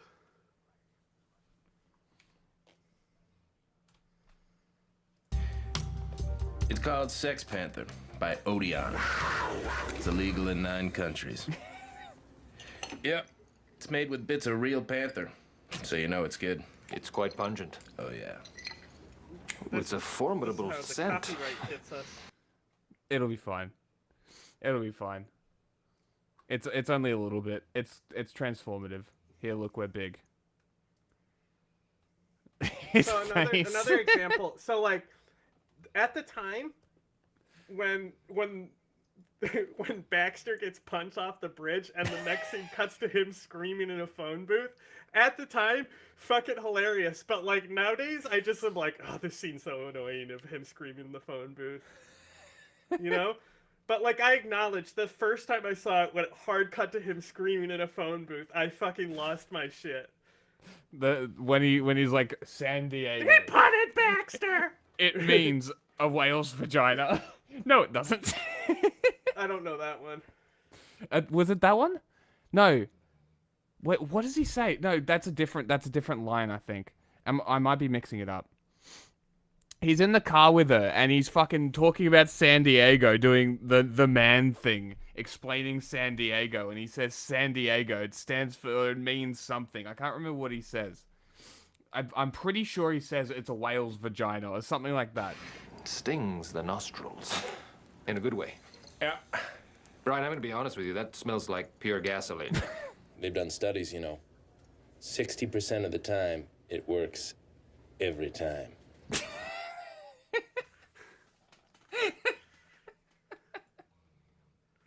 Ah, what the fuck?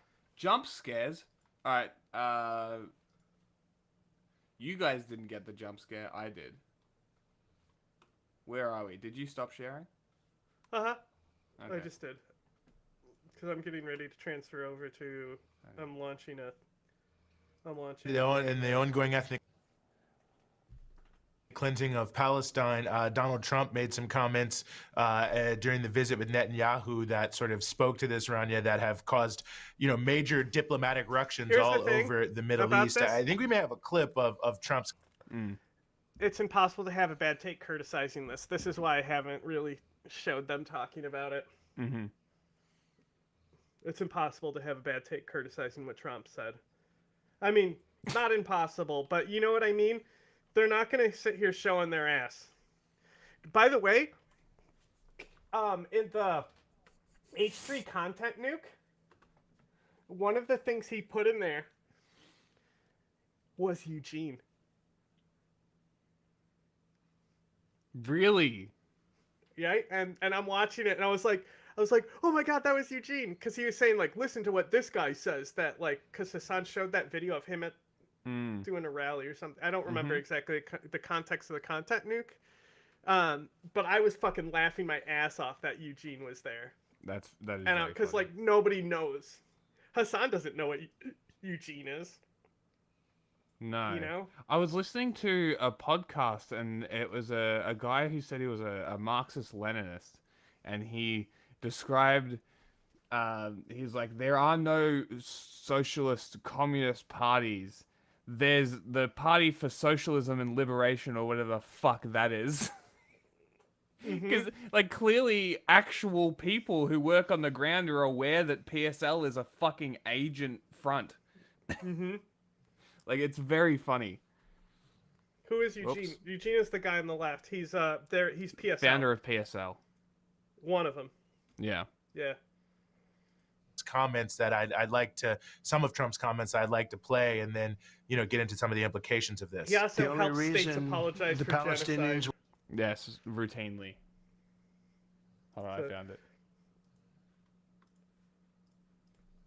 They named it San Diego, which of course in German means a whale's vagina. No, there's no way that's correct. That's the funniest part. Like, that, her calling him out on it is honestly the funniest part of that entire scene. Like, because when does that happen in movies? Like, that's a funny subversion of the expectations. Yes. Want to go back to Gaza is they have no alternative. It's right now a demolition site. This is just a demolition site. Virtually every building is down. They're living under fallen concrete that's very dangerous and very precarious. They instead can occupy all of a beautiful area with homes and safety, and they can live out their lives in peace and harmony instead of having to go back and do it again. Did he just say occupy? The U.S. will take over the Gaza Strip, and we will do a job with it too. We'll own it and be responsible for dismantling all of the dangerous unexploded bombs and other weapons on the site. I haven't heard anyone call out that occupy remark. It's all the other shit that he said because it's so crazy. You know what I'm saying? Yeah. But like, I think him sliding the word occupy in there lets on a little bit more of the agenda of what he thinks is going to happen here. Level the site and get rid of the destroyed buildings, level it out, create an economic development that will supply unlimited numbers of jobs and housing for the people of the area. Do a real job, do something different, just can't. So, Rania, Donald Trump's proposal is for the U.S. to colonize Gaza, to remove all of the Gazans, to take all of the area and turn it into an economic development site. Now, of course, the administration's been trying to walk this back and say it's just a temporary removal. But of course, this has created mass panic in close U.S. allies, Egypt and Jordan, because those are the two most obvious areas Palestinians would go to. They do not want that. Palestinians do not want to leave. Anyway, now there's all these ructions. But your thoughts on Trump's comments? I mean, it was just the most bizarre press conference on so many levels, but so were most Tell things us that about it, happened in Rania. Trump 2.0 era, I guess. The theatrics of it, Oh, we're just going with this Trump 2.0 logistically thing, are we? speaking, I don't think this is logistically possible. Because of what you just said. I mean, Jordan and Egypt would be the obvious places that Israel's dream is to send the Palestinians of Gaza into Egypt and take over Gaza. And then, of course, then the Palestinians in the West Bank to ethnically cleanse them into Jordan. These are red lines for the Jordanians and the Egyptians.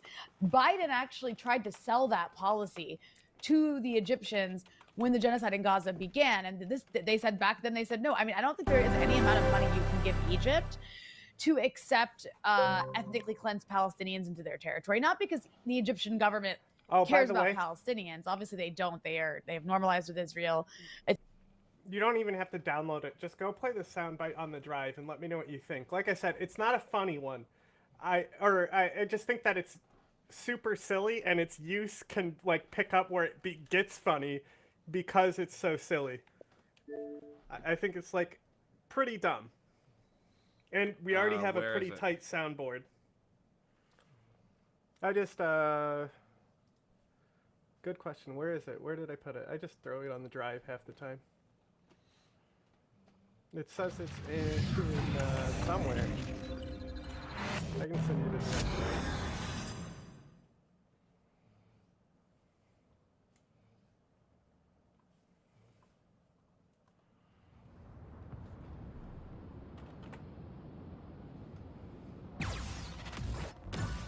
I don't think I want to kill PSL members.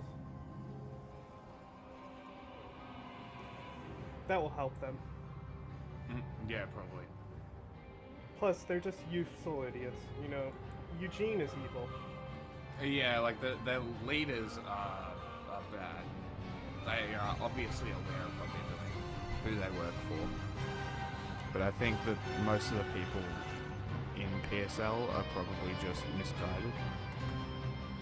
Let's see. Oh, bunkum! Fuck, that's loud. Is that the music to the game? Because I haven't heard the music, because I keep music turned off for streaming. Yeah, it is. I don't even know what the music is for the game. Didn't Eugene run for president? Of course, PSL. They're in politics.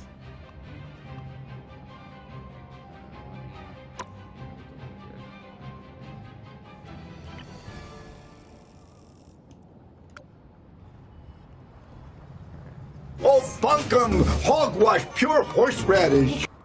What the fuck? Oh, bunkum! Hogwash, pure horseradish! That's very loud. I mean, that's normally, we normally like them loud. Nah, that's true. Okay, now I have to figure out how to somehow get not a sure where request that to would- you from yeah. the console. Yeah. I'm not sure how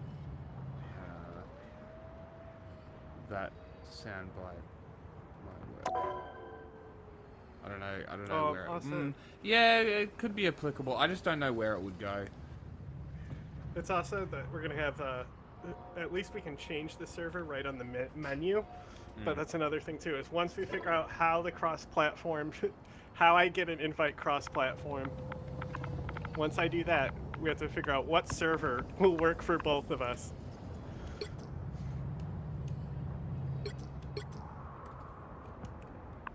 Wouldn't let me make my name cunt. Yeah, it won't let you do a lot of things. Okay, I found a ID code. I don't know where you would search the ID code, but I did find one.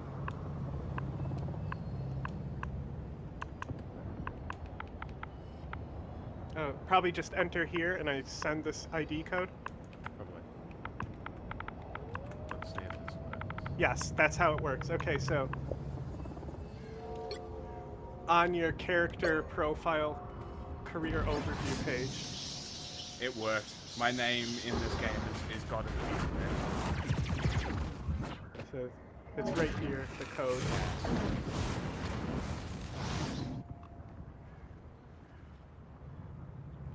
You have to hit play, I think. I mean, this is how I got to it. I hit play and then click my name up here. You don't need to do the tutorial. You already know how to play the game. Literally, I want to just go over how many of the characters are literal clones of Overwatch characters. Oh, that's funny.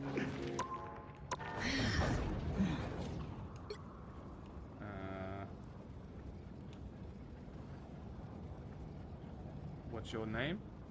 Well, I sent you this code. It's so if you search that code, it should work.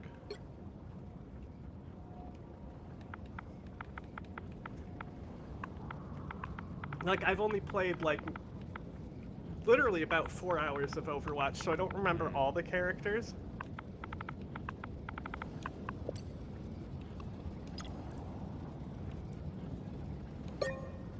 There we go. That's another thing. Just cross-platform shit. It should be a standard. Yeah. Okay, so I'm just looking at servers. I don't know if it matters. I think it only matters for me.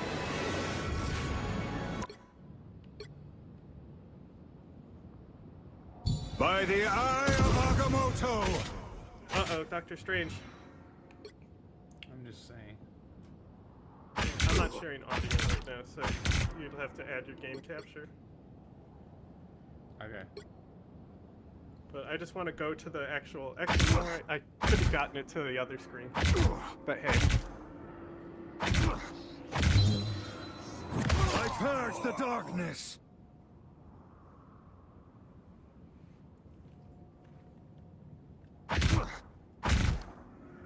Oh, yes, this one. This is the screen I wanted to go to. Okay, so I purge the darkness! Like, you Magneto, right? Who's the Viking that is able to do the big shield that you put on top of the cart? I purge the darkness! In Overwatch. He has like the long shield that can cover You mean your the whole German team. guy? Huh? The German guy. Your capture's too loud, I can't even hear I you. purge the darkness! The German guy? Yeah, it's like Heidhelmer, whatever his name is. Sure. Yeah, so Reinhardt? that's Magneto, right? Sure. And you might think Penny Parker here, oh, she's got a robot. That's clearly Diva. That's a Diva clone. Nope. Bruce Banner is actually the Diva clone because you have an out of Hulk mode and an in Hulk mode, right? Punisher, Soldier 58 or whatever his name is. Mm-hmm. Right? Black Widow, Genji. Sure. Right? And then Winter Soldier and Moon Knight are kind of like Reaper. You know, they're really annoying and always are fucking getting kills and stuff. And like when you die, it's always that person. Yeah. You know? So there's a lot of them that are literally Overwatch characters. I haven't played them all, but I think Jeff is probably the most like Mercy because he's one of the best utility characters for healing, but he literally, that's like all he does. He like can't do damage. But there's also Luna Snow. She heals by attacking your team as well, so she can actually do damage to the enemy, unlike Jeff. So I like her.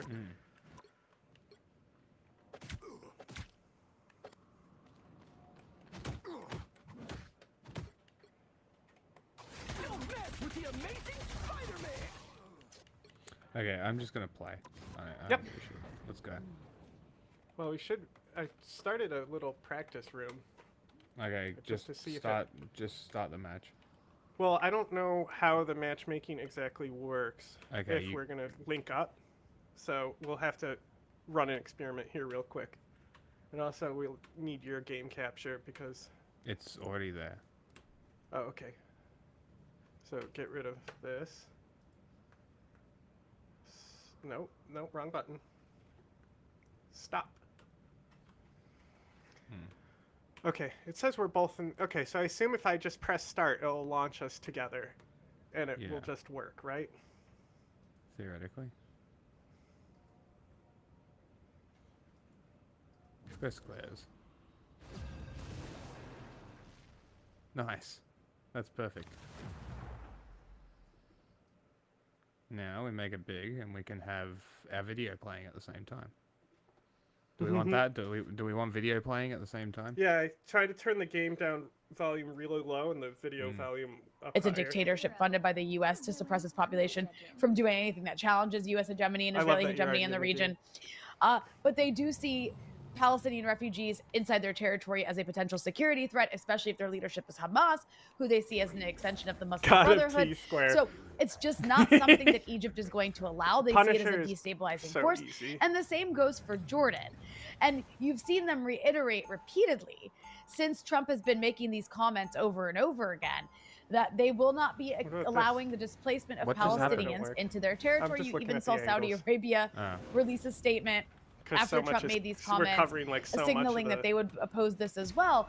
So it's not logistically possible. On top of that, it is blatant, brutal ethnic cleansing. There's no way to cover that up. I mean, I know the New York Times would like to cover it up, even though they hate Trump so much. They just said displacement. That's ethnic cleansing is what Trump is calling for. It's just blatant, brutal colonialism. And you know what? I guess it's at least somewhat refreshing to see it said out loud about like what it is, rather than these like silly terms that you'll hear from people who like to put a mask on everything depraved that the U.S. and Israel do. The other thing I'll add is that the entire Western imperialist system spent he can crowd control by pulling everyone in, pouring billions and billions and billions of dollars in weapons into Israel to decimate Gaza and eliminate Palestinians either by killing them or pushing them out. It didn't work. So after 15 months of the most advanced weaponry that humans have been able to create, was not able to do that. I'm not sure why this proposal in the minds of these people seems workable. It doesn't to me. They're going to run into resistance. People fought and died to stay in Gaza, and they will do it again if they have to. And as we saw, Israel did not defeat Hamas. There is still resistance in Gaza. So I just think it's not serious. It's very dangerous.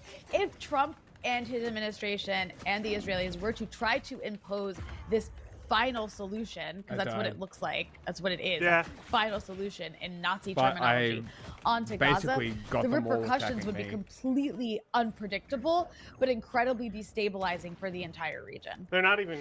No, I think that's a very Oh good my point. God. I mean, I can- I don't even know who I can came up climb with on this. walls I and mean, shit. part here of why comes Trump is they're walking all this back grouped is up not now. just They're coming.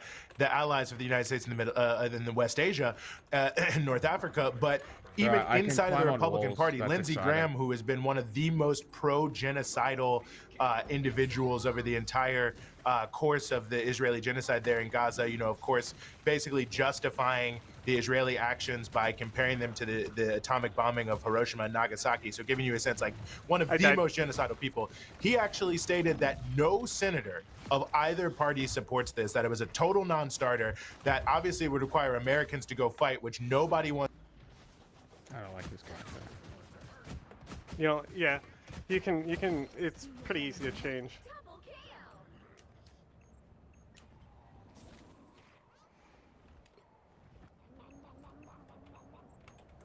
I hear a Jeff the Land Shark.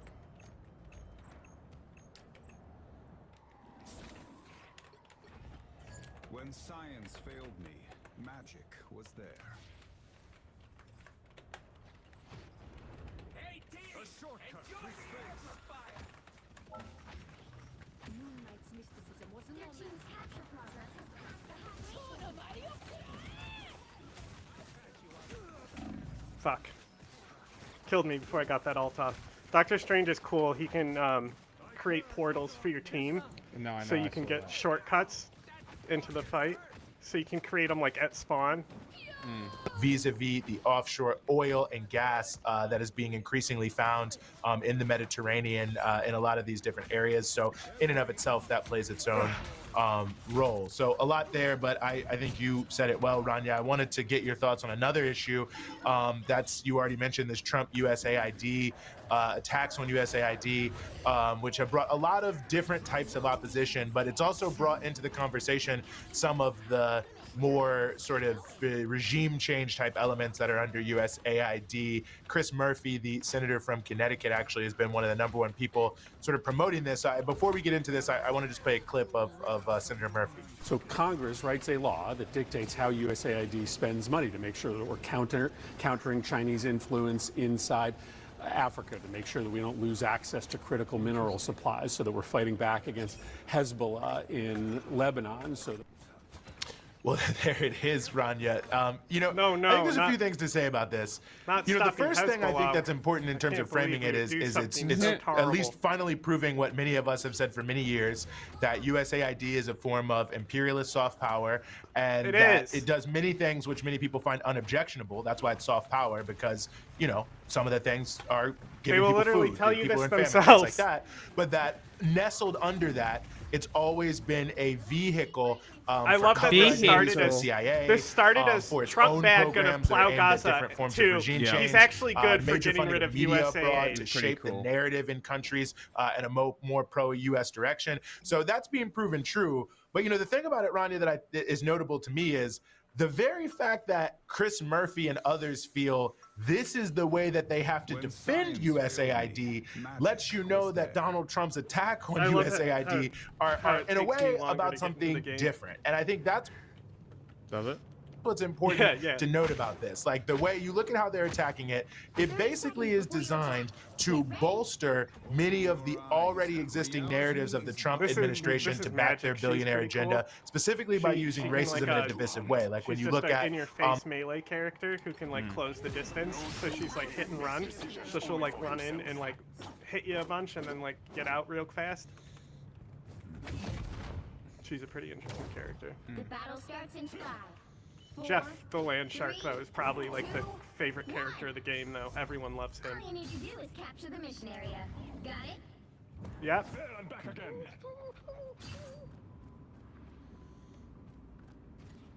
Cloak and dagger popping in. Oh, we got Cloak and Dagger.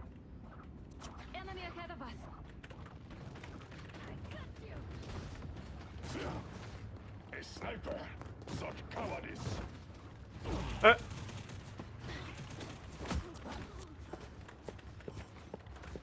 Looks like the mission area is yours to capture now.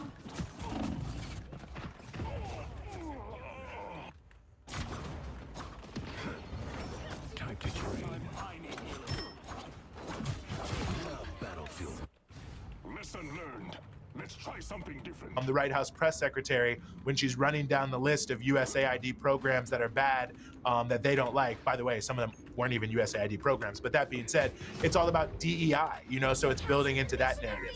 Obviously, when they're targeting it, they are targeting the humanitarian aid aspect, and they're trying to make it seem like, wow, how terrible that America would give food to non-white people in the global South who are suffering from famine and hunger. Trump also this morning opening up an attack on the funding on the U.S. media by USAID. And of course, we at Breakthrough News are no fans of the mainstream media. But the reason why Trump hates the mainstream media is because they truthfully report on many of his misdeeds, and he doesn't want to do that. I So hate this, in a way, by the way. I feel I can understand that some people are like excited about this, like, oh, they're going after USAID, but they're not going after it because of all the like CIA spook regime change stuff. They're doing it in order to continue to. I would just rather waste my time playing Overwatch. Oh, we also have to change the category that we're. Like if I'm gonna play a game like that.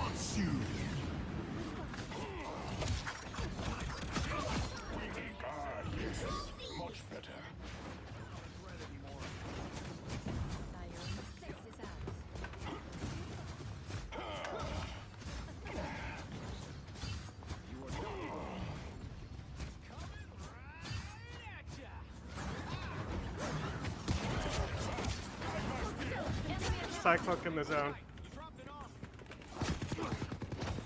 Got her. Tremble before fast.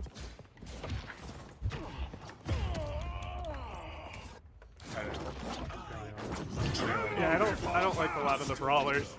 This time I need healing. I still have some hunt left in me. Their team's capture progress has passed the halfway point. Build the racist narrative around quote-unquote DEI, which basically means let's make sure the government does nothing to address the historic and ongoing discrimination against black people in particular and many others in the United States. Let's also make sure that the U.S. government does nothing to help anyone in the global South suffering from climate change, hunger, poverty, or anything like that. And let's also try to muzzle the media as much as we possibly can so that the billionaire agenda of Trump and his friends who are trying to rip off working class Americans and make it a lot easier for corporations to jack up prices, lay people off, bust their unions, make it less safe on the job, that won't get reported on. That is what they're hoping to do with this attack on USAID. And then they're going to move it under Marco Rubio inside of the State Department. And as you mentioned earlier, I mean, this is Mr. Regime Change. So, you know, as much as people want to maybe celebrate this, and I can understand that given some of these other aspects, I think it's deeply pernicious, and it's all of a piece with everything we're seeing from Trump, which is designed to bolster an agenda that, again, at its core is designed to rip off average, everyday working class Americans, transfer trillions of dollars to the richest people in this country, and cut many of the most critical programs that help people survive on a day-to-day basis. And I think we have to keep that context in mind when we consider what's happening here and recognize the U.S. will never stop regime change under any context, in any circumstance, as long as the government is imperialist. So if you think that's what's happening, that's not what's happening. And Chris Murphy will get what he wants. They will reassure him that Ukraine, Congo, all of that will be safe. But, you know, ultimately it'll be, anyway, you know, to the benefit of Trump's narratives. I mean, I think that I agree with everything you said, and I'll add to it. I mean, this is just a contradiction in the ruling class, right? Like they're not in agreement on a very theatrical thing, which is obviously the end game is U.S. domination of the world's resources. Oh yes, of course it is, Rania. Chris Murphy. No one else has liberal, that goal. Imperialist flavor, and he feels he's that mindset of we have to do this under the auspices of humanitarianism and human rights and equality and all of these things. We like prefer and our inclusion dictators to is a just part be of that cunts liberal like imperialist Putin. order. Like we want there to be people of all backgrounds carrying out imperialism. We want to make space for all of them, and then we also want to have these programs that give us cover for like, yes, we do care about democracy building and civil society and human rights. Whereas that sort of, you know, Trumpian Republican right-wing version of imperialism is just more brazen, more in your face, more I'm still Marco not in the Rubio game. style, actually. It's still loading where, at yeah, they want to play the 99% for me. culture war game because that's a part of their domestic agenda and in their global agenda in many ways as well, to use that as Global homo agenda? a divisive issue. But also, they just want to be more straightforward and brutal. They still want to, go homos. after China. They still want to regime want change orb? Russia, whatever Trump says. Orb. Like the U.S. imperialism Orb. wants to do what U.S. imperialism wants to do. They still orb? want to install orb? the dictators they want to install in Latin America. They just have a more brazen, in-your-face, direct, orb? and also like sort of hollowing out money-making way of doing it, because they also want to make money off of all that government money that's going to Yeah, these we'll kinds play of programs. Overwatch So next it month to when me this it just game it inevitably looks like a falls theatrical off. performance. Yes, do I enjoy seeing certain programs get shut down that are, or temporarily, I You should can also say, destroy stop walls to functioning create in a paths. place I'm like not sure if you Lebanon can do that in that work Overwatch. to undermine this country's sovereignty that I'm sitting in right now. Sure, I guess I'll get some popcorn and watch that, but at the end of the day, this is not some attack on the regime You're change Mr. imperialist Fantastic. system at all whatsoever. It's kind of just like a vying for power of who gets to run it and of where the resources, who the resources go to exactly, and of just, who gets to be in charge. That's it. Of who gets to be in charge and what the overall ideology of it is. Yeah, I think that's a great point, and I think the thing I'll close on is to speak to your point of it's just who's going to control it. They're not changing the name. They're just going to say move it under State Department. So it'll still be USAID, so they'll still be using aid programs to cover CIA-type situations, so that definitely will not change. And Everything is the Sam Sachs from CIA, Means as Morning we News know. pointed this out about the memo where they were telling people who had to come into work, and it was like, people who are mission critical and also You're people pretty attached to quiet in specialty comparison to programs. Eugene. And the question he was raising, Eugene which I think loud is, as fuck 'cause he underlining a yapping. lot of what we're saying. He said, I wonder what those specialty programs are. So, I think we can see what's really going on here, and I think it speaks to the need for Motherfucker. Capitalism is over. This team So is also what comes very next? good. Techno-feudalism. This guy's taming. Just Now, that the sounds matchmaking, sinister. you know, Yeah, for it a should. quick match. But if you Techno-feudalism you describes can an tell economy who's that's going to slowly win regressing to medieval because times, where we're becoming serfs, like tilling the digital 5 land minutes owned- into the game, you press tab, you look what side has all the kills, and that tells you inevitably if you're going to win or lose that game. Like, if they didn't build in the anti-quit mechanics to these types of games, they would all be. Though that's no, what's cool about Overwatch- StarCraft, though, is Overwatch you're has- supposed to quit. Right. Overwatch does not. Overwatch, if you quit, you're Yeah. fucked. Like, your team's fucked. But how much quitting do you get? All the time. See, that's kind of lame. Yeah. Sometimes the right thing is the hardest thing. Do it anyway.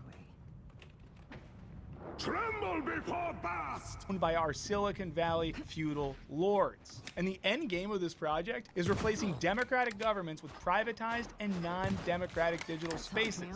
One tech billionaire is already ahead of the curve in making this vision a reality. This is what victory feels like. I mean, come on, you had to see that one coming. Who was surprised with that? It's always you, Alon. The world's richest man has been hard at work manifesting this dark new post-capitalist order. He announced his support for a German far-right party in an upcoming election and agreed with their leader that pro-Palestinian activists are basically Nazis. He accused the leader of the British Labour Party of covering up large-scale sex crimes and then argued that the US should liberate the UK.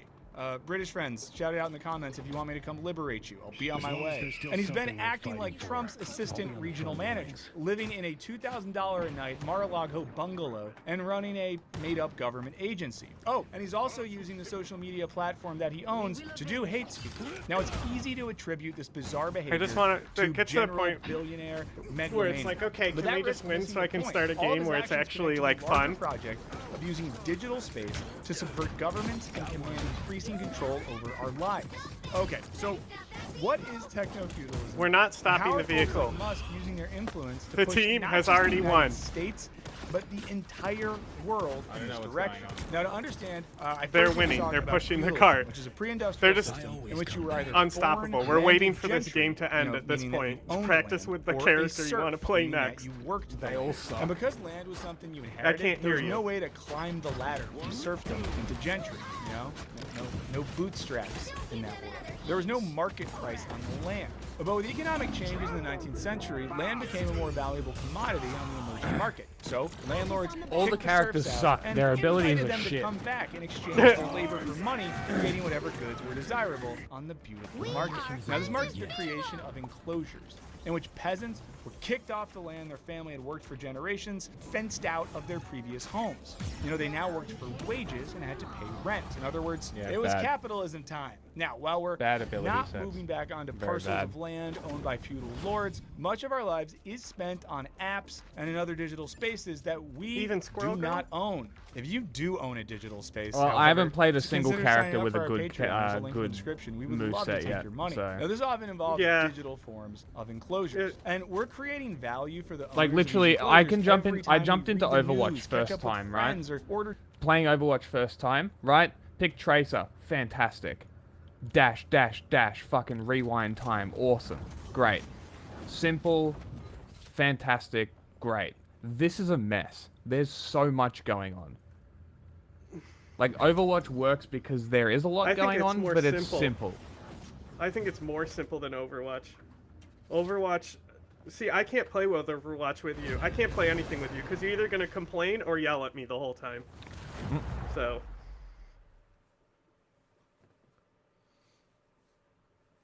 I'll play Overwatch. I only play support. And you'll fucking yell at me the whole time. You'll need a top-notch I team just to play win this support. one. Play support too, then. I don't know what a fucking support character is. They're the bottom ones. Those are all the supports.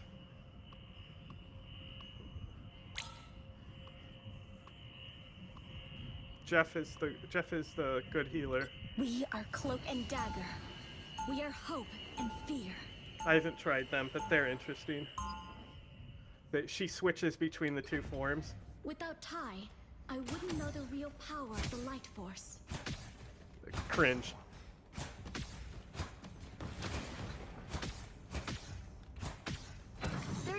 Before you attack. You want orb? Get ready. Let me put my orb in you. Yeah. I fear my magic could disrupt Klinkar's Oh, Squirrel Girl! Oh, we got this in the bag. We got Fat Penguin on Squirrel Girl this game. Well, that took a dark turn. Interesting character. The battle starts in 5, 4, 3, 2, Orb? 1. All you need to do is capture the mission area. Got it? Okay, you say that. Wow, Squirrel Girl already launching nuts. And so it begins.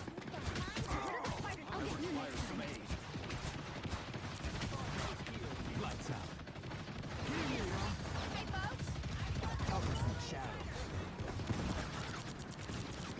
All wrapped up. Double kill. Nice. I just got a double as well.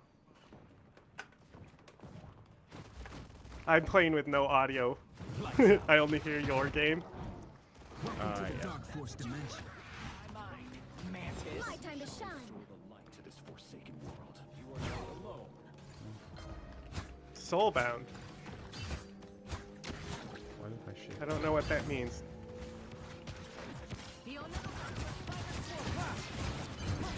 Help get that vehicle to its destination. Help him from the shadows. Let's pop back up under their noses. They don't look friendly. My time to shine.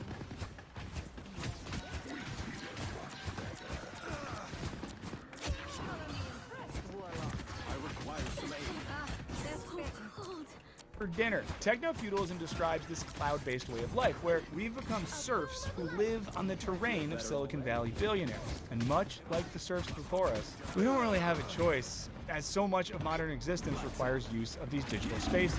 Like, really think about it. If you were going to throw your phone away, get off the internet, that's not hard. use apps, Like, what would you do? A lot of stuff would be really hard.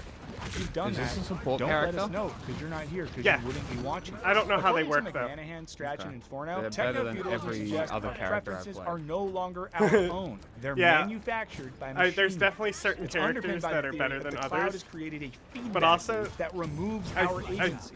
We the- train I think they have a algorithms to really find what we interesting like, idea on and how the they're gonna algorithm address trains that us mechanically. to like what it offers. I don't know if it Because, says, like, but I'm depending getting on the this season, Instagram there'll be ad different recently bonuses. That's like how to be a good dad For even certain if you characters. have ADHD. Yeah. And it's like, Jesus Christ, you're targeting. Also, them they then. have this It's like cool your thing where specific certain teams can neurodivergency is team up making you a and bad dad. have You need to do this to exclusive be a team up good dad. abilities.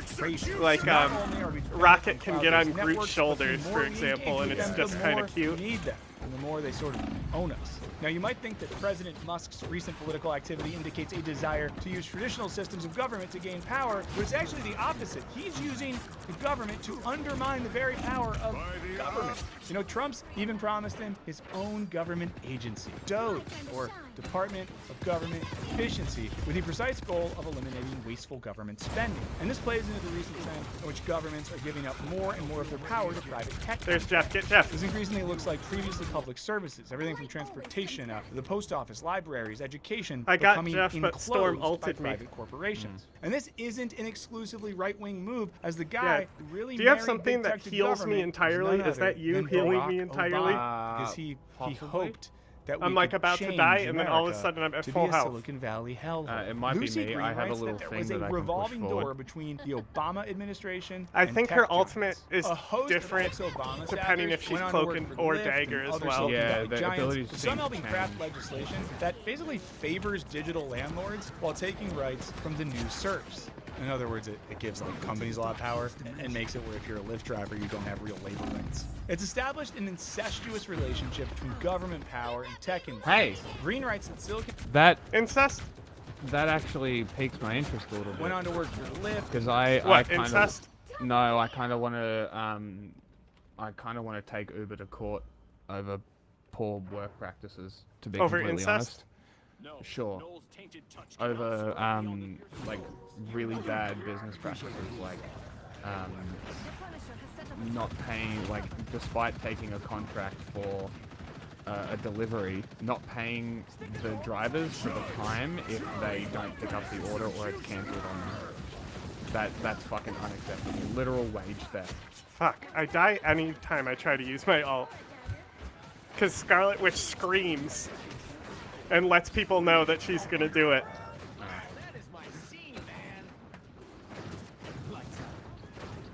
I love Scarlet Witch though. Her moveset has just vibed with me, unlike a lot of these games. I can't find a character that really vibes with my flow. Yeah.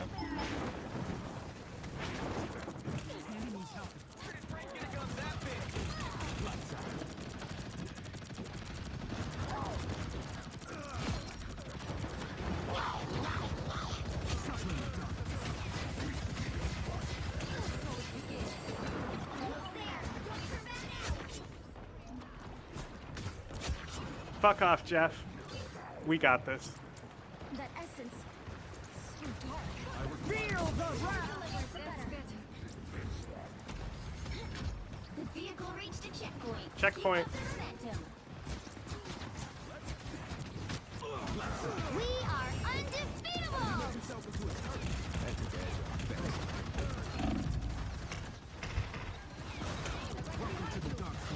I don't know what this big shroud thing does.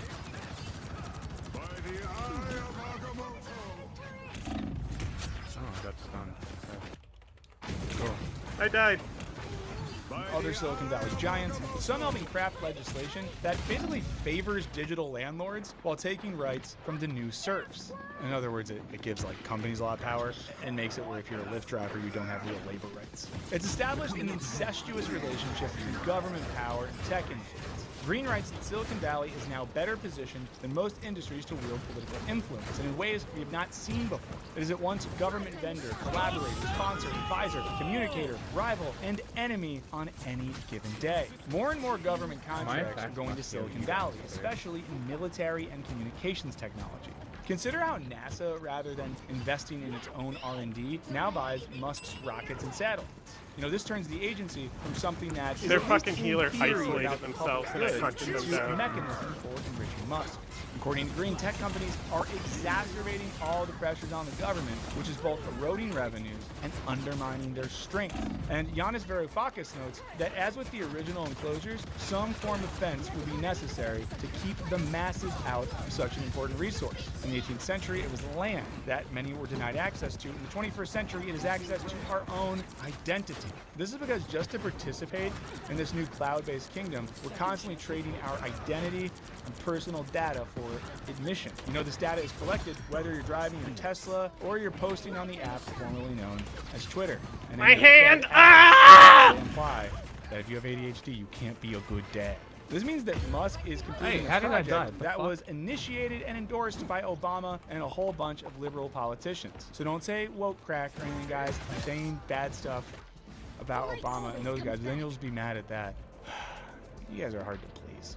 But Musk is going beyond simply trying to make America Silicon Valley again. He's trying to take this project global. You know, it's not dissimilar from the pre-industrial land grabs and expansions that would expand the territories of feudal lords to give them more power and control. France's president recently said this about Musk. 10 years ago, who would have imagined that the owner of one of the world's largest social networks would be supporting a new international reactionary movement and intervening directly in elections, including in Germany. He was joined by Norway's prime minister who said, "I find it worrying that a man with enormous access to social media and huge economic resources involves himself so directly in the internal affairs of other countries."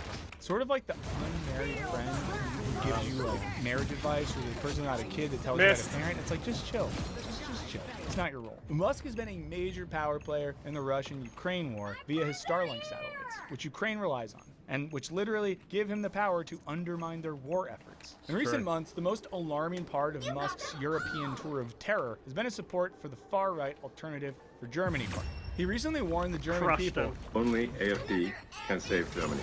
Why End of aren't you story. showing And his people really need to fucking get behind AFD, 1984 otherwise face things are gonna screen get thing? Very, very much worse. That's in Germany. all you need Let's to take show. a quick look at this article. It's titled "Musk Says Only AFD Can Save Germany" and talk with German populist leader. And if you just read this headline alone and Let's do see nothing your else, you might highlight, be like, Jack. "Oh, the AFD, that's probably a political party." How do I do Populism, that? not just someone who claims to once it appeal goes to the ordinary team people. screen, the Surely next nothing screen, you just crazy is click going the on person. here. But if you were looking at a headline from a different source covering the same story, you could read something like Elon Musk to host X event promoting neo-Nazi AFD party ahead of German elections and think, oh, that's a bad one. And how is it possible that the same story is completely different depending on which source you're getting your news from? You know, many media organizations, well, was they that prioritize right clicks double that over you got clear, right in the beginning, accurate and I got a information. double right They're after reducing you. complex issues to simple That sound bites. that actually did article decide I the just game. shared, Like I found said, that they're on decided Ground in the News, first which 5 is where seconds. I Click read me. my news every day.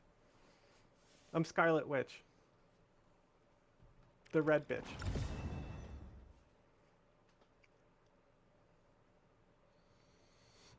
It takes forever. That's Mhm. better. It's pretty cool that you give highlights for everybody, though. Yeah, right? And when you go to share them, you're gonna love this. I just did this. This was just at the end of the game here. And I was like, wow, I just killed their whole team. You're not going anywhere. Be right there. The announcer literally went, "You got them all."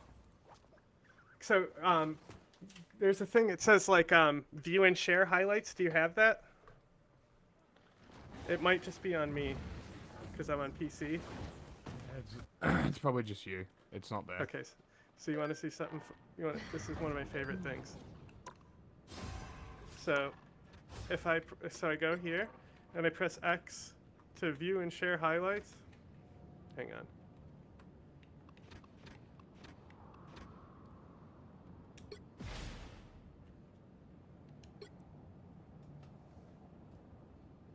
Come out wherever you.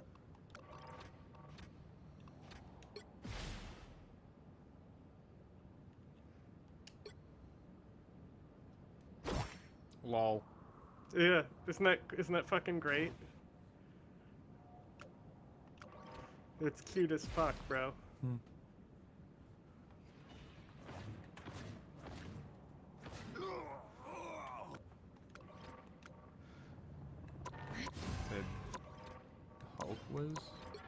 Kiva? Yeah, yeah. He even has like the same pistol out of mech. That's funny.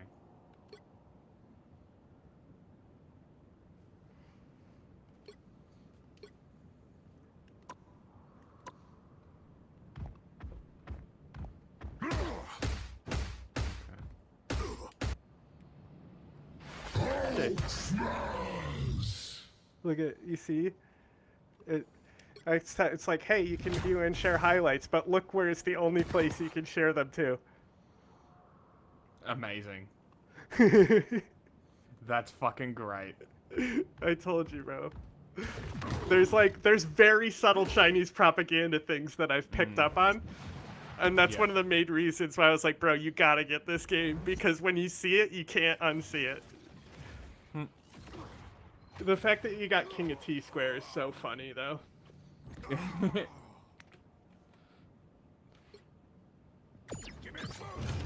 Oh my god. What? I can throw Wolverine. Yeah, yeah.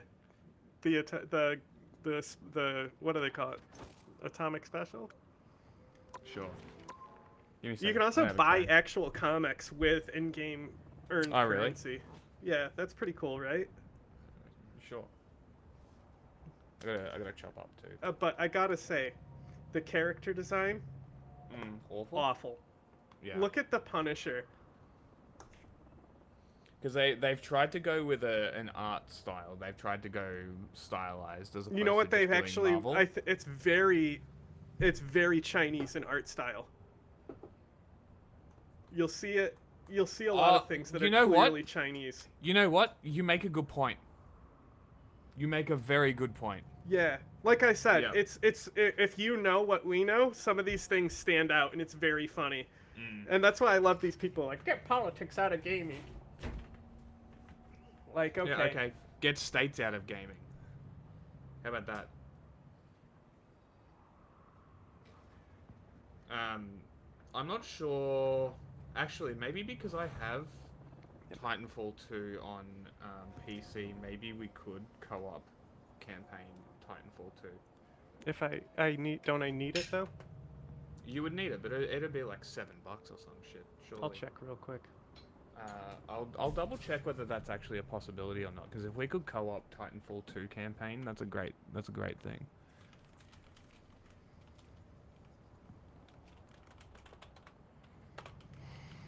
It's $2. It's literally $3 right now on Amazing. PC. If you can't get it on PC, go buy it. I'm buying it right now. Because it's literally $2.99 right now. Yeah. So I'm like, wow, a game I can afford. It's under $5. The Titanfall 2 has a co-op mode called Frontier Defense. It's a PvE horde mode. That's... You know what? That's fucking cool! That's like Mass Effect's fucking multiplayer. That's cool. I'm down. I'm down for that. I don't know if you can campaign though. I don't care. It's $2. Brilliant.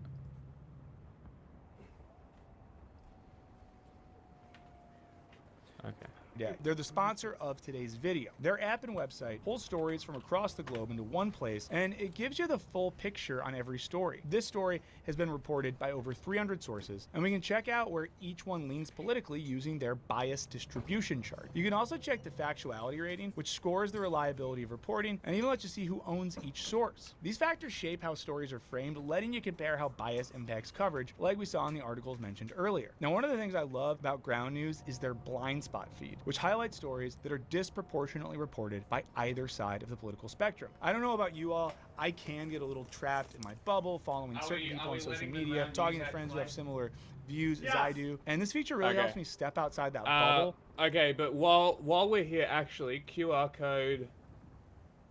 Can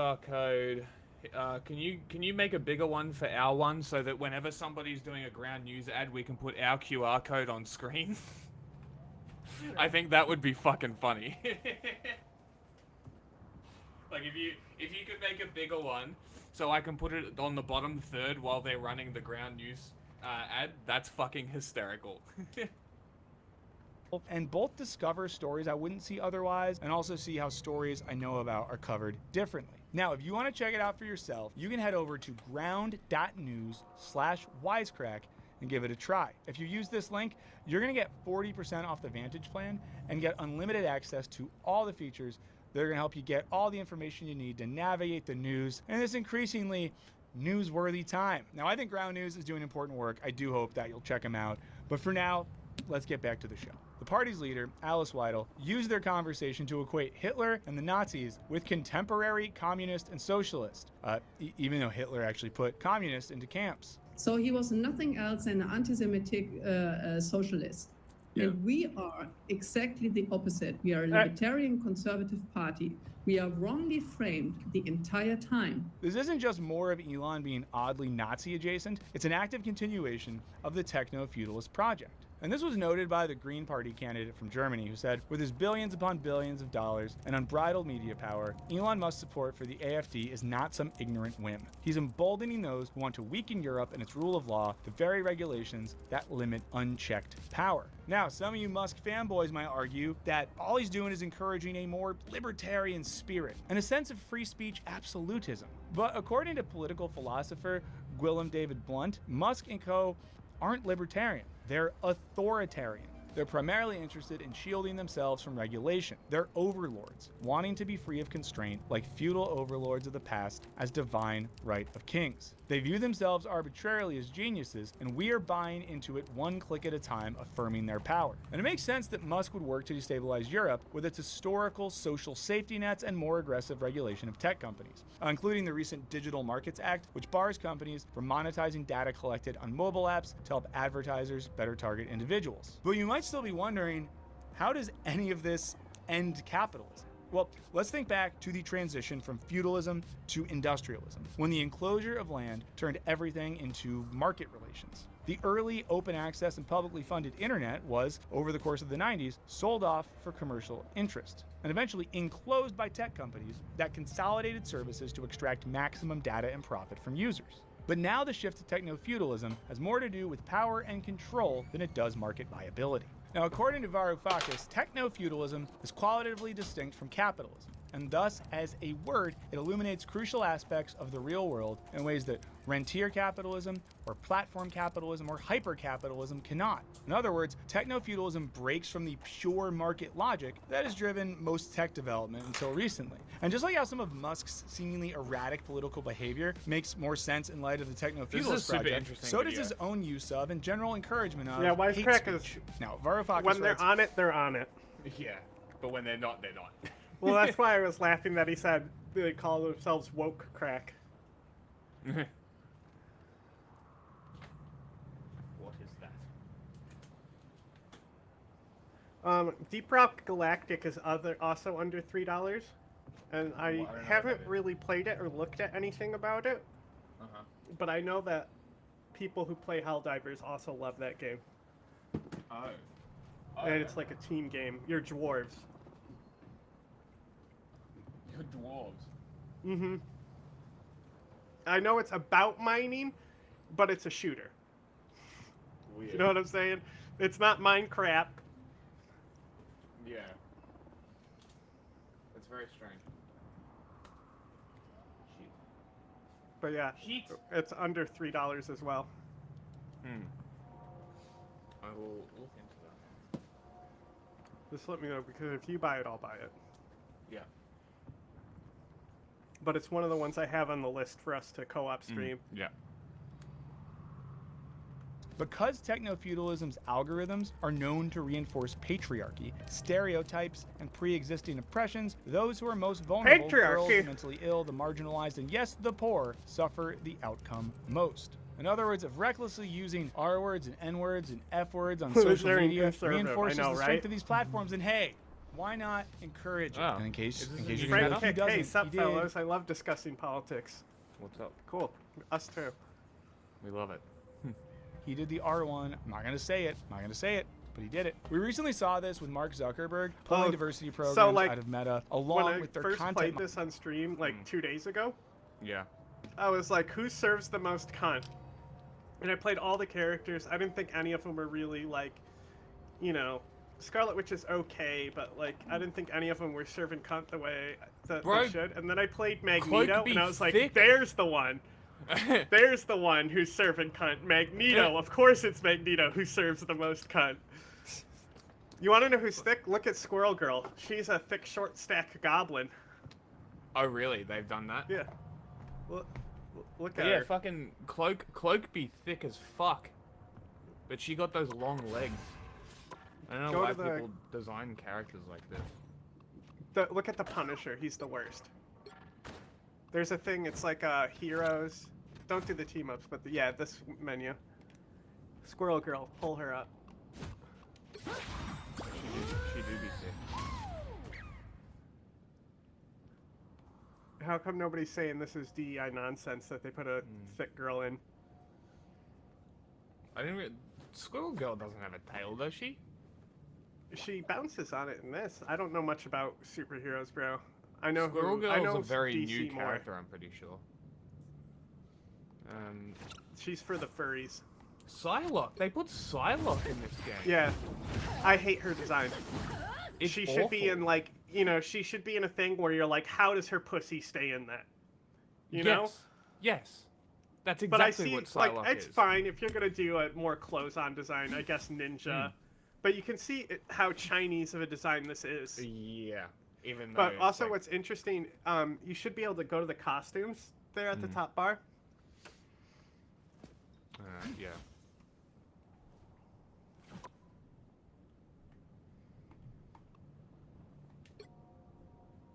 Hey, that's better. That's the costume you should have. Yeah. That should be the base costume. That's exactly what Psylocke looks like. Hold on, we're blocking. There, perfect. That's exactly what Psylocke should look like. Mm-hmm. That's fine. Like they're cosmetic costumes, whatever. That Yeah. should be her base costume. That is Psylocke. No, Even though her sword is. I disagree not- because her suit True. isn't straight up her butthole. That is true.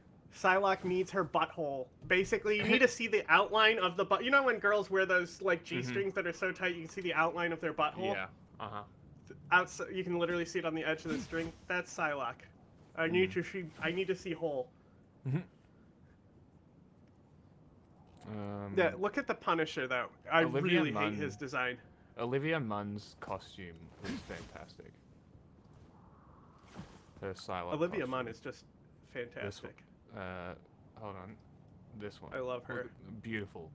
What a great cast. Honestly, what a great cast for a character. And she got one line. One line! For one of It's the like, best fucking mutants in the entire X-Men. One fucking line. Elliot Page's Shadow Cat. Yes, yes. That was a great Yes. casting. And they got more than one rhyme. Yes, this is true. Anyway, I would argue major character. go to the Punisher. Look how shit his design is. It like literally offends me. It's T, isn't it? The Punisher? Of course. Yeah. That's awful. He's like one of the biggest characters as far as like brawn goes. Like I think he's bigger than Captain America. Yeah, that's bad. Uh-huh. Captain America is fine in this. But I love Storm. They gave Storm her mohawk. And her alts are also all mohawks as well, so... She got them titty tickets too. They Yeah, got go that to too. her cosmetics. See, that one. Cool. That's cool. that's my favorite Storm. That's a pretty cool skin. That's a good skin as well, honestly. And so they're able to do the movie tie-ins, so a lot of them will have like whatever the movie that they're promoting is one of their costumes. So like, I don't mind this Wolverine. He needs to be super short. Yeah, as long as he's short, it's fine. don't know why they're so stocky though. I know, right? It's very strange. Go to Scarlet Witch. You gotta see. She actually, the fact that she's Roma in this is one of my favorite things, but she also has an alternate costume that's literally just Roma. Really? Mm-hmm.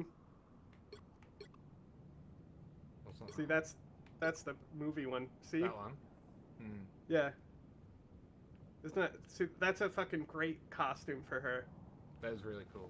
Because I really hated they cast a white lady as this character in the movies. She was fine. Yes, it should have been she was fine. It was, they I don't care changed if the I don't care story.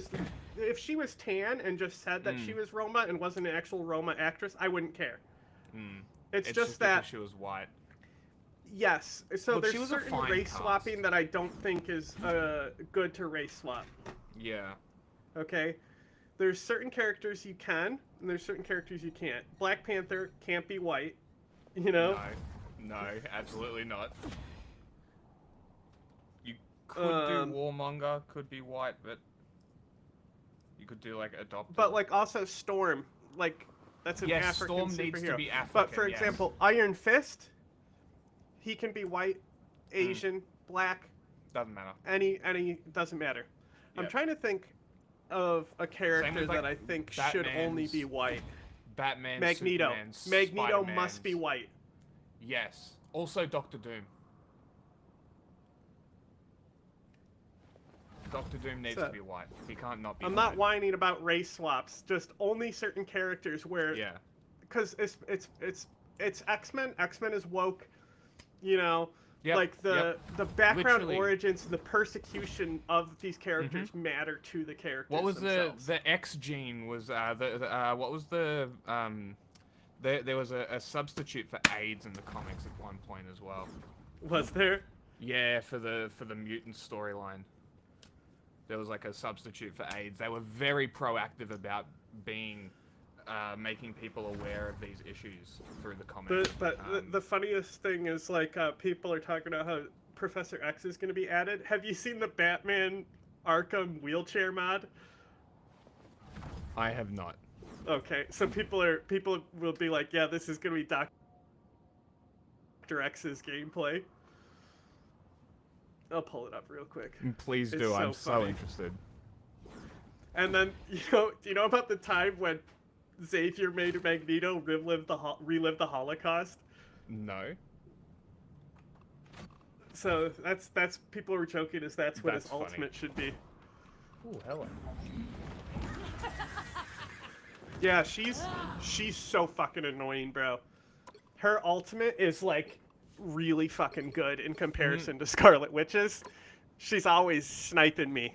She can literally fly up to the ceiling and like has super precise daggers that she gets to throw. Oh my god. That's great. Yeah, it's very good. And a lot of that's the thing too is the characters that can fly, there's you would think that they would leave themselves open, Doctor Strange does. but it depends on it. Well, it depends, right? So like a lot of characters can't really hit air that well, but if you have like Jeff the Land Shark behind one of these characters that are in the air, you can't hurt him. It's so annoying. But Scarlet Witch doesn't fly, but what I've noticed, she is so good at taking out those people who are air. And also the healer who's healing them behind him too. I love her. I love her play style because it's interesting as well because certain characters' tool sets are like crazy, and then there's Jeff and Squirrel Girl who have like two moves. That's because those characters are kind of what the fuck can you do with them? But Jeff is also like considered the best character. Like everyone loves Jeff in this game. Not sure.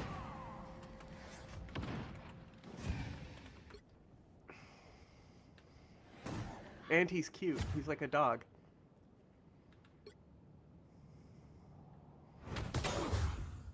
Okay. Batman wheelchair mod, you ready?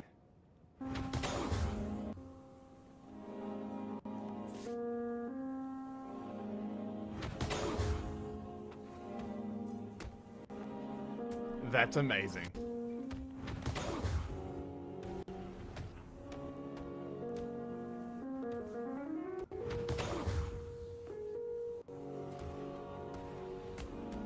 So just imagine if this is actually how Professor X played, because he could pull it off with his psychic powers. Like, he could just be this. He could. What's gonna be funny is if, like, he can't climb stairs. That would be extremely funny. He would have to have a hover feature.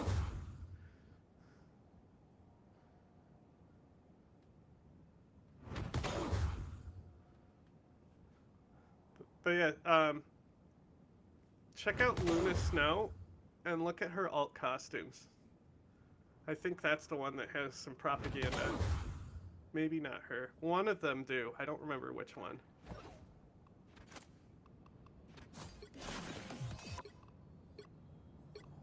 She's cool too. You'll probably like playing as her.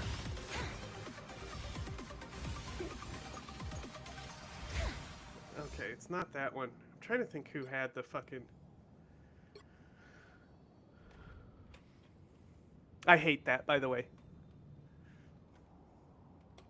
That costume.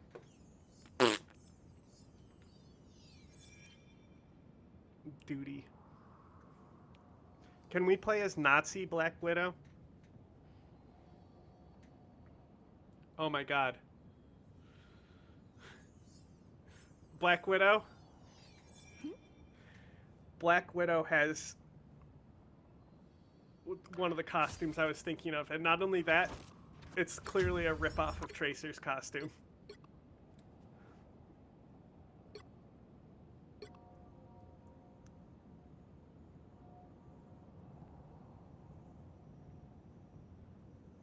Are you talking? Can't hear you. It's just the Lunar New Year skin.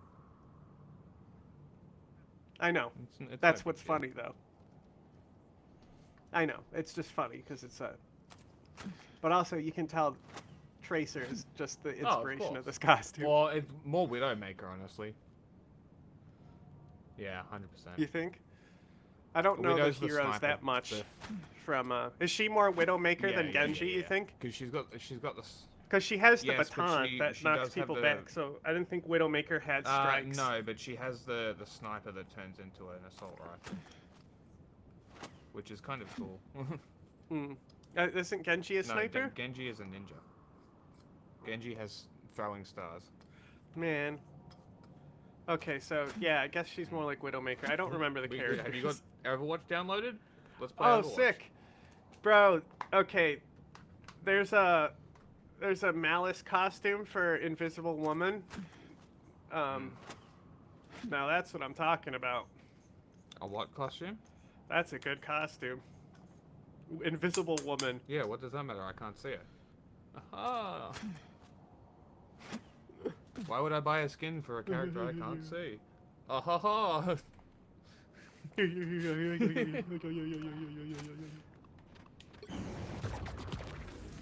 Oh, that's right. She can do force barriers.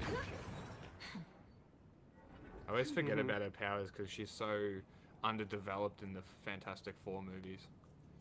Well, yeah. Well, that's the thing. Is Fantastic Four sucks. And they keep pushing them. They keep wanting them to be the main line for Marvel. Are. The Fantastic Four are literally one of the best comic characters ever. And they have not been able to put them into film ever. And it's because they have no idea how to write the characters. Look. I come mud. No. You cannot say that when Mr. Fantastic is part of the Fantastic Stretchy Four. Man.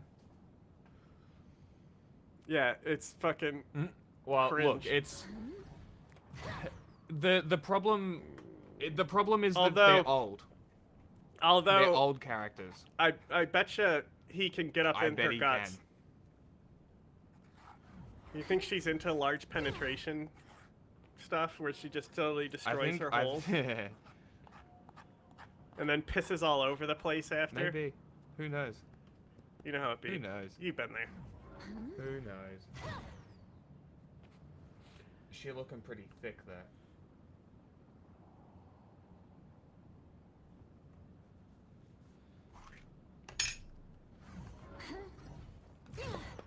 It is that Chinese design with the long legs, isn't it? Mm-hmm. What about Jeff? What about his design? He's got some of the best alts costumes.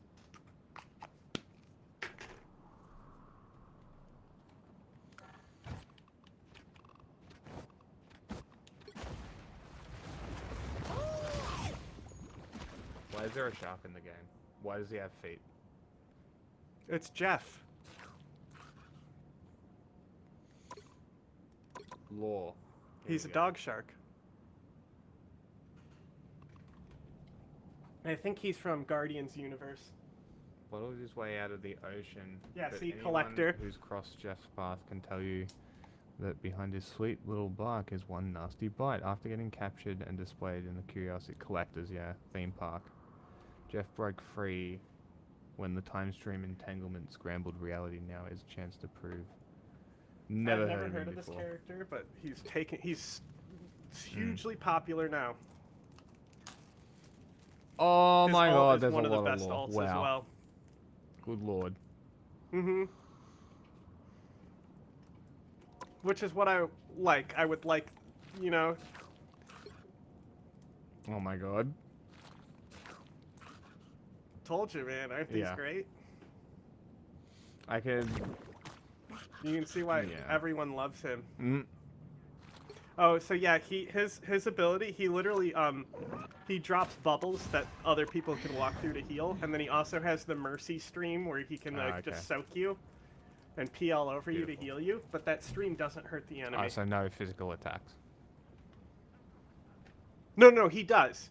But his stream doesn't. He only has one physical attack, and it's pretty strong, and it hits an area. But Jeff is not an attack character. That's why you'll hear me constantly going, kill Jeff, because if you can get around and hit him, you can wipe the whole team. Like, he can make it the team live or die. Yeah, okay. They're gonna nerf the fuck out of him because that's. But I think, he's got a very limited skill set, and I think that's fine because not everyone needs to be Thor, where it's like I feel like I have to do math before I start playing him. And then Penny Parker, I don't know who she is, some type of Spider-Man, you know, but she's got an interesting ability where she makes the ground hurt you. Strange. I haven't played most of them though, so anyway.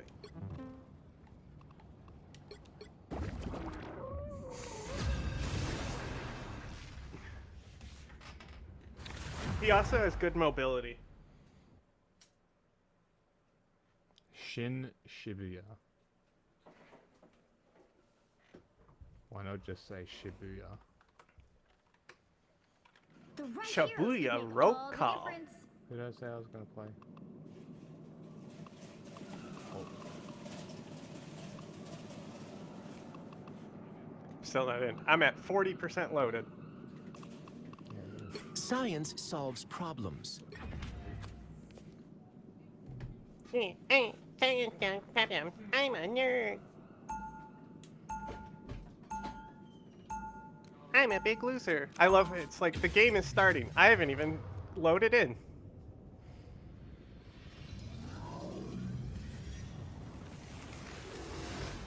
Hulk and I, we're a team. They'll be coming in 30 seconds. Stay strong. Oh boy. We really should be in the lab. Well, I do my best lab work after I've been fighting bad guys. You should try it. Guess I'm not going to have a choice. They're coming? Who's coming? Come? The battle starts in 5, 4, 3, 2, 1. Wait, I'm not in the game. Stop them from securing the mission area. Don't. I'm not ready. I'm at 99%, and that's where I stay. Uh-oh. Yeah, I'm always at 99%. It's definitely slower today with you than it is before. So you can just start in Hulk form. Oh, sweet.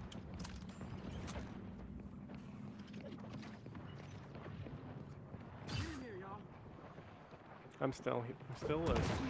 What am I grenades for? Oh, you know what it is? The reason why it's slow is because I'm also installing Titanfall because we weren't playing, so I started the install.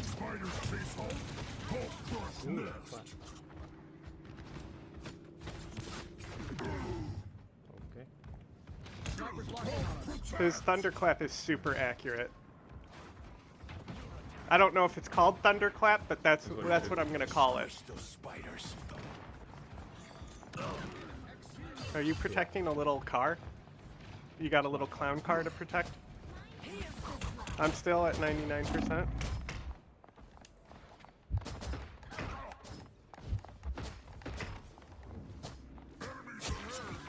Damn.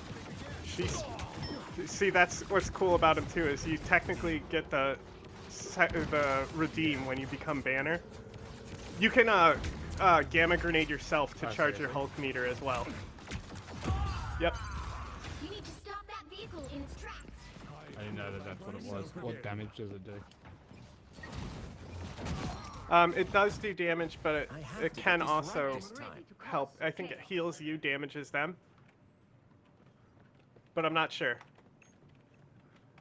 I've only played 4 hours so far, so... The rich just keep getting richer. Some things never change.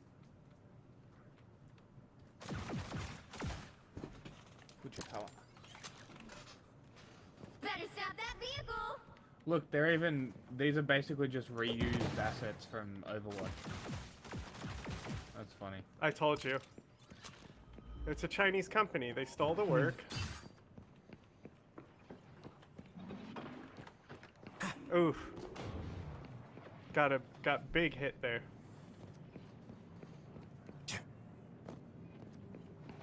Leave them to consume. That do a hurtin'.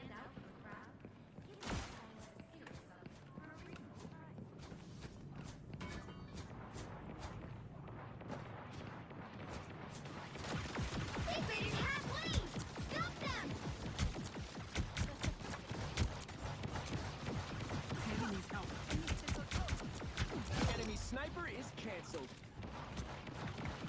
What do I hit next? I'm taking requests. Get in here, y'all. Thanks. Wish I could heal you back. Is that all you got? Glad to help. This is all I do with Beaver is just lay down cover fire. Yeah, but you should. You have Hulk. But that's so Hulk out.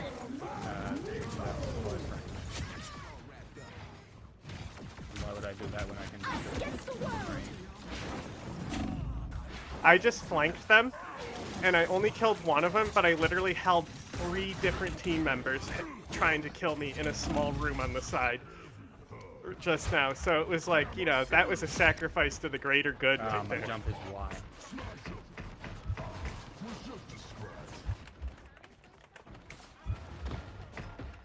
Oh, fucking get wrecked! Wrecked!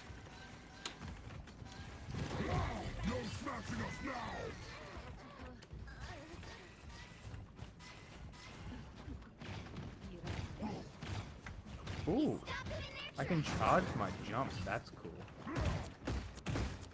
Yeah, and it gives you a little. You can see the trajectory when you can aim it as well, so you can like. He's really good at just jumping in and charging him.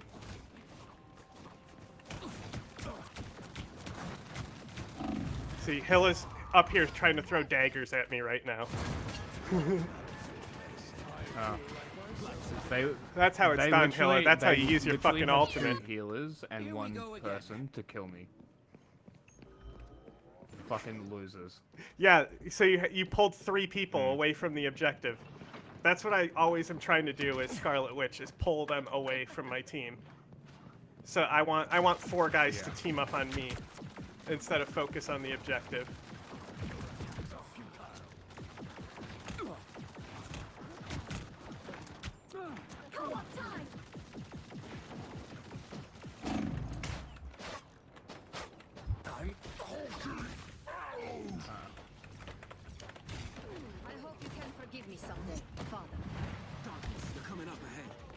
I just killed Magneto. She said, I hope you can forgive me, Father.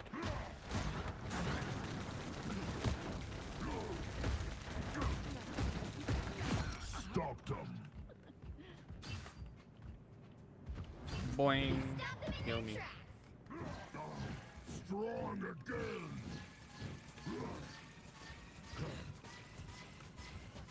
There's a Hilla back there. 2 up, 2 coming in here.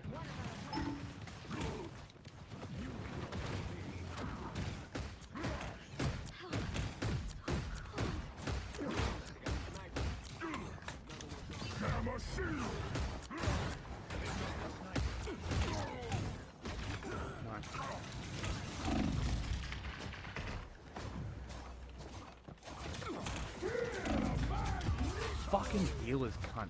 Get the fuck away from me. I know, right? Here we go again. Moderation program, which now allows for hate speech. And Zuckerberg has explicitly connected these moves with a renewed call for masculinity and aggression in corporate culture. It's one thing to say we want to be kind of like welcoming and make a good environment for everyone, and I think it's another to basically say that masculinity is bad. And it shouldn't shock us that folks like Zuckerberg, Bezos, Musk, Mark Andreessen are all getting in line to serve in Trump's anti-woke army. Now, Varoufakis writes that bigotry is techno-feudalism's emotional compensation for the frustrations and anxieties we experience in relation to identity and focus. He notes that even the most diligent content moderation can't stem all this hate because algorithms optimize for cloud rents, which flow more copiously from hatred and discontent. It's good for business to do hateful stuff, so they're going to keep making it possible to do hateful stuff. Now, Varoufakis also points out that another effect of the techno-feudalist revolution is that we no longer own our own minds. During our working hours, we become cloud trolls, putting ourselves into various digital systems. My main one is YouTube. Yeah. What digital system do you put yourself into? And then when we get home, we become cloud serfs, fueling our own distraction and exploitation. When I'm at home, I still largely fuel YouTube, sometimes other streaming apps, Reddit, Twitter, Instagram. Why don't I read books? Yeah, I don't know. Now, he writes that while privatization and private equity assets strip all physical wealth around us, Cloud Capital goes about the business of asset stripping our brains. Whew, take that one in, guys. Cloud Capital goes about the business of asset stripping our brains. Where we once both lived and worked on the feudal lord's physical land, the new serfdom takes place in the cloud controlled by the tech overlords, where our minds and very identities are extracted for value. Now, it might feel like we're totally screwed. At this point, that's how I feel. But according to Varoufakis, the poison might also contain the cure. He writes that collective action is made harder when people I don't have fewer depend on opportunities healers. to I come assume together. I'm not going to get Herein them lies because the great power I'm that always Cloud going around the Capital back. presents to its I potential can face rebels through a solid capacity objects. to So. build coalitions, organize, and take action via the cloud. I guess that's what the comments are for. Get after it. So the very space that we're forced to work as both unpaid laborers and reproducers of the system is also a space where we can band together to rage against the machine. As Bernie Sanders pointed out in a recent interview with Hassan Piker, the techno-feudal takeover of politics disempowers working people as a whole and hollows out what remains of democracy. You got control of the media by the few, control of the political system by the few, control of the economy by the few. And if that's not oligarchy, I don't know what oligarchy is. So as Trump takes office, looks like you don't know what oligarchy is, clear Buster. techno-feudal agenda. The challenge is creatively using those feudal spaces to organize resistance against our new That was lords. funny. Okay, Did you please watch let them me know all what you back think out? below. That was If you haven't fucking checked it out great. yet, there is a link to our Patreon Yeah. community in the description. It's a great way to support the channel, get early videos with no ads, extra perks, access to our Discord server, things of that nature. If you don't have that and you consider subscribing, liking, leaving a comment, it all really helps us. In the meantime, I don't know, try to be a little less surfy this week, and I'll do the same. I'll see you next time. I'm surprised we lost that. I thought we were crushing them. That's the one I lose the most, is the push the cart. So much dependence on the team. Oh my god. I don't know what channel this is, but let's do this. The modern world is ugly. Our cities are a mess of glass and concrete for the buildings made as cheap as possible. Modern interior decorating is even worse. Minimalism is king and most newly made furniture barely lasts a year. Even the people look worse than they used to. Most Western countries now have far... It was a pretty fair game team-wise. Like, there's not a huge kill disparity like there normally is. I'm not mad about losing that one. Yeah, that was a good game. That was fun. The first two were kind of boring, though. I like it when I feel like I'm winning, and then I'll still lose, like that one was. Like, I felt like I was kicking their ass. Pick your hero. Or villain. I'm not judging. Also, you were AFK for a few parts of that match, which I blame. Wind, cloud, and storm. Hear my command. Yeah. Are you gonna storm? As expected, I enjoyed think you Hulk. just hold you hold space to fly up, and I think you hold shift to fly down. That's not gonna help me at all. Oh wait, you're on controller. It's probably the bumpers. Ah. Yeah, she can. She has an What area the fuck buff is this? type thing. A fucking I don't know if it. T'Challa face spaceship? What? Yes. Did you? You got a team up available. What is he? I don't know what. Who are you teaming up with? Thor? Probably Gods of Oh my Thunder or God, something. it's just directional. It's literally just point up, point down. I think you can float up and down too, though. Like you can do a descent and accelerate, so it's like a helicopter. 3, 2, 1. Doesn't look like it. I don't have a jump though. Hmm. Yeah, neither does Magneto.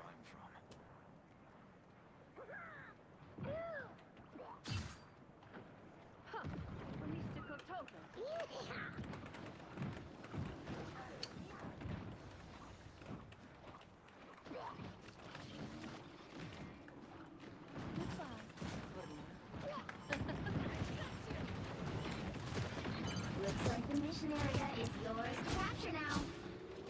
Capture the mission area!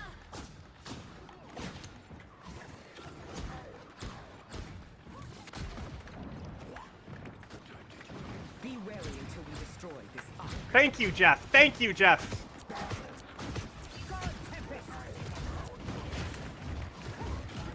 I lift up my comrades.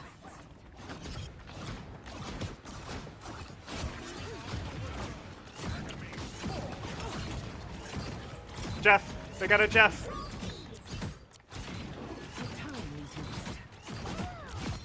Oh, get fucking wrecked, cunt. Chaos always prevails. Boom. Their supports are down. Speed is everything. I got an ultimate ready. Heavenly fury. See the bubbles? Those are Jeff's bubbles. They'll heal you. Depending on the color, of course, is the team.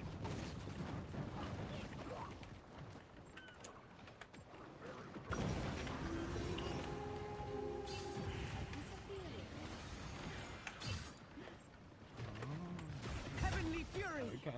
I will always lend a hand.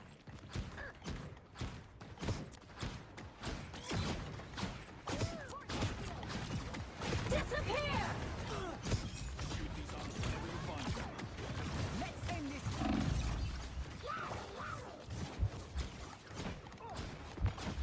You captured more than half of the mission area. Damn it. Keep going.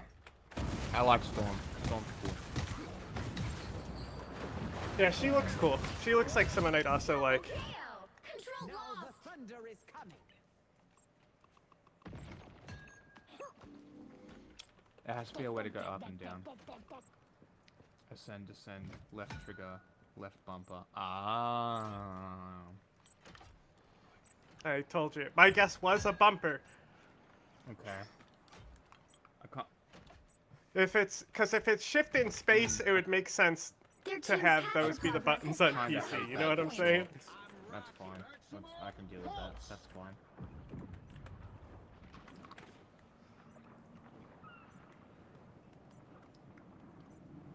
They altered me. The moon haunts you. Right when I got in there.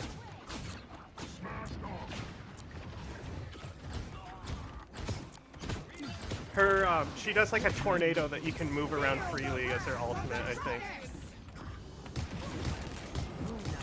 Yeah, you can choose where to put it. Yeah, there you go. I put a control orb on him too for you.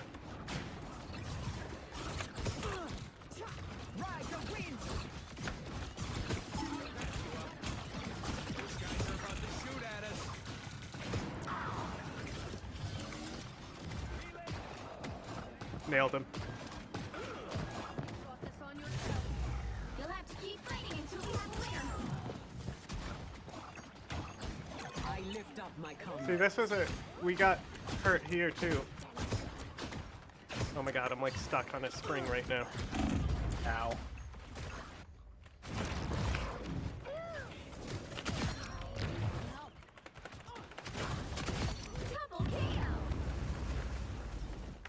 Ah!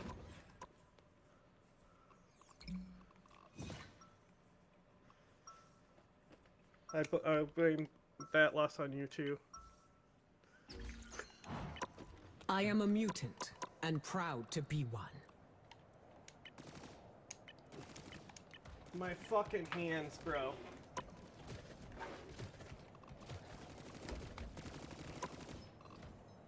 Seconds before you attack. Get ready. Fuck. There is great chaos in you, woman. Chaos and darkness. You What is going on? Which one's fucking... We find Huh? strangely attractive. Somehow you just made me want to save the universe. The battle starts in 5, 4, 3, 2, 1. All you need to do is capture the mission area. Got it? Something's going on. I wonder what the T'Challa I knew would have thought about this.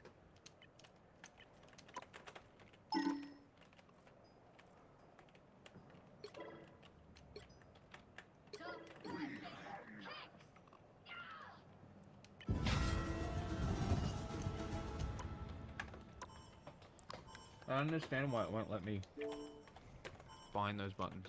Looks like the mission area is yours to capture now. Ouchie. My hand.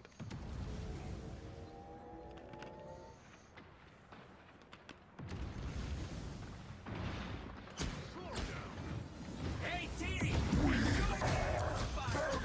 Behold the god of thunder! Any healing is good.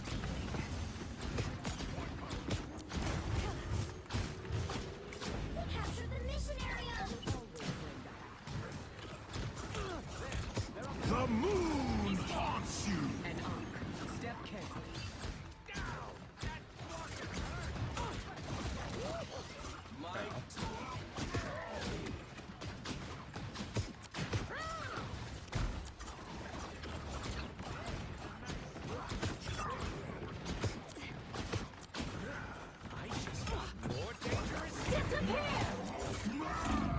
Maximum pulse! Good as new.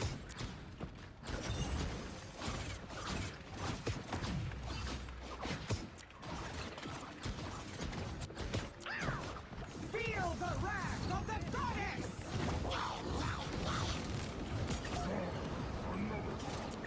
Do not handle lightning very well. My magic is I will always lend a hand. Wind and thunder watches over this land.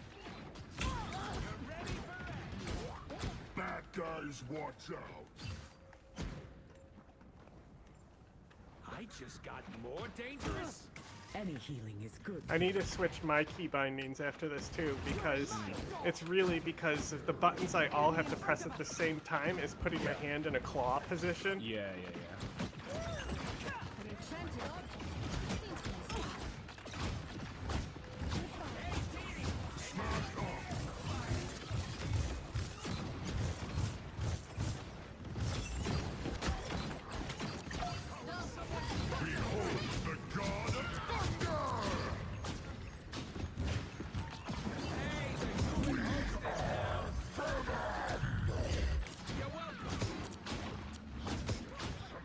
You've captured more than half of the mission area. Keep going.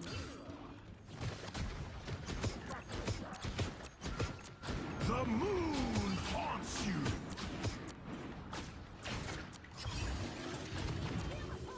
Control lost.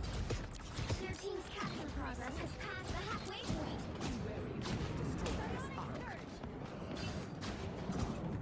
They've spotted us. Let's end this quick. Yeah, these guys fucking hate me. A timely boost.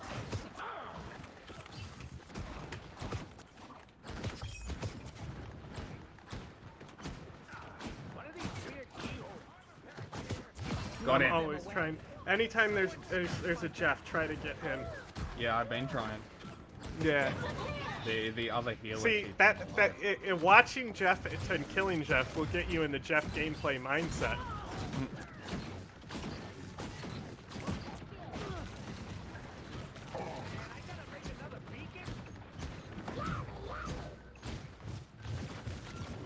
Maximum pulse. Feel the wrath of the goddess. Keep playing until we have a winner. They couldn't weather the storm. Control seized.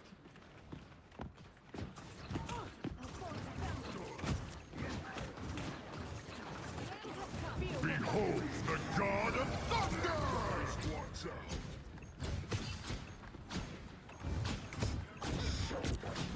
A timely boost. Glory's almost yours. Damn shark. My magic Got water in him! that Fuck you, you stupid shark cunt. Fucking trying to hide under your fake water, motherfucker.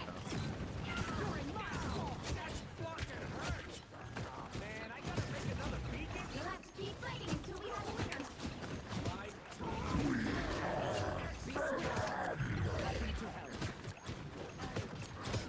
Fuck! Ah, I almost got a quad.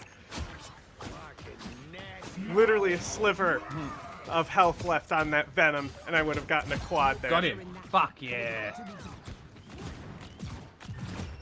That play at the end there that I had, oh my god, that better be my fucking highlight. I was paying attention so hard, my eyes are Bro, watering. I hope you guys enjoyed that. That fucking ending with me, I got a fucking triple. Somewhere in the world is a little girl. That was like great. And then almost killed the Venom. I fight So I for her. literally almost had a full team wipe. I did more than half their team. What a slut. My turn. Dude, she's so strong, and I don't see a lot of people playing her. It's ridiculous how strong Scarlet Witch is. I hate these Her secondary attack, it just fucking it not only it does area damage and it does a lot of area damage too. So you don't even have to hit them accurately with it. That's a bit As bad. long as you're near them, it's gonna hit. And you know me, I don't like do precision headshots or anything like that. Like I don't aim the guns down sights in Mass Effect. Listen, Hulk admit he's still working on his anger management.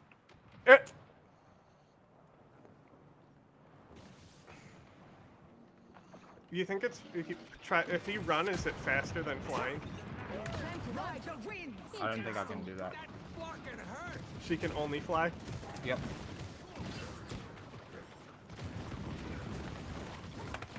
I believe that is the gimmick. Control. I annihilated that fucking Iron Man. Holy shit. Yeah, Iron Man is who I've been trying to go for to try and Keep Ooh, him down. got the Iron Jeff Man. too. If I don't Eat see Jeff shit. and Invisible Woman, Iron Man is the next person I'm going for. Time for the Moon Knight to die. Yeah, I can fuck him up too, one-on-one. He can't do anything if I start focusing him. That's 3 for 3, baby. Get it strong. 4 for 4. 4 for 4. 4 for 4, baby.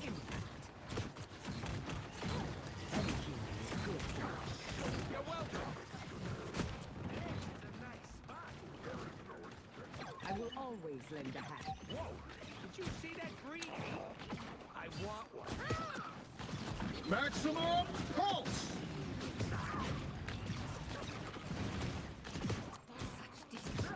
Yes is dead.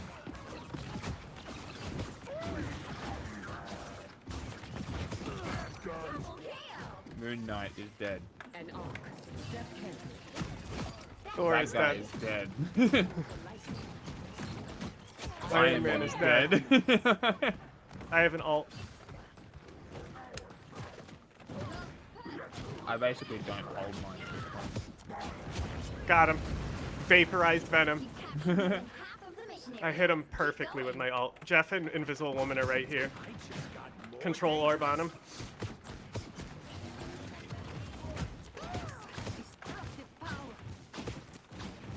I will always lend a hand.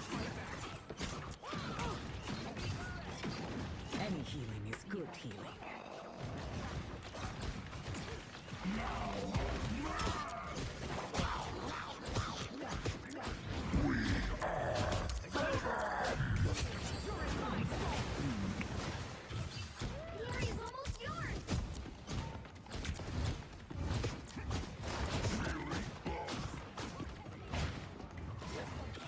You know you're winning when you have them literally pushed against their spawn. Yeah. Happy to help. Jeff out here trying to fight us while his team's not even here yet. That's why they lost. It's Jeff's fault they lost. I got 20 kill streak at the end there. Nice.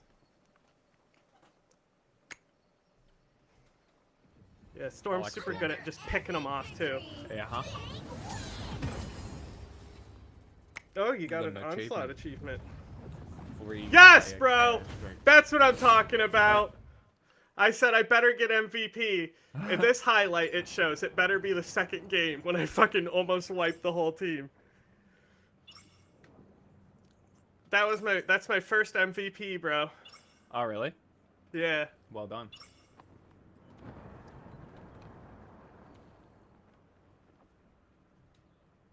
Bro, I dominated.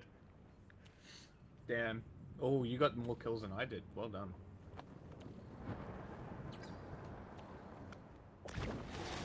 I did achieve a 4-player. I did get a kill there. The 4. I did get a quad, not even a triple. Let's see. Yeah. Show me next.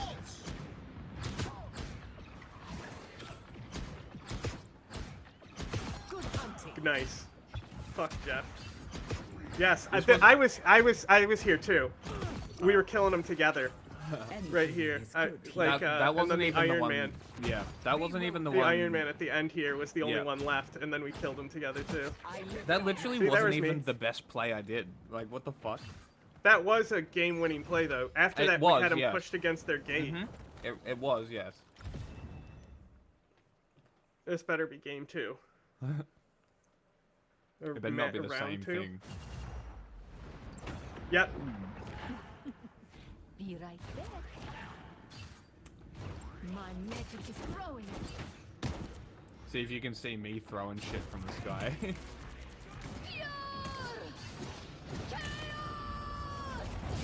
What the fuck? This was inevitable.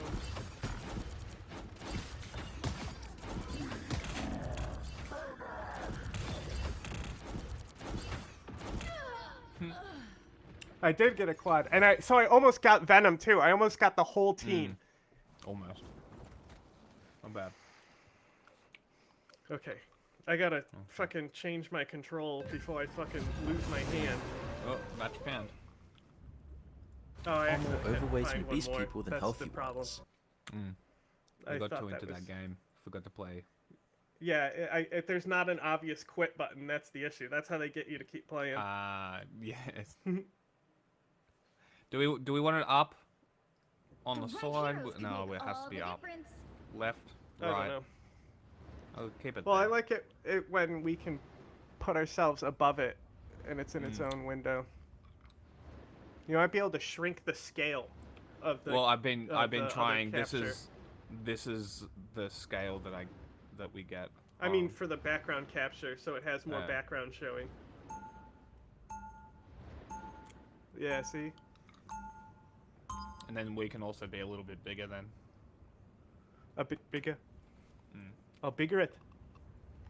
Wind, cloud, and rain. I have been a street urchin and regent of the solar system, but I am always a role. Looking back at our history and the beautiful buildings that have survived the test of time, it makes you nostalgic for a world that's almost completely disappeared. Despite how far we've come, we can wonder if we've already seen the peak of human beauty and creativity. Was the peak really 400 years ago during the Renaissance period? And if so, why has the world become so ugly in most Western cities? Well, let's go straight into this global disfigurement and reveal why where do I our modern find world the is just so ugly looking. change Outside of the the button mapping? 4, 3, US, people have been talking for decades about a process called Americanization. For nearly a century, the US has been the premier world power in nearly every single way. Their culture has been dominant, its influence barely had any limits. Today, you'd be hard-pressed to find a town city anywhere in the world that hasn't been colonized by American companies, where the main central hub of every town square is a McDonald's, or the communal area is a Starbucks in Nairobi, or a Burger King in Peru. And for a lot of time, people did see this as a very good thing, which was helped along by the American media, who came to control a vast portion of the world's information. They could spread the more enviable parts of American ideology, like ideas of personal liberty, equal opportunities, and the American dream. But while the literally world was can't getting find how drunk to on change the consumerism and controls right Budweiser, they also inherited other aspects here we of go, I have American to click culture, the same keyboard. ones that may have led to the world looking more ugly. Today, a lot of the hype behind Americanization and Westernization has died out. As You're people about to look be around at removed their from once game. No, I'm beautiful here, I'm towns here. and cities, all that's left is a bitter aftertaste. You only need to look at places I'll like change my Rotterdam controls before and next after round. World Wars. Once a beautiful city just like Amsterdam, now just filled with glossy skyscrapers. And this is the same pattern throughout the West. As more and more people realize I that the hate world this just doesn't map feel like and it's this designed game for type. humans I'm the worst at You the can card. see one way this is true in the physical world around us. It literally hasn't been designed with people in mind. A year before the beginning of the First World War, Ford created the first affordable mass-produced consumer car. By the time the Second World War brought American culture to the world, it was already everywhere. In many ways, the personal car symbolizes the rise of American culture. Ideally, it's almost the definition of personal freedom and individual capability. If you own one, you can pretty much go anywhere you We're want, letting wherever them you win want, this one. as I long gotta as there are change my roads to drive controls. across. American towns and cities built after this period were nearly all designed with the car in mind. It's why almost every city in the US is all just centered around cars. And this perfectly complemented I and don't even enabled know- other I can't American even- I can't. ideals. I'm With the gonna car, I'll change it everyone after. could get I their won't own forget. slice of suburban sprawl, and their own personal car to traverse its great distances. The impact this had on the world people lived in is back too out of the massive to queue. comprehend. With nearly everyone who works in the city living I outside just- of the I city meant and to. driving in, you need massive highways and road networks to accommodate all of the cars. Then Yeah, you I mean need the next millions time. of parking spaces Yeah, as I well meant to to. store the cars. The noise and air pollution that cars create also doesn't help. Cars slowly destroy the roads they drive over, so you need to make the infrastructure out of cheap, replaceable materials like tarmac and concrete. Yeah, I love In the addition, people who are they're like, how heavy, come the so these are Romans were also able some to of the build only roads that lasted so long, but we can't? No cars. Genius. Have you seen a tractor trailer, sir? Did Romans have that kind of weight going on those roads? Yeah, exactly. There wasn't a lot of road repair when we had horse and buggies, too. Wow. No. Crazy, right? Bye.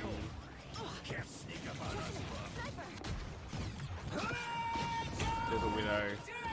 Is there a penny? I don't know what penny. The widow killed him. Widow? Black widow. Yeah, the widow. Widow's bite is loose. Storm clouds gather. Same call. Haha. Ouch.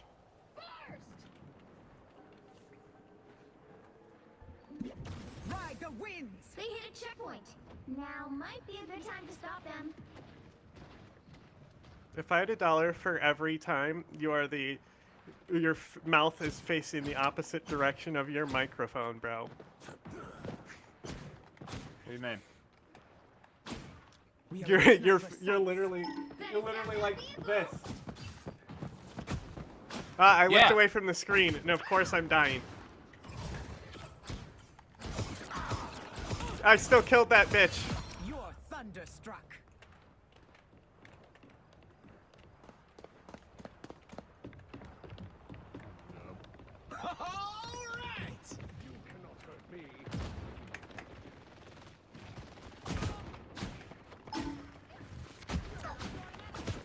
Speed is everything. Sniper.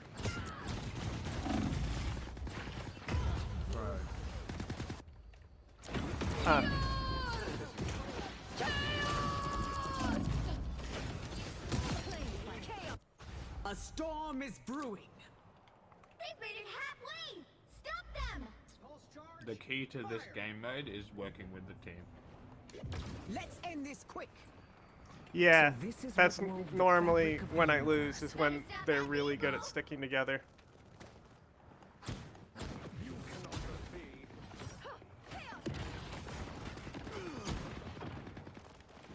I lift up There's my still a chance to stop them!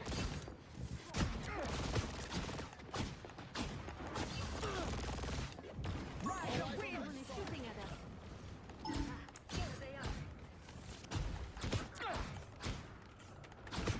blew them away.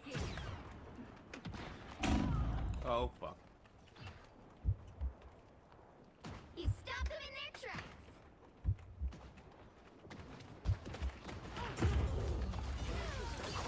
Do we have healers?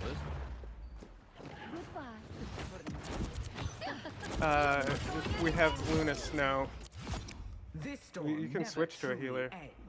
I know.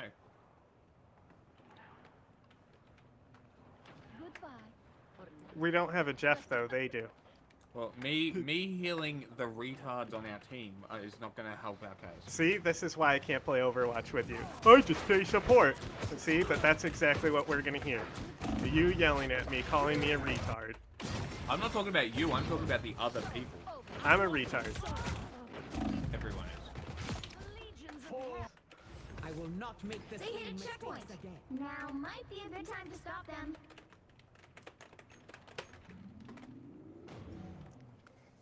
Scarlet Witch Materials got you me, can of use course she anyway. did. Pretty soon, every The only American thing that city could was a counter sea me. of concrete and tarmac, completely Another impossible Scarlet to walk Witch. with people. The suburban sprawl, combined with how common cars became, also made public transport an afterthought. People's homes became so spread out that it just wasn't economical for cities to bother with it. When you live miles away from the nearest bus stop or train station, there's no real option other than driving yourself. America, with all of its relatively new cities and towns, epitomizes these problems.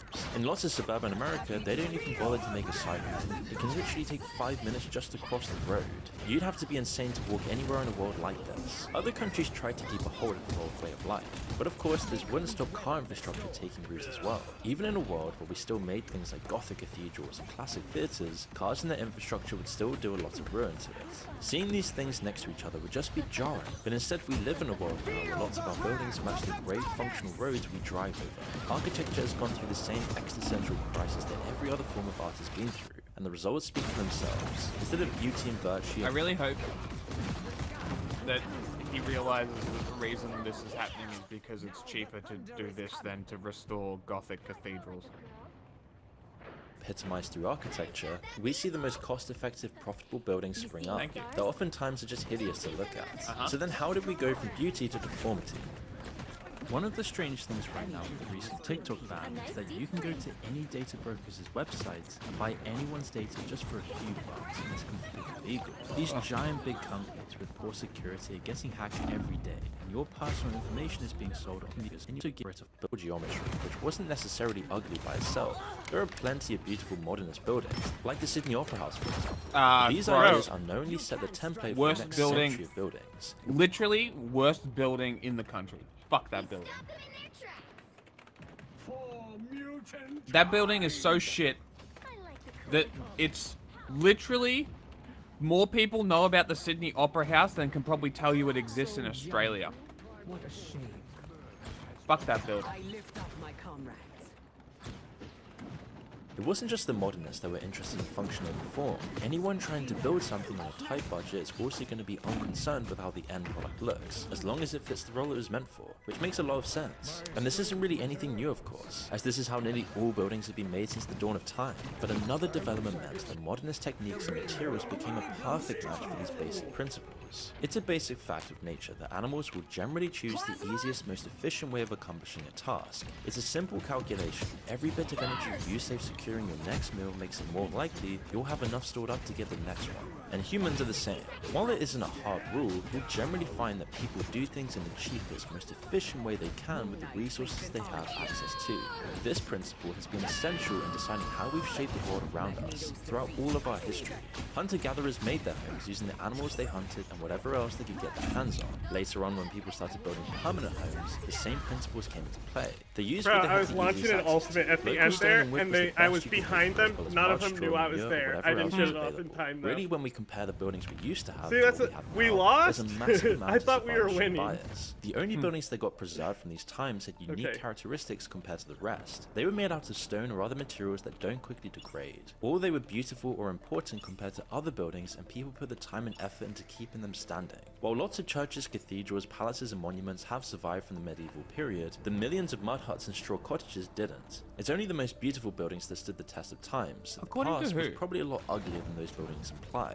But even with this caveat, there's still a lot more things that make our modern world much uglier than any of these previous periods of history. The city of Aberdeen in Scotland rests on a bed of granite, so most of the Great. buildings are made of a Change your certain crap. kind Shit. of grey stone. Meanwhile, clicked houses in the customer support Cotswolds in the instead. southwest Can you of turn the England are video made up? of a unique kind of limestone Up. common in the region. Before Yeah. the modern period, everywhere was like Just a this, little. and it gave places their own unique character all over the world. But this all began to change in the 20th century. Suddenly it became cheaper nearly everywhere in the West to import materials rather than to mine or gather them locally. Even when you're literally standing on the same rocks your ancestors used to build their homes, it's still cheaper to use reinforced concrete instead. So suddenly, any developer trying to save money was relying on bricks, concrete, steel, and glass. And the result was the homogeneous, aesthetically boring world we live in. It was worse in the US, which had less architectural history to lean on compared to other countries and a greater need for new infrastructure. But today, that's almost all been completely forgotten. All human touch is gone, and the principles that guided how we changed the world around us fell away, except of course for functionality and profit. Once we started making the entire world about factories, only economics mattered. Modernism line took go these up. principles and applied them to how we made buildings and cities, embodied in the American way of life. But they were just patient zero for the epidemic. These principles aren't American, they're human. It was just the Americans that got there first and spread it around. Let me Suddenly know the when only you're things done. that mattered were cutting costs while providing the bare minimum in functionality. Beauty and meaning were now afterthoughts.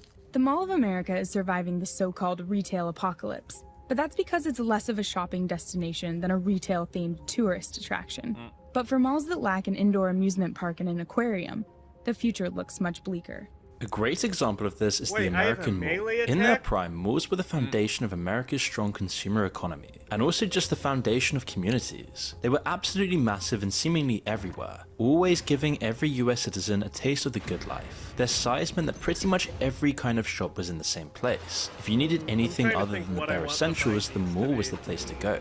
They also importantly gave people a third place to exist other than home and work. Kids were a massive part of their success, as they dragged their parents there so they could see their friends or go to the arcade. A few decades later though, and malls are dying off in their thousands. At their height of popularity in the 80s, there were over 2,500 in the US alone. By 2022, there's I only wanna do, 700, and it's estimated that only 100. I'm just gonna launch a practice range real quick. Should we? I'm not sure if it'll launch us both. Is it putting you into? Because I just want to get used to the I want to build up my muscle memory with this new alt control. I don't like this Captain America. He is kind of a cunt to play against too. But I can't figure him out. I'm like, I should try him. He seems like he kicks ass. And then I play him, and I'm like, I don't know what happened.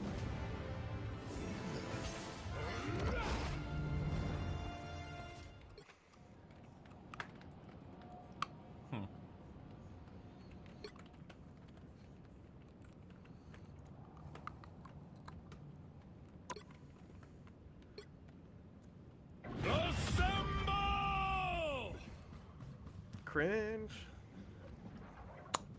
Oh, he's a support. That's cringe. he's also like a brawler. Like he doesn't get kills, but he pulls the team like onto him. You know, he's a tank. That's the class. Vanguard is tank. I don't know what the other one is, but the fist one is the DPS, and then support is the open hand thing. I don't know what it's called.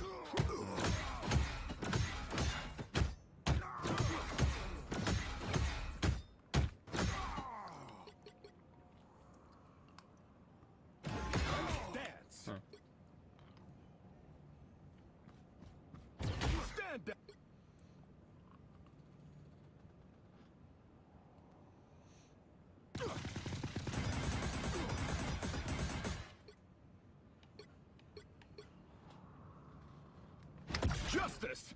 Like it, like it.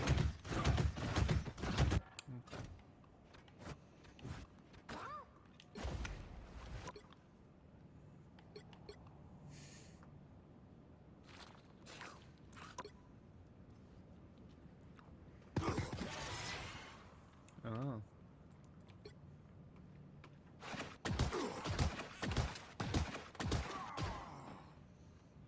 Left trigger is attack. Yeah, he only has like a little attack though, but his ultimate is really good. See that? Huge area denial. And the healing bubbles he drops are really useful because you can just put the heals out and your team can get them when they need them. You know? That is a super interesting ult. Yeah. He can also grab them and drag them, so he can take people and isolate them, or bring them to like a breaker or whatever.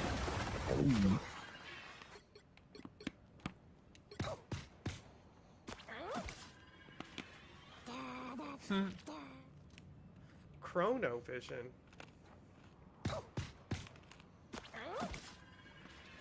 I didn't know about these things.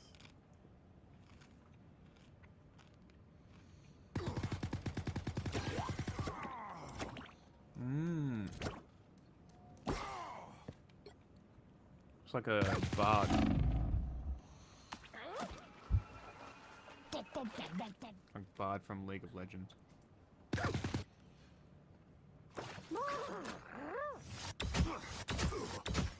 Ooh, turns into ice. Interesting.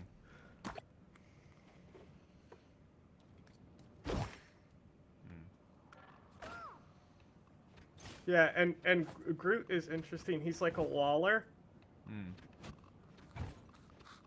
But the thing is I find him, even when he's on my team, his walls are in my way, you know?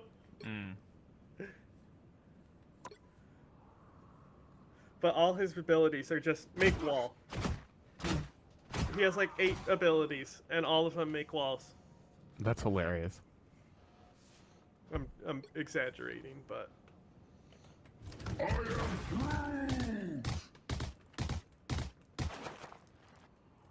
Right.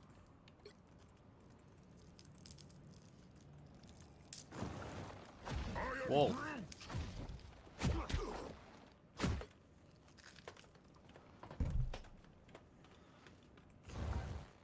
I am Groot!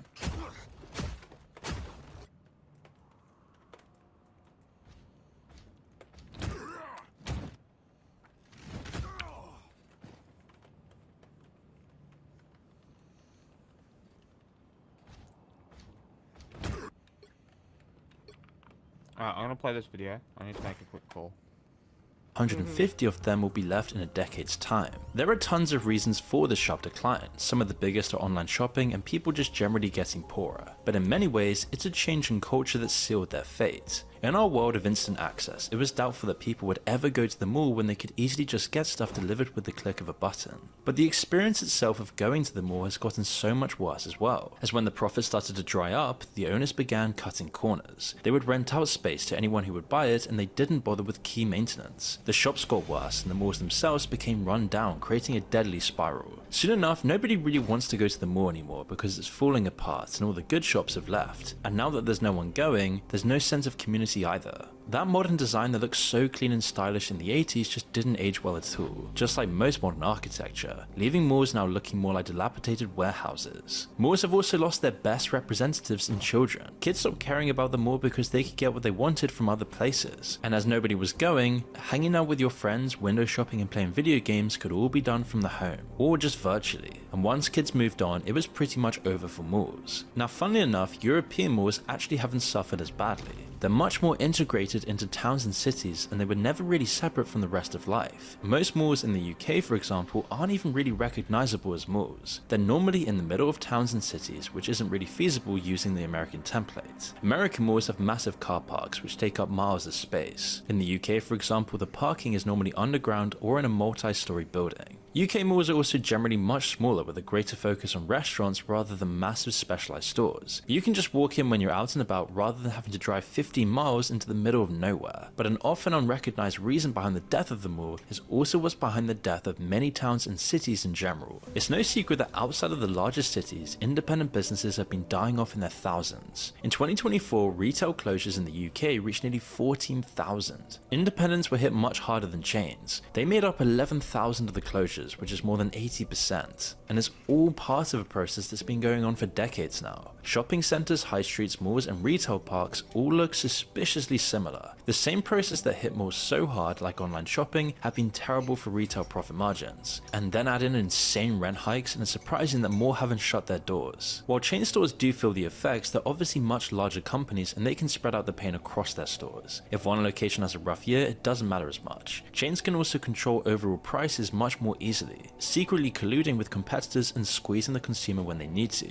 Independents obviously don't have this luxury. If the town they're in is on the decline or if something else happens locally which impacts their foot traffic, they're pretty much doomed. They can't even charge higher prices because people won't pay them. And while you may on the surface want to save independent stores, people rarely translate those ideals into daily habits when it's just more expensive. But the result of all of this is that everywhere just looks the same. You get the same decrepit modernist buildings and the same selection of chain stores and businesses everywhere you go, and attempts to breathe new life into towns rarely ever work. Much needed redevelopment programs falter and just everything gets covered in orange tape for a decade or so, hitting businesses even harder while construction's underway. In the best of cases, they're just treating the symptoms, not the disease. Now it's not just the malls that are falling apart. Whole towns and cities are suffering the same fate. The worse they get, the less people want to spend time there, and it just spirals out of control. This process has killed countless communities across the US and Europe as well. Some of the largest cities where there's enough money to keep walkable open spaces which have traditional architecture have actually survived. It's why people romanticize Europe so much.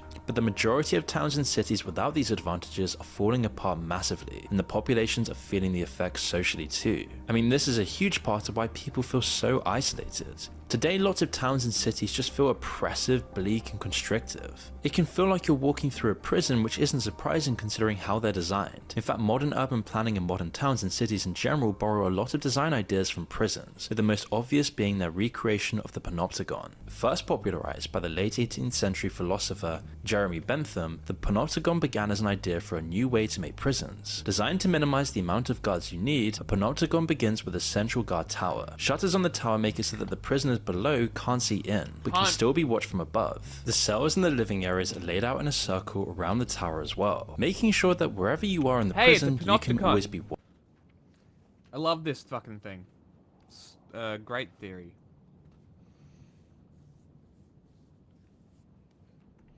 This way you only need a few guards in the prison at any one time, because the prisoners can't see the guards, they're always potentially being watched. The design combines both the constriction and oppression of concrete rules and steel bars, with the openness to surveillance that comes from open spaces. This design never really worked in prisons themselves. Small windows, cell doors, and other practical problems meant that it was never really feasible. But it did have a massive effect on inspiring other types of architecture, and it eventually found its way into the modernist movement and its even more oppressive offshoot, brutalism. Take the housing estates that sprung up throughout the mid-20th century in the UK. At first, they were the only route lots of people had out of the slums and into a better life. Modern amenities were combined with modernist architecture, and at first, they were actually great. Often maintained to high standards by the residents, they were great for creating thriving communities. But today, no other building shows the detrimental effects of modern architecture more clearly. First, lots of them are laid out in the panopticon style. Large blocks of flats are positioned in circles or squares, so it feels like you're always surrounded at all times. A great example of this is the Pepys estate in southeast London.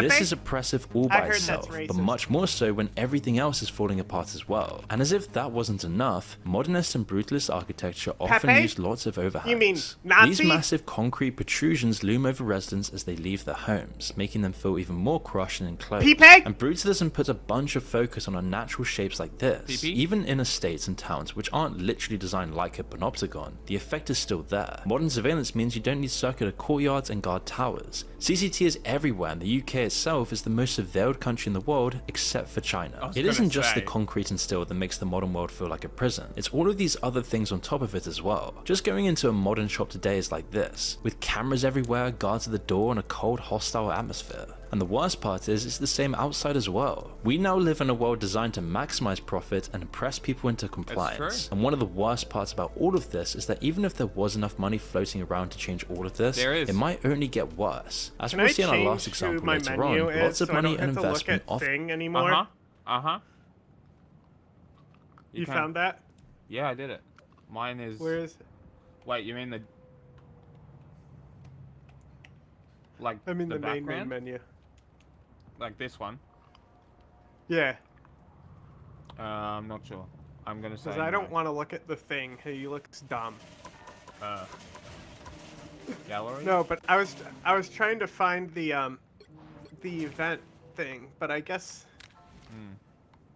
the Fantastic Four thing is over, and now it's full Lunar New Year time. Okay. I have no idea. Intercept ball 3 times in a single Dancing Lions match. I don't know what that means. Right. Maybe it's a special game type. Oh, here we go. often means things get even more artificial. Clash of Dancing Lions event.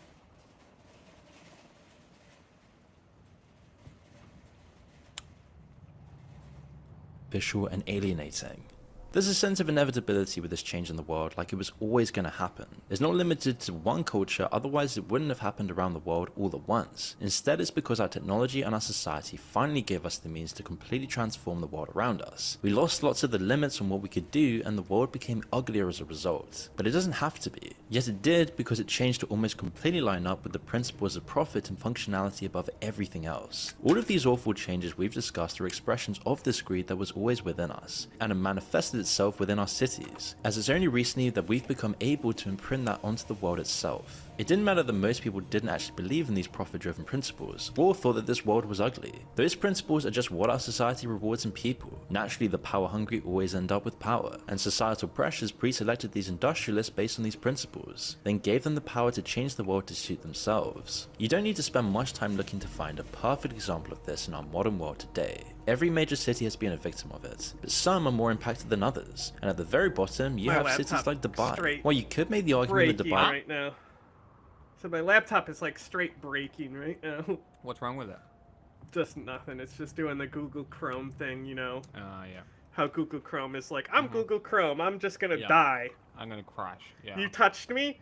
I can't handle it. I'm gonna come.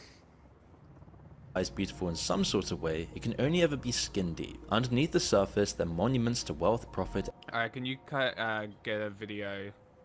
Because I need to run. Go to the watch later. On the games account. Exploitation and greed. And it's really horrifying when you actually think about this and how these buildings were made. Despite the trillions of dollars spent, Dubai just isn't beautiful. The principles behind its creation are fundamentally in opposition to beauty, and it's possibly the furthest you could get from anything. I love you. Which one? Huh? Which one? Oh, I mean, you can just play the list. Oh I my God, watched it's some of the Miles. stuff in there, go. so. So guys, before I proceed with the video, but like this title also is very like real. I'm not the promoting people who this are group. watching, when I watched this stuff a few hours ago aren't watching now, you know? That's true. So We it's couldn't okay if I repeat replay some it. news. Yeah. The news repeats well, itself all day. It does too. Yeah, you're right. I'll play this. Actively going against them, guys. I have genuinely been threatened by ISIS in the past, and this whole video is exposing them and giving information on how not to fall for their tricks and any propaganda online. This video is no way promoting these groups. It's very much the opposite. So if Here YouTube we is go. watching, We're about I to am get our talking badly context about dropped. these groups. These groups are a real threat to me in my daily life, and I'm talking bad about them, and I'm reporting them to the relevant authorities. And if you come across any radical groups online, please check the link in the description to report them to the relevant authorities, because these people are very bad and they do hate us. But do watch. This is purely for entertainment. Thank you guys. God bless. Hey guys, it's Lord Miles here. I know you look at the title of this video and thinking, is this guy mad? And yes, I am, because there's no clickbait right here. In front of me, it's an ISIS website that I've infiltrated, because you know what? They've betrayed my trust right now. ISIS and I had a mutual understanding. They would not bother me, I would not destroy them, but it seems like they've broken that trust. So if you look at my last video, I pointed out how they threatened me, and then I threatened them back with the Taliban, basically saying I'm going to turn ISIS into was. But now, it seems like they've responded on their own little forum right here. I've got exclusive access, 2015 Vice style, and I'm going to basically go through there, and at the end of the video we're going to do a little surprise, so you want to keep around to the end. Now my life is in danger by making this video right here, so I'm in the safest place, known as Afghanistan. I'm not in any unsafe radical Islamic countries such as England, France, Germany, or even Canada, so this should be fine. So Let's go and have a bro. look. So first thing that happened about a week ago, this fellow DMs me and goes, hey Miles, I have access to an ISIS website. They just reacted to your latest video. Don't ask me about living how I got access to this rather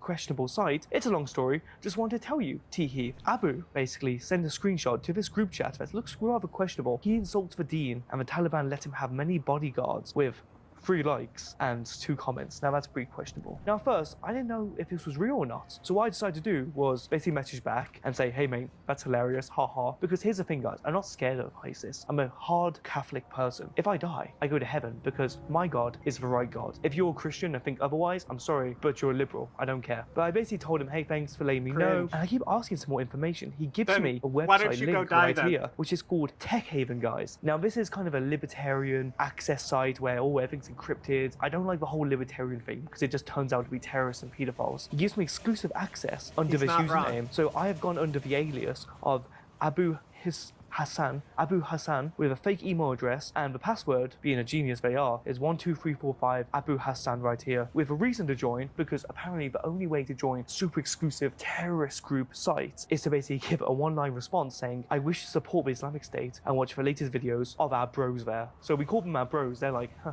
real recognizes real, and they let you in the site, guys. So it's that easy to get onto one of these sites. It's terrible. As soon as I basically express interest in this site right here, the gentleman DMs me and he sends me a dedicated video showing a screen recording of this site, showing it's all real. He explains right here that there are certain channels dedicated to weapons dealing from North Korea, Libya, all these terrible states, and also at the same time bomb making, radicalization, propaganda, attacks on America, Israel, the United Kingdom, Germany, France, any Christian nation, any Jewish nation. It's not good, guys. And some sections as well talk about different groups. One of them, which I was quite surprised about, is India. They're trying to recruit a lot into India right now, basically showing that Christians and Muslims in India are not welcome in Indian society. The low caste as well are treated unfairly under Sharia law. So they should join this group and do some crazy acts to promote the Islamic State. Now the thing is, guys, I have threatened to nuke India in the past, plus I threatened to go to North Central Ireland and they banned me from India. Like, that's gonna stop me. Seeing this stuff here, it's honestly shocking, guys. And I think this lovely gentleman messaged me to warn me about this, because on this chat they've been discussing me and my YouTube video about my very genuine threat and my 100k bounty to them. Now everyone's like, Miles, how can you pay that 100k bounty if ISIS kills you? Well,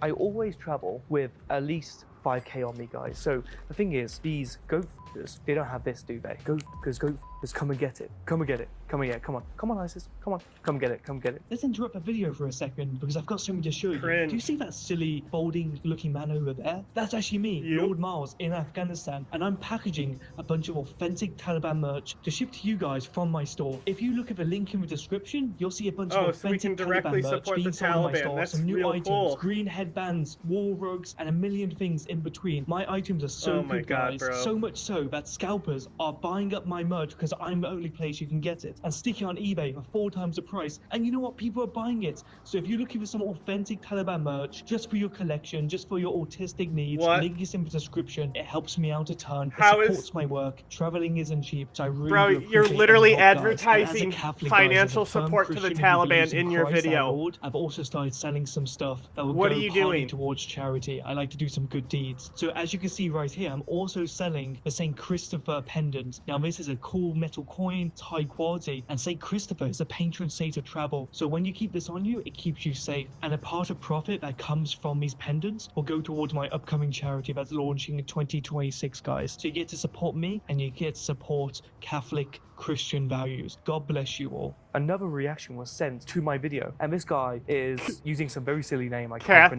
pronounce, and he Christian says, "So values. brothers, I'm very mad at this kuffar called Lord Miles. Have you seen his videos? Do like and subscribe. He's been placing a bounty on himself! Exclamation mark. What do you think of his actions? Because I'm rather annoyed by him. I would like to correct your grammar first. The correct term is kafir, which is even funnier because you know you just got a Reddit ISIS member correcting everyone's grammar. And regarding the message you sent, it is without a doubt fake. Lord Miles is merely a person who just jokes around. Such jokes may indeed mock the Mujahideen and Islam, and for that, the Mujahideen should do the exact, I don't know, kill him, basically. But then one gentleman says, the most concerning thing about this man, about mocking the Mujahideen and actively receiving support from the Taliban to have weapons of protection. Apparently, the Taliban are giving me arms. Not true, guys. Actually, the Taliban did promise me a PKM, and we did shoot out an RPG one time. Never mind, long story. So guys, the thing is, I'm tweeting about this in real time. It seems like my tweets about infiltrating this group chat are going back into the group chat, and my little spy inside this group is now panicking because he's been found out a little bit. So not the smartest MI6 moment, but it seems like ISIS are genuinely watching my Twitter shitpost. That's quite the accomplishment, guys. I get a message from this big group. Holy yap. I didn't order a yappuccino at the cafe. Listen to this right here. I'm here to address an urgent matter.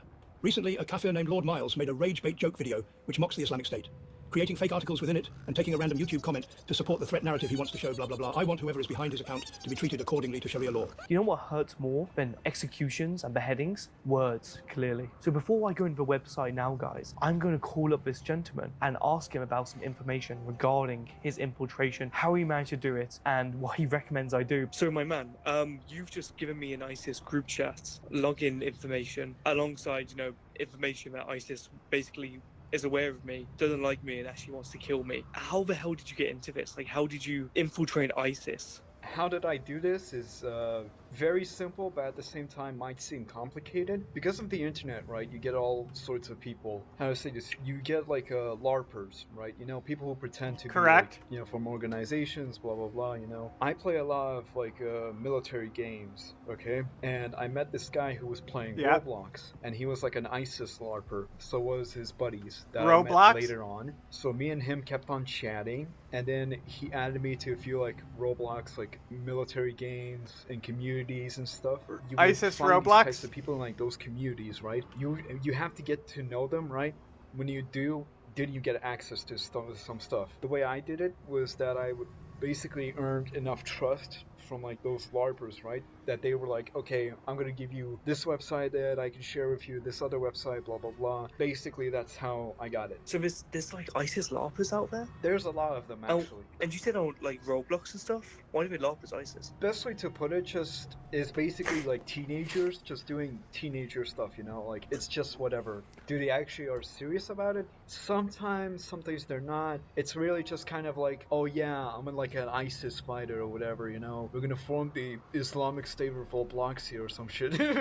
That's really autistic. How long have you been monitoring these ISIS group chats for, and what's the craziest stuff you've come across so far? So I've been monitoring them and talking to them, I think for 8 months, maybe 3. I'm not sure specifically because I'm not counting my days. At first, I was sharing an account. Bro's with trying my, to like make my daily ISIS life seem like LARPer an friend at the accomplishment. time. We would share accounts, right? But he never really communicated in that like website. But I did. Alright, so I use this account to basically, you know, do shenanigans on. You know, I would speak to them and I would try to get like as much information out of them as I could. What was really interesting for me, they had like those like bomb making channels where they would teach you how to make bombs, FPV drones, yeah, like FPV drones, you know, like the Ukrainian war type shit. You're infiltrating ISIS group chats and have done for 8 months. You've had no problems with the feds, with police, with law enforcement at all. But you can just do this stuff. My government is very soft. Like they're no offense to them, actually all offense to them. They're very retarded when it comes to the internet, right? So yeah. And which government is this again? Lithuanian government. Yes, I'm a Lithuanian. Oh, they don't know anything, bro. Yeah. Well, what's the most messed up thing you've seen so far, actually, if anything? What's the most messed up thing I've seen, okay? There's been multiple times where, like, members would say, you know, I'm planning on doing, like, a martyrdom mission. A martyrdom being just, like, a terrorist attack. Yeah. Do you think anyone on these group chats have done martyrdoms, as in kill themselves, blew up, ran through, like, populated areas? I mean, do you think anyone on this website has done a major terror attack yet? Generally, I think so. I'm guessing like the parts where like there was like those like 3 people or 4 people that were saying they're gonna do like martyrdom missions. I think they were being genuine, and I do think that they were responsible for a few of the like recent terrorist attacks. That's pretty extreme. And do you think there's feds on this website too, as in like CIA, MI6? Oh, yes, guaranteed. Okay. Keep in mind they put a high priority on quote unquote, you know, keeping their website hidden or whatever. You're putting it on the main web, on Google. A website owned by this is one of the most American company. Non-believable fucking, and then they all clapped kind of shit I've ever fucking heard. You can get into ISIS telegrams in a few minutes. Yeah, like, it's not hard. Oh, I infiltrated a website. Oh, great. Nice fan page you found. You know, because you also have to look at this with the extremist websites and stuff like that. A lot of them are LARPing and like, but are never gonna fucking go become a saint. You know what I'm saying? Mm-hmm. It's the same ideology where they'll talk about going to saint, being a saint, blah blah blah blah blah. Yes. But ISIS does use the internet. But if you were really connected to Daesh here, he would have a cache. And accessing the Daesh cache, I mean, you can find link. You know what? One of the they did this not that long ago. They released a report on like, oh, who accessed this ISIS website, and a lot of the links came from YouTube. Right, like embedded links in YouTube profiles and stuff. And descriptions, right? Mm-hmm. That's just one Islamic State supporter site. But when it comes to accessing the cache, POV, you joined Warnor's Telegram, right? That's why I was like, this dude was trying to make my daily life seem insane. Like, anyone can be anyone online. There's no proof. Mm-hmm. Anyone is anyone, and that's why it's so easy to infiltrate this, and everyone else is also an infiltrator. You know, back in the day when it was just you know, a few really autistic people, when ISIS was all over the internet before the adpocalypse and stuff, then boy, was it that you get in there and could you really fuck some shit up for them. But nowadays, harder, bit more OPSEC. It's like, if you are an actual ISIS member, the last thing you're gonna do is tell people about it on the internet. Is tell people that you're an ISIS on the internet. Yeah, that would be you incredibly might, stupid. And there's plenty of ISIS supporters on the internet. Yep. It's not illegal to but did you see the fucking him literally saying that he was selling authentic Taliban merch, as in he's fucking giving money to the Taliban and then selling it to us? Yep. Pretty cool. Always love when that happens. Technically, is that not YouTube advertising Funding for terrorism? Yes, it is. Yes, it would Didn't be. we have like Supreme Court cases over that? I believe we did. I think genuinely, like 70% of the members on that website are like actual feds. Would you say though their threats are completely empty, or do you think they still have a little bit of potential in them to do? I mean, look, I'm not going to take anybody seriously who can't pronounce TH correctly. Like, look, if you're telling me that theory is pronounced theory, you can go fuck yourself. Some horrific things, especially in this group chat. There's been talks in that group chat where they Fucking want British to, moment. you know, reorganize themselves into, how to say this, like ragtag militias or whatever.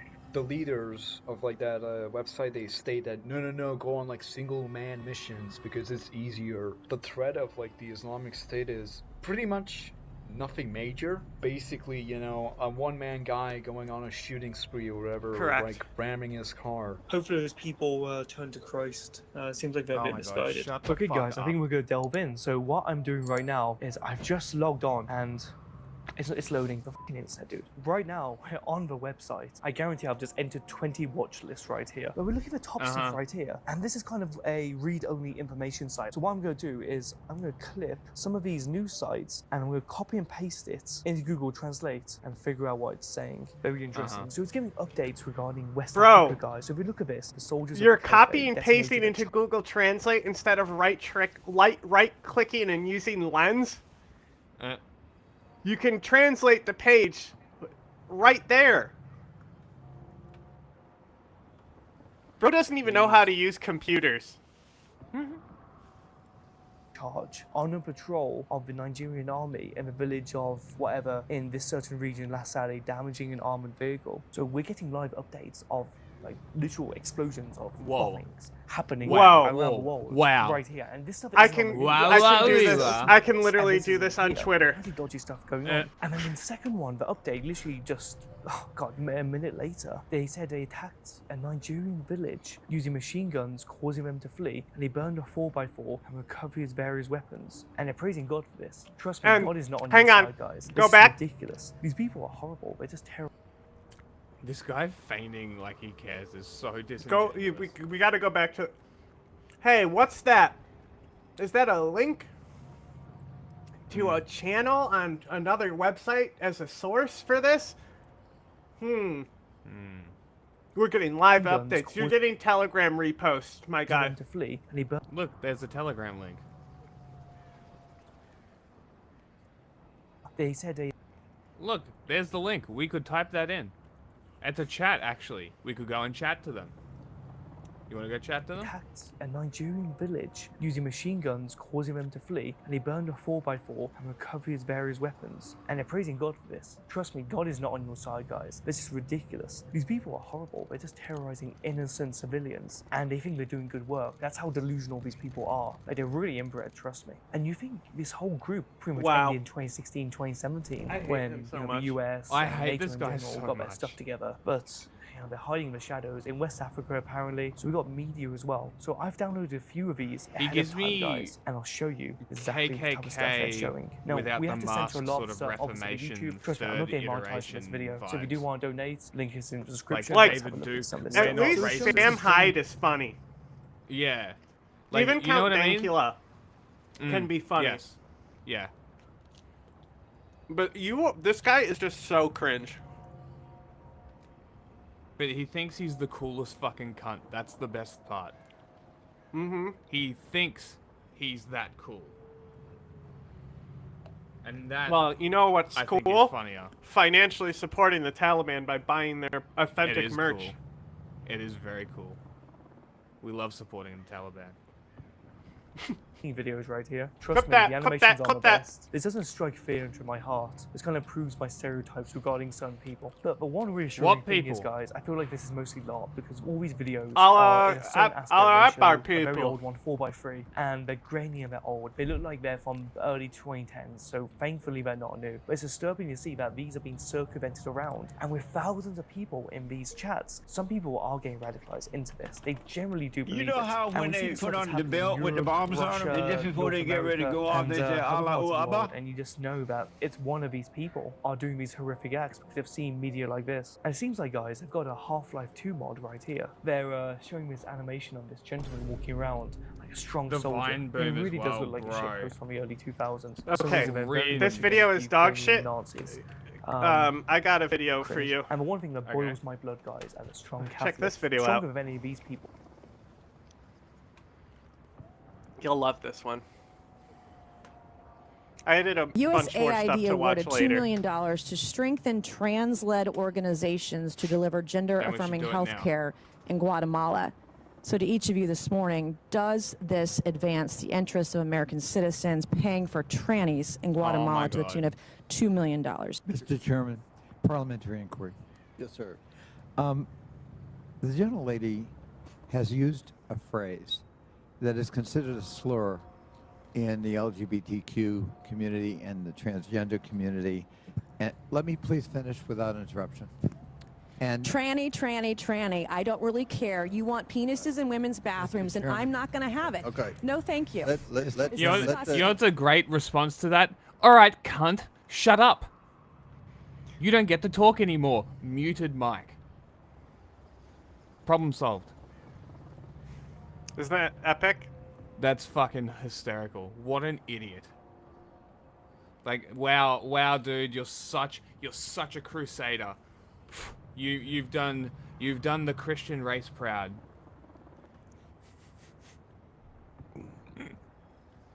All right, what's next? Huh? Just click watch later. And then hit play.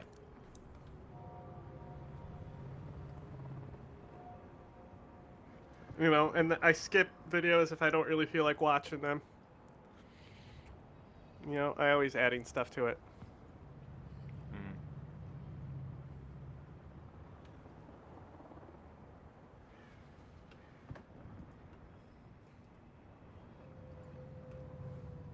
Yes, younger and beautiful.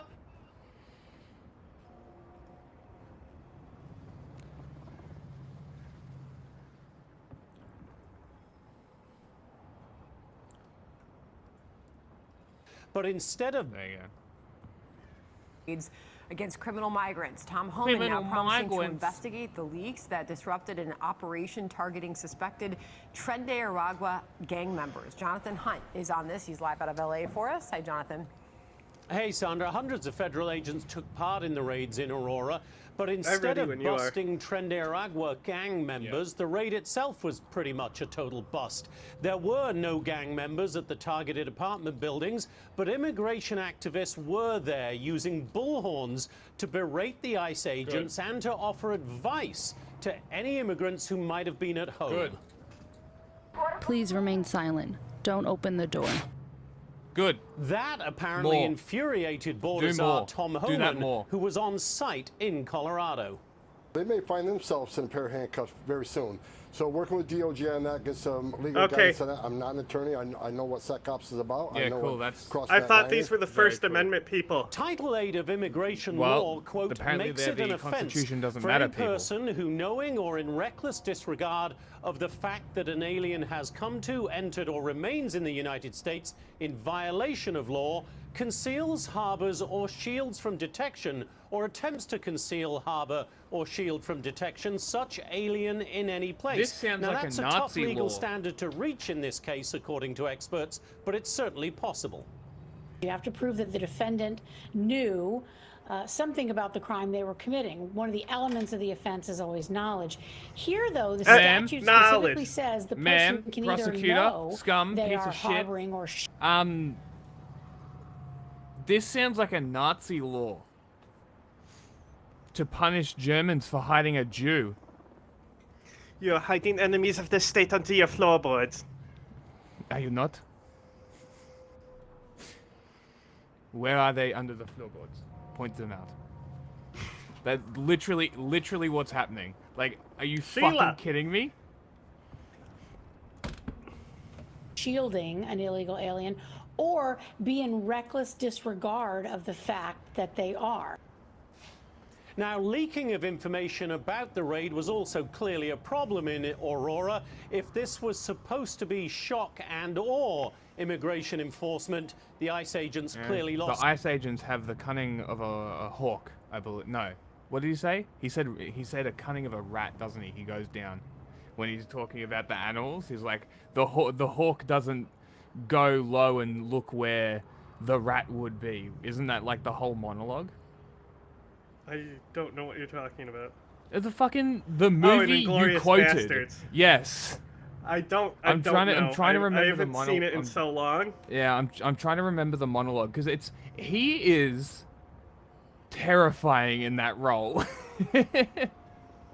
It's so good. He does it so well. It's fucking crazy. It's the shock part of that combination. He had to redeem himself by being a good guy in Django after his Nazi role. Yes, yeah. Joining us now to dig deeper on this is the president of the National Border Patrol Council, Paul Perez. Paul, great to see you again. So Tom Homan, after what happened in Aurora, Colorado, where they only came away with one Tren de Aragua member, as opposed to the expected 100, said that he's basically fed up with the locals trying to help these people hide out. Here's what he said. Listen here. This isn't a game. When the operations get leaked like that, it puts our officers at great risk. It's already a dangerous job. The rest of we know TDA is dangerous. Everybody can agree to that. But when they get a heads up we're coming, it's only a matter of time before our officers are ambushed. And their job's dangerous enough. So we're going to address this very seriously. You know, this involved joint operations. ICE, Border Patrol was there, CBP, but y'all are HSI, announcing DEA. the raids and You making had a sure lot of cameras are there, coordinating with each and other, it's put teams and then you under had threat. activists So on the ground if who these are people are actively trying to threatening your thwart teams, this. you are Homan threatening is your threatening teams. to put anybody in jail who interferes. No, that's exactly right. Like if they're announcing it and having cameras there, they already know. The people being there and telling the they've been doing to publicity get out, stunts. Like this is literally all for cameras. This has nothing to do with legality. This is literally for cameras. China shit. Yeah, this is insane. Interferes with operations in the future. Is that the way to go? Yeah, I mean, so these people are putting our agents and officers at risk by keeping them off or by being out there and interfering and impeding. So absolutely, with Department of Justice under Pam Bondi now, we know that we're going to have the support that we need from the DOJ to make sure that we can go after these criminals and lock them up. And it's unfortunate that these activists are out there putting these people, these illegal alien criminals, okay, I don't know what this game mode is. Of the people that are here doing what they need to do to go to work, living in these apartment complexes that it might be fun. In harm's way because of these criminals. They're interfering and they should be dealt with. Yeah, it really makes you scratch your head as to why people in the community would want to shield Tren de Aragua members who have been terrorizing the community. Doesn't seem to make a lot of sense to a lot of people. So that was what was going on in Colorado. So meantime, in Illinois, a few states over, the Department of Justice is suing both Governor J.B. Pritzker and Brandon Johnson, mayor of Chicago, for interfering in deportation operations, saying in part in a lawsuit that the United States brings this declaratory and injunctive action to prohibit the state of Illinois and its subdivisions from enforcing several state and local laws that are designed to and in fact interfere with and discriminate against the federal government's enforcement of federal immigration law in violation of the Supremacy Clause of the United States Constitution. Pritzker insists that he's just following the law. But what Immigration and Customs Enforcement, what the Border Patrol czar have been saying is, look, if the local officials would just honor ICE detainers, they'd never have to go into the community with these raids. This is crap. The local officials refuse to do it. I'm leaving.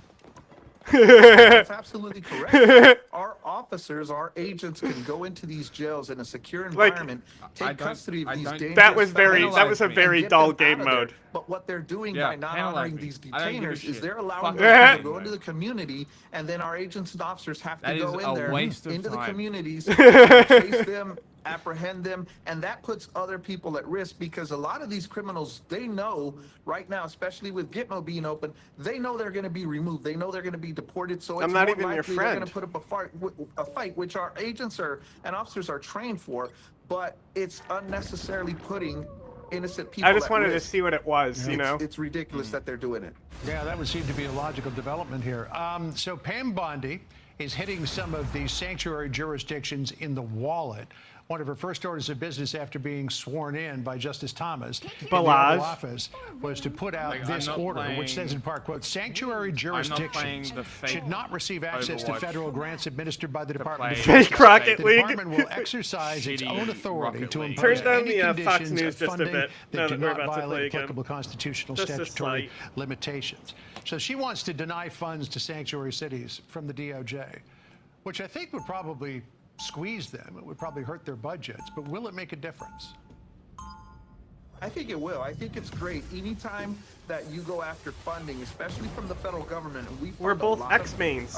Counties, cities, I don't know why it won't let us team up, so when you go considering after we're the funding, X-mains. That makes them have to make a hard decision between wanting to protect illegal aliens, and it's not hard, or serving the communities with the funding that we give them. It should not be a difficult decision. It's crazy that you can't even One would look. think that your priority Also- should be to protect your communities. I don't know. Apparently some folks How does don't the see fucking that as thing a work? You see where it's like Paul, 5 talk to you. on Thank you. one Good weekend, side, sir. 0 on the I'll other? be Do you know what that is?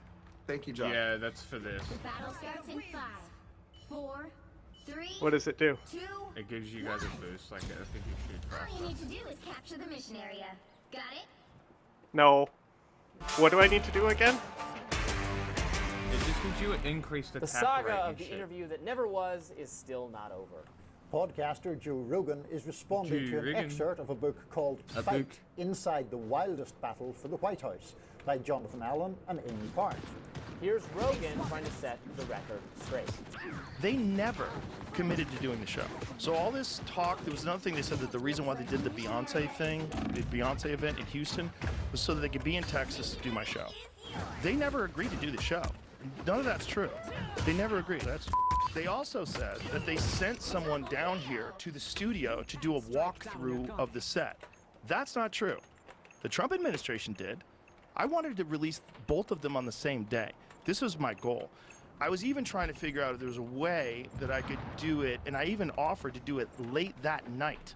So the night that Trump came on, I'm like, what if we do her, like when she's done in Texas, if she came here? But no one ever committed to doing it. This is like really important because they keep pretending that I lied or I did this or I did that. They never committed to doing it. This whole idea that we f***ed her over and that we f***ed her over for Trump, incorrect. Just not true. The Hill published an excerpt of the book last month. In a nutshell, the book lays out the alleged back and forth between Team Harris and Team Rogan. Rogan's hard lines were that Harris had to come to Austin, Texas, and that no topic could be off limits. The book says that Harris's team struggled to find a reason to get her to Texas, Rogan alluded to that in the clip, since it was apparent she would lose the state in the presidential election. The book also claims that Harris's deputy campaign manager, Rob Flaherty, proposed that the interview be on Friday, October 25th. Problem, however, was that Rogan... Oh my said God, he what had a was personal that? day. What about Saturday morning, Flaherty countered. Only if it's before 8:30 a.m. came the tough reply. Here's what the book says went down after. The tone is different, Flaherty thought. The Vice President of the United States is offering to come to your effing show. Oh my and God, I keep can change putting my up form more from hopes. Lightning to Win. Harris's team Yes. still wanted to make it work, but a new wariness set in. On October 22nd, the same day the Harris camp announced the rally, the Associated Press reported that Trump would be Rogan's guest on Friday, the personal day Rogan had originally reserved. Notorious left-wing journalist wrote on Blue Sky, this is Taylor Lorenz, I'm inclined to believe Rogan, given the Harris campaign's hostile attitude toward creators who didn't appear 100% on board with the campaign and its messaging. And I doubt Taylor Lorenz would side with Joe Rogan. Shut up. Easily. This is a rare moment of unanimity around an opinion expressed by Taylor Lorenz. Yes, I too would side with Joe Rogan on this one, having exhaustively litigated who said what, where, and why. It does not particularly seem like Kamala Harris's team went out of their way to make sure this happened. If they prioritized making this happen, it would have happened. Rogan has said he's willing to do it. And now he wanted her to come there for one of the other podcasts she did. She had them build her an entire new set for that podcast where it was more convenient. He wasn't going to do that. The idea that she couldn't come to Texas, well, she was nearby Texas, or if not in Texas itself. For the Well, that was the suggestion, I think, in the book, that they'd arranged this rally that did have some people scratching their heads because, as we noted in the introduction, she was never going to win Texas, and there was this rally, and the suggestion is that that had been scheduled to give her an excuse to Don't tell Nomiki that. Nomiki thought Kamala Harris was going to carry Texas. So, yeah. I'm not even going to go. I'm not going believers out there. I'm not going to get into that morass at all. So let's not do that. But nice. I would say is, look, it makes way no to take it sense at the end, that Pete. Joe Rogan was trying to, in some sense, block Kamala Harris from coming on his podcast. Any of us who are that was in probably me the by media, accident. broadcasting, podcasting, any other kind of we were all business, there. Our whole team was there. I was just running away. But yeah, I saw your ultimate, and I immediately went in to support you. Was erecting hurdles to prevent Kamala Harris come on his podcast is pretty ludicrous. That you want orb? Person, Rob Flaherty, who was quoted in that hey, book, press that V. is a figure from oh, you don't have Biden it. White House. There's I apparently will there's always melee. remember his name because I just learned I could do it. Who sent some of the emails that were so controversial in terms of pressuring social media companies to take down content. He was one of the people screaming at either Facebook or Twitter. They're like, "How dare I can't believe this RFK Jr. tweet is still up, or this Alex Berenson tweet, or whatever it was, some COVID descending thing." He was the one most militantly hectoring to the companies from the office of the White House that they had to do something to take down the content. So I am not a fan. Not a huge fan of him, and interesting to see him making this appearance in defense of Kamala's failure to go on Joe Rogan, which we've talked about pretty exhaustively. But I do think really, maybe it didn't. If it didn't hurt her, it's reflective of a strategy that held her back, a strategy of not doing enough independent content creators. We see how this benefited Trump doing all of these podcasts that speak to have disproportionately younger audiences, male audiences. The right, MAGA, is doing a lot better with young men in particular, but young people of various ethnic identities, depolarizing that because he spoke to them on these platforms that have massive followings, and that was part of a really successful strategy that Kamala Harris just mostly, not entirely, but mostly ignored. And I think it's actually broader than that, although that's for sure a part of it. I think one of the difficulties with the Harris campaign was it was characterized by a degree of caution that was, I think, excessive, because then you end up blocking people from seeing anything that feels authentic. I think we're in a moment now where that authenticity does, in fact, matter. It sometimes can be an overused word, but the reluctance to be unscripted. Shut the fuck up. Donald Trump saying the quiet part out loud on the free rein he has given to Elon Musk to dismantle our federal government. But one federal judge early this morning pushing back, blocking Musk and his, quote, Department of Government Efficiency, or DOGE, from accessing sensitive Treasury Department records. But the move may just end up being a speed bump for the Tesla CEO, who, along with his clown car of Doge bros, are in the process of accessing, or frankly have already accessed, several other government agencies' sensitive data, including Veteran Affairs, the Department of Transportation, and the EPA. Musk's moves in government mirroring actions that he took when he bought Twitter, and he laid off thousands of people, got sued for paying less in severance than what they were promised, and he stopped paying rent.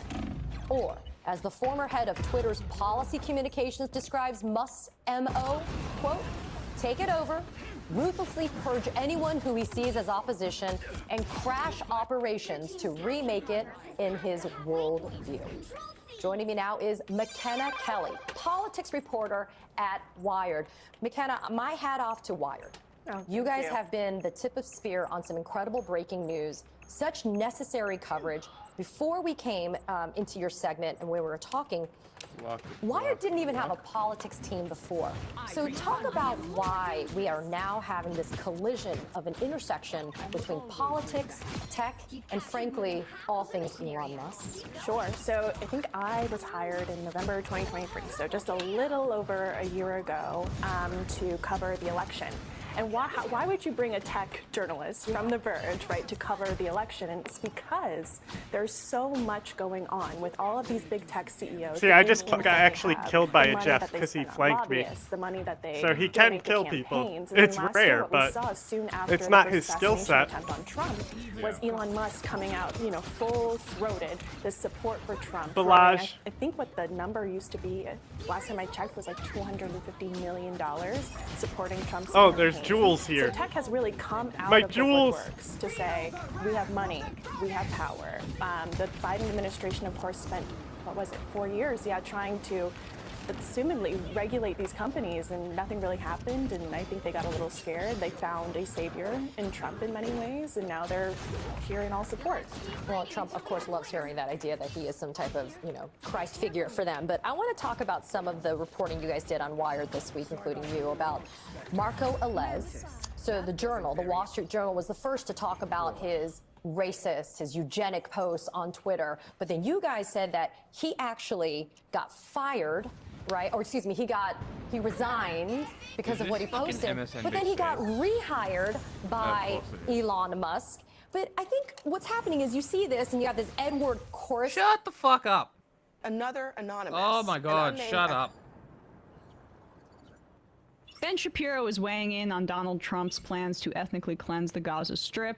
Actually, let's just pull up his tweet from 2010 as a primer, a little appetizer. So in case you were confused about where Ben Shapiro stands on this issue, he is a unrepentant Damn, I got racist. 23. Well, I mean, half repentant. This tweet, Israelis like to build, Arabs... They just destroyed the entire Gaza Strip. Who gave them the money to build? Arabs like to bomb crap and live in open sewage. This is not a difficult issue. This and hashtag settlements rock. So they're, that hashtag encouraging war crimes, which is what the settlements are. You can't take land that was conquered. This is one of the tweets that he put in his "I'm sorry for bad things I did in the past" document that he had on his website for a while, and then he put it behind a paywall, along with him saying, what's that guy's name from Iowa, Steve King, isn't a racist, and people are being woke by calling him one. Nice, you're gonna get a Well, Thor maybe he's team up. self-reflected. I mean, Oh, if he I'm did gonna get a apologize at Magneto. one point Nope, for saying he switched to hashtag Strange. settlements rock. And that Arabs like to bomb things and live in open sewage. Maybe he's Tiger. reevaluated.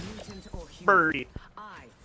Trump's most audacious move has been his attempt to solve the situation in Gaza by allowing people who are in a rubble-strewn area a way out, so that the Gaza Strip can then be rebuilt as basically Monte Carlo on the Mediterranean. Now, everybody who is opposing this, everybody who's yelling about this, Gentrify them, yeah, great. their solution is no solution. Their solution, of course, is to simply allow the rebuilding of Hamasistan in the Gaza Strip. And the suffering of... Okay, so your Hey, we solution got is two ethnic Lokis. cleansing, and you talk about it's rubble. They're doing Joke. exactly what the Netanyahu, Likud playbook is. Well, it's destroyed. They can't live there. Who destroyed it? So Ben Shapiro cheered on the destruction of the Gaza Strip for a year and a half. Over 90% of the homes destroyed. Hundreds of thousands. We still don't know the true figures, but it's certainly over the Lancet estimate at this point of 180,000 Palestinians, and somewhere in between the deficit that Trump blurted out in that press conference, which would have indicated 500,000. It's somewhere around in between those two ranges. Ben Shapiro cheered on that wholesale slaughter, that genocide. And now that basically they've done enough and left the hostages. Didn't Yoav Gallant just admit this? That the Israeli government prolonged the war in Gaza when they could have gotten the hostages back, because basically they wanted to make Gaza, they needed more time to make Gaza I was doing uninhabitable, some so that great they could do harassment there. ethnic cleansing. I literally had their Says whole it's the team only trying to kill me. solution. We want to add a different word before solution? Yeah, no, Ben wants to find a solution for Palestinians. He would happily he knows his job when the time comes, whenever Israel starts massacring, is to justify it. And it's interesting to see some of the people in the stable, probably pretty cynically, probably with an eye toward contract negotiations, try to bucket, or you have people like Dave Smith that are like purport to be critics of Israel that did the rounds a little bit last year. Everyone folding in, and this is what actually is spoken for by the right wing. Simply allow the rebuilding of Hamasistan in the Gaza Strip and the suffering of the people who live there for decades on end. That's also what I want to say. Sorry. No, we do actually have a solution. Don't pretend that we don't. One democratic state from the river to the sea.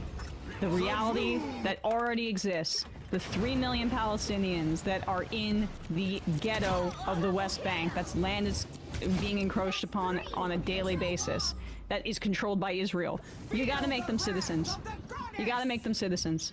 And then the now reduced number due to genocide in Gaza, the 1.7 or 1.8 million people that may still be alive, their lives forever just tarnished by the carnage and the trauma of what they've witnessed, they also have to be full citizens too. And damn, your demographic majority may not be that pronounced, but sorry, you gotta go by the way of South Africa, and apartheid is wrong. Deal with it. So when you pretend we don't have solutions, we do. You just don't like it. Your solution is the final solution. And in the meantime, in the time preceding an eventual one-state sort of anti-apartheid regime, which we can all dream about, how about who gets to govern the Palestinians is whoever the Palestinians vote for, even if that is Hamas. Aaron Rupar tweeted this out They didn't vote for Hamas, I have no problem saying Palestine. I support a two-state solution. The problem is getting there. Who is going to govern Gaza? Certainly not Hamas. And I also support Israel's right to exist. So that is really more than October 7th. It is, they don't like the groups. And before it was Hamas, it was the PLO. Whoever is organized to oppose Israel's land grabbing and genocide. Let's not compare these groups, will please. Be justifiably, to all these Zionists, killed. Oh, Cloak and Dagger can like do some war, control too. I think. Get rid of I'm them. not sure if It's that's who not hit me, but politics, they stunned because me. You always hear about this. Elections have consequences. I don't think they have. The consequence for the last election that Palestinians held was that Israel said, "Oh, you can't do it like that. We're going to try to coup you all, and then we're going to occupy you." Yeah. Rashida Tlaib tweeted this in response to what Trump did. Palestinians aren't going anywhere. The president can only spew this fanatical bullshit because of bipartisan support in Congress for funding genocide and ethnic cleansing. It's time for my two-state solution colleagues to speak up. I was happy to see her say that because Matt and I think have both been kind of pushing this, like, when are there going to be squad members that talk about the reality of what is actually happening? It's not, a two-state solution was always a stalling tactic for Israel to expand its territory. We have to meet this moment with what is true, which is that there already is a one-state reality, and Palestinians live in subjugation under that one-state reality. And so I appreciated, that is accurate. as always, that is an accurate Rashida Tlaib leading the way on this issue. But let's keep going. Description of the situation. The Strip. And the suffering of the people who live there for decades on end, while they rebuild nothing with no money and no jobs. That is their solution. Trump is proposing an alternative. He is also making clear that contra the sort of idiotic opinion that America is going to send troops to do this. No, we're not, and we shouldn't. Wait. Obviously, we shouldn't be taking in refugees from this area, nor should we be sending them. He did. He suggested it first, but he walked it back. It came out of nowhere. It wasn't anywhere before one person said that, and it was Donald Trump who said that. And Bibi loved it, so if it's so idiotic, I mean... Yeah, Trump blurted it out, but he's got a retcon. We shouldn't. Obviously, we shouldn't be taking in refugees from this area, nor should we be sending American troops to this area. Of course, of course. Caroline Leavitt of the White House, she was asked about this by members of the media, about, are you risking American lives in Gaza? And she's like, what are you even talking about? I'm 27. Is it worth risking the life of a single U.S. Marine to turn the Gaza Strip into the Riviera of the Middle East? Phil, I'm not sure why you're asking me that question because I've already said the president has not committed to sending Marines or any boots on the ground in Gaza. Sorry. Okay, so he didn't commit to never doing it, which was a follow-up to that question. I don't know why they couldn't find time for it in Ben Shapiro's thing, but she was explicitly asked, like, okay, so is he ruling Fuck! I don't know. We'll get back on. I don't know why I have to keep doing this. Oh, again, you're not even responding playing. to the We're words over of the here president dying. as the presidential spokesperson. I mean, like, I can't believe you're it. so irrational. Stop putting this I upon me. wouldn't have if Storm was there, Any actually. It's Marines your or fault. any boots on the ground in Gaza. Everything Okay, is so, your fault. Again, they made that clear. Trump himself made that clear this morning. Oh, I died He very put out a quickly. statement, What the quote, fuck? the Gaza Strip would be turned over Yeah, to the United you were States by off-timing Israel with at the the entire conclusion of team. fighting. The Palestinians, people like Chuck Schumer, No, I just got annihilated. I'm for it, would have already been resettled in far safer and more beautiful communities with new and modern homes in the region. They would actually have a chance Wolverine to be happy, grabbed safe, me, free. and I was literally able to Great phase development out. Teams from all over the world would slowly and carefully And begin stop the his construction grab. of what would become one of the greatest and most spectacular developments of its kind on Earth. No soldiers by the U.S. would be needed. Stability for the region would reign. Again, President Trump sees this as a real estate project. He's a real estate guy. What he's basically saying is Israel should clear the ground. People who want to leave should Shut be up, allowed Ben. to get out and go live somewhere that is not, in fact, a hellhole run by Hamas. And then the United States will basically take the What thing about this is they can't be honest. The people given opportunity allowed to leave, they want to stay there, you fucking rabid Zionist. They want to stay in the land, you want to expel them out. And notice how he laughs about the joke, like the forced laughter about the joke about calling Schumer a Palestinian, which Trump has repeatedly done, referring to Palestinian as a slur, because he can't, as a non-Jewish person, call Schumer a bad Jew. But that's why, for mildly criticizing Netanyahu. But Trump feels like he can't say it. But Ben Shapiro thinks it's funny because that's how he feels Cloak and about Dagger anybody is who's Jewish who fucking me doesn't up support this Israel game. and isn't a Zionist. Any confirmed Zionist is this much of a bigot, and actually even the one that says Israelis like to build, Arabs like to live in sewage. Right, That's and- Zionism. And apparently, if you are repulsed by that, you're the bigot in Ben Shapiro's worldview. You're the anti-Semite. Oh yeah, Uncle Sam is going to protect the little snowflakes that listen to Ben Shapiro across college campuses, make sure they aren't exposed to any kind of counter-messaging about the propaganda that they have been abused with by Zionist education throughout their childhood. And yeah, talk about safe spaces. The one place that we cannot have that is people who were abused with, frankly, overly emphasizing trauma and how sick the Our world entire is. timing Look, was off. I understand that the Holocaust takes up a big spot in people's historical memory. Using it to forward a ethno-nationalist fascist colony has been a fucking disaster, and everyone can see it now. and it's a disgrace to the memory of the Holocaust to commit genocide in the name of the Holocaust. I mean, I don't know how we have to, like, how clear we have to be. Yakov Rivkin, Enemies from Within, a book about Jewish resistance to Zionism, is one that I think more and more people should check out. Peter Beinart has a new book out, and hopefully we have him on soon, where he talks about, you know, like the reaction to this genocide as a Jewish person, and he speaks about it. He speaks. I mean, look, you can. There are many Jewish historians and intellectuals who speak out about this, but Ben Shapiro would say that they're bad Jews because they don't support genocide. And the other I had another point. Again, my brain's falling apart. Maybe when Trump's Truth Social comes up, it'll remind me. Keep going. Just go back like 10 seconds. Yeah. Project. He's a real estate guy. What he is basically saying is Israel should clear the ground. People who want to leave should be allowed to get out and go live somewhere that is not, in fact, a hellhole run by Hamas. And then the United States will basically take the thing that's good about the area, meaning the beachfront property, and turn it into something nice as a good investment.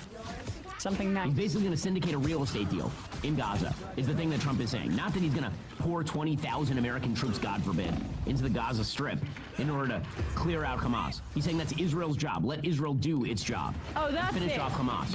Let it do. And then let it give do its people job. who've All been right, living in the worst. We're good. That was what I wanted to say.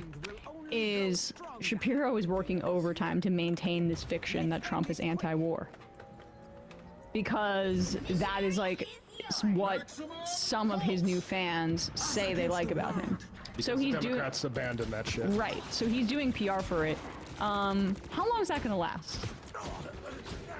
It's so desperate. And if you mark Iron Man, I can kill him very quickly. I don't know Putin to knock it off, but instead said, okay, we it's should probably use clicking and the give left us some of stick. your, minerals. If I had to guess. Right. If you want these missiles to keep coming. Could we just really quickly listen to what Trump said again? Yeah. I would like, just because I want you to just listen to it here to consider how Shapiro is so adamant saying that no personnel from America would possibly be needed in Gaza based off of what Trump and his press secretary said. yeah, let's listen to Trump's own words to see if everyone's being hysterical. And they can live out their lives in peace and harmony instead of having to go back and do it again. The U.S. will take over the Gaza Strip, and we will do a job with it too. We'll own it and be responsible for dismantling all of the dangerous unexploded bombs and other weapons on the site, level the site and get rid of the destroyed buildings, level it out, create an economic development that will supply unlimited numbers of jobs and housing for the people of the area. Do a real job, do something different. Just can't go back. If you go back, it's going to end up the same way it has for 100 years. I'm hopeful.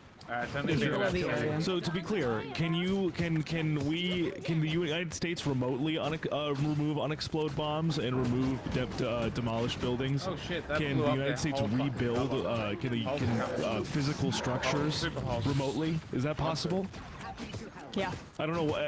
Is that reporter in the White House press briefing room the dumbest person on the planet for asking how this is going to happen with through a computer screen or a drone? I guess They're just lying and trying to do whatever they want. It's the same thing with the Treasury. They're lying about these Doge freaks having access to the Treasury because they don't want to spook the market, and they're just going to be like, screw you. So everyone's got to keep leaking. Keep leaking.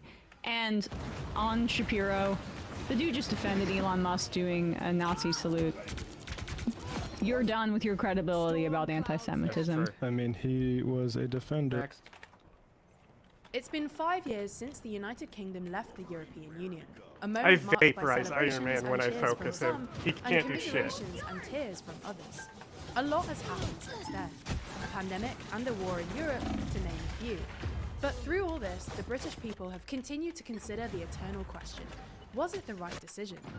New polling released to mark the 5-year anniversary suggests that fewer people than ever think that the UK was right to vote to leave.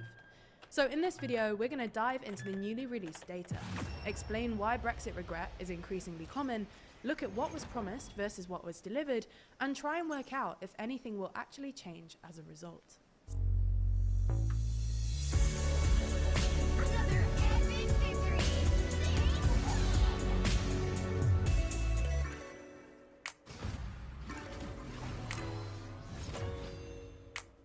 If you want more UK political drama from us, check out our podcast, Stormageddon, I don't where know we who track half the the heroes successes are, but and failures that of person the was new so Labour useful government. walling. Find it over on the TLDR Podcast's YouTube channel or in your favourite podcast app. I think According I've to heard YouGov's them January just over 2025 Groot's area data, denial. Just 30% of Britons right now interesting. say that the UK was right to vote I wanna to see leave my the highlight EU, too. compared to 55% I don't have who audio. say it I was wrong. play muted That's the when lowest we play proportion this. ever in YouGov's polling, saying Because that the I'm only UK hearing was your right audio. to vote for Brexit. If you break that data down by referendum voter type, unsurprisingly, 88% of 2016 Remain Wow, voters this view the country's team vote was for so Brexit as stupid. wrong, whereas a smaller number of Leave voters, I could get him to 66%, focus me all view the it as time, but right the fact decision, you were just sitting meaning there a killing them sizable like 1 that. in 6 Leave voters think that it was wrong. Against They were this pretty backdrop of focused on dissatisfaction everybody in else, though. I did hindsight with the sneak Brexit around vote, there. polling by Redfield and Wilton last month found that, excluding Don't Knows, 57% would vote to rejoin the EU, while 43% would vote to stay out. According to Professor John Curtis, that is a very similar result. Right, to I knew the this was what I was average going to figure pick. from other recent I polls, literally could have and killed her repeated for faster if I over was 2 just years. using my regular So attack. what is behind all this? She had like no Well, health. at least part of it I can knew be it was going to be attributed that to the double I slightly got more at the end there. popularity of demographic funny. churn. Older people were more likely to back Brexit than younger people in 2016. Some of those Leave voters will have died in the 9 years since, while those who were too young to vote have now joined the electorate. According to Redfield and Wilton, today 60% of 18 to 24-year-olds, none of whom were old enough to vote in 2016, would vote to rejoin. But putting age aside, the simple fact is that people, including Leave voters, think Brexit has gone badly. YouGov found that only 11% of Britons think Brexit has been more of a success, while 62% think it has been more of a failure. Most notable is that only 22% of Leave voters think that Brexit has been more of a success, compared to 32% viewing it as more of a failure. Nice. We got Luna, Jeff, is even more stark a Hulk. break it down by topic. Another YouGov survey from last month showed that few Britons think Brexit has been good for The anyone. composition we have. The famous Take Back Control message seems to be the only area that Britons assess Brexit as being more positive, with 31% of the public believing that Brexit has had a positive impact for the control that the UK has over its own laws. Although that's still smaller than the 35% who say there's been no impact. The only other mildly well-assessed area, with 23% saying there was a positive impact, is the UK's ability to respond to the COVID-19 You're throwing our timing off. And even then, that's still a smaller share than the 30% who think it was negatively impacted by Brexit. It will AFK you if you AFK. What's most damning is that no more than 11% of Britons believe Brexit has been beneficial to the 16 other issues surveyed. Let's look at some of these more closely. If we look at broadly economic issues, specifically Brexit's impact on international trade, British businesses, the UK economy and public finances, the public's verdict is overwhelmingly negative. 57%, 64%, 65% and 58% respectively. To be blunt, these numbers shouldn't really be surprising when you consider that during the referendum campaign, Brexit was billed as an opportunity to transform the UK's prospects, free up money to spend on public services, and sign our own trade deals around the world that would boost British businesses. However, the Office for Budget Responsibility, or OBR, forecasts that, relative to remaining in the EU, the UK's post-Brexit trading relationship with the EU will, in the long run, reduce the UK economy's potential productivity You by let them 3%, capture the vehicle. and the volume of believe UK it. import and exports by 15%. This The is all your OBR fault. also says that new trade It's a deals normal with game. non-EU countries will Just not have a fucking around. material impact. It's not Because even the deals ranked, included bro. So far, either replicate deals that the UK already benefited from as an EU member state, or do not have a material impact on its forecast. While service exports have done unexpectedly well since leaving, Brexit has hurt the UK's trade in goods, with smaller businesses in particular struggling with so-called non-tariff barriers, such as customs checks and paperwork. Similarly, on immigration, another key issue during the referendum, Brexit has not delivered what many who voted for it may have been expecting, and 52% think Brexit had a negative impact on immigration levels, while just 6% think it's had a positive impact. Brexit was sold as a way for the UK to take control of its borders and control immigration to bring net migration down below 100,000, as per the Tory government's target. At the time of the referendum, net migration was around 300,000 people per year, and while leaving the EU did precede a big drop in EU migration, soaring non-EU immigration has sent net migration to a record 906,000 in the year to June 2023, and then 728,000 in the year to June 2024. Now, we've obviously only mentioned a few areas there, but the headline is that by a considerable margin, the UK public thinks Brexit has not been a success, and polling suggests that a majority would vote to rejoin, as well as showing support for other closer arrangements like rejoining the single market or the customs union. However, it does at times feel like the Westminster consensus that Brexit is untouchable has hardly changed, despite the public's evolving views. So will there be a political shift anytime soon? Well, Yeah. the Labour government has promised a reset in And those heal as well. aiming for deeper ties. If they stand in However, them. they've consistently ruled out rejoining the EU, single market or customs union, or returning to free movement. Given these repeated statements and the fact that this was all set out in their manifesto, I hit it's him with a hard to control. imagine Labour budging on this issue, at least in the current term. Things like striking a youth mobility deal, the Security Pact, and joining the Pan-Euro-Mediterranean Convention could, however, all form part of Labour's EU reset. For now, it's the Liberal Democrats who are trying to push the political needle on Brexit, with their leader Ed Davey calling on Keir Starmer to negotiate a new customs union deal with the EU. The question is, if Brexit continues to hold us poorly as it currently does, it may only be a matter of time before other parties are forced to consider it. That's not the end of this story though, with 2025 already shaping up to be a rather busy year. In fact, there's so much going on that we don't have time to work at all. Just in America, there's I'd like to offer a perspective that I don't see often shared by people discussing climate change. So, couple of points. As you surely know, all evidence gathered from many branches of science point to human-induced changes in the climate of Earth since the dawn of the Industrial Revolution. So you've heard that this contributes to the greenhouse effect. The greenhouse effect is where visible light hits Earth's surface absorbs it, and then radiates it in the infrared. And it's that infrared that gets trapped in the atmosphere and raises it. That's the greenhouse effect. Nutshell. There are multiple kinds of greenhouse gases. Water vapor is a greenhouse gas. That's why in humid environments, the temperature doesn't plunge very much at night when the sun sets. Interesting. I Look didn't at know the that. temperature range. Can you turn it up? It's between hard to hear. Midday and Just talking quiet. In humid environments compared Quiet with very video. dry environments. You have a 40-degree Fahrenheit shift from daytime highs to nighttime lows in desert climates. When you have a warmer Earth, you can sustain more water vapor into the gas, into the atmosphere. You may have remembered from chemistry. The warmer a solution is, the more you can dissolve into it, the more it can hold. And we ask, well, what are the consequences of that? And everyone is saying, I don't see any change. What's a couple of degrees warmer? There's a lot of that talk. That's not the issue here. I'm not here to debate with anybody whether the models that predicted a temperature rise were bang on, low, or high. That's not my point. My point is, when you alter the climate in any way, I altered right when you are Star-Lord came up, so he changing countered me.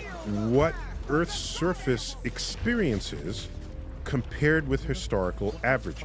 So, when Earth came out of its last ice age, oh, by the way, I voiced a character in Ice Age 5, the film. Bro. But billions and billions of years ago. Anyhow, after the Ice Bro's Age, name was Gore Mangala. our nomadic ancestors, trying to not die from a frozen Earth, finally see an Earth that warms up, naturally, by the way, but over thousands of years, Right, Mangala. warm up That is funny. and become relatively stable. And they say to themselves, this is pretty good, and I'm tired It of is pretty wandering. neat. And I know how to control pretty neat. crops, That's pretty and I can control distribution of food, well, goods, and they did resources. the, I'm well, going to build a city. T-Square is- Where are you going to put a city? You're going to put it on the water's edge, be it ocean, lake, on a river, typically. Why? Oh, because it enables transportation, commerce, irrigation, if you have crops. All Your widow the now? greatest cities of the world Yeah, fuck it, why were not? built on This the will probably water's be the edge. last game, though. Now that you have a city there, and you have this sort of long run A of shitty there. relatively stable climate. We gotta post talk the about Ice Old Age. Boy, though. What does that even mean? Oh, stable climate doesn't mean nothing She got a changes. booty. It I've means been thinking over about the that movie decades, even over the the whole centuries, time the since city will that movie see was fucking variations in crazy. the weather that are What movie? contained within. What movie do you think? You came here from the year 2099, but you haven't aged. Hmm? I don't know what movie. What movie did we watch? A balanced diet. Oh, Old Boy. I thought you Yes. were. I thought Tyson said something. No. Yeah. Did you watch the YMS review of the American version yet? I haven't, but I want to, and I've just been going over the movie in my head. It's fucking crazy. You see why it's fucking tattooed on me, bro. It's so good.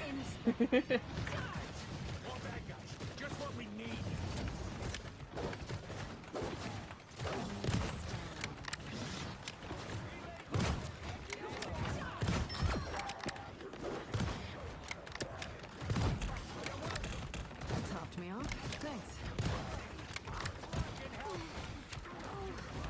I need assistance.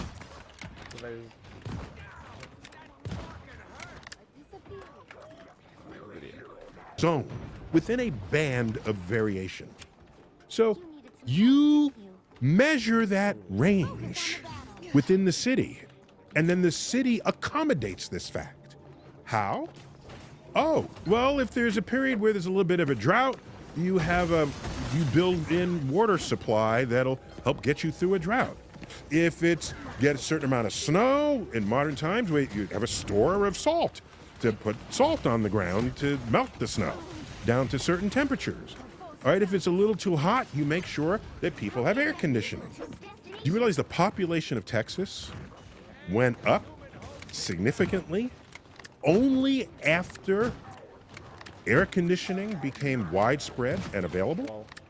What's going on here is for every city, especially those built on the water's edge, there is life experience of the records of that city that tell people what is the range of weather that they can experience in snowfall, in rainfall, and in temperature especially. And the city works to accommodate that range. And you know something? That's the range it has been in for thousands of years as these cities rose up to fit into the environment in which they were embedded. You go to Los Angeles, there's the LA River. When I was first told there was an LA River, I said, that doesn't look like a river. It looks like a cement basin. The LA River was built to accommodate flash floods, which was in the knowledge of residents and in the range of expectations for the weather of the region. If you're unfamiliar with the LA River, it made a cameo in the Terminator series, Terminator 2 especially. Arnold is riding his motorcycle in and out of the LA River because it's just a little trickle, which it is most of the time unless it rains heavily. That is a protection system against what we knew are the ranges of rainfall that LA would experience. All right, we are changing the climate. Climate change.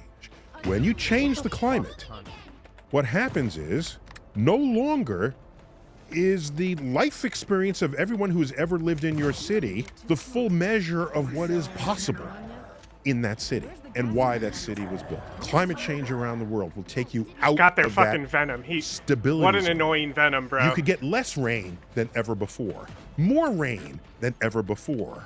Temperatures can get colder than ever before, hotter than ever before. We are broadening the climatic experience that anyone has ever seen. As we go forward, we need to widen our expectations and understanding of what could possibly happen. What happened in New York City a few years ago? We had Hurricane Sandy. By the way, it wasn't even hurricane status by the time it came to New York, but it had conditions that we had never seen in the history of the city.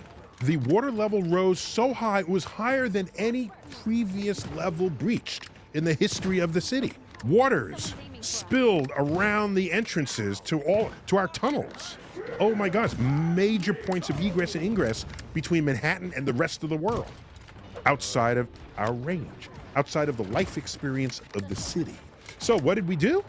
We had to pump out the tunnels. That took a while, right? There are these huge Got a control orb and the venom doors finished it. That was great. that can close off the entrances and the exits to the tunnels. That's a response to a new normal where the water levels might get higher than anyone had ever seen, not only in our lives, but in the life of the city itself. So as we go forward, yes, cities are going to have to do this. You're going to have to be ready for climatic events that fall outside of your experiences. The effects of climate change will not impact everyone equally around the world. Consider, for example, there are whole countries, island countries in the Pacific, where their average land elevation is low compared with sea level. As the world warms and we lose our ice cap from Antarctica and Greenland, which are the two major ice caps in the world, that melts back into the oceans. It's going to change the water levels and flood those countries. The military knows about this. They're called climate refugees, people whose country is gone because the warming of the earth changed the water levels that surrounded their country.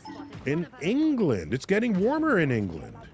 A little bit outside their zone, okay? There's rumors that they're now making champagne in England. Bro, Magneto just Okay, walked that's into my different call. It for was their so economy. funny. He got vaporized. It's also a consequence of climate change. And in one of the airports in England a couple of years ago, during one of the heat waves, the tarmac was melting. Planes couldn't land. And the recent cold wave that emerged out of Canada down into the United States, it reached the Gulf states, shattering records for snowfall in Alabama, Mississippi, Louisiana. So, I just wanted to add some perspective to what it means when we talk about climate change. Get ready for the new normal. And in most places on Earth, it's not going to be pretty.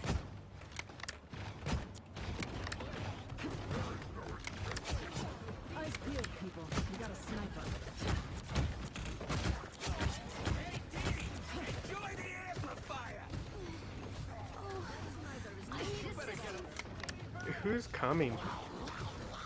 Who's making all those cum sounds? Yes, federal court in Mississippi just ruled that the federal ban on machine guns is unconstitutional. Nice. No, you can't go to Walmart and buy an M249 saw just yet. The case is United States v. Brown, and the decision comes from Judge Carlton Reeves, who applied the Supreme Court's ruling in New York State Rifle and Pistol Association v. Bruin to the federal machine gun ban. If you've been living under a rock for the past 3 years, Bruin held that the Constitution protects an individual's right to carry a firearm for self-defense, and that firearm regulations must be consistent with the historical tradition of firearms regulation in the U.S. to comport with the Second Amendment. Judge Reeves, great name, by the way. No wonder he's so intelligent. I'm only half joking. I've actually appeared before Judge Reeves even this year, as I'm licensed in state and federal courts in Mississippi. Most recently, it was in a case called Jones Group v. Zurich Insurance Company, which my partner Rich King and I won, but that's a boring insurance case. This is the real shit we're talking about right here. While we're talking about Mississippi, I am the U.S. Law Shield independent program attorney for Louisiana and Mississippi, meaning if you get into a self-defense incident in Mississippi or Louisiana and you're covered by U.S. Law Shield, I am your lawyer. You get a couple of months of free coverage. My Range, Neutral Ground Gun Company, gets like 20 or 30 bucks for every one of you that signs up using the code NGGC. You get a couple months free. I get a couple bucks. There you go. Another thing that makes this ruling especially interesting is Judge Reeves makes it abundantly clear in his decision he doesn't necessarily agree with this Bruin historical tradition test. I don't delve into politics in this channel. If I remember correctly, Judge Reeves, Obama appointee,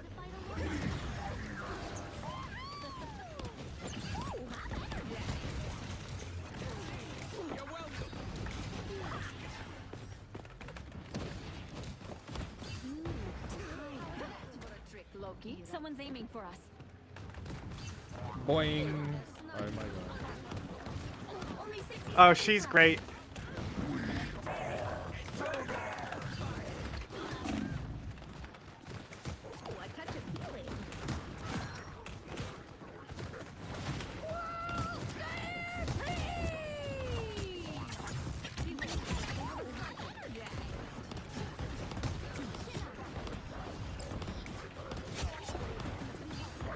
Am I shooting acorns or some shit?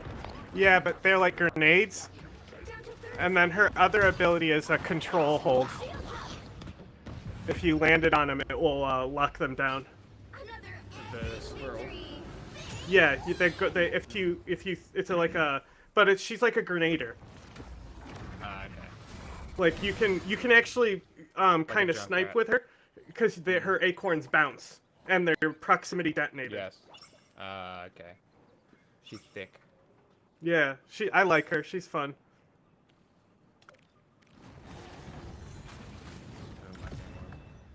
Back out the queue. Yeah. I'm just looking at the score. Golden P square. Damn, that Venom who was pissing me off only got 8 kills. Oh really? Yeah, I got 28 and I didn't get MVP. I killed that shark. Killed that shark.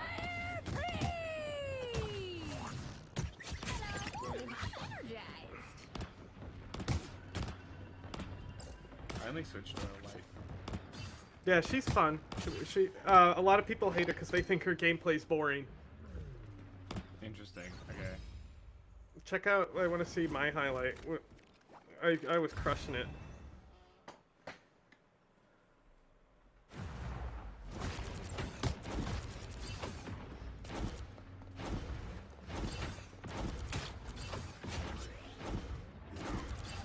Destructive power. Now, a disappearing act. How was that for a trick, Loki? Their sniper was now a disappearing act.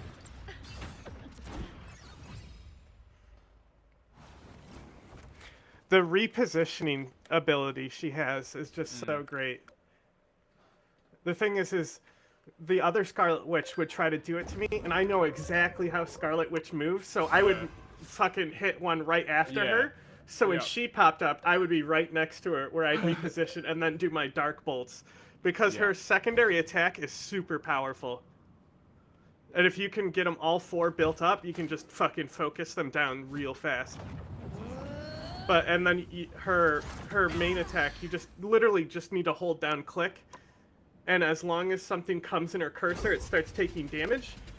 And the more you use it, the more charges you get on your fucking dark bolt attack. It's a lock-on attack. Like if you're in range, it locked on. Yeah, I just hold down mouse basically, and it doesn't reload. It's infinite.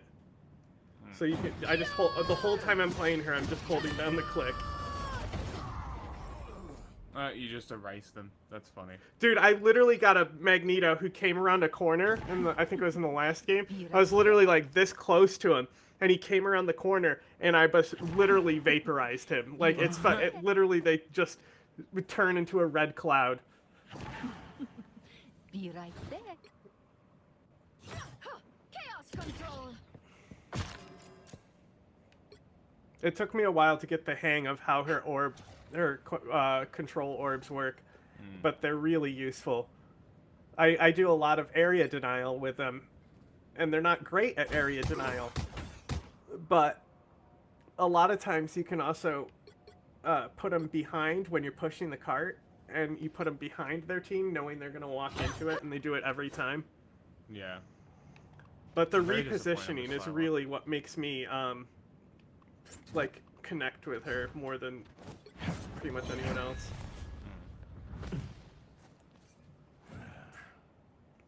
And Moon Knight is just cringe Batman. Nah, Moon Knight's cool. Nope. Look, it's Batman Begins. Okay, that's cool. There's a skin I actually like.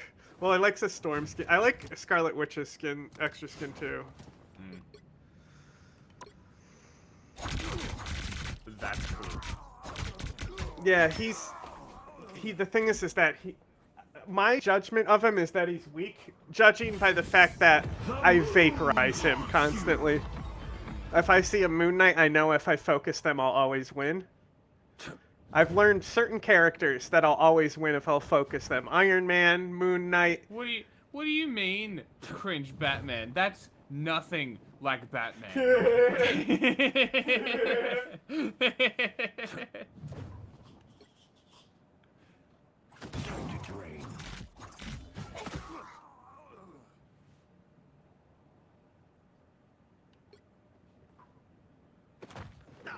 Oh my god, a grappling hook. That's not like Batman either.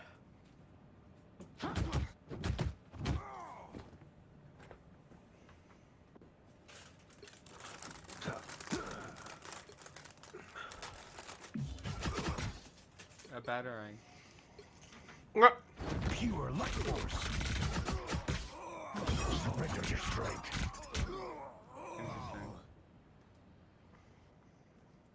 Pure light force.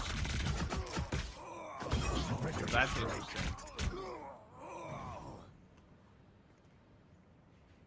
That's very cool.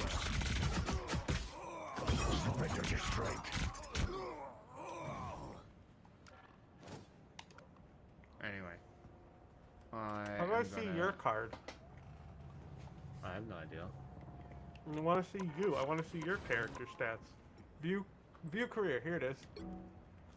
Damn, you got a 50% win-loss rate. Is that good? Oh, but aren't you supposed can to you not always eat have into the 50? Isn't that microphone, how they please? design the games? Sure. So everyone has fun now? Yeah, fun.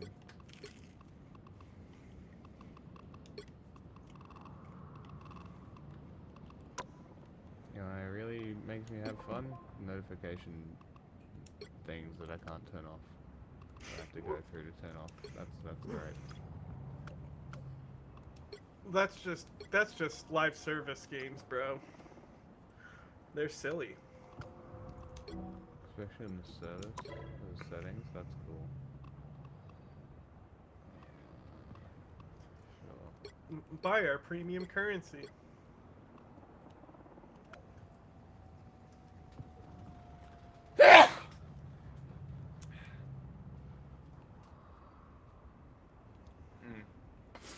Okay. M. Bison is gay. Yes. You feel me? What does that do? Yes. Okay. Are you gonna keep streaming? Yeah. Okay. We're gonna watch Maybe Exit through the gift shop. Later. If you want to, we can. I'm down. I will let you know what time I get back, and if I go make money, which I don't think I'm going to. Gotta get the big money.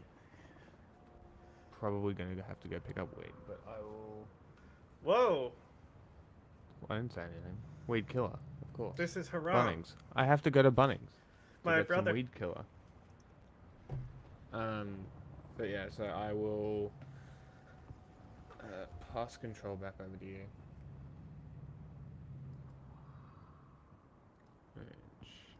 Holy fuck, that sneeze, bro. Ow. Hurt my Yours. neck. Ah. Yeah, just give me 1 second to get a drink. Mm-hmm. See, I think it's not so bad, right? I It's still prefer Overwatch, honestly. yeah, but like I feel like this one is more like child friendly, and since I can only play Yes. child games, that's why I Journalist can mode games. prefer this. Because if I play Overwatch, I just die, and I go, well, that wasn't fun. That's fair.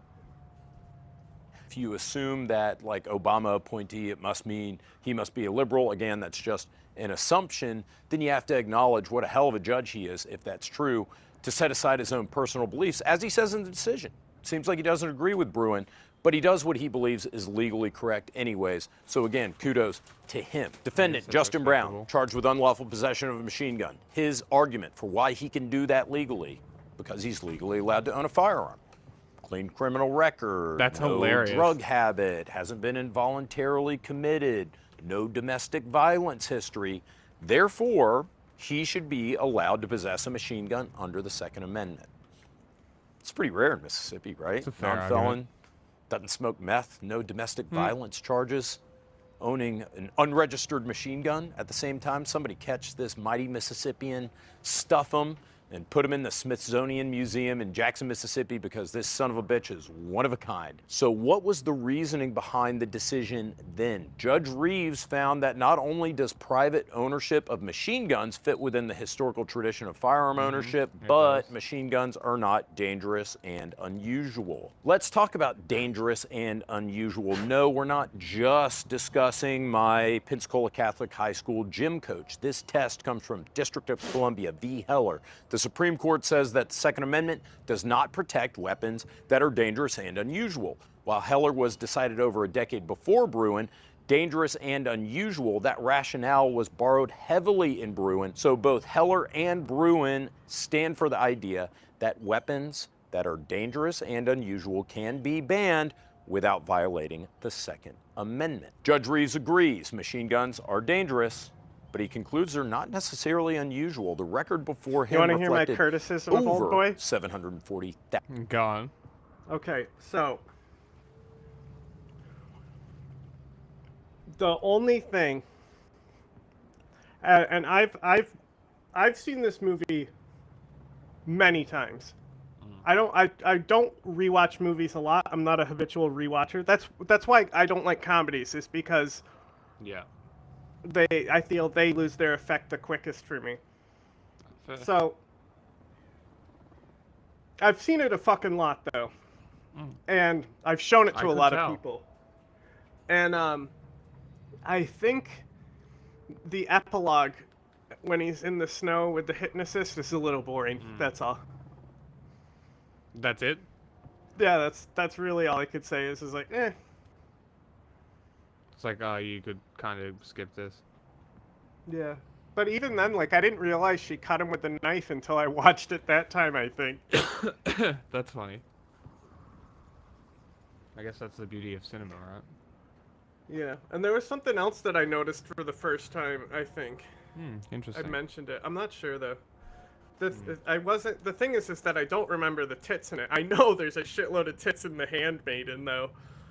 The Handmaiden is like... There's tits in Oldboy. Oh, yeah, but that's another thing I don't think is cool, is the technically character being underage, right? So, like, is that Lolly? I think she's 18. In the school, though, she's a teenager. Like, the actress is of age, obviously. No. What do you mean? Like, when, in the school when? When... Oh, like when the incest scene. Yeah, okay. Did we see So, titty like... there? Yeah. He pulls her tit out and puts it in his mouth. We were just covering it. Ah, okay. And that's the thing, is just like, is that if Lolly is like, hey, this character looks like a child, but it's 1,000 years old, there's that weird excuse. Like, what happens when, like, there's another film that we could never watch on stream, Salo, right? And technically, all the kids are fucking like 16-year-olds in the story. Okay. Like, it's literally a story about child rape and shit. It's an anti-fascist film from Italy that the director was pretty much killed for by white supremacists. This actually just came out that we learned this. Because it was said that he was killed by a cross-dresser. Nope. It was a connection with a fucking white supremacist gang who didn't want him to release this film. Damn. And so it's like, it's not a good movie, but what we have to understand is like, it's post-fascist Italy. They're coming out of this fascist period, and there's an art renaissance, and Pasolini is like, he's got like Salvador Dali energy, right? He's fabulous. He's gonna fucking get a pet anteater or something, Like, sure, everyone in Italy knew Pasolini, and he was very openly gay and very openly anti-Nazi, anti-fascist. So I guess this fascist group, we only recently learned it too, that a fascist group actually killed him. So, and you want to know how it happened? They were able to get the reel of the movie. Right? Somehow they got an agent in to steal his movie. So he went to go get the movie back, and they murdered him. Salo. Really? Salo. Yeah, Salo, or the 120 Days of Sodom. Okay. I'm choking. I'm choking on rice cake. Where's my fucking inhaler?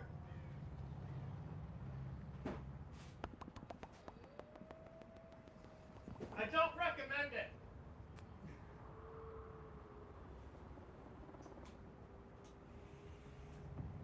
Pretty bad. It's not that it's bad. I just don't think that it's... I don't think that it's enjoyable. Okay. Like... The story's not worth what it put you through?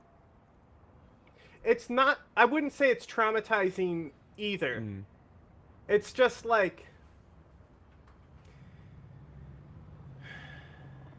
It's like you're watching children being molested for 2 hours. Yeah.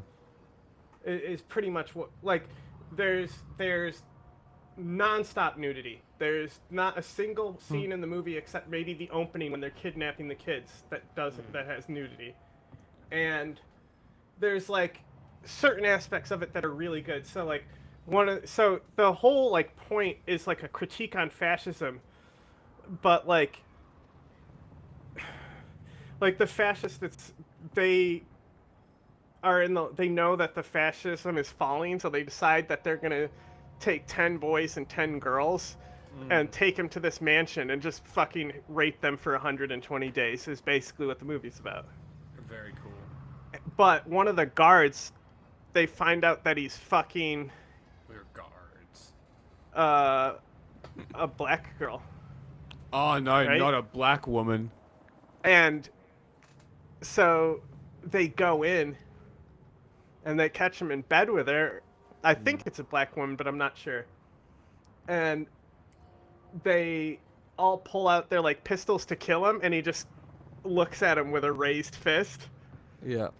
And like that's like a really great scene, you know, like standing up to the fascists like that, but it's like you were a guard for them, you know, you helped them rape these kids. Yeah. And then at the end they kill all the kids. And while they're doing it, there's like symphony music playing. Amazing. You know, to like That's contrast. Great. Mm-hmm. Like, it's just like, it's not like, it's like considered one of the most disturbing movies ever made. Well, there's a scene where they eat fruit that simulates shit very well, and that scene I've broken many people with by putting, at parties, I would like go in and like fucking put it into DVD players and just let it play in the background, and then the shit scene would come, and people wouldn't be paying attention, but the shit scene would come, and it would be very funny. It's very well done. Funny. What they do with the fruit, it looks like shit, and it's in their teeth, and like that part's like the part that like people like break on, but like everything else than that, it's like not crazy. It's just like, I don't know. I just wouldn't recommend it to anyone. Fair enough. Same with The Seventh Seal. The Seventh Seal was amazing, but I don't recommend anyone watch it. I still have no idea what was going on. I didn't follow a single bit of it. Just leave us out of your weird hobby. But it was, yeah, that should be your response if somebody says, "Hey, do you want to watch this movie about sodomy?" But there is like, and the thing is like some of the shit they do is just funny. So like, they do this competition on who has the best ass out of all the kids, and they're like, so they get them in a circle, and they're like, "We got to make the room dark so we can only see the ass because we don't want to be influenced by gender." And they're like, "Oh yeah, like that is it's the absurdity. It's kind of a black comedy in certain ways, because the absurdity of that is just laughable."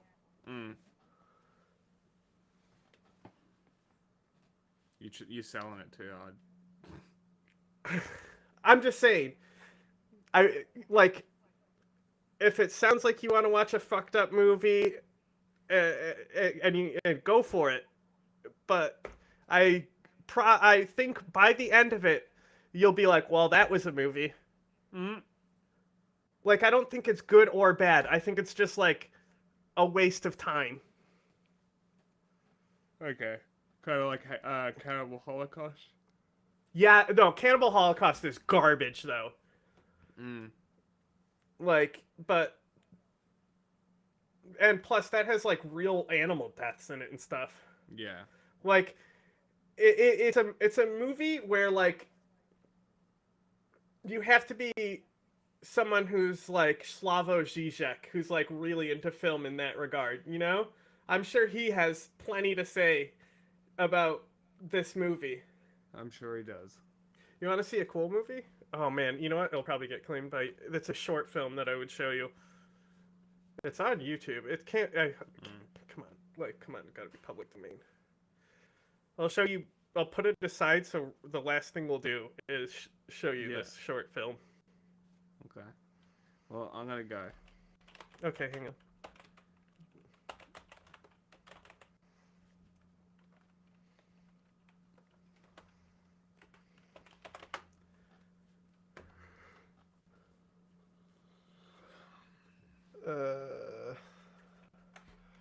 You like French stuff? That's a joke. Alright. So we're gonna stop streaming to YouTube? Not finish this video? What do you mean, stop streaming to YouTube? Because I'm gonna show you something that might get flagged by YouTube's censors. Sure. Okay. I'm gonna come back to YouTube. How long is it? Longer than I thought, actually. It's... Forget it now. It's over 15 minutes, which is just too long. I thought it was much shorter. Well, we'll do it before exit through the gift shop. Yeah. Does that sound like a plan? Sure. Great, we'll do that. Or whatever it is that comes out of your demon dick. Alright, it's on you now. You're sharing. Yeah, I gotta go. I accidentally added it to watch later, and I gotta go take it off of there because I don't want it on my watch later because it's potentially copyright material. This is true. So just give me 1 second. Who likes turtles?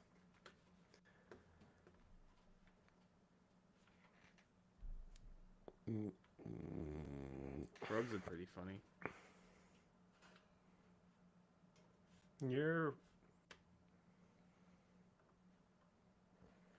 pretty funny looking. So are frogs. Their little sticky feet and shit. True.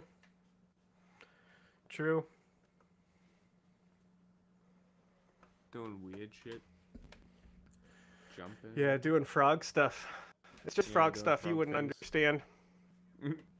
They're turning the frickin' frogs gay. They trans their genders.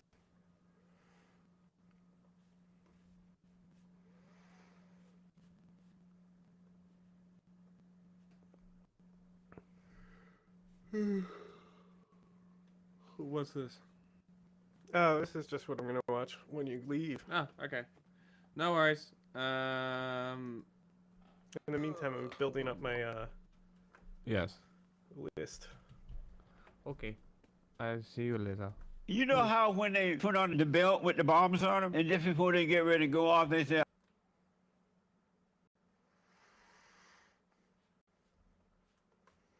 administration is much more prepared and planned this time around in terms of the kinds of chaos that they're trying to unleash. But I think people are also more focused this time around.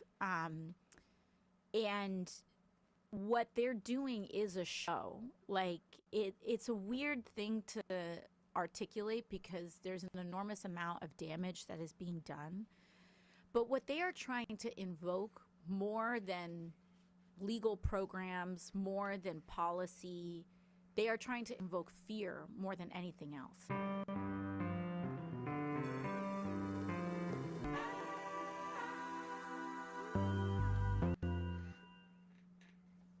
So you remember the last time we spoke? In the No. past? Right. Yeah. Do you remember when it was? You're like, there's so many interviews. I do It was them all the time." COVID. It was right. It was May. Yeah. April or May of 2021. Yeah. Because you were the first interview I did post Yeah. the opening. Yeah. Like we went up to the Bronx. It was like, oh my God, I haven't been to the Bronx in so long. And we had a great Cringe. conversation. We saw your office. Cringe But I convo. remember that, to be honest, because I'm honest, right? Tenías otra cara, Mhm. right? Mhm. AOC, she's dealing with stuff. Yeah. And so we talked about that, right? Because I'm Yeah. a big proponent of therapy. Yeah. And what happened was it was months after January 6th. Yeah, right? that was just like 4 or 5 months after January 6th. And so we talked about, because they came after you Yeah. on January 6th. And, you know, you're like, I'm a young woman just kind of running for office, doing my thing, and now these people literally want to hang me. Yeah. So tell us where you are right now, considering that Donald Trump has now pardoned Yeah. the people who were coming after you. Yeah, you know, that day changed me. There was a before that day and there was an after that day. I had a moment where I very concretely, like almost on a biological level, believed that I was going to die. And so like a near-death experience, absolutely. You know, I just felt that way. I was locked in a bathroom and I didn't know there was banging on the door and I didn't know who was on the other side, and I thought it would, that was just what it was. But there is a certain inventory that your mind, your body, yourself, that you take when you have an experience like that. Almost making peace with the fact that this was about to happen. And, you know, I felt like afterwards, I had a lot of things that I needed to reflect on. And in some ways, it was like kind of a gift. But in other ways, it was very challenging and very, very difficult. But I think now, like I need to interrupt you. When you say this was a bit of a gift, my heart just stopped. I'm like, you're saying that kind of having to experience that confrontation with life, death, kind of huge philosophical issue, but also looking at the trauma that you then had to face and grow from. So help us to understand that. I think so. My dad died at a very young age. My dad died when I was 18, and right after he passed away, I was very close with him. And right after he passed away, eat the wood. Of course, you feel like the devastation of a loss, but I also felt an immense amount of gratitude. Like, I felt very grateful because I got to know him. You know, like, I got to be raised. This is so fucking cringe, bro. And so in times of tragedy and travesty and devastation, there's also these gifts of clarity. And when I was like kind of locked in that bathroom and I thought that I kind of thought that like it was over at that point, what I had felt and what I experienced and what my mind had experienced was like, and I was raised in a religious context. I personally am a spiritual person. And I felt like, you know what, if I'm going to be taken in this moment, then that means people are going to be okay. It means that that is what is supposed to be. And that I just had this feeling like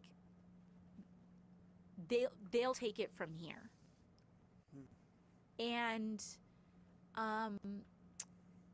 I say that because now, like Trump pardoned virtually all the January 6th insurrectionists, including hundreds with violent records, including specifically people who were arrested with specific threats against my life personally. And I don't want to give them my fear. I'm not going to give them my fear. And I feel more like squaring up than anything else. I'm like, if you want to come, come. Because I'm gonna come. Gotta clip that. Gotta clip that. This is like Gotta clip that. this Gotta clip that. monster that feeds on our. This is like. This is like this monster. Or arrest violent records, including specifically people who were arrested with specific threats against my life personally. And I don't want to give them my fear. I'm not going to give them my fear. And I feel more like squaring up than anything else. I'm like, if you want to come, come. Because this is like this monster that feeds on our terror.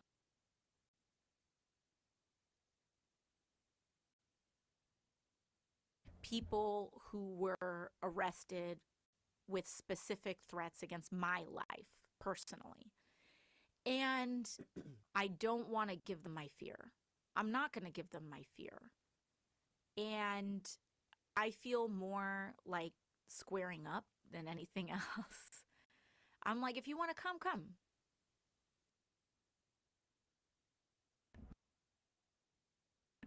We got it. Download that.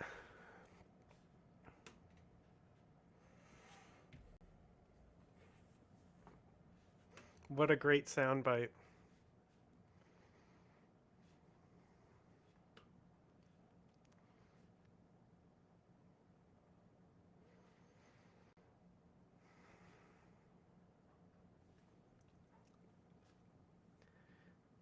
If you're gonna come, come.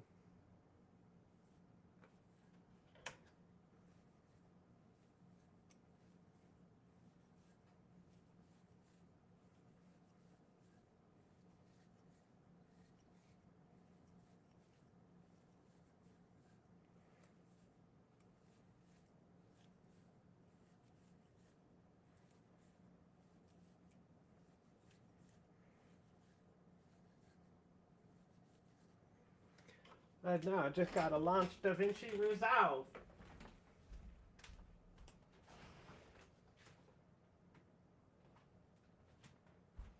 Ooh, she launching.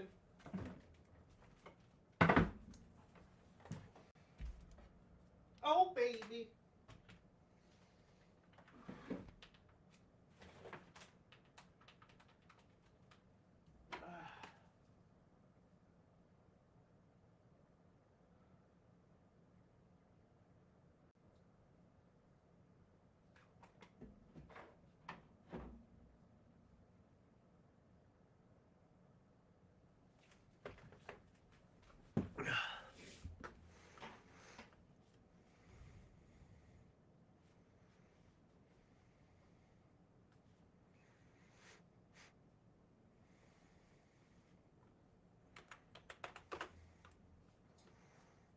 I'm with the Nazis. How about that?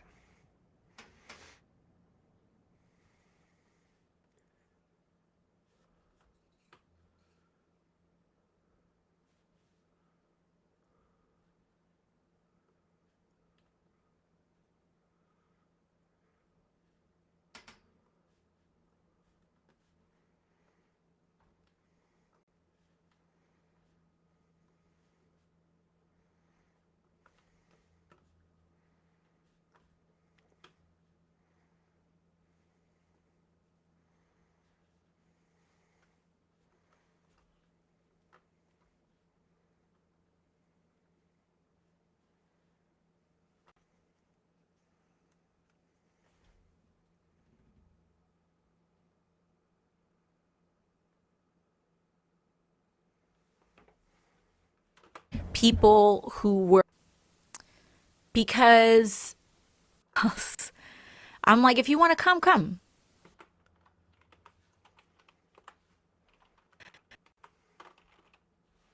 I'm like, if you want to come, come.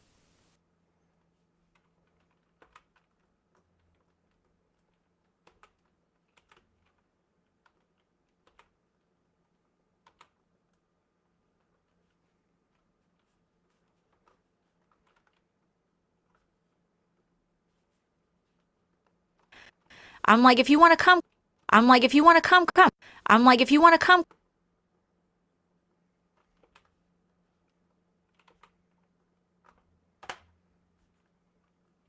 I'm like, if you want to come.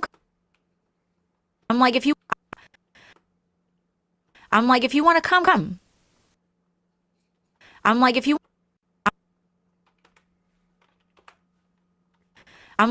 to come.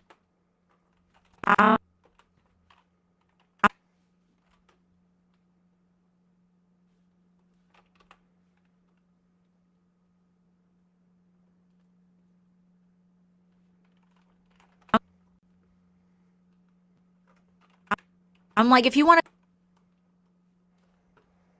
I'm like, if you want to come, come.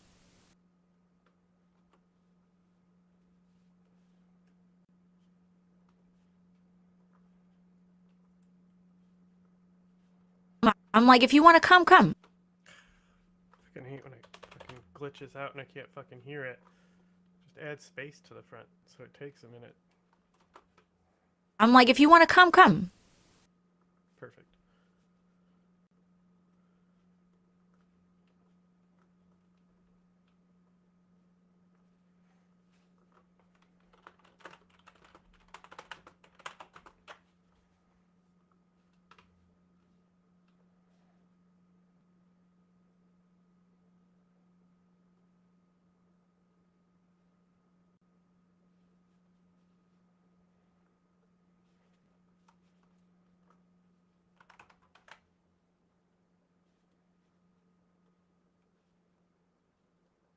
I'm like, if you want to come, I'm like, if you want to come, come. Come, come. Come, come. If you want to come, come. If you want to come, come. If you want to come, come. If you want to come, come.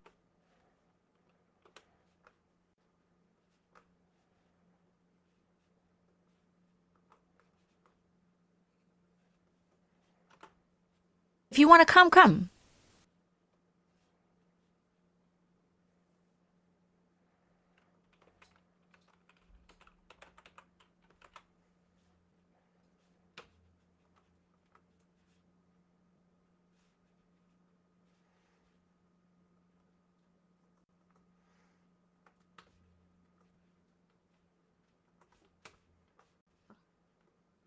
And what they represent are people who they eat fear, they sustain themselves on anxiety, and I'm not going to give them that.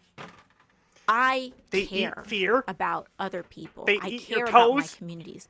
These people need cynicism. They need apathy. They eat fear. They need chaos. They need anxiety. And the more we give them that, the bigger they get. And all of these big, scary things, it reminds me of, like, at the end of The Wizard of Oz, where they just, you yank back the curtain. And it's a little guy. And it's a small, scared, incompetent little man. And I think we just need to remain focused. Trump's an incompetent little man. Of immense amounts of damage. It can be scary.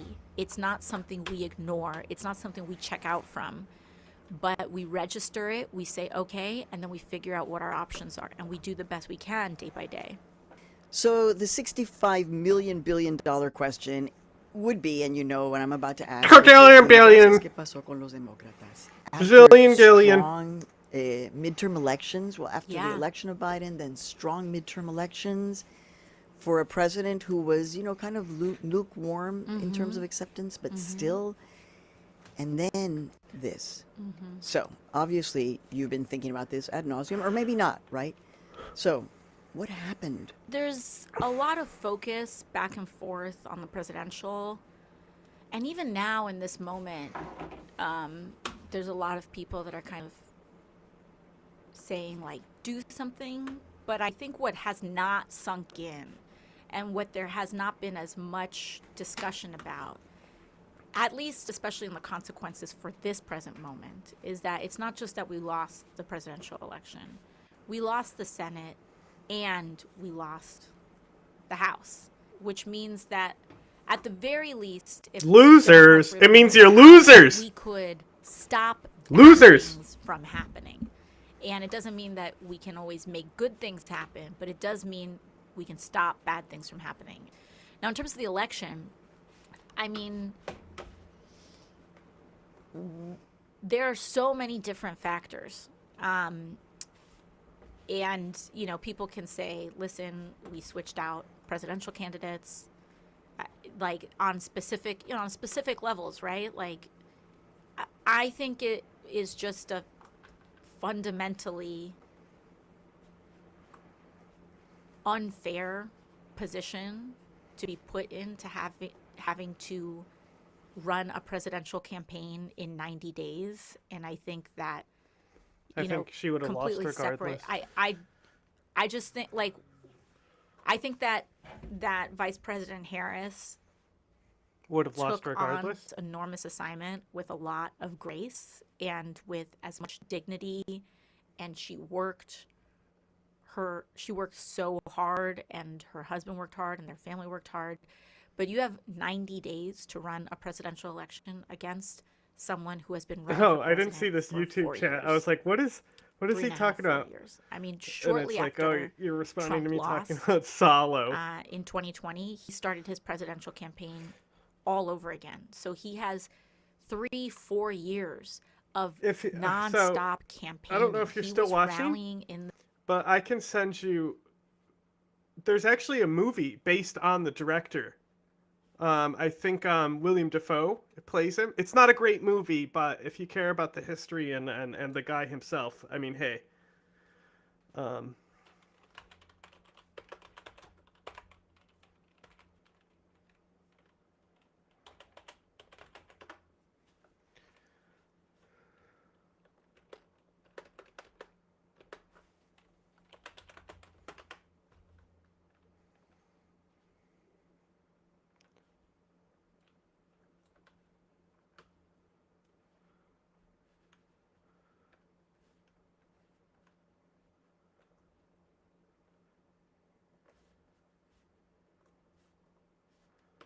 So I don't know if you're still here, but there's that. That is like about the movie itself. It's a pretty good video on it, but it's not like, it's more about the background, not the actual content of the movie. And then I think the movie that with William Dafoe, yeah, it's called Pasolini. It's 2019.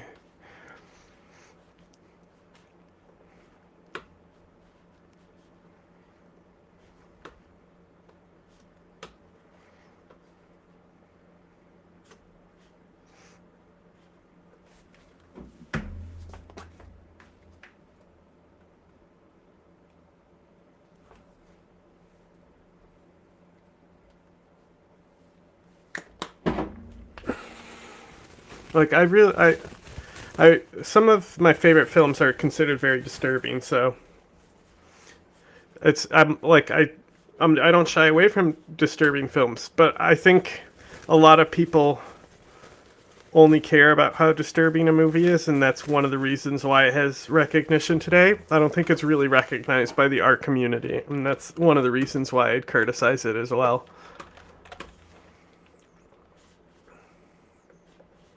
this country all the time, constantly, for 4 years. So there's that piece. But I think structurally, overall, the Democratic Party, because of its coalitional nature, is often kind of has this confused message, because they're like, we're supposed to be a party of the working class. And I think people, working class people, have not been seeing government work for them.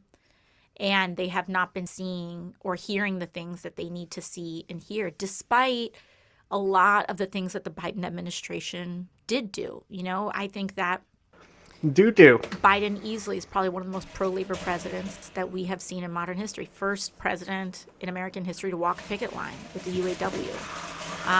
But then you have Gaza, which I think really tore up a lot of the mobilizing base in the Democratic Party, and this relationship with organizers that the Democratic Party has, that you know, it's not about like, did it lose us voters? I think it really lost us mobilizers, which made things. I agree with her. And, you know, for you personally, I mean, I was It going to leave did. this towards the end, but you brought it That's up. not I mean, for necessarily you wrong. Personally, I remember seeing that video of you being confronted on the street. I don't know if Yeah. it was in D.C. or if it was here in New York. Yeah. With protesters By raising issues PSL. with Gaza, talking about the word genocide, criticizing you, and you getting visibly upset. Yeah. And I think there's been a lot of misinformation at play in that space too. And I think to me, like the frustration, that's sometimes where my frustration has come from. That's sometimes where my heartbreak has come from. Because I have no problem with, of course, activism. But to me, if you're going to take the enormous steps of confronting a public figure, then you should, and recording it and doing what you have to do, then you can probably be bothered to do a basic Google search. And the amount of misinformation that has exploded because people are chasing retweets of a lie has been really painful. Like, we are, especially in terms of social media, we are on the platforms of billionaires. And these billionaires modify these algorithms and they wield them politically. We see that most explicitly with Twitter, but it is also at play on Meta, on Facebook, etc. And, you know, I think it was really hard watching people and communities that I am aligned with fall for right-wing misinformation. Oh So my you feel God. like you were a victim. You were being Queen. set up with a lot of misinformation, as opposed to, I should have come to it. I should have been clearer. I should have said something differently, done something differently. I mean, I feel like if we want to talk about individual decisions or moments, that's one thing. But the idea that I was somehow late to this, I think, is a complete falsehood and lie. I was original co-sponsor of the ceasefire resolution, basically, as soon as Congress was back in session. As soon as Congress was back in session after October 7th, I was an original co-sponsor of the ceasefire resolution, pretty much as close legislatively as you can get. Where I was are the original co-sponsor. settings I'm I was looking one of for? the first members of Congress, period, to designate it, what was happening in Gaza, a genocide, in a speech on the House floor directed towards President Biden. And it was almost like not amplified at all at the time, which is fine, but I don't control that, right? So just because someone became aware of it in July, August, September, like, I can't control, you know, when someone else learns about something. But I was up there in early spring. And for me, if we want to talk about, you know, why I don't call it a genocide on day one, first of all, you know, we had the October 7th attack by Hamas. But to me, that term is significant. It is important. It is something that must stand up to scrutiny at the International Criminal Court. It is something that is definitional. This is something that Palestinians not only are facing now, but this is also, of course, something that communities and peoples around the world have encountered, whether it's the Rohingya, whether it is, you know, so many other communities suffering through this. And so to me, this is not something that we just say because of a bunch of comments on social media. This is something that we say because we are bearing witness to something that is transpiring before us, and that we have to make in my context, in a legislative and legal context, I have to feel prepared to make the case. And so when I felt that the case was ready, I made it. But to me, you know, people may criticize it as late, but I think if we follow day by day what was transpiring in that time, and by the way, it wasn't like a light switch went off. We immediately called for a ceasefire. I called it a human rights atrocity. And also, people are very angry at me because I call out anti-Semitism where I see it.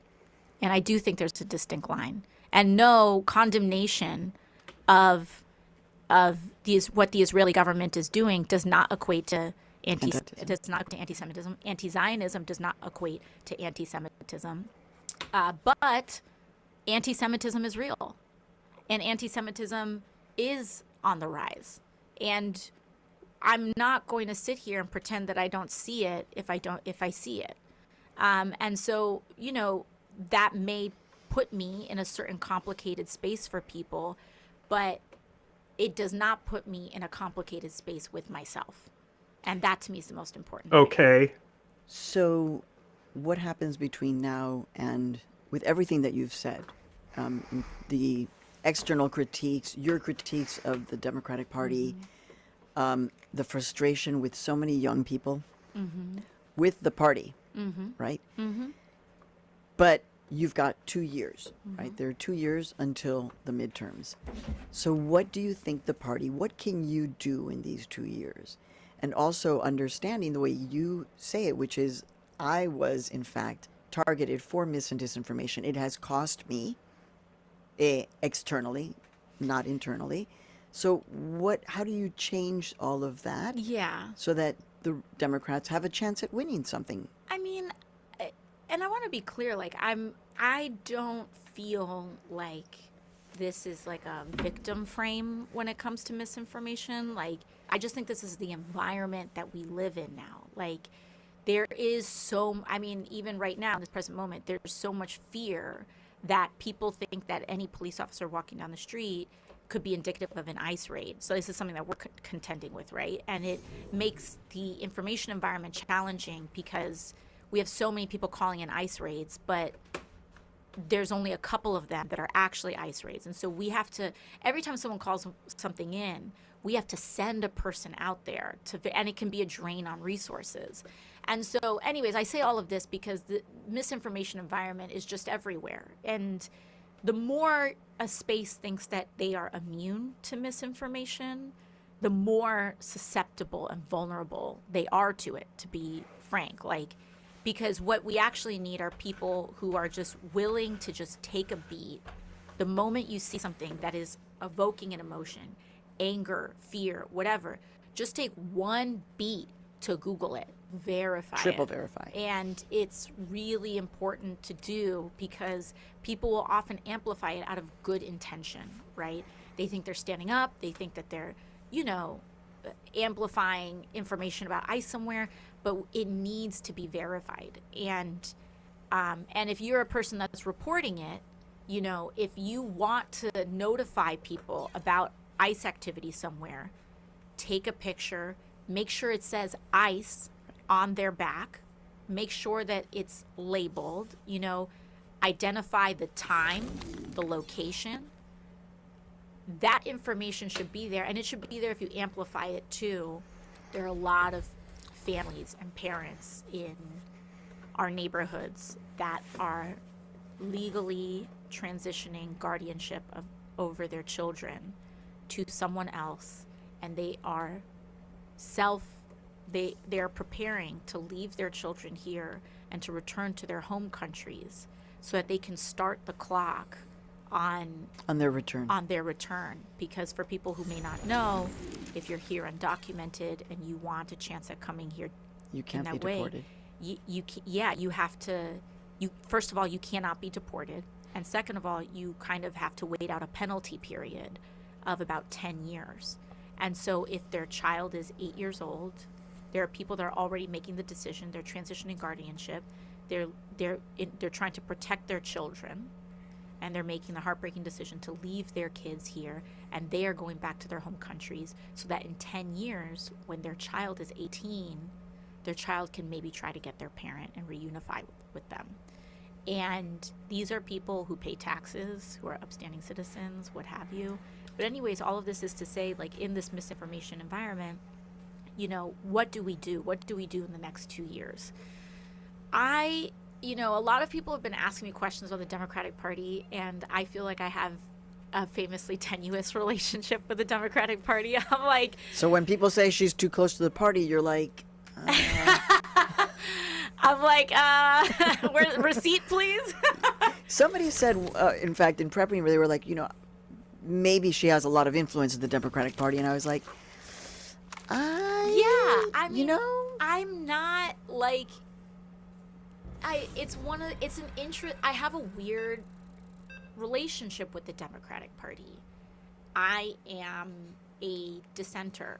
I am part of this coalition. Fuck this map. Somewhat in a way, like, It's the worst map, bro. almost reluctantly, in that I don't believe in a two-party system. If we had a multi-party system, lots of people would not be in the same party. Abolish the Senate. But I also understand that the Democratic Party is a coalition. And if we want the party to change, the balance of the coalition has to change. But right now, if you open the hood on the Democratic Party, what you have, I think, is a bit of a power struggle over the last couple of years. And also a transformation in how the party views itself. I think if you asked 5 years ago what the biggest fissures in the party are, I think people would say progressive versus moderate. And they will look at things through that frame, that there's like this neoliberal camp in the Democratic Party that is very friendly with corporations and business. and always pushing to the center. And always pushing to the center. Others would say pushing to the right. Right, to the and right. Then there is like this progressive camp. And even that progressive camp, like some of it is focused on working class politics, others of it are focused on, especially like 5 years ago, like a more identity and identitarian politics as well. But I think that's changed now. And I think that it's not gone, but I think we are also having these other kind of cross fissures and conversations. I think there is a generational confrontation happening within the Democratic Party that is not complete. I think there's a lot of people that want to say, we're a new party now, we're hip, it's new. No, it is, I think it's happening. There's a lot more newly elected Democrats that are out there, but they are not by and large the decision makers in the Democratic Party. And so those decision makers are still largely, there are some shifts, but a lot of those decision makers are still not just the same people, but from the same school of thought. And so you can have new figures that still either ascribe themselves or have to appeal to people that still have to have this kind of understanding of politics that is, I would argue, 10, 20 years regressed. The electoral coalition that Democrats went for and have been going for have largely been affluent voters. And affluent white voters have been like the central focus for quite some time. And I think that, especially when we talk about Latinos too, one of the things that I think is, people will take like the election results very surface level, but I will tell you, in our community, the anger was less about like, oh, we need to deport immigrants. The anger, because these are immigrant communities, the anger was actually how the Trump administration and the campaign was actually very surgical and very sophisticated about drawing a wedge between undocumented people and recent arrivals and asylum seekers. That resentment exists because of the lack of movement on a path to citizenship. And so I think what is being misread about the moment, because so many people, understandably, are so disgusted with Trump that they tune him out. And that's certainly something that I did in the first Trump administration. I need to protect my peace, right? But as a practitioner of politics, if you did not listen to a single Trump rally, if you weren't listening to how they were talking to people this time around, you would miss that the Trump campaign was talking to people very differently this time around than they did the first time around. I think they've learned from their mistakes. I asked a lot of Trump voters and asked about Trump voters in my district. I did this online, but we actually went door-to-door canvassing as well. And when I asked people, where do you get your news from? Who do you trust? Increasingly, people are saying, I want to hear from the politician themselves. Yeah. And that they will believe what that politician says more than what the media says about that politician. And so when Trump says, we're not going to deport you, we're only going after the quote-unquote like rapists and murderers, which, by the way, is already standing U.S. law. But when he says that, people believe him. And what you do with when a lot of people believe a liar is a tricky scenario in which we find ourselves. People used to trust media outlets more than they trusted politicians. And so, but then that credibility has eroded over time. And so what we do about that, this is the soil in which misinformation flourishes, in which, strong men can just say their things, and people will just believe it. So, so you went on Instagram Live, and which you're kind of back to doing that, right? A little bit more. And you talked very clearly about immigrants. You're like, by the way, let me just tell you the facts, right? Yeah. So, I think you know this, just because of the amount of time that I've been doing this, right? I'm constantly saying it's about the narrative and the journalism that we do. So, you are, in fact, it seems, trying to correct the narrative, change the narrative, take control of it, flip the narrative. What is it that you want people to understand in this narrative of what Alexandria wants America to understand about immigrants moving forward is? Well, there's two things. One, if you care about people and you have a compassionate case. But then two is also just a hard-nosed economic case. First and foremost, like this idea that people are immigrants or illegal, etc. Like, we're talking about ourselves. This is the fabric of our country, the fabric of our community.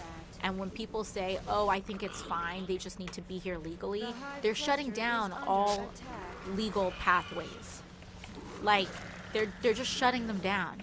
Day one, the CBP One app, which I wasn't even a huge fan of, but when they say, oh, you want to come here, enter through a port of entry, that was the app, literally app for application, both the legal way. The legal pathway. Even though you're going to have to wait in Mexico for who knows how many months, under who knows what conditions, but you want to do it legally. You're so desperate to do it legally. Yeah, so when you shut down legal pathways, you supercharge undocumented pathways. And so that's number one. If you support and if you don't want undocumented people in this country, which, to be honest, nobody wants undocumented people in this country. We want people to be documented, right? We don't want people living in the shadows and in fear. These are human beings, but they are also assets to the United States of America. Now, when I move to the economic case, I want to say first that yes, it is fraught, because it is painful to see sometimes people only talk about the economic case, because we're more than just a labor force, we're more than just a people to be exploited. But let's be clear, the people who are voting in this way oftentimes don't respond to a case of compassion and humanity. And so if you want to be hard-nosed about it, understand that America's immigration force and our community of immigrants, including and especially the millions of undocumented people in this country, are why America has prospered, especially why we survived the COVID-19 pandemic.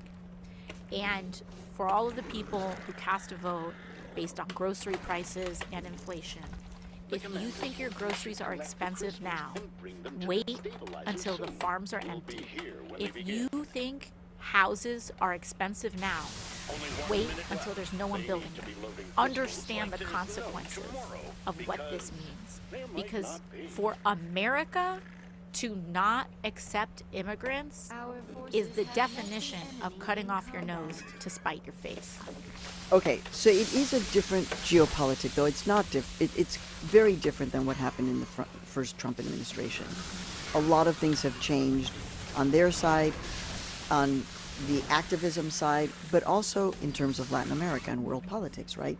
So he went after Mexico, and the first woman president, Claudia Sheinbaum, had a few words for President Trump. Went after Panama and the Panama Canal. Went after Colombia and the president. So I wasn't what's your ready sense because of I what's gonna did happen with the Latin have American waited so long. geopolitics of this moment and this administration? Well, it's important to understand that the Trump administration and Steve Bannon, they have very strong ties in Latin America. They have been working with right-wing movements. There is an ascendant right wing in Chile, in Colombia, in Brazil. Why is she in all saying of these it like places that? that have direct connections. But you have these populist movements in Latin America that have taken foot, where eating feet? those establishments did not necessarily prevail in squashing people's movements the way that they have sometimes happened here in the United States. And so you have the ascendancy of Claudia Sheinbaum, of Lula, of Petro, of Boric. And of course, everyone has their own challenges because governance is hard, but it is actually the first time we've seen these populist movements have a real opportunity at governance and showing people what is possible when people's movements actually gain power. And Claudia Sheinbaum's popularity is directly tied to these transformative social policies that they have rolled out in Mexico. And so I think we can expect that Trump is going to do everything they can to go after her, to go after all of these folks. Marco Rubio has already kind of done this in a lower key way, in a way that people don't really pay as much attention to, but he will hold hearings in order to try to threaten, I think, Colombia's current administration and politically undermine that administration, because in Colombia, understandably, there's a lot of anxiety around the stability of Colombia's relationship to the United States. And so if you get Marco Rubio from the Senate trying to undermine it, you can destabilize some of those politics. And so, in terms of the future, I think we can obviously predict that Trump is going to be hostile to the people who stand up to him.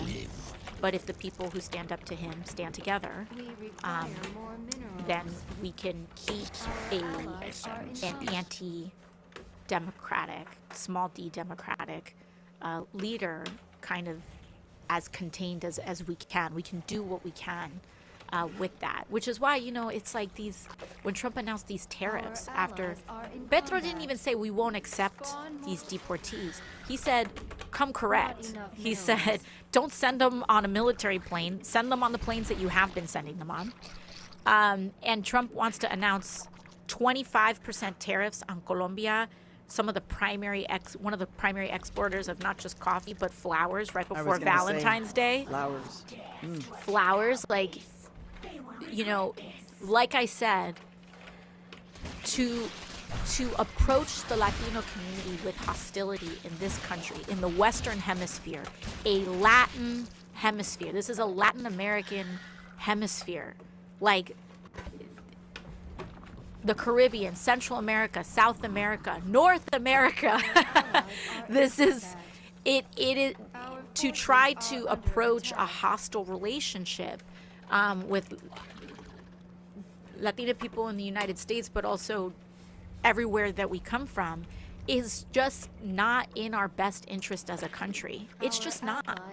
What entity, place, thing that you do to find that peace, that strength? Where's it coming from? Where are you turning to now? But I think, as a Puerto Rican, Puerto Ricans have, I think, such a funny relationship to challenging circumstances. To la brega? Yeah, you know, la brega, la todo, because we're the oldest colony in the world, right? And so Oh, they're difficult gonna hate her conditions are not saying unusual that. for us. And I don't think it's a coincidence that Puerto Ricans are very funny and we're very loud and we dance a lot, and because it's like genuinely like it a conscious choice to be happy is a form of resistance. And this is something that sometimes I culturally sometimes feel a little disjoined from the American left. Like I actually feel sometimes more at home in a Latin American left culturally, because there's almost this idea that you're not allowed to be happy in the US when there is suffering going on, and that is the opposite of, like, when you actually look at people who are enduring some of the deepest, most brutal regimes, they are sometimes the most conscientious about cultivating happiness, joy, gathering, music, dancing. My number one thing that I want people to know is, like, you're allowed to be happy. You're allowed to be happy. You are allowed to cultivate That's joy. so In cringe. fact, you need to, because our job is to How build the world that we want. self-help And books if be we sounding. do not allow ourselves to gather with our friends, to be happy, then we are not reminding ourselves of why we're doing any of this. We cannot be joyless people. We will not sustain ourselves. We will not last long. And I think about this specifically in a Latino context and in a context of immigrants, right? Like, everything that they're trying to get us to do is trying to get us to hide and trying to get us to not exist in public. And for so many cultures and people, from, you know, generations over, the way that we need to do that is that we have to express ourselves. We have to make music. We have to, I mean, I think what Benito is doing is like a perfect example of this, right? We are from a Puerto Rican context, you know, Puerto Ricans, what we're experiencing right now is such a deep pain at our displacement. We are being displaced. Like, not only is it a colony, but we are being actively colonized in another wave by American real estate investors, and they want a Puerto Rico without Puerto Ricans, and this is something that is a deep source of pain. And yet, when we make art about it, when we gather in it, when we fuel ourselves up with joy in that, then we become stronger than ever. Thank you for coming in to the studio. Thank you. Appreciate it. Good to see you. Thank you so much. Likewise. Oh boy. Alright, hello everybody, and welcome to Geopolitical Trends, where truth matters. Excited to be with you. Where as truth always. matters. My topic You hear that, today, y'all? I will be talking about what's going on in the DRC. I know a lot of people do not even know where DRC is. The It's Democratic the Republic center of Congo in Africa. Next. And to usually problems in Africa, we don't tend to pay close attention to. Why? It's because there's that saying that goes, Africa is the forgotten continent. Well, it's not. I disagree with that statement that some analysts have used the term to describe it, because Africa is poor and all that. But that is not about that. It's because it is poor by design, because the West, or the collective West, that is, wanted to keep it that way. So, and I'll get into all this, but just wanted to give you a heads up as to what I'm going to be addressing today. So first, let me say hi quickly to our wonderful community. Willie Holman, good to see you from Memphis, Tennessee. Abdul Fall, Phil, good to see you. Phil from Ottawa. We'll be talking about General Dallaire. I don't know if you know who he is, Phil. General Dallaire, who was in Rwanda back in the 90s. So, Taiwan Still, good to see you. Tyrone Smith, good to see you from, oh my gosh, from Frisco, Texas. Good to see a fellow Texan here. Good to see you, Tyrone. Jerome Lazaros, good to see you. Zhao Yan, as always. Francis Tango, good to see you. Hairless Ape, another one from Canada, good to see you. Emerson Bangura, good to see you and hello to you as well. Peng Yu, good to see you and much appreciate your support for buying me tea in support of my upcoming Asia trip. I'm very grateful. Karakulak, as always, good to see you. Wong KC and Mohammed Mazharuddin, Alice Talokin, as always, good to see you guys. So, all right, let's get into our topic. Before I do this, by the way, just to remind you, be on the lookout for a video I'm going to release tomorrow. And also, I will be I'm setting up an interview with Anna Amanda, Professor Anna Amanda, regarding what's going on in the Philippines. Yeah, major development that is. I am having great concern about the Philippines, and I'm starting to feel, I hope I am wrong, but it's almost going in a wrong direction like India. Yeah, as far as the massive corruption that exists in that country, meaning Philippines, and where it's going with its policy. So I'll be talking to Professor Moundot sometime next week. So, all right, let's address our topic today. I'm gonna put the questions for you right here. There's a lot of moving parts I need to cover. And again, this is for the knowledge. Once again, I don't know whether there are those who are covering this on YouTube or not. I don't know. To me, just also one of our viewers asked me if I could, and I said certainly. Once I do the research and read up on it and all that, I will do it. First question: what is at the heart of this conflict? What is going on in DRC? Second question: who's behind it? Don't tell me this is happening in a vacuum, because nothing in geopolitics happens in a vacuum. And the reason I'm saying this, guys, because you have to understand also the natural resources both locations, the DRC and Rwanda, have under their ground. So, and given what took place in the Sahel region, I am convinced there are usually foreign elements are behind the scenes. Third question is, what are the regional security implications? Usually we talk about international security, and that is where my degree in a PhD came in, but I built on it from an international level, even though I had to address the regional, be it Asia, Europe, Africa, Latin America, or even North America itself. So in this one here, the question becomes is, what are the regional security implications? Because it will be one. And the last question is, what is the economic angle? That is one, those questions I need you guys to keep in mind to understand that the risk of this conflict in the DRC really could spread out of the border of DRC, which will involve the whole region for that matter. Rallied wrong. So, and because you all know what Africa just experienced with what's going on in the Sahel region, and I still have the. Oh, let me remove the banner here. Building these workers I still and have rallying them, the map for the Sahel region. You all know what happened when Burkina Faso, Mali, and Niger kicked France out. So they kicked the U.S. out. Actually, Niger had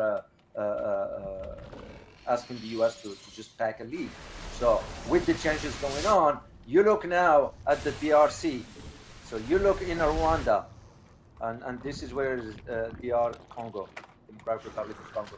So you have to consider these changes that is taking place, whether this conflict is going to escalate and expand elsewhere.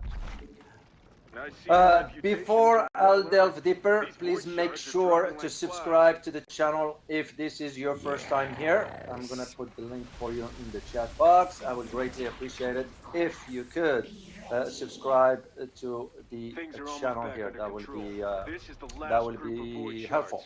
Let's take back our city. As I want to reach more people around the world.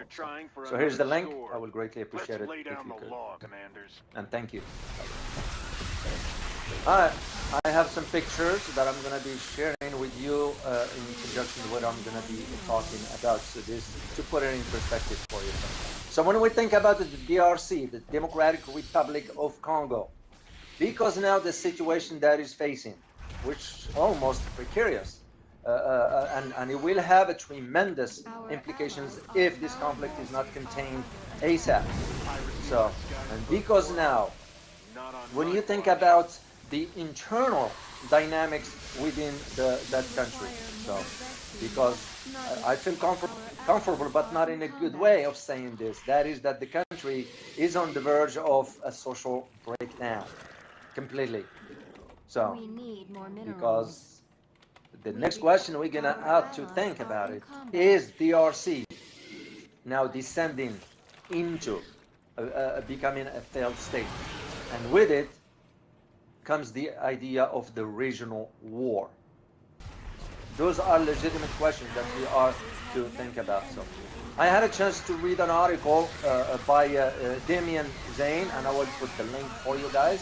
I think he reports for the BBC, and I read from all sources of information, because I know some entities, mainly in the West, they tend to manipulate, but I will know how to read an article and decipher facts, fiction, and so I had a chance to read this article, and I kind of, it's factual, because in comparison to what I have, the information collaborated as far as what he presents. So I'm gonna be reacting to his article, and I will put the link for you guys in the description. So when you think about the DRC, the first thing that comes to mind is that it is a mineral-rich country. Oh my God. That is the first thing that needs to come to your mind. And this is where you put your geopolitical analyst hat on, and you start to say to yourself, all of a sudden, this emerged within a month and a half. That's because tensions existed for a long time. And I'm going to share the history with you as I move forward. But all of a sudden, moving to this level makes you just wonder. Because when you consider the last conflict, the 1994 Rwanda genocide that took place, we're looking about more than 30 years that the DRC has been dealing with conflicts in and out. So, because why? You have numerous groups, armed groups there. These are not just your average armed groups that are trying to compete for power, centralized authority. So, why? Because they wanted to control the vast fortune of this country. Now, the next question you need to ask is, who is arming these groups? And this, don't tell me that in DRC, they are producing weapons there, whatever. Everything is smuggled in. And they are what I call merchants of death, meaning those who are involved in the selling of weapons as a business. So Africa usually is a major hub for selling that stuff. There's that movie, I think, I don't know if you guys, Blood Diamond or something like that, which highlights this idea of the selling of weapons into Africa. Because there is a reason. When I say we, I'm referring to collective West in general term, wanted to always keep Africa poor and down. It's by design. So the problem now with what just happened, especially after the M23 group took over the city, is that now you got the instability. That is now instability inside the DRC is kind of pulling, which was other stable before this. Okay, I get it. Yep. And of course, those neighboring countries have almost suffered devastating outcome back in the 1990s when the two huge conflicts, because back then it was known as the two major Africa's wars. And that one resulted in the death of millions.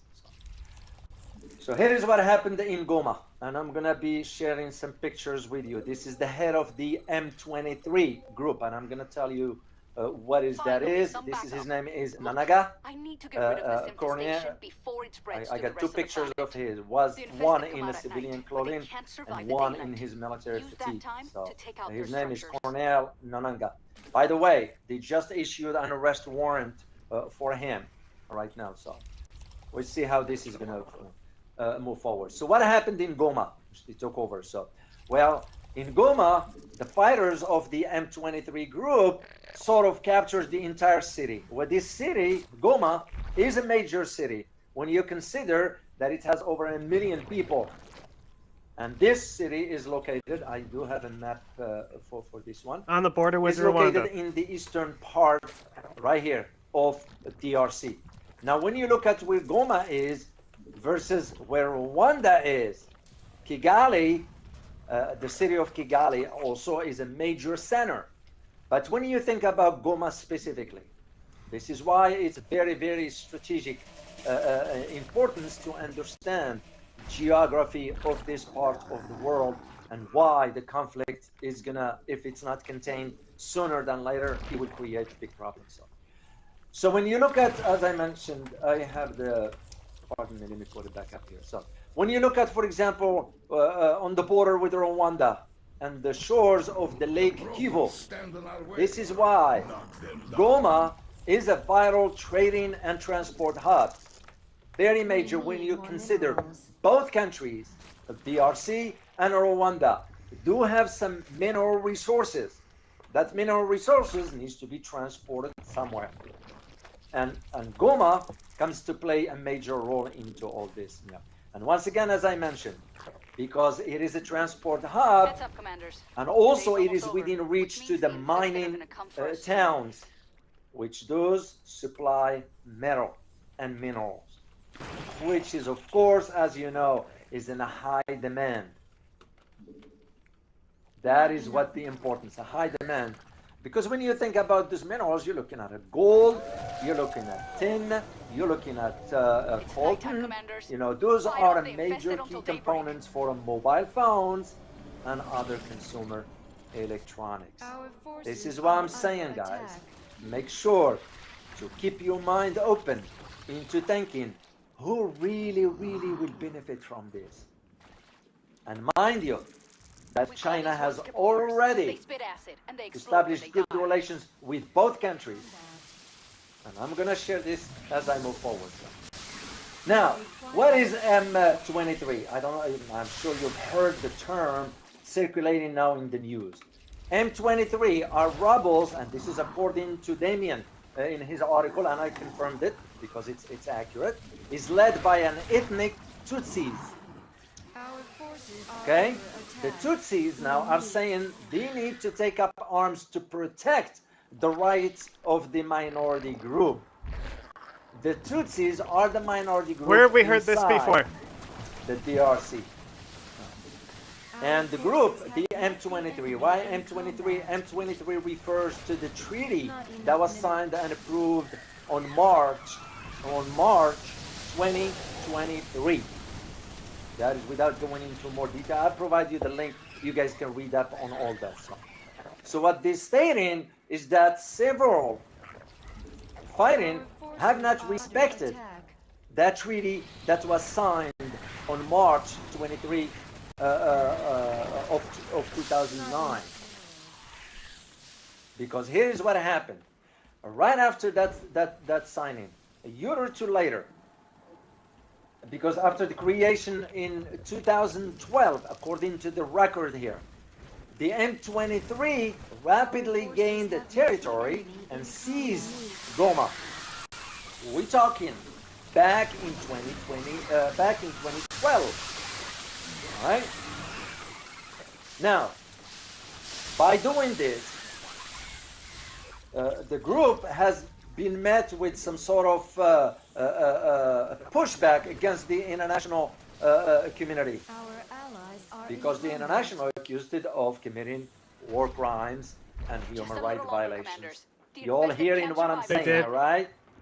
War crimes and human rights violations. So, funny how when the West wants to use something, just throw out those words. I wonder if the same is being said about what's taking place in Gaza. Let's just be straightforward about it. So. Yes. And here is what happened to M23 back then when those statements were issued. To stop the infestation, It was forced to withdraw from Goma. Head to these coordinates to start. And at the same time, suffered, the group suffered some series of heavy defeat at the hand of Congolese army. And this, here is where the trick is. The Congolese army were supported with the UN forces. And that paved the way for M23 to be expelled from the country. So M23 fighters then agreed to be integrated into the army in return for promise that Tutsis would be protected. Because remember, Tutsis are the minority. And this is why the question that many are asking is this. Like I put in my is Rwanda involved in this? This is Paul Kagame, and I'll explain later on. He's the current president of Rwanda, but I will explain his previous position. So this way it will make more sense to you. Now the question, as I mentioned, in 2021, M23 took up arms again. Why? Because they said the promises to protect the minority Tutsis were broken. And this is again leads us to the key question. Is Rwanda involved in the fighting? So, the M23 leader, and I have his picture right there, Cornel Nangoa. So Sultani, the infestation does have its the M23 leader, that is, the Sultani Makenga, is a Congolese Tutsi who previously fought in the Rwandan army. Because Rwanda, why the conflict in Rwanda back in the 90s? It was the Tutsi against the Hutus. So Rwanda has in the past consistently denied that it is supported the M23 group. Make sure that we don't join them. That is what they're saying. Like the hustle. The RC government, as well as the UN, It'll be easier to take as well as the US and France, have also identified Rwanda as backing the group. Okay. And last year, God, he's so boring when he does. I miss his old show. He was so Newsboard at 50 states, 50 protests. This is what democracy looks like. We're finally here. Damn right it is! Damn right. This is what democracy looks like! I don't want to say a bad word, but down with Elon Musk! What do you want to do? F the tech bros! What do you want to do to them? I would like to take them and drag them into the streets and show them street justice right now. Because they are being completely... they are causing violence on us. No transparency in this government whatsoever. They can't hide in the shadows and just think they can do what they want. There's no transparency and there's no... They want to get rid of trans because they're also against... The people united will never be defeated. And that's why we're here today. What are the consequences if we stop giving Serbia money for DEI? Well, there will be terrible abuses of the law. Everybody will start ignoring the law the way Trump and Musk are. Well, I think that Elon's so crazy about outer space, I think Mars would be a great place for him. Down with the oligarchs! Down with the oligarchs! Why can he hold 330 million people as hostages in a tariff war? We can all, eat food. I was for tariffs when Bernie Sanders was for tariffs, but that was completely different because he was doing it to protect American workers. Right. Well, agreed. Are you maintaining hope? Yeah, my trans nephew was he was halfway through his bottom surgery when all this was going down in New York at Langone Hospital, and then now the hospitals, they only were able to cut half off. They say good billionaires, bad billionaires. I don't really think there's a good billionaire. I agree with you. Yeah, especially there's people of color I know that are still having to buy groceries. Yeah. I think a lot of us Swifties have kind of the same mentality where, we love everyone. The Eras Tour was the best place I've ever been, so accepting And I think, you know, we love a ethical billionaire. I know they're rare, but I think Taylor definitely is one because she's always trying to do her best to give back. But the rest of them, no, we can eat them. I feel like the Democratic billionaires are fine. Yeah, you know.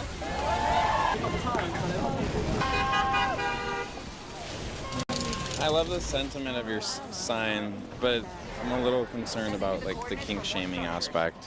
I was actually worried about that, I'm not gonna lie. Are you more proud at this point to be Mexican than American?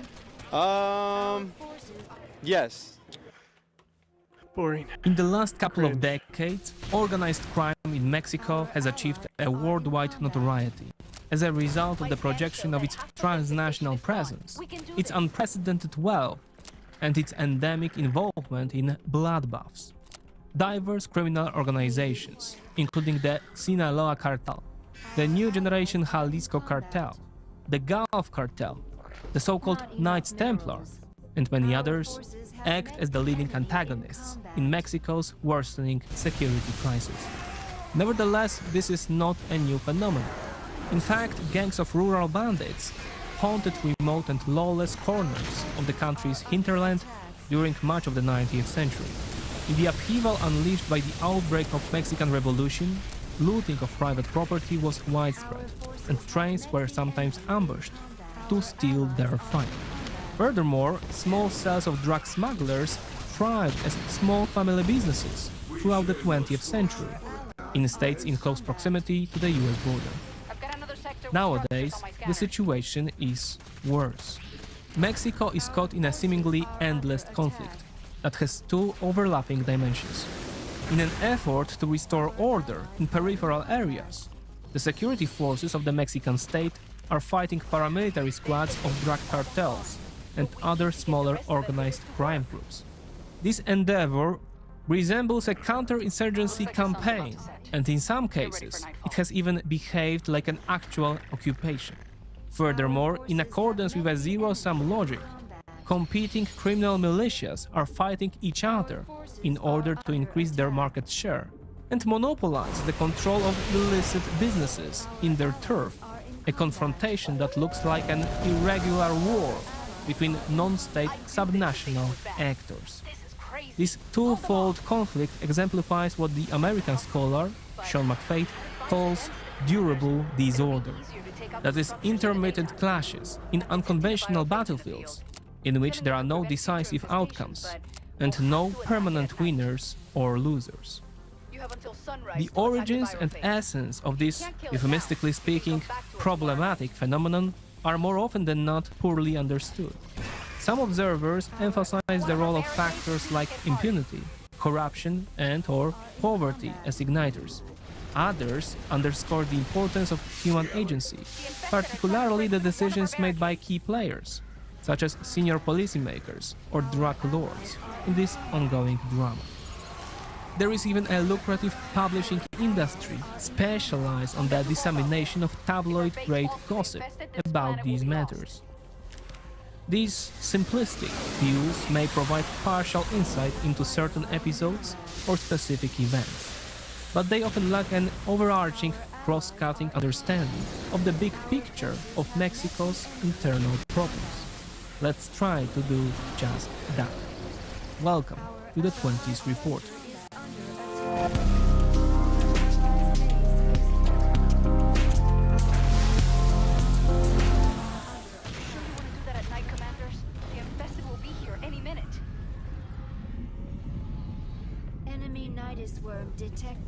Mexico is a heavily divided country geographically. It is full of mountains, deserts in the north, and jungles in the southeast. Moreover, it lacks a network of navigable rivers that can encourage a harmonious political and economic interconnectedness. Consequently, it's hard for federal security forces, headquartered in Mexico City, the country's heartland, to impose a strong presence in faraway regions, thus ensuring the prevalence of effective governance and territorial control is an exceedingly challenging task. The central authority seeks to bind together troubled regions, separated by long distances, whose geographic, demographic, historical, economic and cultural traits do not share many common denominators. This reality fuels the emergence of mighty local entities with vested interests, including political dynasties, business clans, regional power brokers, influential trade unions, and even criminal networks. Not surprisingly, both fields in which opium poppies are grown and clandestine meth labs are often found in rugged peripheral zones, in which access for outsiders is prohibitive. Accordingly, the resulting balance of power determines the prevalence of either order or anarchy. When the federal government is strong, it can safeguard a reasonable degree of stability through coercion, coalitions, or back-and-Faustian tactics. In turn, when the central authority is weak, centrifugal forces are empowered. This correlation is historically reflected in the rise and fall of regional strongmen, separatists, irregular. Hi there, welcome back to my views and news. Breaking news for you from Tigray, where we have been seeing heightened tensions between rival TPLF groups and TPLF Debretsion versus military, TPLF Getachew versus military. Big developments happening these minutes in Mekelle, Tigray. Second news story is from Eritrea. Isaias Afwerki, Eritrean president, was seen in Massawa today. Massawa port city, where Fenkel celebrations were held. Let's start from Tigray, because we know that Monday's meeting is approaching, crucial meeting of military on Monday. We could see some big decisions on Monday. Before that, an effort of reconciliation, effort of mediation has begun in Tigray. Will this effort succeed or not?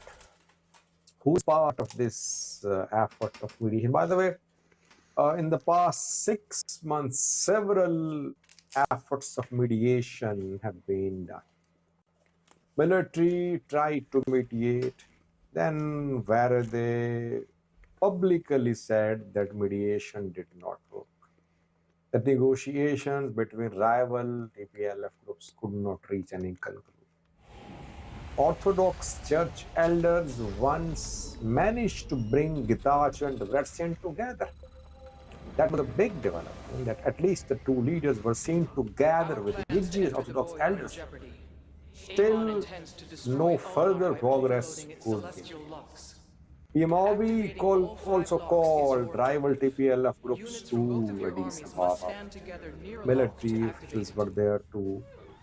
Khan, Varede, Getachew, Debretsion, all were there. While SFR2 talks were held and no result. Another attempt to solve the crisis through dialogue has started. It is happening at Planet Hotel, which is in Mekelle, Tigray's capital. Who is part of this mediation? This guy's really, really good, actually. Firstly, Orthodox Church elders. It would be great to like find people like this and upgrade their setup for them and stuff. Separate Orthodox Church. It has established a separate synod, though it has not elected separate patriarch so far. Orthodox Church elders in Tigray are well respected. In the past, they managed to bring, as I said earlier, they managed to bring Getachew and Debretsion together. Firstly, Orthodox Church elders. Secondly, Muslim elders are also participating. Though Muslims have been complaining about some actions happening in Tigray, they have been protesting against the ban imposed on Muslim students on wearing hijab in Aksum. They took the matter to a court in Aksum city. They protested in Mekelle, if you remember, but they're part of the team of mediators before leaders. Thirdly, Catholic elders. The three religious denominations are represented at this committee of negotiators.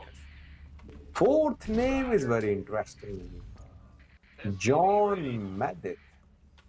a general, senior officer. I don't know about his exact rank, but he's very senior officer of Tigray. like the sound of that. But the man is very vocal, and he has been criticizing politicians a lot. If you remember, in the past, he warned politicians against crossing red line. They said military won't just be a spectator. Military will take action. Don't cross red line. We'll sacrifice. Don't lecture us about peace. People see him as pro-democracy. They say that he is opposed to Gita Choredadu. Don't know what his real loyalties are, where his real loyalties are placed. But he is part of this aspect. A professor, Zarsene is his name, is also participating. He's a paleontologist. He's not from Tigray, I think. He's from abroad. As representative, you can call him. There are some others. Preliminary meeting. The mediators will talk to the rival parties, including military. We'll see if they're able to achieve any progress, hopefully tomorrow. At least negotiations have begun. Not direct negotiations, but if mediators are meeting and they are accepted as mediators, then maybe the issue can be solved. But are they acceptable to both parties or not? So neither two parties has issued any statement about the mediators, negotiators. We'll have to wait. It's good to see Tigray's Orthodox Church elders, Muslim elders, Catholic elders, and diaspora elders to step in to solve the crisis. At least effort is being made. This is what matters. These people want to end this conflict to die. This initiative should be welcomed, it should be supported, and it should be perhaps a lesson for Tigray's politicians that their job is being done by leeches. This is our politicians to meet, to form committees, to negotiate, to make compromise, to withdraw, to we cannot claim the objective without give room to others. But at least there are some people in Tigray who are trying their best to solve the crisis. Not enough. Let's see what happens. Our allies are Secondly, viewers, in Eritrea, Sasavurki was seen today in Massawa. Penkill celebrations were held in Massawa. Penkill was the name of the operation conducted in February 1990 by Eritrean People Liberation Front against Ethiopia. Penkill was a sort of a second war for Massawa. And in that war, by the way, thousands died on both sides. Ethiopian military suffered heavy losses. It lost control of Massawa. And EPLF took control of Massawa. Penkill was the start of the real progress of EPLF. Then Ethiopian military gradually lost ground. That is why every year Eritrean government celebrates Penkill. Celebrations are held mostly in Massawa. Massawa is a port city. Today, in Massawa, a ceremony was organized. Zonal heads, PFDJ officials, senior government officials, Sasavurki himself, military officers, and foreigners were invited to attend this celebration in Massawa. Some sports activities were also conducted in Massawa in connection with them. Are you always this convinced? One point I want to make, those people who are nostalgic to say that Eritrea, Ethiopia can be again under one administration, they should know that Eritreans are very sensitive about their independence. No matter what happens, they won't accept any unity, any type of even confederation with Ethiopia. When Ethiopians attack Eritrean identity and Eritrean statehood, Eritrean independence, it leads to bitter feeling between the two sides. Eritrea is a reality. Ethiopians will have to accept. Those who dream of marching to Assab, marching to Massawa, they are sleeping. They're deceiving themselves and deceiving others. International borders cannot be violated. And I think Eritrea could gain some significance in coming days. I'll do a video on that tomorrow. Why Eritrea will gain some significance in coming weeks. It will be more significance than Thanks for watching. How suggestive. Folks, it's another week, and that means it's time for another And After Dark.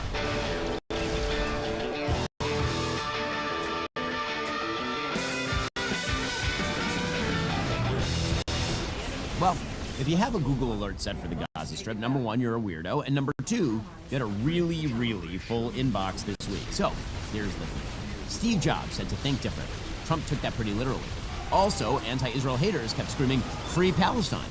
Trump took that pretty literally as well. It's free. Real estate. We're giving you land. It's free. If there is some free Palestine available, Trump, it turns out, was all ears. The U.S. will take over the Gaza Strip, and we will do a job with it, too. We'll own it and be responsible for dismantling all of the dangerous unexploded bombs and other weapons on the site, level the site and get rid of the destroyed buildings, level it out, create an economic development that will supply unlimited numbers of jobs and housing for the people of the area. That's right. He floated the idea that the United States would just take it over and finally turn the region into a livable place. You know, some condos, a Whole Foods, one of those weird fake cell phone tree tower thingies. Trump Tower, Khan Yunis. A golf course on the Mediterranean. You know, rather than a pile of rubble. Created when Hamas spent billions of dollars creating 300 miles of terror tunnels, embedding rockets in schools, mosques, and hospitals, and launching the worst terrorist attack on Jews in modern history while taking 250 hostages. Trump wants to turn this into this. Sounds kind of nice, actually. But nice isn't what the Hamas lovers want, so they flip their shit. That is ethnic cleansing by another name. Trump came in and was like, yes, everything you asked, even more pathetic than Joe Biden. Ethnic cleansing in Gaza is not a joke, especially when it emanates from the President of the United States. Chill, guys. You seem a little pissed off. Did you see a Jew or something? Again, these humanitarian geniuses think the best answer in Gaza is to leave 1.8 million people living in a place whose Lego set looks like this. I think some cloaked forces are With no water, no electricity, no infrastructure, no jobs, and no hope. All in order so Hamas can keep using the place as a terror base. Those are the humanitarians.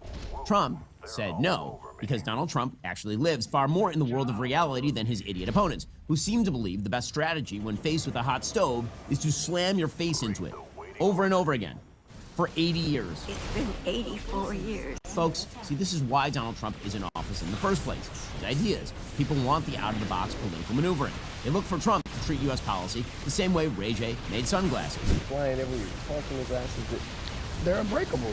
Unbreakable? They're unbreakable. Break them. Don't challenge me, Ray J. I will break them. Listen, Speedy, they're unbreakable. They cannot break. It's impossible.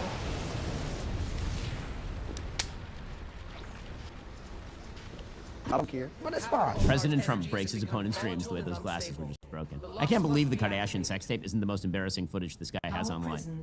Is what Trump said at the press conference the final fully realized plan for Gaza? No, he never said it was. He was throwing out a vision. And honestly, that vision sounds a load better than the mass death and atrocity and poverty and suffering and radicalism of the last 80 years. Anyone arguing against turning an endlessly war-torn, conflict-locked area into something lovely and peaceful sure seems just hell-bent on more destruction. It's time to think differently. Stop pretending the Palestinian people are democracy-loving Westerners who are intent on peace with their neighbors. The only proposition with less evidence to support it is the proposition the Obamas are still together. And like the Obamas, perhaps it's time for a trial separation. Was it a negotiation tactic? Was it an unrealistic pipe dream? Was it freestyle rap? It didn't rhyme? My mama made me this headband. From what I understand, your mama made you. What the dodo? Who knows? And honestly, who cares? Donald Trump is causing a ripple effect across international relations as a whole. The world is on edge, and America is once again running the show. Remember that time you got nervous about the tariffs? Yeah, I remember. Well, is Donald Trump now making countries crawl back to make the best deal possible for the United States? Yeah, that's a thing happening. We're done trading Luka Doncic and only getting Anthony Davis in return. Gotta leave that to numbnuts Mark Cuban. I'm allergic to scams. Well, not really. America chose Donald Trump, and in staggering numbers, might I add, so it's time to let Donald J. Trump cook. Damn right. Buckle up, kids. It's time for America to be America. And also, on that topic, it's time for women to be women, which brings us to Wednesday's big news, where again, Donald Trump did exactly what Donald Trump said he was going to do for like years. How dare he? Maybe Democrats are mad because they liked when Biden promised full college debt relief. He was lying.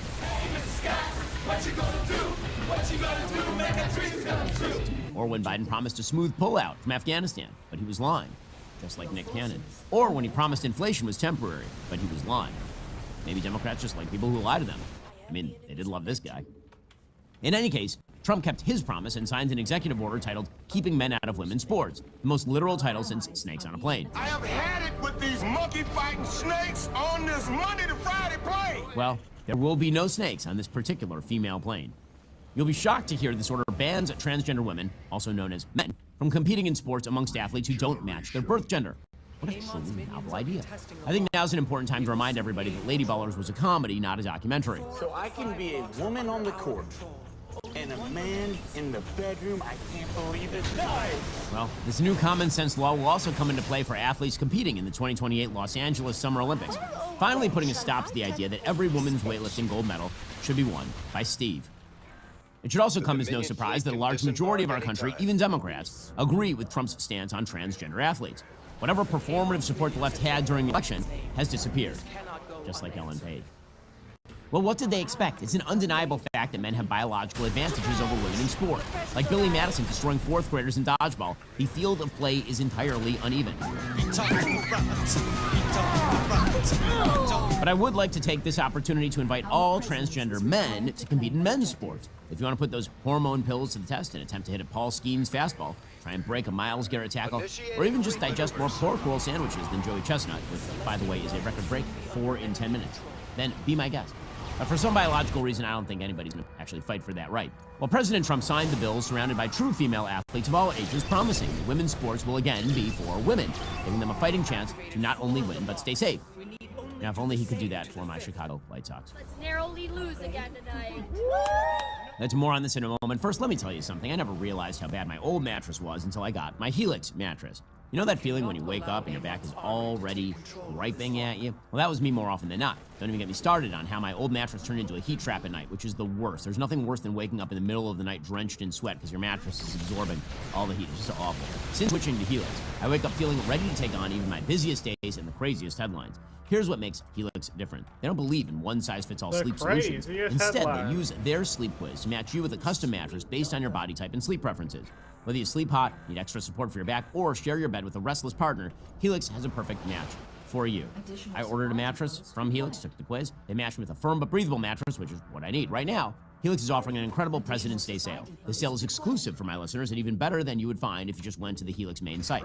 Visit helixsleep.com/Ben, get 27% off site-wide, plus 2 free dream pillows with mattress purchase and free bedding bundle with any Luxe or Elite mattress order. That's helixsleep.com/Ben for 27% off site-wide, plus 2 free dream pillows with mattress purchase and free bedding bundle with 2 dream pillows, sheet set, mattress protector with any Luxe or Elite mattress order. Again, just visit helixsleep.com/Ben for this exclusive offer. Also, as social unrest escalates and crime rates climb, securing the safety of your family is more crucial than ever.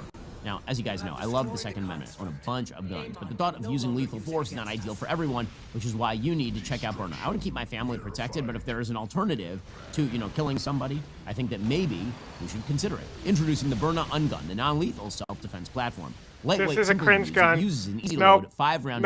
Nope, fuck you. The tendency for progressives to lightweight fascism, the fate of a couple of politicians or a political party. In the US, you've got Donald Trump, and in the UK, you've got Nigel Farage. The story goes that what's left that's good in our society will be stripped away by a few evil politicians, individuals, particular companies and their owners that we can just vote away, either at the ballot box or with our dollars. And sure, that can be immediately effective. It's also very shallow, focusing everything around individual actors, Trump, Elon, their upbringing, their life story, ignores how the political movement that they figurehead is the real consequence of our current system. Claim the objective without our ally. One of our current economic system's most effective weapons is what's called responsibilization. Responsibilization simply means society ascribes freedom and autonomy to individuals and agents as the thing that moves society. People have their ideas, they make individual rational choices based on those ideas.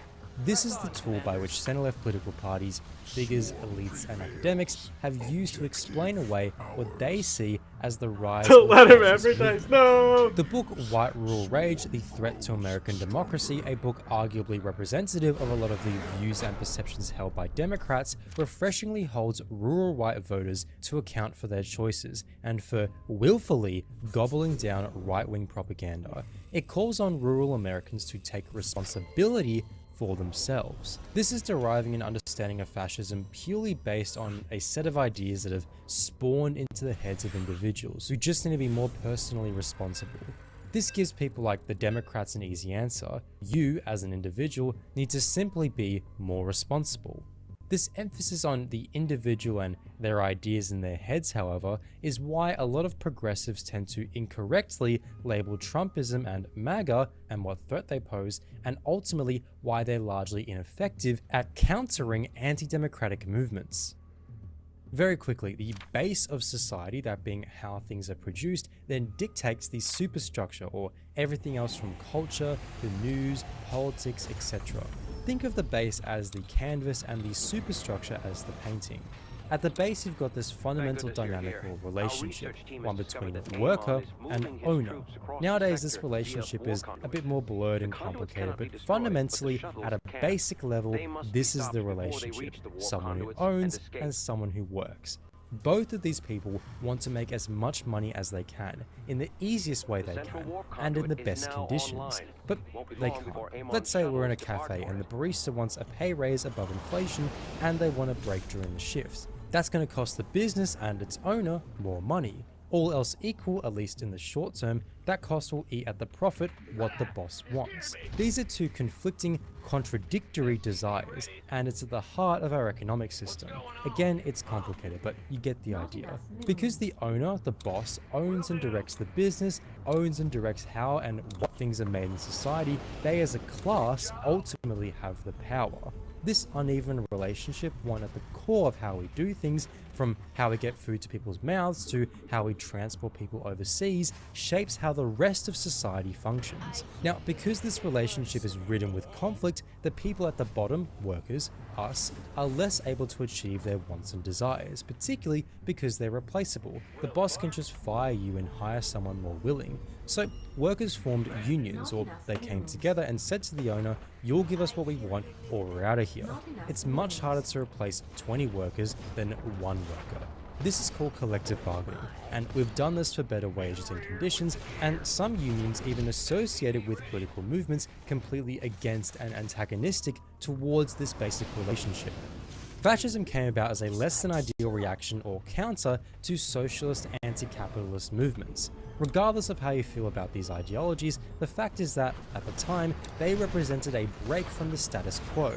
Society was faltering, people were becoming more and more disillusioned with their institutions, their political parties, their governments, and so they joined unions, parties, organizations that were explicitly against the status quo and were willing to fight it. For example, the Beno Rosso in Italy, where the Socialist Party grew to 200,000 members, the Anarcho-Syndicalist Union rose up to 500,000 members, and the General Confederation of Labour grew to 2 million members. To counter these direct challenges to their power and status, challenges that explicitly sought to eliminate such power dynamics, respective sections of respective ruling classes, reluctantly or not, began to back the fascists. Fascists were able to capture mass discontent by offering a different kind of collective identity, one based on one's nation instead of one's class. Instead of class struggle, they proposed class unity or corporatism under one collective nation. Of course, so long as the ruling class subordinated themselves to said nation, the fascist parties were more than happy to accommodate and preserve big corporations and profiteering. So that's what fascism was, a response to people becoming unhappy with society and acting upon it in a way which appeared revolutionary but also retains the base of the ruling class of said society. Every major political party, and honestly most unions these days, are committed to maintaining the profit motive, that being making things primarily to make as much money as they can, and committed to ensuring those who do make that money remain in power. Basically the economic base we just talked about. You may hear the word neoliberalism a lot, and what it is a state-centered hegemonic political project remaking capitalist production and social reproduction since the end of the long boom.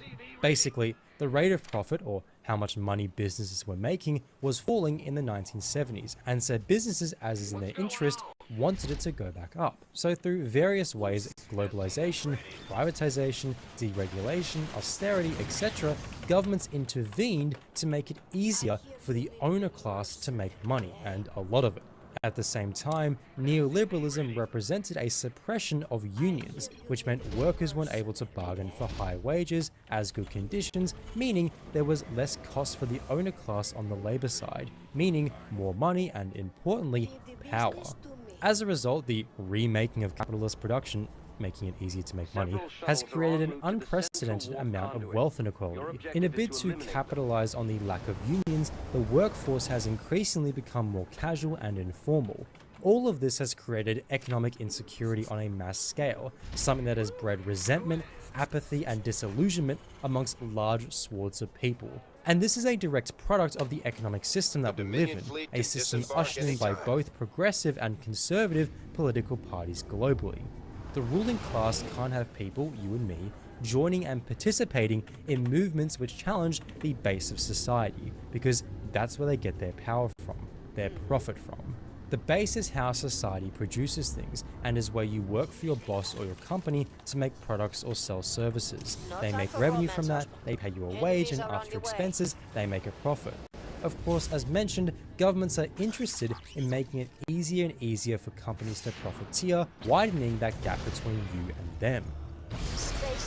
The obvious problem with labeling Trump and MAGA fascists is that there's no likewise anti-capitalist threat.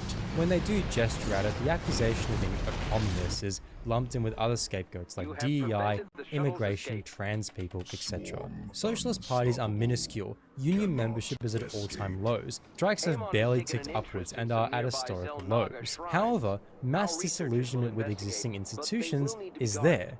Where contemporary fascist movements had to be collectivist and anti-free marketism to fill the role of socialist and anarchist politics, right-wing populists today are able to lean on much more individualism and neoclassical economics. Sure, Hitler privatized a bunch of shit, but the economy was still state-directed, directed in the pursuit of class unity under a single nation. That kind of corporatism simply isn't here today. Neoliberalism, as mentioned, not only has crushed any kind of collective organization like unions, but has suppressed collective identity itself as something valued by people.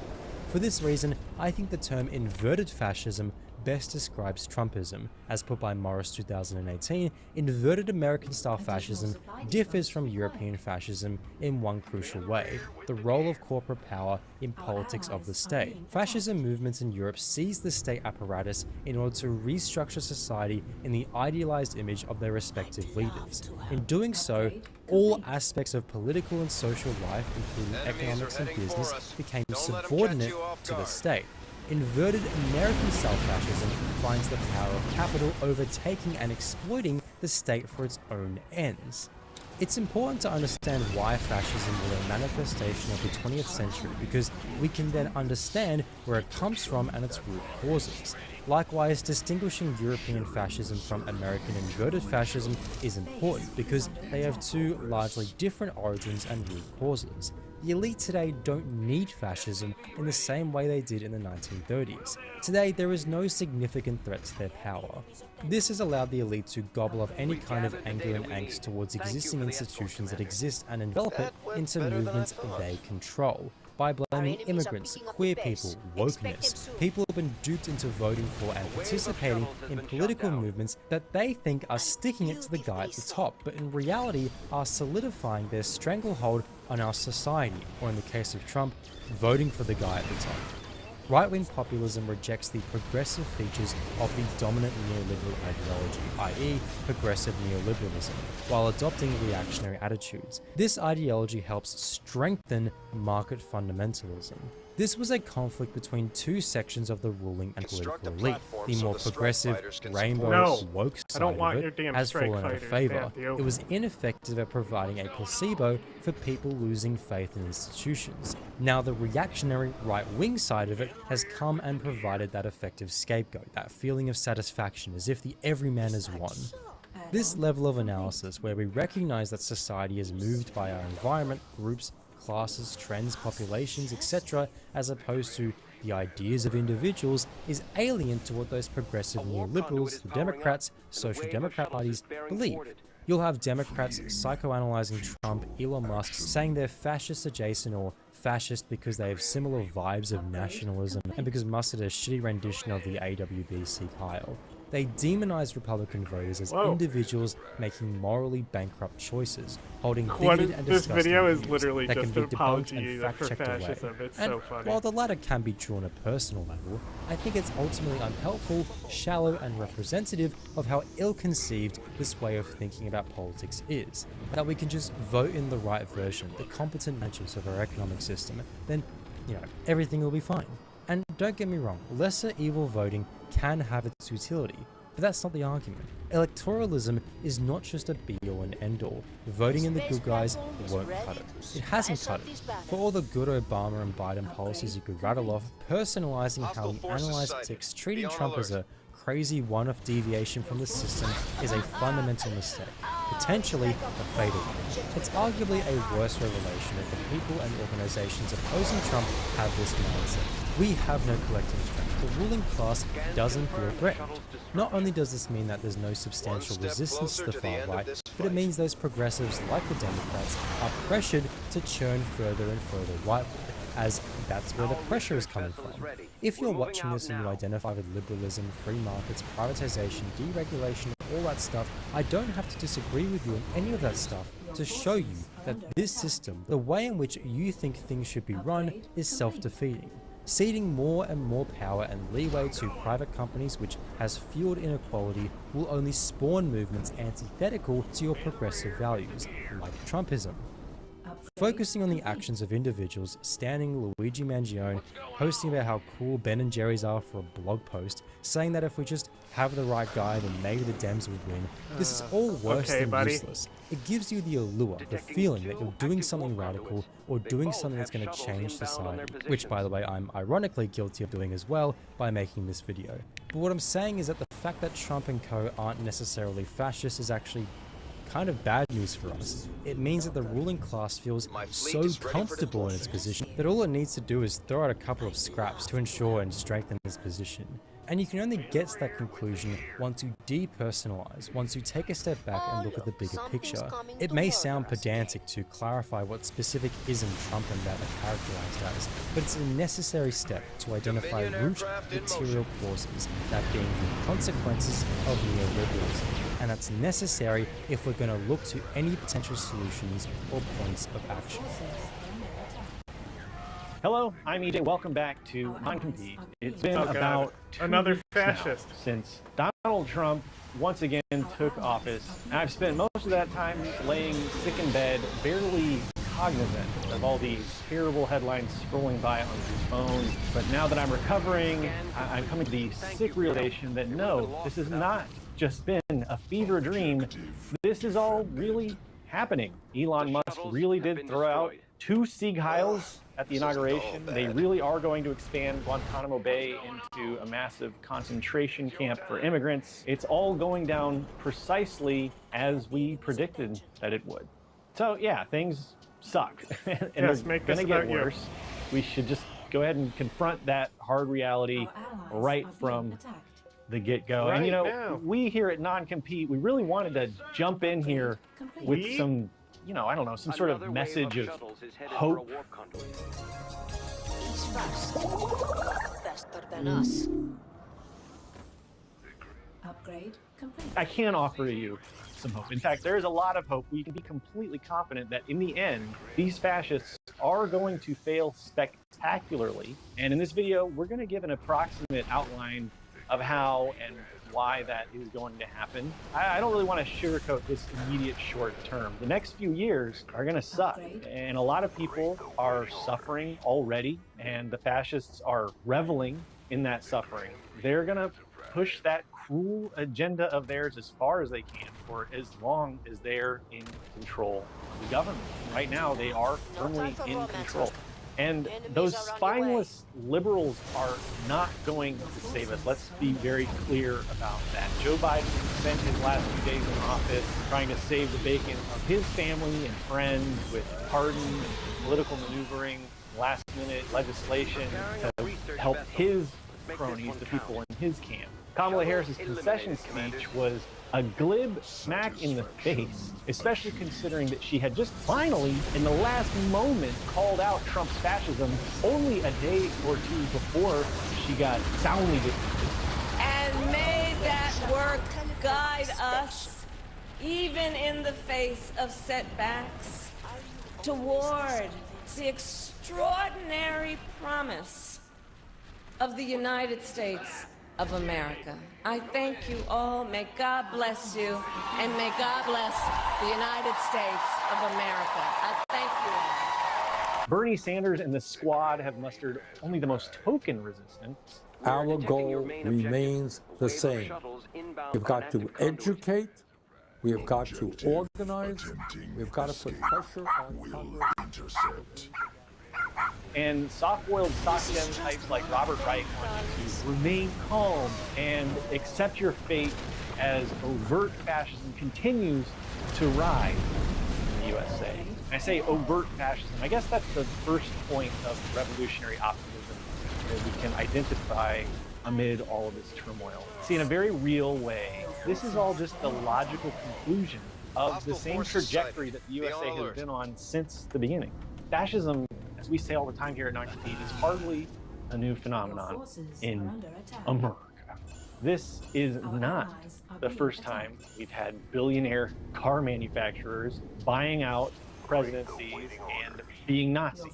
I mean, has everyone forgotten Henry Ford, the rabidly fascist billionaire car manufacturer who ran an anti-Semitic newspaper and received the Grand Cross of the German Eagle from Nazi Germany in 1938, turning Guantanamo Bay into a massive concentration camp, ugly as it is an escalation, but it's hardly the start of throwing immigrants into concentration camps in the USA, unfortunately. And we've been illegally holding prisoners in Guantanamo Bay, foreign detainees there, for a couple of decades without trial and in very inhumane conditions. See, the USA's ideology and its material history of genocide, enslavement, xenophobia, and white supremacy, this was all literally the template used by 20th century fascists like Hitler and Mussolini when they were erecting their fascist projects. The USA has also propped up and supported genocidal fascists around the world, from the Indonesian genocide of over 1 million suspected communists in that country, to Pinochet's fascist mass murder campaign, to the slaughter of 2 million innocent Vietnamese civilians under the fascist puppet dictatorship of the so-called Republic of Vietnam. I could go on and on for hours outlining the crimes and atrocities of the USA enacted around the world, especially in the name of anti-communism. The USA has lifted up the banner of fascism all around the world for generations. So why should anyone be surprised by what's unfolding right now at home? Why does this feel so shocking? And I admit, I even feel a bit shocked about some things that are happening. Why is it shocking when it was all so gall darn predictable? I think that what we need to remember here what we need to understand is that the major shift we're seeing is really just in the social consciousness, the aesthetic of the fascists. They're catching up to a shift in material conditions, which has been unfolding for decades now. But really, it's nothing new. It's just a change in mindset and attitude. So let me explain in terms of everybody's favorite philosophy, dialectical materialism. You hear us preaching about dialectical materialism here at Non-Compete in pretty much every video these days, and that's because we truly believe that it's the key to understanding all of this. The basic principle of dialectical materialism, if you're not familiar with it, this philosophy that was developed by Karl Marx and Friedrich Engels, is that the material determines human consciousness, while human consciousness can impact back on material reality. This just means that in human society, material conditions, that's the relationships between human beings and the means of production and that sort of thing, that's what really drives things forward, and consciousness can only impact back on those material relationships. As we move forward, I think if that doesn't really sound clear to you, it'll start to make more sense, I hope, as we start to talk about the historical development of fascism in the USA. What's really shocking to a lot of people right now is that fascists are so emboldened to say the quiet part out loud as they do the terrible things they've always done in the USA. And yes, this does mean things have gotten worse materially, and that's because this emboldening of affect and mindset has led to an emboldening in reprehensible activity. But it's really just a development forward of that pattern of behavior that was always there. So let's take a look at the history of the USA since World War II, and hopefully, yeah, you'll get a better idea of what the hell I'm talking about right now. World War II was kind of a big deal. Not sure if you've heard of it. It completely reorganized the power balance of the entire planet. As a result of that war, the United Kingdom went from the top, it lost most of its empire, and the United States of America was able to step in and leverage its way into the position of supremacy as the world's predominant superpower. The United States did this in a number of ways. First and foremost, it completely lucked out by being the only major power to not be utterly devastated by the war. The front lines never really came to the continental United States. Our industry and our infrastructure was spared, and this put us in a prime position to become an economic powerhouse.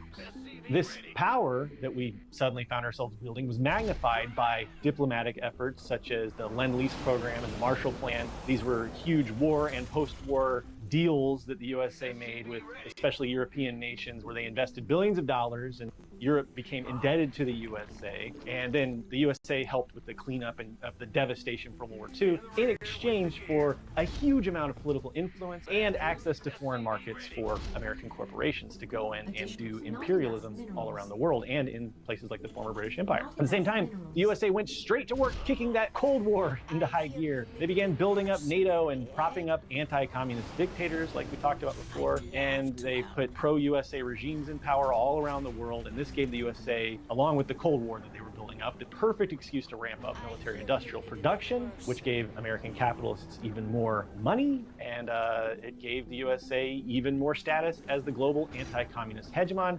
And of course, the USA also engaged in a lot of shenanigans to position the United States dollar as the international currency. And they've been milking that and getting a lot of value out of that maneuvering for decades now. The upshot is that by the 1950s, the USA had come to enjoy a massively inflated position in the world. And you could really say artificially inflated.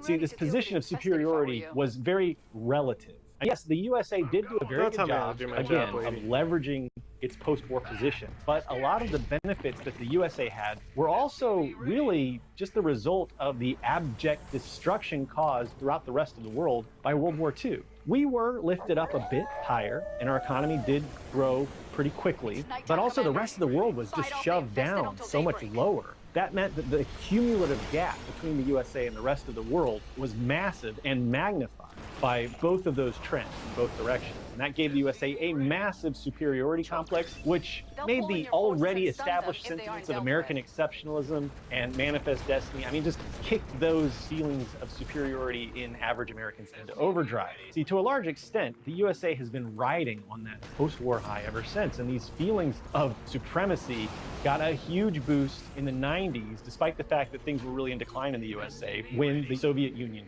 collapsed. I'm old enough to remember the fall of the Soviet Union, and when I was a child and a teenager, you can bet your budinsy that the public education system and mass media used the USA's quote-unquote victory over communism as the cornerstone of propaganda, which ensured Americans that we had the best way of life in the world. This was the end of history, that the USA was ushering in a new era of world freedom, and that I would be coming into adulthood in a golden age of global peace and prosperity. But the truth really isn't that the USA won the Cold War. It's more that the Soviets lost first, but the USA was definitely in a period of decline going into the Reagan era. It's had a few little kicks up here and there, but quality of life for Americans has been going down since well before the Soviet Union collapsed. So let's pause here and gather ourselves, take a look at how material conditions determine the social consciousness of Americans from the end of World War II through the end of the 20th century when I was young. We have enough hindsight now, I think, that it's pretty obvious. The USA really was doing comparatively well in comparison to war-torn countries in Europe, as well as colonially oppressed countries in Asia, Africa, and South America at the end of World War II. We went over all of that. It could honestly be said that in the 1950s, Americans, or at least white Americans, had some of the best living conditions in the world.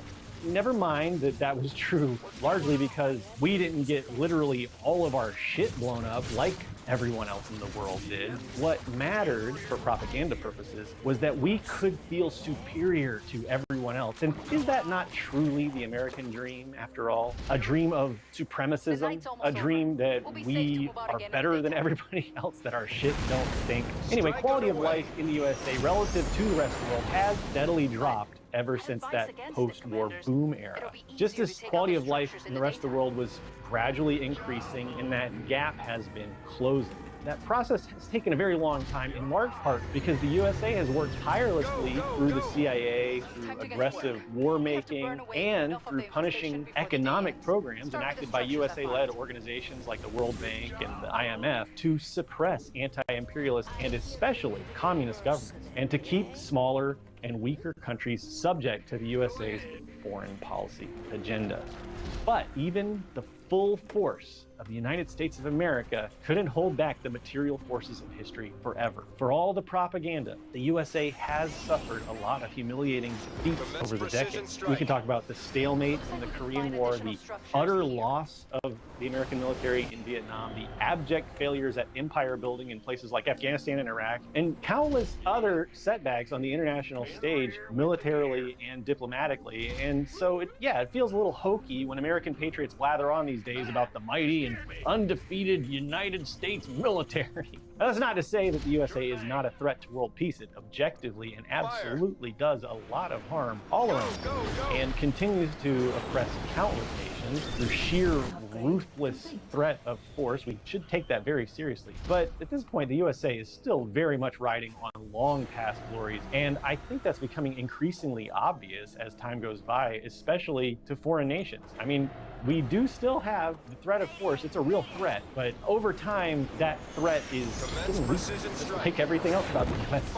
I think it's safe to say that the United States is currently passing through a threshold where most Americans now have it worse than plenty of other nations. I mean, here in Vietnam, I have seen quality of life improve radically in the decade or so that I've been living here in many important ways, such as access to healthcare and public transportation and access to affordable, healthy food. In all those ways, I think most Vietnamese people already have it way better than most working Americans. And far more Vietnamese own their own homes. About 90% of Vietnamese adults own their own homes. Most Vietnamese have much faster and cheaper internet, and within about a decade, Vietnam's going to have a bullet train to connect the entire nation up with high-speed rail. The energy grid will be almost fully renewable by that point, and we're already seeing a huge increase in the access that normal working Vietnamese folks have to things like luxuries and comforts, the sorts of things that American workers are beginning to lose their grip on. You know, this gap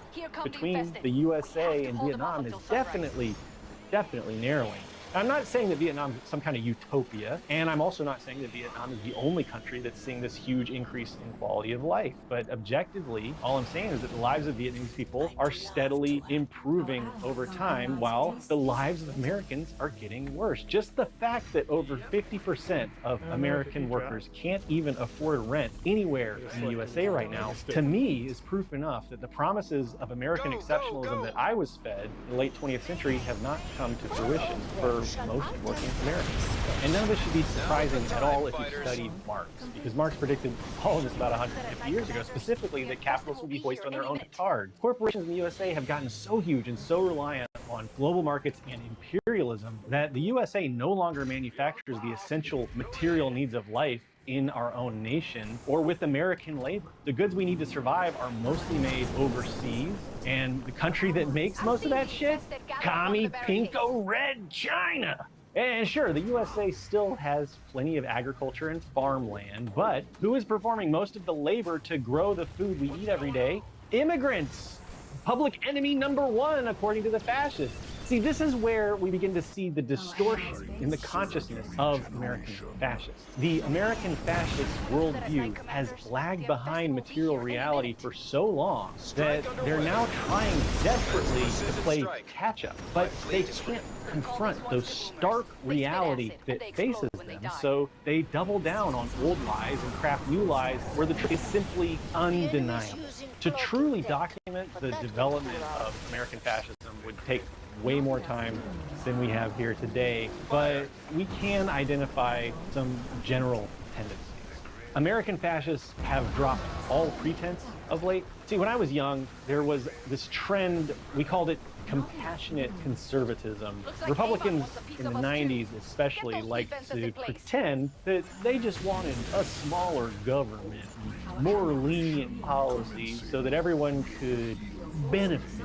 You know, they pretended to care about minorities, and they tried to sweep the cruel realities of American policies under the table, or they just denied the atrocities that were committed by the USA. Conservatives like myself, like Senator Coates, like Senator Ashcroft from Missouri, who are taking a lead in this area, believe that so far the evidence of the last 30 years of Great Society programs proves unequivocally that faith-based, community-based solutions are much more effective. And the question is, how can the government facilitate those solutions, and how can politicians and other cultural leaders use the bully pulpit to encourage more people to get involved and to accept social responsibility for those in need? But nowadays, social awareness, social consciousness of the suffering which Americanism has inflicted both domestically and abroad on so many groups of people has been raised to such a high level, in large part thanks to the rise of the internet and social media. The truth just can't be as easily contained as it once was, and the ugliness of the USA's bootprints all over the world is undeniable. As such,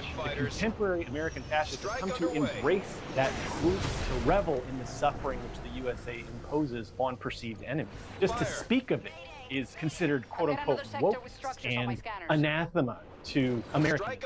You're not allowed to talk about the real things that America has done, or you're labeled woke, and that's turning into a new Red Scare of sorts. So you're expected to either embrace that cruelty, to revel in the suffering which the USA has imposed on perceived enemies, or to shut the hell up about it. And that mask of respectability that the compassionate conservatives wore has been reduced to a half-serious veil of plausible deniability, so that when Elon Musk throws out 2 Sig Heils right in a row at the inauguration, it's just an open joke that all the Nazis can laugh at. It's the great lesson of 4chan culture. You can do whatever you want, and the capitalist media will basically give you a pass so long as you offer up a half-hearted lie that you didn't really mean it. Shucks, I was just joking. It's disgusting, and that's American fascism.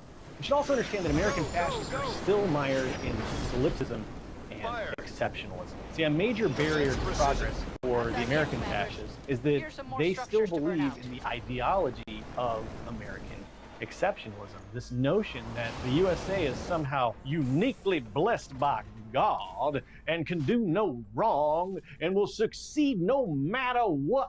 I'm proud to endorse and encourage you to get this Bible. This is a notion that permeates the mind of the American fascists. They honestly think that there's some kind of God-given mandate and that America will win no matter what. The American fascist is morally solipsist. That simply means that American fascists determine what is right and what is wrong by just sitting around thinking about it for a few seconds and letting their dogma be their guide. Dogmatism very much leads the way when it comes to American fascism, and this does open them up to making huge and sweeping mistakes, to making decisions that are rooted in prejudice and emotion while ignoring objective reality. And this senseless idealism is what will ultimately be the undoing of American fascism. But they will be able to do a lot of damage, unfortunately, before that inevitable collapse that is coming their way. American fascists have never learned that triumph of the will is bullshit. See, one of the hallmarks of fascist ideology is the idea that human consciousness can dominate the material world. It's the exact opposite of dialectical materialism that we talked about earlier. The Nazis believed in the 1930s in Germany utterly in the idea that they would conquer the planet and usher in a 1,000-year Reich of German supremacy. And they clung to this unhinged belief right until the very end. And reality came crushing down on them in that Führer bunker in 1945. It was such a shock that thousands of those die-hard Nazis unalived themselves rather than come to terms with their own self-deception. See, the American fascist is on the same trajectory, but just at a different stage of development. Currently, they're embroiled in a frenzy of delusion. See, the objective conditions of the United States are dire, especially for workers. American workers are suffering, and there's no reason whatsoever to believe that the inane policies being shoved forth by the fascists are going to benefit American workers in any way. What's most likely is that there will be some short-term gains for capitalists and petty bourgeois and some of the most privileged people in the working class. But it's going to lead to a hell of a lot of damage to most American workers, the overwhelming majority of American workers.